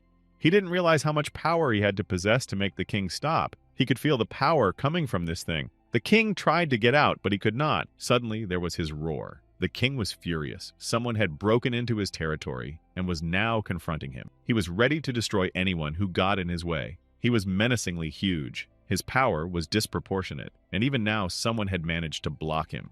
The man turned his head and saw on his glasses, who was standing a few meters away from him and aiming at the king with an ordinary pistol. How could that be possible? The boy had told him that the role could escape at any moment with the help of the architect. Let the man deal with him immediately. Quickly, let him take down the architect of his territory. There was nothing to do. Bai was obligated to do something. The man thrust his arm forward and summoned his island to crash into the area and prevent the architect from activating. The island, a short distance away from them, began to move forward, gradually increasing in speed. He had to get there in time, or the king would be able to get out of his trap, and they wouldn't be able to defeat him even if they tried hard enough. The island was approaching faster and faster. There were only a few hundred meters between them, which were shrinking rapidly. One more second, and the island would crash into the area, and then they would have any chance of defeating the architect. Bai was furious. What a shame, after all.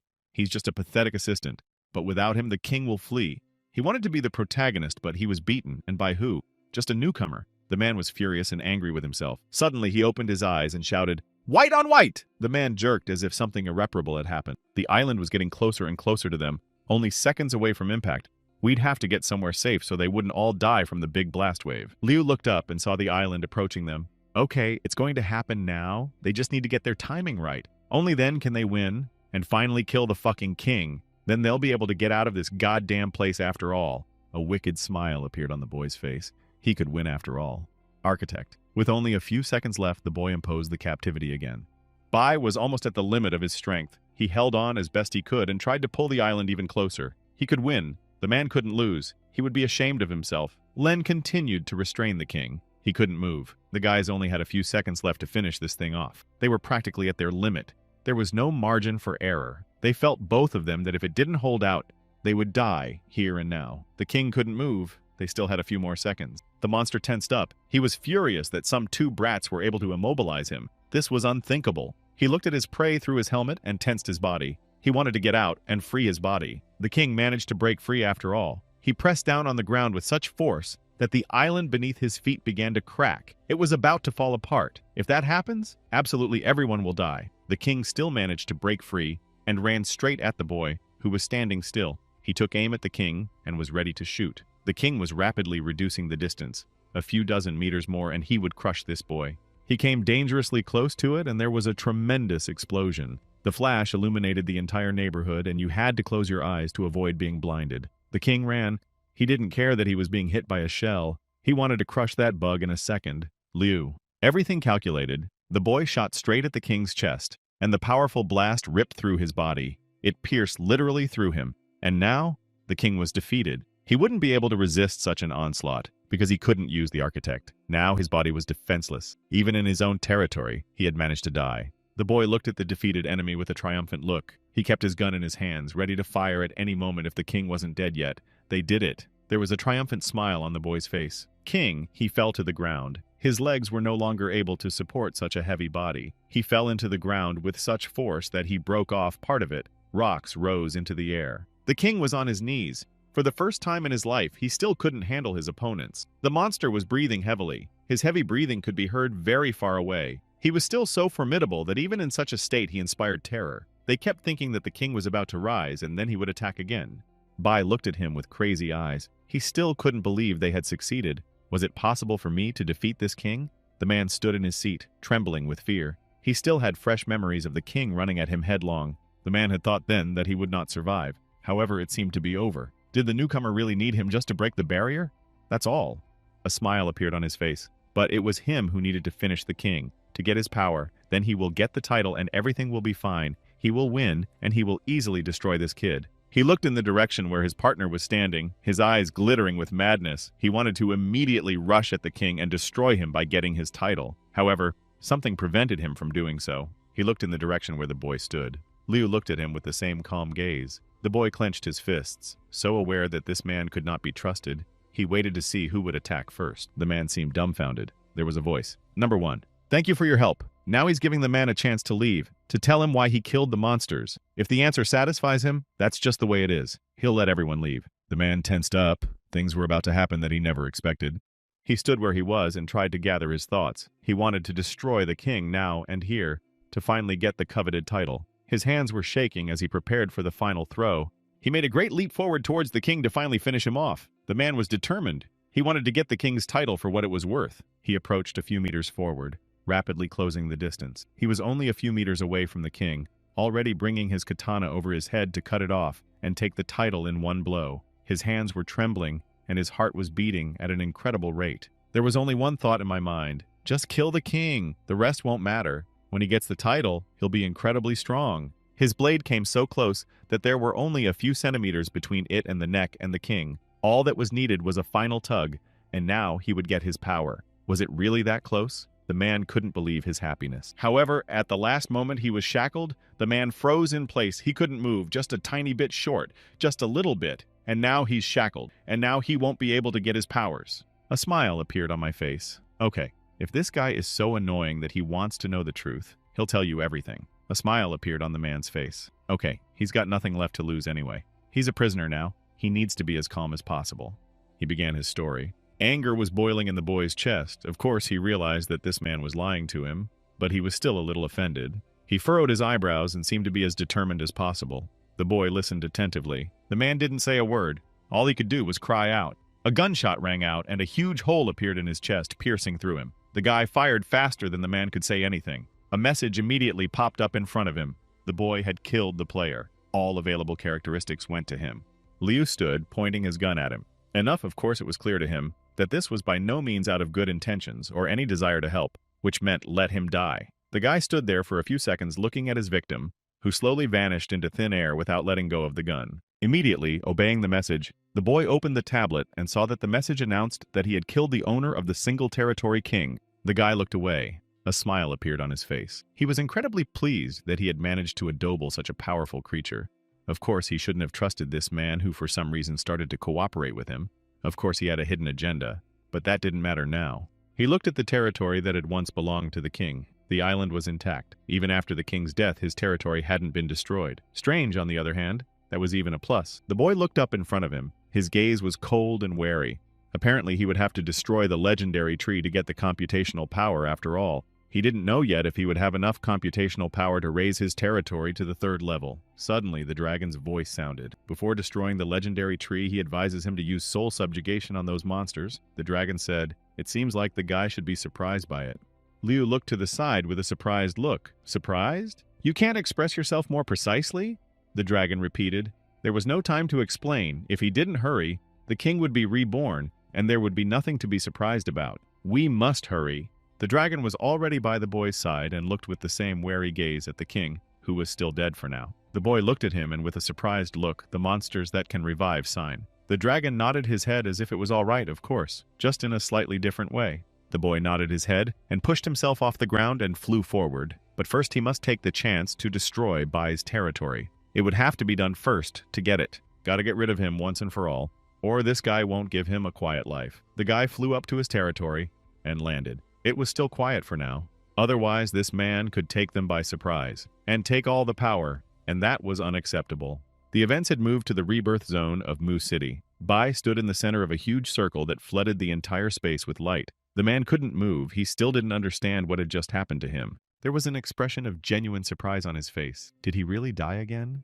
Again? Why did this even happen? The man was terrified. Now he had lost almost all of his power. It was a complete surprise to him that he had not revived on his own territory. Why not? You still had of your processing power left. A notice appeared which stated that because his guardian membrane had less than units of processing power, he could not be revived in the private territory of the white color. He is permanently dead. The poor guy clutched his head and screamed. He couldn't believe that he was dead. Just like that, a rookie was able to defeat him. And so, shamefully, he immediately went to his private messages. The man began to apologize to his master. He had blundered. Dean swore and said he lost parry. Let the guy not worry. There's nothing wrong with losing. But since it happened, let him try to look for something about this new guy in the real world. He's strong in the game. It's hard for them to match him, so let's see what can be done in the real world. The man nodded his head in understanding. At this time, the guy was standing near the wreckage of the island. There was a small pile of computational power, which he immediately picked up and stuffed into his pocket. Processing power. Pretty small, but it was all there was. The guy stood on one of the debris and tried to dodge the others that were flying everywhere. It has stretched its tentacles to gather computing power. Only that's a bit small. The processing power from the destroyed territory is too small. He can't be revived with less than, so it makes sense. He's completely dead. Liu started smiling. This guy is probably already in the revival zone in the city. That must be his shame. Now it's clear why the white color doesn't belong to anyone. Its owner is dead. Anyway, that's taken care of, so we can move on. We need to use soul subjugation on the monsters, on the advice of the dragon, and see what happens, and it should work. Soon, he returned to the land where the king used to rule. It was a large island with a huge tree on it. There were various creatures flying everywhere, though they seemed to be dead already. Their lifeless bodies were lying everywhere. It was as if someone had torn them apart. In the back of the cave, the same mess reigned. There were bodies of torn insects everywhere. It seems that the guy had gone wild, and now there was nothing left of them alive. What's going on? They don't want to obey. They just die. Just some useless creatures. The guy walked into the depths of the cave, but there was the same picture. Nothing changed. Monsters did not want to obey. They just died under the onslaught of the protagonist, who has already become incredibly strong. However, these monsters were still just as useless. The guy looked in front of him. He had listened to the dragon. He had done exactly as he was told. However, no matter how he tried to subdue these monsters, it was useless. They're all black and red, but either it just didn't work or they resisted. There was such a high probability of dying that they self-destructed. So much they don't want to obey the begging sign is strange. Somehow, it was all very unusual.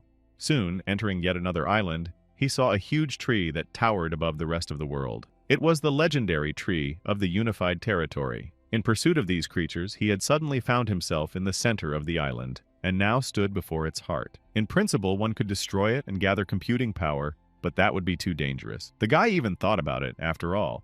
If he destroyed this tree now, it would just get an unimaginable amount of computing power. It would help him in the future. He immersed himself in this thought. It was a very funny and tempting thought. Basically, after that, he could become the strongest in this world. Then what? He continued to stand there pondering, still hesitating to make a final decision. It was as if something was stopping him.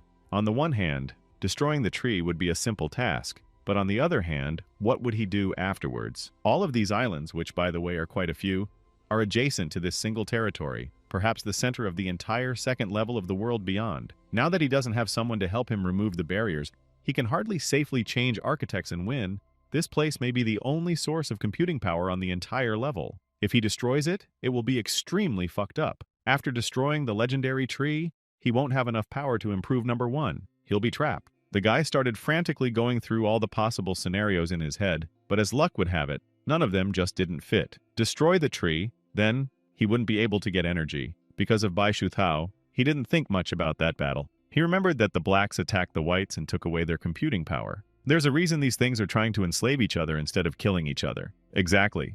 He finally got it. The guy had figured out the clue was closer than he thought. If there's a way to get computing power, it must have something to do with these things. Maybe they are just an endless source of getting that power. On the other hand, they are dwelling here, so their nest, though it is nearby. He stood there, immersed in these thoughts, and suddenly a small bird started circling near him. Or rather, it was the same creature, but it looked quite harmless. It was white, and it didn't seem to show any aggression. On the contrary, it was even cute. The boy began to follow the bird with his eyes, though it didn't seem to be showing any hostility. On the other hand, he would have to be careful. There might still be some that showed hostility towards him. The boy took a closer look. The bird stopped right next to him and hovered in the air. It had a rather sweet expression on its face, if I may say so. It was flying near the boy and seemed to be showing him some sympathy. And she looked quite inoffensive. As a matter of fact, after killing the king, he got one notice in it saying he killed the king of the island. The black ratio worsened by the white ratio and improved by. That's pretty good. The bird circled around him and wouldn't leave his side. That's why this animal isn't aggressive? That's funny. The dragon didn't specify what color Yuan should be. Maybe he can subdue this one. Well, it's whether it works or not. Subjugation of the soul. The boy applied the subjugation, and immediately a notification popped up. This creature now belongs to the boy. Let him give it a name. With the characteristics, it was number level dangerous. Characteristics: attack, power, defense, resistance, intelligence, perception, health abilities, thick power, incarnation. Blood rush group ability, advanced chaos. Pretty good. Now he has something like this at his disposal. It might come in handy in the future. The next info box said when he kills this creature, he gains a level of advanced chaos. The maximum level is 100th. Each level of advanced chaos increases stats by. When he reaches level, he will gain leader. Note: the ability does not work on the king. As a leader, he can fight the king and defeat him. He will receive the title of king. Chaotic aura of fear is given when he gains this title. Health ID power 4 maximum weight plus 2. Note: there is currently no king in the unified territory. As soon as he gains the title leader, he will immediately become king. With the title of king, he will become the sole owner of the unified territory. After receiving the title of king, the status of leader disappears. Seeing this, the guy opened his mouth in surprise. What a surprise! This is what the dragon was talking about? That's just great! Now he has an army of such beasts at his command. It's unbelievable. If this keeps up, it won't be hard to get out of here. The beast sat on his arm and began to look straight into his eyes. If he becomes king, this entire unified territory will be in his power, right? By obtaining such a huge island, he would be able to easily find a way to mine a huge amount of computing power. This gave him strength and confidence. Are things really getting better? Things were finally going the right way. That's just great. That's great news. In front of him, the notice asking him to name this creature number was still glowing. A guy, so he'll be called Xiao Bai. Simple, but perfect for him. The next notification appeared. The name has been changed. We need to hurry up and get the advanced chaos reinforcement as soon as possible. Otherwise, some other monster will want to become the king, and it will be very difficult to find him. By the way, the person he fought with could change statuses, so he also wanted to become the leader. So he had to kill those things. Just a little bit more and he would have become the master of a single territory. But now Liu is the ruler of this territory. That's just great, isn't it? The boy looked at his possessions and moved to the outskirts. Gunshots could be heard everywhere. Something was going on here. The boy had decided to have a black creature hunt to increase his power. Now with his current strength it was no problem for him. There were a whole bunch of them and the guy pointed his gun at them. They buzzed around making nasty noises. Well, now all that was left was to kill them all. Then he would gather computing power and become the strongest here. He was standing somewhere in the bushes in a convenient position to easily shoot monsters from afar, and the guy's processing power had specifically increased. So there was nothing to worry about for now. A shot rang out, and one of those things literally crumbled before his eyes. The shots killed them one by one, enough force to kill one creature with a single shot. After the shot was fired, the beast fell to the ground dead. Well, at this rate, he could easily take them out. All that was left was to finish off the others, and it would be done. He ordered his new pet to go on the attack. A small white blob of energy flew past him. It was Yao. The monster flew at such a speed that it was hard to catch with his eyes. He felt something very small but very strong flying near his face. As soon as the black monster fell to the ground, Xiao immediately chopped it in half in one fell swoop. Although this monster was small, but its strength was unbelievable. After that, a notification appeared. He had killed monster number Blood Jerk level +1 Chaos level +1, considering how many of them he had already killed. The other monsters must have noticed the threat and turned their gaze toward the boy who had been hiding from them in the bushes all this time. There was a buzzing sound, and the vile noises that these creatures kept making. The monsters turned with their entire pack and easily found the boy. Now they directed all their anger right at him. The boy saw that the whole pack was now facing them. He could only hope that the monsters would attack them all at once. However, the hopes were not fulfilled. The monsters looked at them, and as soon as the boy came into their field of vision, their eyes lit up red. This naturally did not bode well. They immediately buzzed and headed towards them with the intent of tearing them to shreds this minute. The sight was threatening to say the least. The guy realized that things were bad, and quickly pushed off the ground and started to increase the distance. If these things got to him, it would be bad. He wouldn't be able to handle them alone, and Zhao would, but not enough to handle a whole bunch of them. Shit, that was wrong. The guy called his pet closer and ordered him to run away from here. They ran as hard as they could, and the monsters rushed right behind them with their entire huge pack. The boys could hear a buzzing and crackling sound coming from behind them. It was terrifying. If the monsters caught up with them, they would be in trouble for sure. Something was definitely wrong here. Where did they come from? The boy didn't understand. Why were there so many of them? He ran as far away as he could, but the monsters had no intention of retreating. They wanted to catch up with their prey and kill him. The strange thing was that before these critters were fighting each other, but now they decided to team up all together against these two exclamation marks. Where did they get such intelligence from? Pretty smart and savvy critters. This sucks. Gotta hurry back to his territory. He can't handle this many critters, and the guy was accelerating harder and harder. He was already exhausted. His pet was flying next to him. His strength was less and less, and the island was relatively far away. If those things caught up with them, it would be the end of them. No, he couldn't let them get to him. Yeah, what the hell is that? The guy looked back and was horrified to see that these things were getting bigger and bigger. There were already so many of them that the entire sky was conditioned by these monsters. There were hundreds, no thousands of them. Where did they come from? There must be a nest somewhere. And there it was, the saving edge of the island. The boy pushed off of it and flew to his territory to be safe at last. The monsters kept buzzing and flew straight for their prey. They weren't going to let him go. After flying a few dozen meters, the guy found himself in his territory, where he was here relatively safe. All that remained was to wait for his little pet. The guy slowed down and watched as the monster approached him. He shouted for Xiao to fly towards him faster. Since there were already monsters approaching him, there were thousands of them. However, the fledgling stopped at the very edge and was unwilling to fly, or rather he simply couldn't go beyond. The guy was horrified. What the hell is this? There was genuine fear on his face. Couldn't he leave the unified territory? But why? Abolish enslavement. A notification appeared. His advanced chaos enhancement pet has advanced several levels and cannot leave the king's unified territory. Upon seeing this alert, the guy shrieked in surprise. So that's how everything fell into place. This was why the king couldn't leave the island? Okay, but why is he only finding out now? Nobody told him about it. The guy was really terrified.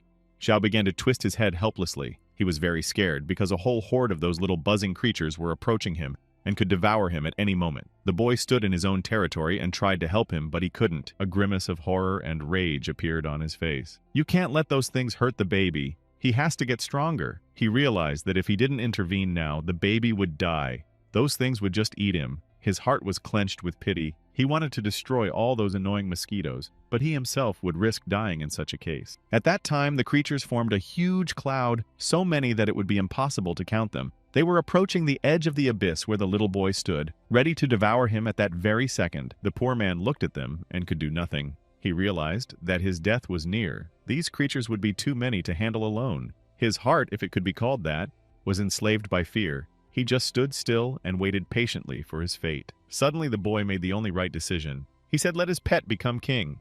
Just as he said that, the whole unthinkable horde of monsters began to fall one by one, as if they had been sprayed with dichlorophos. On the bright side, the little guy was now safe. The monsters began to die by the hundreds. They fell to the ground like rain. The baby was safe, but now it was hardly a baby. Someone's huge paw stepped on the ground with such force that the whole island shook. He recognized those outlines. This was what the king of this place looked like before he defeated him in the Sunday sign. And now the baby was king. He transformed beyond recognition. From a small insect that continued to snake around the guy, he turned into a huge monster covered in metal, fully clad in armor. He sighed. Steam escaped from his mouth, if I may say so. He was terrifying to look at, but it was necessary for him to survive at least a point. He flapped his wings, and immediately a whirlwind of air rose up around him. Now he was the king of this place. The kid had transformed, and now he looked so formidable that no one would dare to get close to him, for he would tear him apart. He had been transformed, and now he could stand up for himself completely. He looked at his former master now. The little guy was king. A window of characteristics appeared. He was originally from the White Qin Yuan, cataclysmic danger level. Reward health level plus knowledge power 4 bonus to all characteristics +1. Characteristics attack, power, defense, strength, dexterity. Physique, intelligence, perception, health, knowledge, power. The characteristics were impressive to say the least, and the kid himself was so transformed that no one would have the guts to approach him. His abilities were also impressive. Increased aura of strength. Exchanges health for resistance when used. 1 unit of health equals 1 unit of resistance. Blood Jerk. For every person he kills, he gains 1 Blood Jerk. Bloody Jerk's current level is, and his health is increased by health. Provocation draws. The target's attention increases the target's damage. Increases the target's damage. Decreases the target's perception. Causes the target to attack him. Architect grants the ability to change the rules on a single territory. Passive ability. Military progress activation level. As soon as he transformed, all the monsters that wanted to attack him started to fall dead. Some died instantly. Some were just unconscious. The rest of the group of monsters continued to float in the air, watching their new king who appeared as suddenly as he disappeared. They froze in place, their small bodies trembling. They looked at their new king with some trepidation and did not dare to attack him. Now they saw that he was many times stronger than them. Even if there were a billion of them, he would be able to defeat them without much effort. Then, a huge, disproportionate number of the monsters turned around and flew away with some kind of vile buzzing sound into the interior of the island. Now it seemed that they were not threatened. The king had been able to scare the creatures away with his appearance, and now they were scurrying away in a hurry. Xiao glared at them with his formidable gaze. Now he was the ruler of this territory, and not a single living soul would dare to violate him. Liu jumped into the area. He could now feel safe here. The boy ran up to his pet, who was now several dozen times his size. Now he was helping him. He had gained a simply grand ally. The king got down on one knee before him. Although he had become the powerful king of this place, he still hadn't forgotten the one who had tamed him and given him a name. Now, this king would accompany him and help him in every way possible. The boy approached it and began to examine it with admiration. A real human shield. With a weapon like that, no one would dare even get close to him. Just what he needed right now. I wonder if he could use it to gather in any part of the unified territory. Apparently not. Too bad he can't get you off this island. On the other hand, he could now use this monster to gather relics for himself. He shrieked and ordered the little guy to go with him. They're going to earn computing power. Soon, they approached the center, where that very tree stood, and had the largest number of these small creatures. Now, they were no threat to them. Just a glance at the king made it clear that they would be dead in a second. Xiao Tu immediately began to exterminate these small, annoying creatures. With a single strike of his huge fist, he literally flattened one of them. The monster only had time to make a final squeak before it gave up its breath. With this kind of power, gathering computational power would be very easy. The guy rejoiced in his heart. The king continued to destroy these little creatures, and the boy noticed something interesting. As soon as he destroyed the black monster, the tree began to glow. But why? Does the legendary tree somehow react to killing these creatures? It's possible because they are the inhabitants of this area. Guy thought about it. When they killed the white monster on the outskirts of this place, the same thing happened. Somehow strange it all seems. Could it have something to do with this? Also, when he became the king of the White Yuan, all the blacks came back here. That's weird too. Do they have some kind of attachment to this place too? The king kept coming here looking for these little creatures to kill. They had already grouped up above, and were circling above them. That way they were at least somewhat safe, since the king could destroy at any second. They were still hostile to him, but they wouldn't attack this thing. So as long as he was with the little guy, he had nothing to fear. Xiao put his hand on the tree and felt the tension from it. The monster began to absorb or draw energy from it. He heard a vibration, and even the air here began to be soaked with electrical energy. The king pulled a blob of red energy out of the wood, which transformed into a sphere. A crackling sound was heard. The wood began to vibrate, and the whole space here somehow tensed up.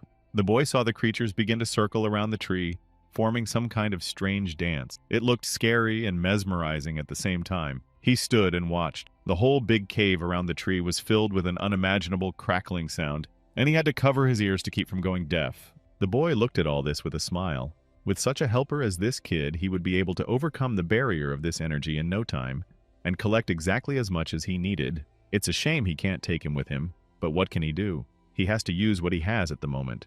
Xiao got down on one knee in front of him, and held before him a sphere of computational power that he had managed to gather from the wood, as well as from those creatures he had killed. The boy stood and gazed at this splendor. Liu accepted the gift. It was a large, warm sphere of energy. As soon as the boy took it in his hands, he immediately felt a surge of energy. It was as if all the energy began to flow through his body. A notification appeared. He had received units of computing power. Please let him hand over his wearable membranes. The boy looked at what he had with a frustrated look. Only that's a bit small. In total, he only had units. To move number 1 to the 3rd floor would take computational power and raise the dragon's level to the 20th floor. And now he only has units. That's not enough. We'll have to try and get more. He looked at the king with a serious look, and the kid felt guilty and bowed his head. We can only hope that they can find another way to mine the computing power, so that they can still achieve the desired result. Do we have to start killing these things again? No, that's too long. At this rate, they'll be here forever. Xiao looked up as if searching for something. He turned his head in different directions, and a crackling sound could be heard. Apparently, those things had found them again, and were chasing them again. What a nuisance. When would they ever get rid of them? Indeed, she had their heads spinning smaller, several dozen, maybe even hundreds of these little pesky creatures. They should have killed them. With their current power, they could deal with them in one blow. But for some reason, they just stood there and did nothing. The king suddenly tensed up and pushed himself off the ground so hard that a slight vibration went in different directions. He was thinking of something. He approached the tree and struck it with such force that his hand was literally elbow deep in the trunk of the tree. There was a tremendous vibration. Something inside the tree began to break. Something terrible was happening. The birds that had been circling between the trees all this time started to get worried. A crackling sound was heard. They started to scream. It was obvious that they were very worried about something. Xiao continued to keep his hand immersed in the tree trunk. He increased his power and tried to get as much computational power from there as possible, or transfer his point to it. Suddenly, the tree tensed, one movement, and the tree began to vibrate. A second later, splinters like bullets erupted from it and began to hit absolutely all the creatures that surrounded him. The monsters fell one by one. They fell by tens, hundreds, and even thousands. At this rate, they would be able to quickly gain computing power. A few seconds later, almost all the monsters that were flying in the air before were downed, their little bodies lying on the ground and not moving. They were dead instantly. Well, it certainly looked impressive, however. What was this even? Some new way of pharma? The boy looked at his pet in surprise. What was he even doing? There was an expression of extreme surprise on his face. The boy didn't understand anything. And was it necessary to understand something or not? The tree was starting to heat up. It felt like energy was spreading through every branch. It was starting to turn red, to the point where it looked like it was about to burst into flames. The sight was a little scary. What had he done? Was this going to destroy the tree? Looking from the outside, the tree began to glow. It was completely red in color, and it was about to burst into flames. All the energy that was in the tree gathered in one place, where the king's hand was. It was as if the tree was transferring energy to him. The king landed lightly on the ground, holding something in his hands. He seemed to understand his master's frustration, and decided to do what he had to do at that moment. He held a lump of computing power.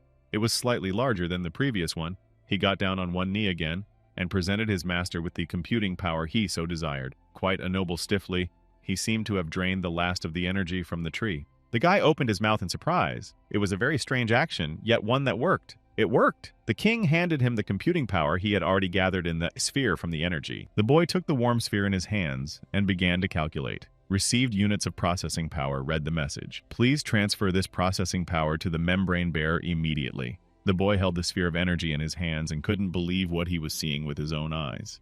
So a tree can generate computing power on its own? That's brilliant. At this rate, it would quickly gain what it needed. The guy frowned. The important thing was not to overdo it so much that it destroyed the tree itself. They stood opposite each other and watched. Then he asked the king to gather more energy, and he climbed out to the highest point of the place and decided to look around the whole area to know where everything was located. Of course, let him not be able to directly communicate with his pet trivially because of the fact that they have different language barriers. However, all of that is unimportant. Words. There are 2 legendary trees on this level. The one that is here in a single area is the legendary black insect tree. And there, far beyond the king's territory, is a huge tree of white yuan. That's where we need to go. So when they die, their processing power is distributed among the trees. Depending on which monster died, that energy goes to that particular tree. It was probably originally supposed to help in defense against the opposing clan, but ended up causing raids and destruction of the legendary ancient. So it was basically easy to explain. The king continued to destroy these creatures and gather computational power for his master. This, he asked his pet to gather as much computing power as possible. It's cruel to kill so many of these innocent animals, but it's just a game, however. There was one thing that prevented him from progressing normally. Soon, the guy gathered so much computing power that he reached the limits of the 2nd floor. Please let him use the power to develop a private area or go to the 3rd floor. That's what he knew. But why was everything happening exactly as he didn't want it to? The boy was ready to cry, the bastard. He knew it. He'd have to leave this island. He's going to face more trials. But what a pity. Why is everything happening like this? He was ready to fall through the ground in self-pity. The boy literally cried. There's a whole bunch of computing power waiting for him, but he can't get to it. What injustice is this? The boy sat on his little island and was ready to cry. What an unbearable longing. He summoned his little dragon to consult with him in some way. Perhaps at least this little creature could help him. Was there any way to move the single territory to the 3rd floor of the fringe world? The dragon appeared and looked at him with a surprised look. Let him try to unify the territory and his number 1. Just like the white critters and black critters are united. Well, let him take into account that the island is huge and requires a colossal amount of computing power to make the transition. Oh, it's too complicated, the guy literally screamed.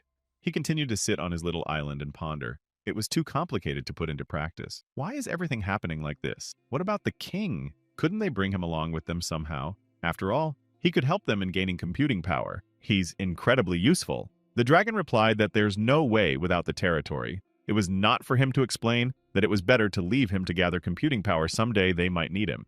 The guy sighed heavily, and that someday, it was literally killing him. He could only hope that someday they would meet again. In a couple of days, the primordial realm would be gone, and he wouldn't be back in the real world for more computing power. All right, the 2nd floor will pass. Let's keep moving. I think you'll listen to the little dragon and leave him here. As for them, moving number 1 to the 3rd floor isn't out of bounds. A message immediately appeared in front of him. The dragon has reached level 20 and is ready to move. Membrane resistance to current resistance is units of computing power spent number 1 has been moved to the 3rd floor. The player's strength has increased. The membrane has been strengthened. The resistance of the membrane has been increased by dragon, membrane functions, computational power total. Computational power remaining. Note number 1 begins the transition to the 3rd floor. Beyond the fringe. Please have them ask all number 1 players to return to the private area, otherwise they will be automatically expelled. The island began to move slowly, picking up speed.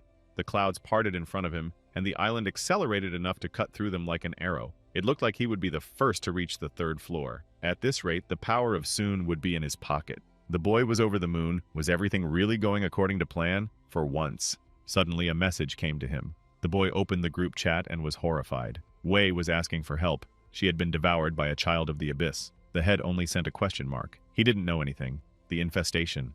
What bad timing. The boy opened his mouth in surprise and horror. This was getting ugly. Reichi said the 2 of them would scour the area and try to help her. The girl replied, "Then it's useless. She's already on the 3rd floor. There are no private areas here. Just children of abysses of all different sizes." Rule said, "She's in a very fast hurry." "Where is she rushing to?" The girl replied. "Where is the newcomer? Hasn't he reached the 3rd floor?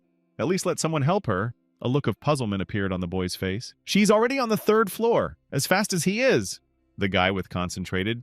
Yes, the girl was pretty fast. Even 2. How she alone so quickly got to the third floor. The begging sign, the guy was silent. He began to think hard. That's it. He's just going to go to the next floor and then he'll be in trouble. Why does it have to be like this? He began to slap his forehead, trying to think of something. Okay, now was not the time to despair. It doesn't matter. He wouldn't be able to find her in such a vast space anyway, not worth worrying about. But if he were to meet her somehow, he would definitely have to be careful, since there were such creatures out there.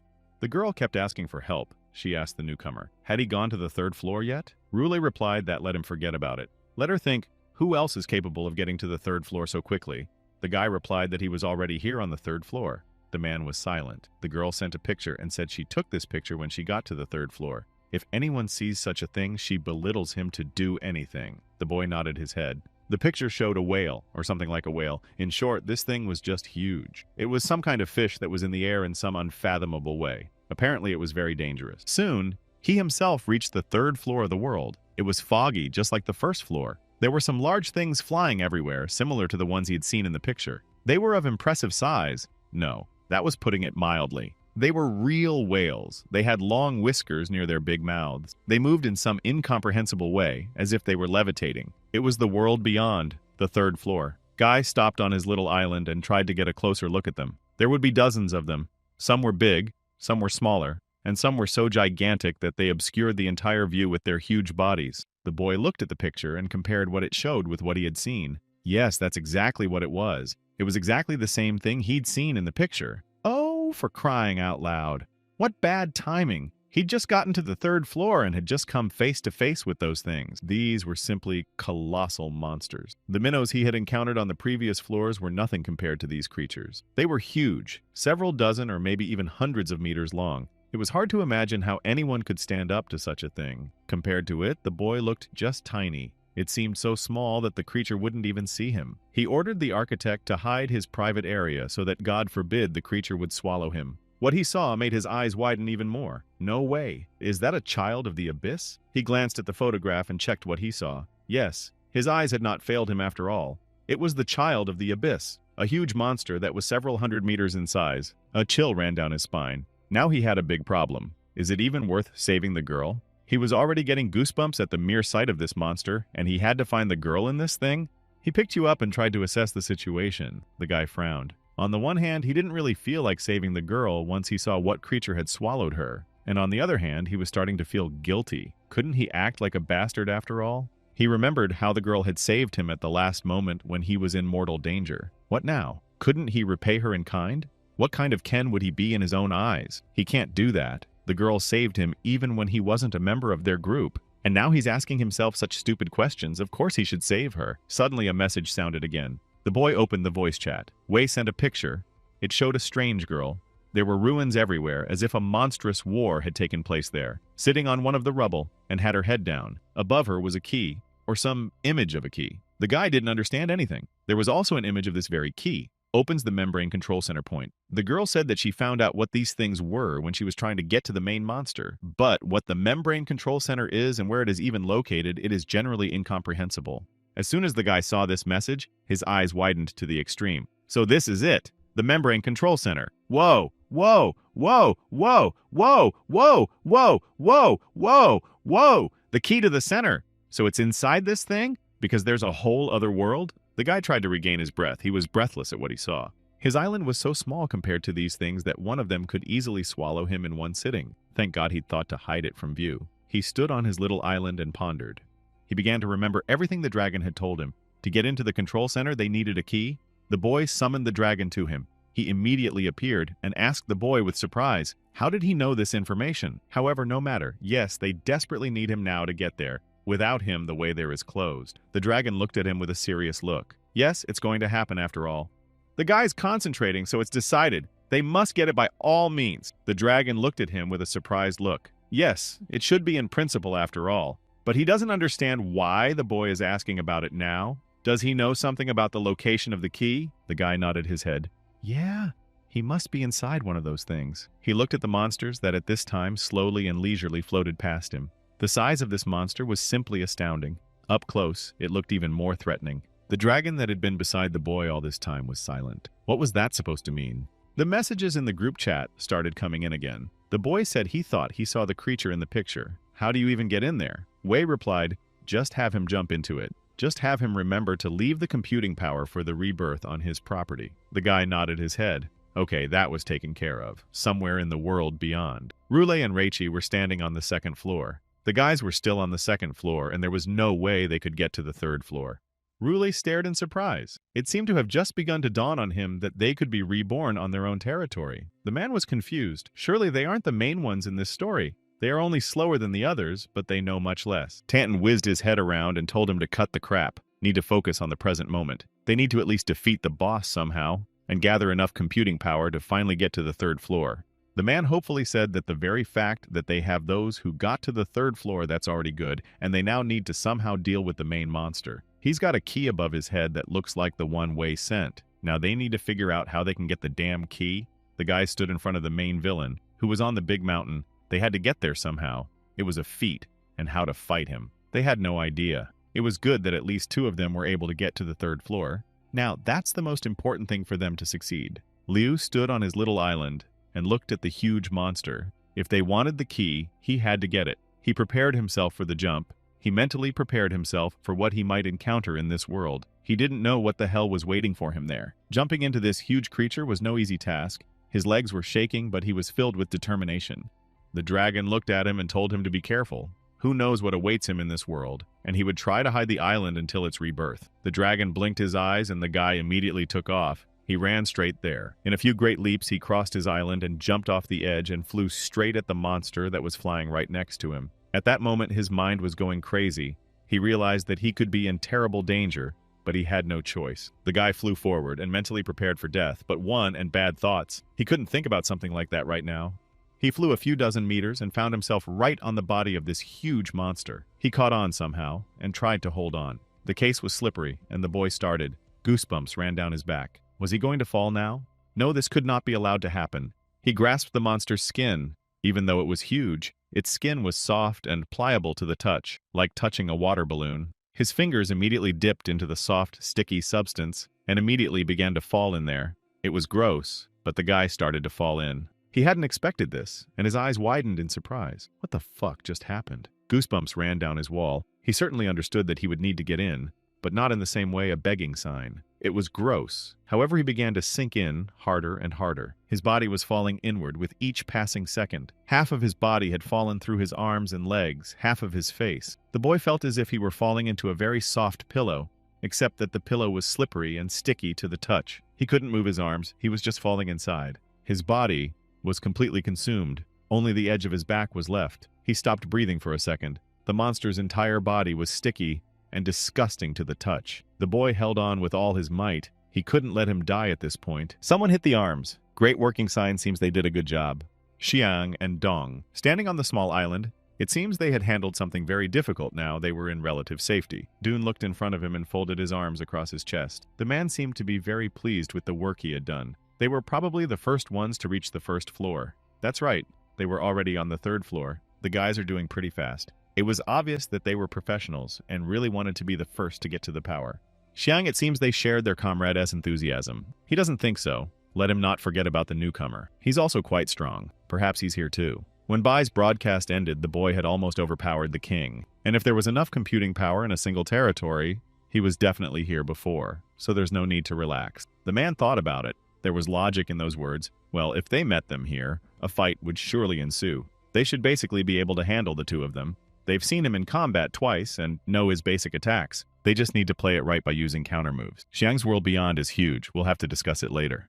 A message immediately appeared in front of them. They moved to the third floor of the world beyond the fringe. Warning: the third floor is an extreme danger zone. The appearance of the membrane was automatically changed. It is protected from the unfavorable environment. The guys stood on their own island and felt some changes. The membrane between them and the rest of the world seemed to start deforming. Xiang looked up. His eyes widened. He began to look all around to see anything useful. It seemed to be quite dangerous here. Monsters were already flying around them. However, they did not attack. It must be the defense zone protecting them from monsters getting inside. He pondered. The word extremely dangerous zone instilled some unseen fear in him. What on earth would they see here? Perhaps the monsters here would be much stronger than the last level. If so, it would be extremely difficult to deal with them. Suddenly his eyes widened in surprise. A chill ran down his spine. He seemed to see something, something that made his heart beat faster. Perhaps it was one of the monsters. Dune said they were covered in some kind of protective layer. Perhaps it's a protective barrier that has been reinforced. What do they do? Is there any clues? It doesn't seem to make any sense. We've got to figure this out or they're risking a very long stay. The boys began to turn their heads in different directions, looking for any clues. Xiang seemed to be preoccupied with something. He turned his head in different directions, trying to find something that would help them understand what to do here. His companion was immediately concerned. He noticed his friend's confusion and asked what was wrong. Is he seeing something? And the comrade, and they started both turning their heads. Did they see something? What had happened? A mask of fright appeared on the man's face too, it seems, or they saw something. Xiang now looked at one of the monsters and said that he saw a newcomer. He seemed to be in one of those things. The monsters swam between them with astonishing slowness. The boy was flying somewhere. He didn't even know where. After he was swallowed by the body of one of the monsters, he felt nothing else. He couldn't hear anything yet. There was darkness all around him. He was flying somewhere down. It felt like he had fallen into some kind of abyss. He tried to hold himself together, but his whole body was consumed by shivers. Suddenly, the darkness ended, and a bright white light hit him in the eyes. He flew out somewhere. There was sky all around, clear air, and it was very hot. The boy was falling somewhere very fast. He had no time to realize anything, but he was already flying down at a monstrous speed. He couldn't make out anything around him. Was he in some other world or something? As soon as the guy saw what was going on below, his eyes widened with surprise and fear. His breath caught. He was at some colossal height. As if he had been thrown from a skyscraper, the guy was flying down, his soul at his heels. Below him was a huge city. There was desert everywhere. He was flying straight down.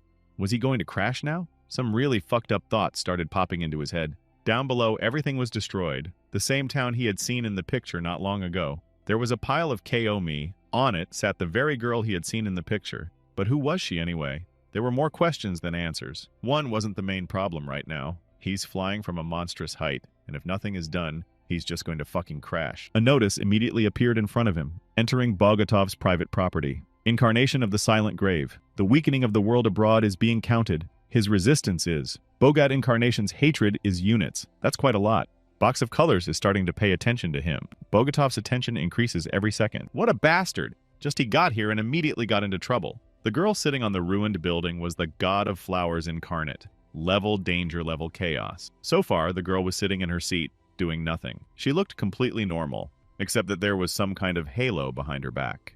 Suddenly, she raised her head and opened her eyes. The girl's face was normal, except that her eyes were glowing completely red. It was obvious that she felt incredibly hateful towards the boy. Okay, this was a monstrous god he would have to deal with. If he didn't do anything about it, not only would he crash, but if he survived, this god would definitely finish him off. The boy continued to fly downwards, his speed gradually increasing. Not only did he now have no dragon defense, but he was also cut off from the unlimited architect. In addition, additive was only weakened by percent. How on earth was he going to get the key?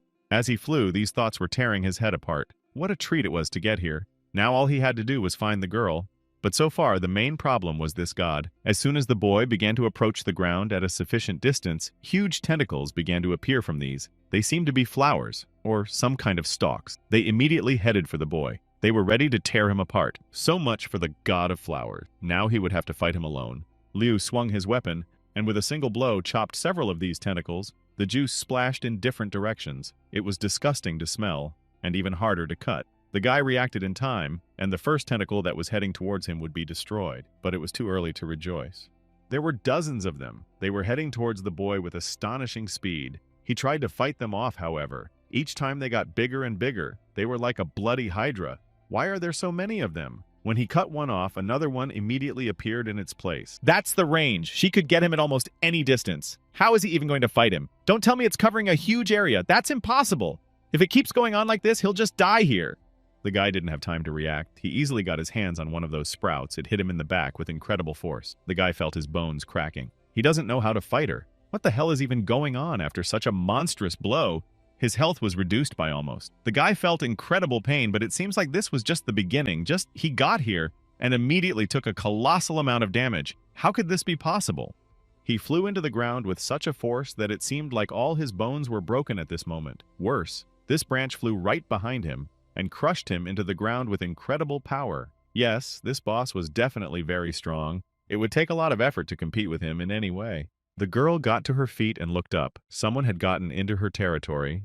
And she would not leave them alone now. She would destroy every last one of them. She will destroy anyone who dares to stand in her way. The girl looked quite formidable, even if you look at her characteristics.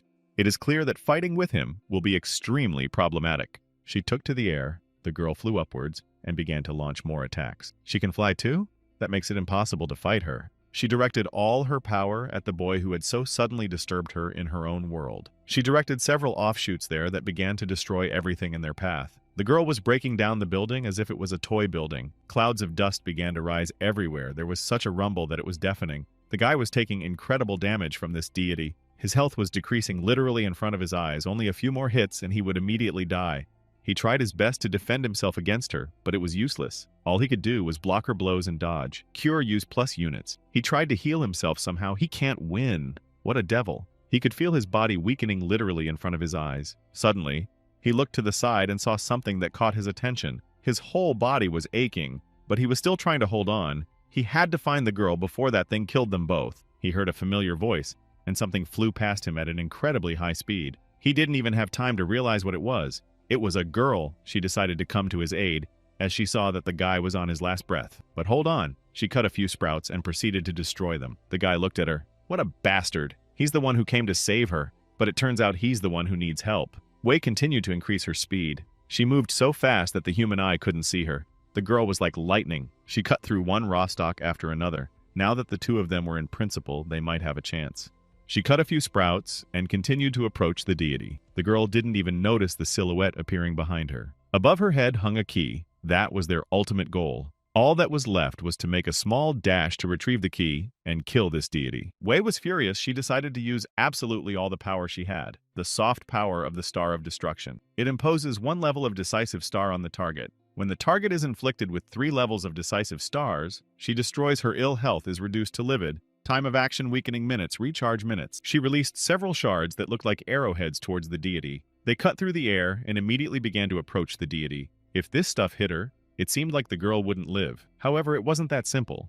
The flower deity felt the danger approaching it with its back, and immediately began to make an attempt to escape. She saw the whole thing. How is that even possible? This girl? What is omnipotent? She began to rise up to dodge the next attack. Her eyes lit up red, gradually turning white. The girl was furious. Now she was ready to destroy everything in her path. She would destroy the whole world, to destroy these 2 scoundrels who dared to disturb her peace. She directed all her might at the poor girl who was standing just a few meters away from her. If those huge growths came near her, she would definitely not live. Time was running out by the second. The guys had to do something to keep their friend from dying. However, he was so stunned that he just stood in one place, unable to do anything. The guy realized that alone, even let there be an entire army, they wouldn't be able to resist this thing. It was so strong, it could destroy anything. Wei jumped up, and at the spot where the girl had just been standing, a multitude of flower sprouts appeared and stuck into the ground. Just a second more, and she would be dead. There was a rumble. Rocks flew in different directions. It was a fight to the death. Somehow the girl managed to resist it.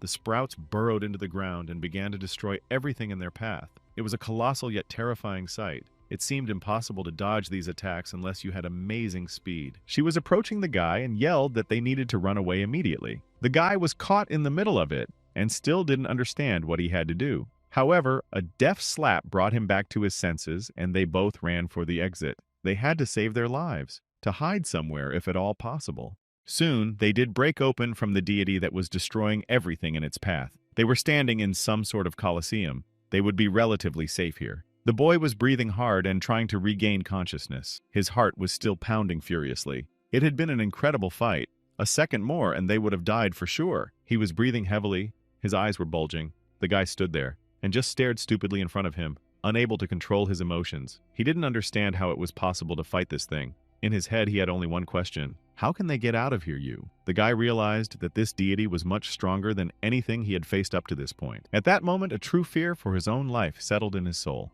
He raised his head and asked in a trembling voice, "Is it safe here at least?" He began to look around, still afraid that the deity would see them, and then they would have to run away from her again, and his strength was running out. He looked at the girl who had once again saved his life. He thanked her, and said that if it wasn't for her, he would have had a very hard time. There was still fear in his eyes. He was frantically trying to figure out how he should defeat this thing after all. Wei looked at him and smiled. She should be the one thanking him for helping her, so don't take it personally. The girl was still smiling. Even in such a critical situation, she managed to keep her good-naturedness and at least some optimism. What an incredible girl. The boy looked around. Everything here was in ruins, and now he began to understand why everything here was destroyed. It's the same deity that did it. So how did they get out of here? Is this even real? She's not saying they have to defeat that monster? That's just impossible. They looked through the small open window. The monster was still there. He was smashing everything around, looking for the two who had entered his world. It's too complicated. The god of flowers is incredibly powerful, almost impossible to defeat. The girl sighed heavily. She realized it herself, but it seemed that there was no other way, only to fight this monster. And if by some miracle they could defeat it, only then they could get out of this cursed place. Stirring everyone, they didn't realize on their own that it was very difficult to get out of this place. She tried everything, even jumping off the edge of the area, but finds herself here again. Apparently, this is some sort of checkpoint in the safe zone, the girl said, almost crying. If you go outside of it, she'll immediately attack. Anyway, it's pointless to get to her because of her sprouts. They knew all that, but there had to be a chance to defeat this thing. The girl looked at him and smiled. By the way, what had she done to deserve such fierce attention from the goddess? As soon as he entered, she directly pounced on him. What was the problem? What had he already managed to do? A caustic smile appeared on the girl's face. She must have realized something. Lu looked at her with a serious look and remained silent. What was the matter? He didn't understand why he deserved such rage, but the answer to that question was still a mystery to him. He just looked at the girl and frowned. Wei smiled again. She said it might come in handy anyway. In order to defeat this thing, she just needed a super attractive bait. It seems the girl was simply mocking him. Was he going to be the bait now? No thanks. He's fought enough monsters to be a human shield now. He looked at the girl like she'd done something wrong. The last thing he wanted to do was to be in the video while that thing was trying to kill him. And what do you suggest? He's dancing in front of her. And who knows how long he'll last? What the hell is this? However, there didn't seem to be another option. The guy plopped down on the concrete floor and asked her, does she have a plan? So let her lay it out. He still didn't know how to get the key. Maybe killing the boss wasn't the only option. At least he wanted to believe it, because apparently fighting this thing was impossible. They would need incredible strength to do so. Wei continued to smile. She held her finger up and said that if she put her ability on her 3 times, they could win. 2 times already have, so there's only 1 left. A smile shone on the girl's face. Why is she rejoicing? I can't defeat this thing. It seems that if there are a dozen people like the 2 of them here, it will still be impossible. However, the girl with the same unperturbed smile continued. Her enthusiasm could only be envied. He only needs to keep Bogatov busy for a while, and as soon as the opportunity arises, she will immediately attack. That's it. The plan is amazingly simple. The boy looked at her in disbelief. He liked it less and less, at least the fact that he would have to be a live bait. He didn't have that much speed, and he had almost no health left. How are they going to beat this thing if it's practically immortal? It'll get him with its spikes, and then no one can help him. It sucked, but it seemed like the only way out. At this time, on their little island, the 2 boys were still hesitant to go inside the huge whale, which was passing by them with astonishing slowness. They still hadn't made up their minds. Surely he's not wrong. His friend cursed. He had just seen that freak. All that's left is to hit that whale. It doesn't look too safe, though. Looks like the guys didn't know how to get to the next level yet. The guys looked at each other and unanimously decided on him. We need to split its processing power between the 2 of them. It would be the only correct option. So now we need to jump into this huge slimy thing. Another second, and they jumped right into the thing. The 2 smaller figures flew across the chasm, fighter approaching the large whale, who at this time was slowly swimming between them and didn't even suspect a thing. A few more seconds passed, and they were right there. In this world, alien and incomprehensible. Alien. At this time, our hero was standing and thinking about how he could defeat this incomprehensible creature that had destroyed everything here. Looking at its power and strength, it was not clear how to defeat it. He stepped out into the open space and looked around. Everything was ruined. The flower goddess had done her best. She had destroyed literally everything here, so there was no way to do anything. The boy looked around, looking for any sudden danger. His eyes stopped on something. He had agreed to be the bait after all, and was now looking directly at the flower goddess. I was sitting a few dozen meters away on a large pile of rocks. Everywhere, everything was destroyed. She continued to rampage, and appeared ready to destroy more if it took. I looked at her and already mentally prepared myself for the fact that he would have to run away very long and fast. The goddess immediately noticed him with her vision. Her eyes became even more red. They literally reflected all the universal fury. She was ready to tear him to pieces. The guy is an easy prey for her, so she did not plan to retreat. There was still a key above her head, the main objective that needed to be obtained, but how to do it? It wasn't clear if this thing was so strong. It would be extremely difficult to get the key. By the way, it was already pointing its finger forward, telling its tentacles to attack the boy. Immediately, those nasty things started moving toward where the boy was standing, all of them rushing towards him with all their might, ready to tear him to shreds. Pretty dangerous. Now he had to be precise. If he missed anywhere, it would all be over. There was no other option left. The guy blessed all his characteristics to improve them separately to the possible maximum. Strength, 1,000 dexterity defense intelligence, 1,000 perception. Health, 6,000 strength knowledge. At the third level, number 1 characteristic not bad, but still slightly insufficient. The tentacles came close to him, and the boy began to chop them with his katana. It was basically easy if you took away from the fact that they were huge, and there were incredibly many of them. Private messages. The boy yelled for the girl to move faster. He wouldn't last more than seconds. The goddess is too strong. By this time, the monster was ready to tear the boy to shreds. It had seen him perfectly well, and now he was its main target. Well, he would need a lot of strength and stamina to somehow hold on now. The goddess began to move closer, and again ordered her tendrils to tear the boy apart. The poor guy was striking. He was in the very epicenter of this thing, the tentacles slowly beginning to envelop him, leaving no room for maneuver. If he didn't do something, he would be crushed here. In the end, the offshoots formed one big ball that contained a boy. It was strange how he was still alive. However, it was for the best. Wait, you shouted she was already running. Kind of late, you know. He is now from death, and the girl is chilling somewhere out there. She ran with all her legs. She saw perfectly well that the boy was in mortal danger and rushed to his aid. Her speed had increased so much that it was impossible to see the girl. She galloped over the rocks and rapidly shortened the distance. However, the goddess of her was easily spotted. She saw that someone was approaching her very quickly and immediately sent her tentacles forward to block the annoying fly. The key above her head still continued to shimmer. It beckoned to her, but was completely out of reach. The goddess directed a beam of her energy there, ordering her tentacles to move forward and crush the little bugger at last. She was starting to get really pissed off. Who dared to disturb her peace with a begging sign? She was furious. Gradually increasing her speed, the girl pushed off from one tentacle, and with a quick jump began to approach the goddess, above the head of which was already the coveted key. The girl reached out her hand, only a few centimeters left to take it, and finally kill her. Just like that. There was a rumble, a flash of light. I had to close my eyes to keep from going blind. Did someone seem to have succeeded or not? It was getting hotter. The light was filling the whole place. Liu, who at this moment was still battling with the queen's numerous outgrowths, heard a rumbling. Did she really succeed? A hopeful thought arose in the guy's mind for a second. Did it really work? He even stopped for a second. The growths even stopped attacking him for a second. The guy looked around and began to search the girl with his eyes. Had she succeeded? There was a sincere hope in his eyes. I wish she had succeeded. He turned his head towards the goddess. However, what the boy there saw shocked and horrified him. He saw his partner flying down. It seems she failed. The goddess had thrown her off. Is it really over? The boy was terrified. Would he have to deal with this on his own? The poor thing flies down. Apparently the goddess had time to react after all and hit the girl. She didn't make it. What a bastard. Now we had to save her. He had to hurry. God forbid something happened to her. He couldn't let a member of his squad die just like that. What happened? He still couldn't understand anything. The boy was scared and surprised. He had to rush to her aid. All he saw was a private message with one word in it. Save me! Something terrible must have happened. We have to get to her as soon as possible. The poor thing flew a few meters and with a loud bang flew into the ground. The girl seemed to be dead. After such a blow, it was hard to survive, but she could only hope that her suit had held up. The boy rushed to her aid. He cut several dozen of those annoying tentacles in one fell swoop and ran straight to his partner. He couldn't leave her behind. He realized that now she was in a vulnerable position and everything depended only on him. The queen aimed her outgrowth at her, and it went straight for the lying girl. She was practically exhausted, and now the queen just had to reach out to her to crush her once and for all. It was a horrifying sight. There was the protective girl lying on the floor. All the boy saw was a private message, said there was too much difference in characteristics. The spell didn't work, plus he was paralyzed. The boy jumped up to the queen and raised an eyebrow in surprise. Paralytic poison? He saw the queen was practically centimeters away from him. All that was left was to reach out for her key. The boy's gaze focused only on this small object. The key, the very thing they were here for. It's coming.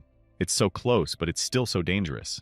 The protective halo over the key is gone. This is his chance. The boy's body tensed up. He'll have to act decisively. He'll only get one chance. The guy tensed up and jumped up. He put all his strength into this throw. In a matter of seconds, he had shortened the distance and grasped this key. He felt the cold metal in his hands, which was a sign that he had succeeded. However, it wasn't that simple. The queen immediately noticed all of this and turned her furious gaze on him. She was furious and ready to tear him apart.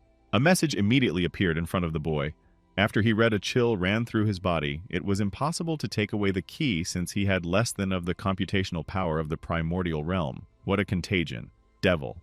His whole body shook? Nobody told him that. The guy realized he'd made a fatal mistake, and now he was in danger. The queen looked at him with her eyes red with anger. She aimed all her power at him. She was ready to tear him to shreds. The boy tried to dodge. He couldn't get the keys after all. He had to save his life somehow. He pushed away from the one offshoot that was already closing in on him and tried to get a safe distance away to widen the gap. The blessing is about to end. We have to get our friend and get back to the safe zone. The guy was jumping through the tentacles, trying to get away. He jumped to the spot where the immobile girl lay and picked her up in his arms in one fell swoop. In a second, there were already nasty brats chasing him everywhere. He made it just in time. The guy was holding the girl in his arms. She was incredibly light. Her exhausted body was in his arms. The girl looked at him with a surprised look and even went a little quiet. The girl looked at him in surprise and even quieted a little. Soon, within seconds, they were in a safe zone. There was nothing to threaten them here yet. They were standing on the very spot in the center of the Colosseum. Need computing power. Damn it, why so much?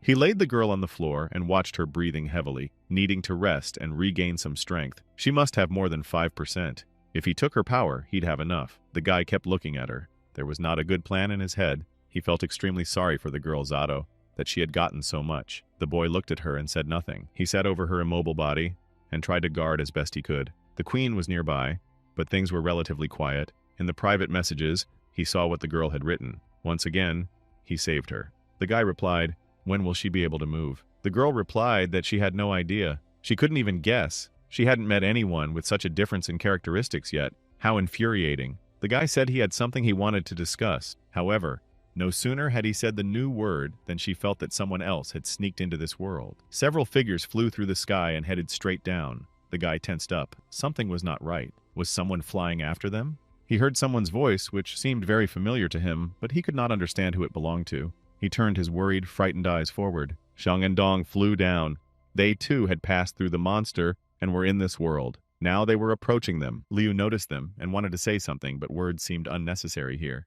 The boy got that predatory smile he used to seem to hide. Looks like he's already found someone who'll have tons of computing power. Great. He sent a message to the girl saying that everything seemed to be solved. He said he'd meet the guests. The girl texted back that it looks like it's the leaders of the asylum and the skyscrapers. Is the guy sure he can handle it? Dune stretched his arms forward and flew downward. The man didn't seem to realize what surprise awaited him on arrival, but as he flew forward, he saw only the ruins beneath him. It seems that among these ruins, he noticed something. He saw the queen and realized that he would have to stay away from her after all. This is apparently the monster leader. If he doesn't want to die here, then we need to stay away from him. If they are spotted by someone, there will be a very big problem, so we need to be extremely careful. The guy's face became serious, by the way. There's also the fact that they haven't seen any islands on the 3rd floor yet. It's kind of unusual. Or are they not here after all? They were used to the 2nd floor location, but this was new. It looked like they were all eaters inside, so they'd have to deal with that. The only problem was where to find the newcomer. He didn't seem to be anywhere around here. Was he hiding? Either way, it was a problem.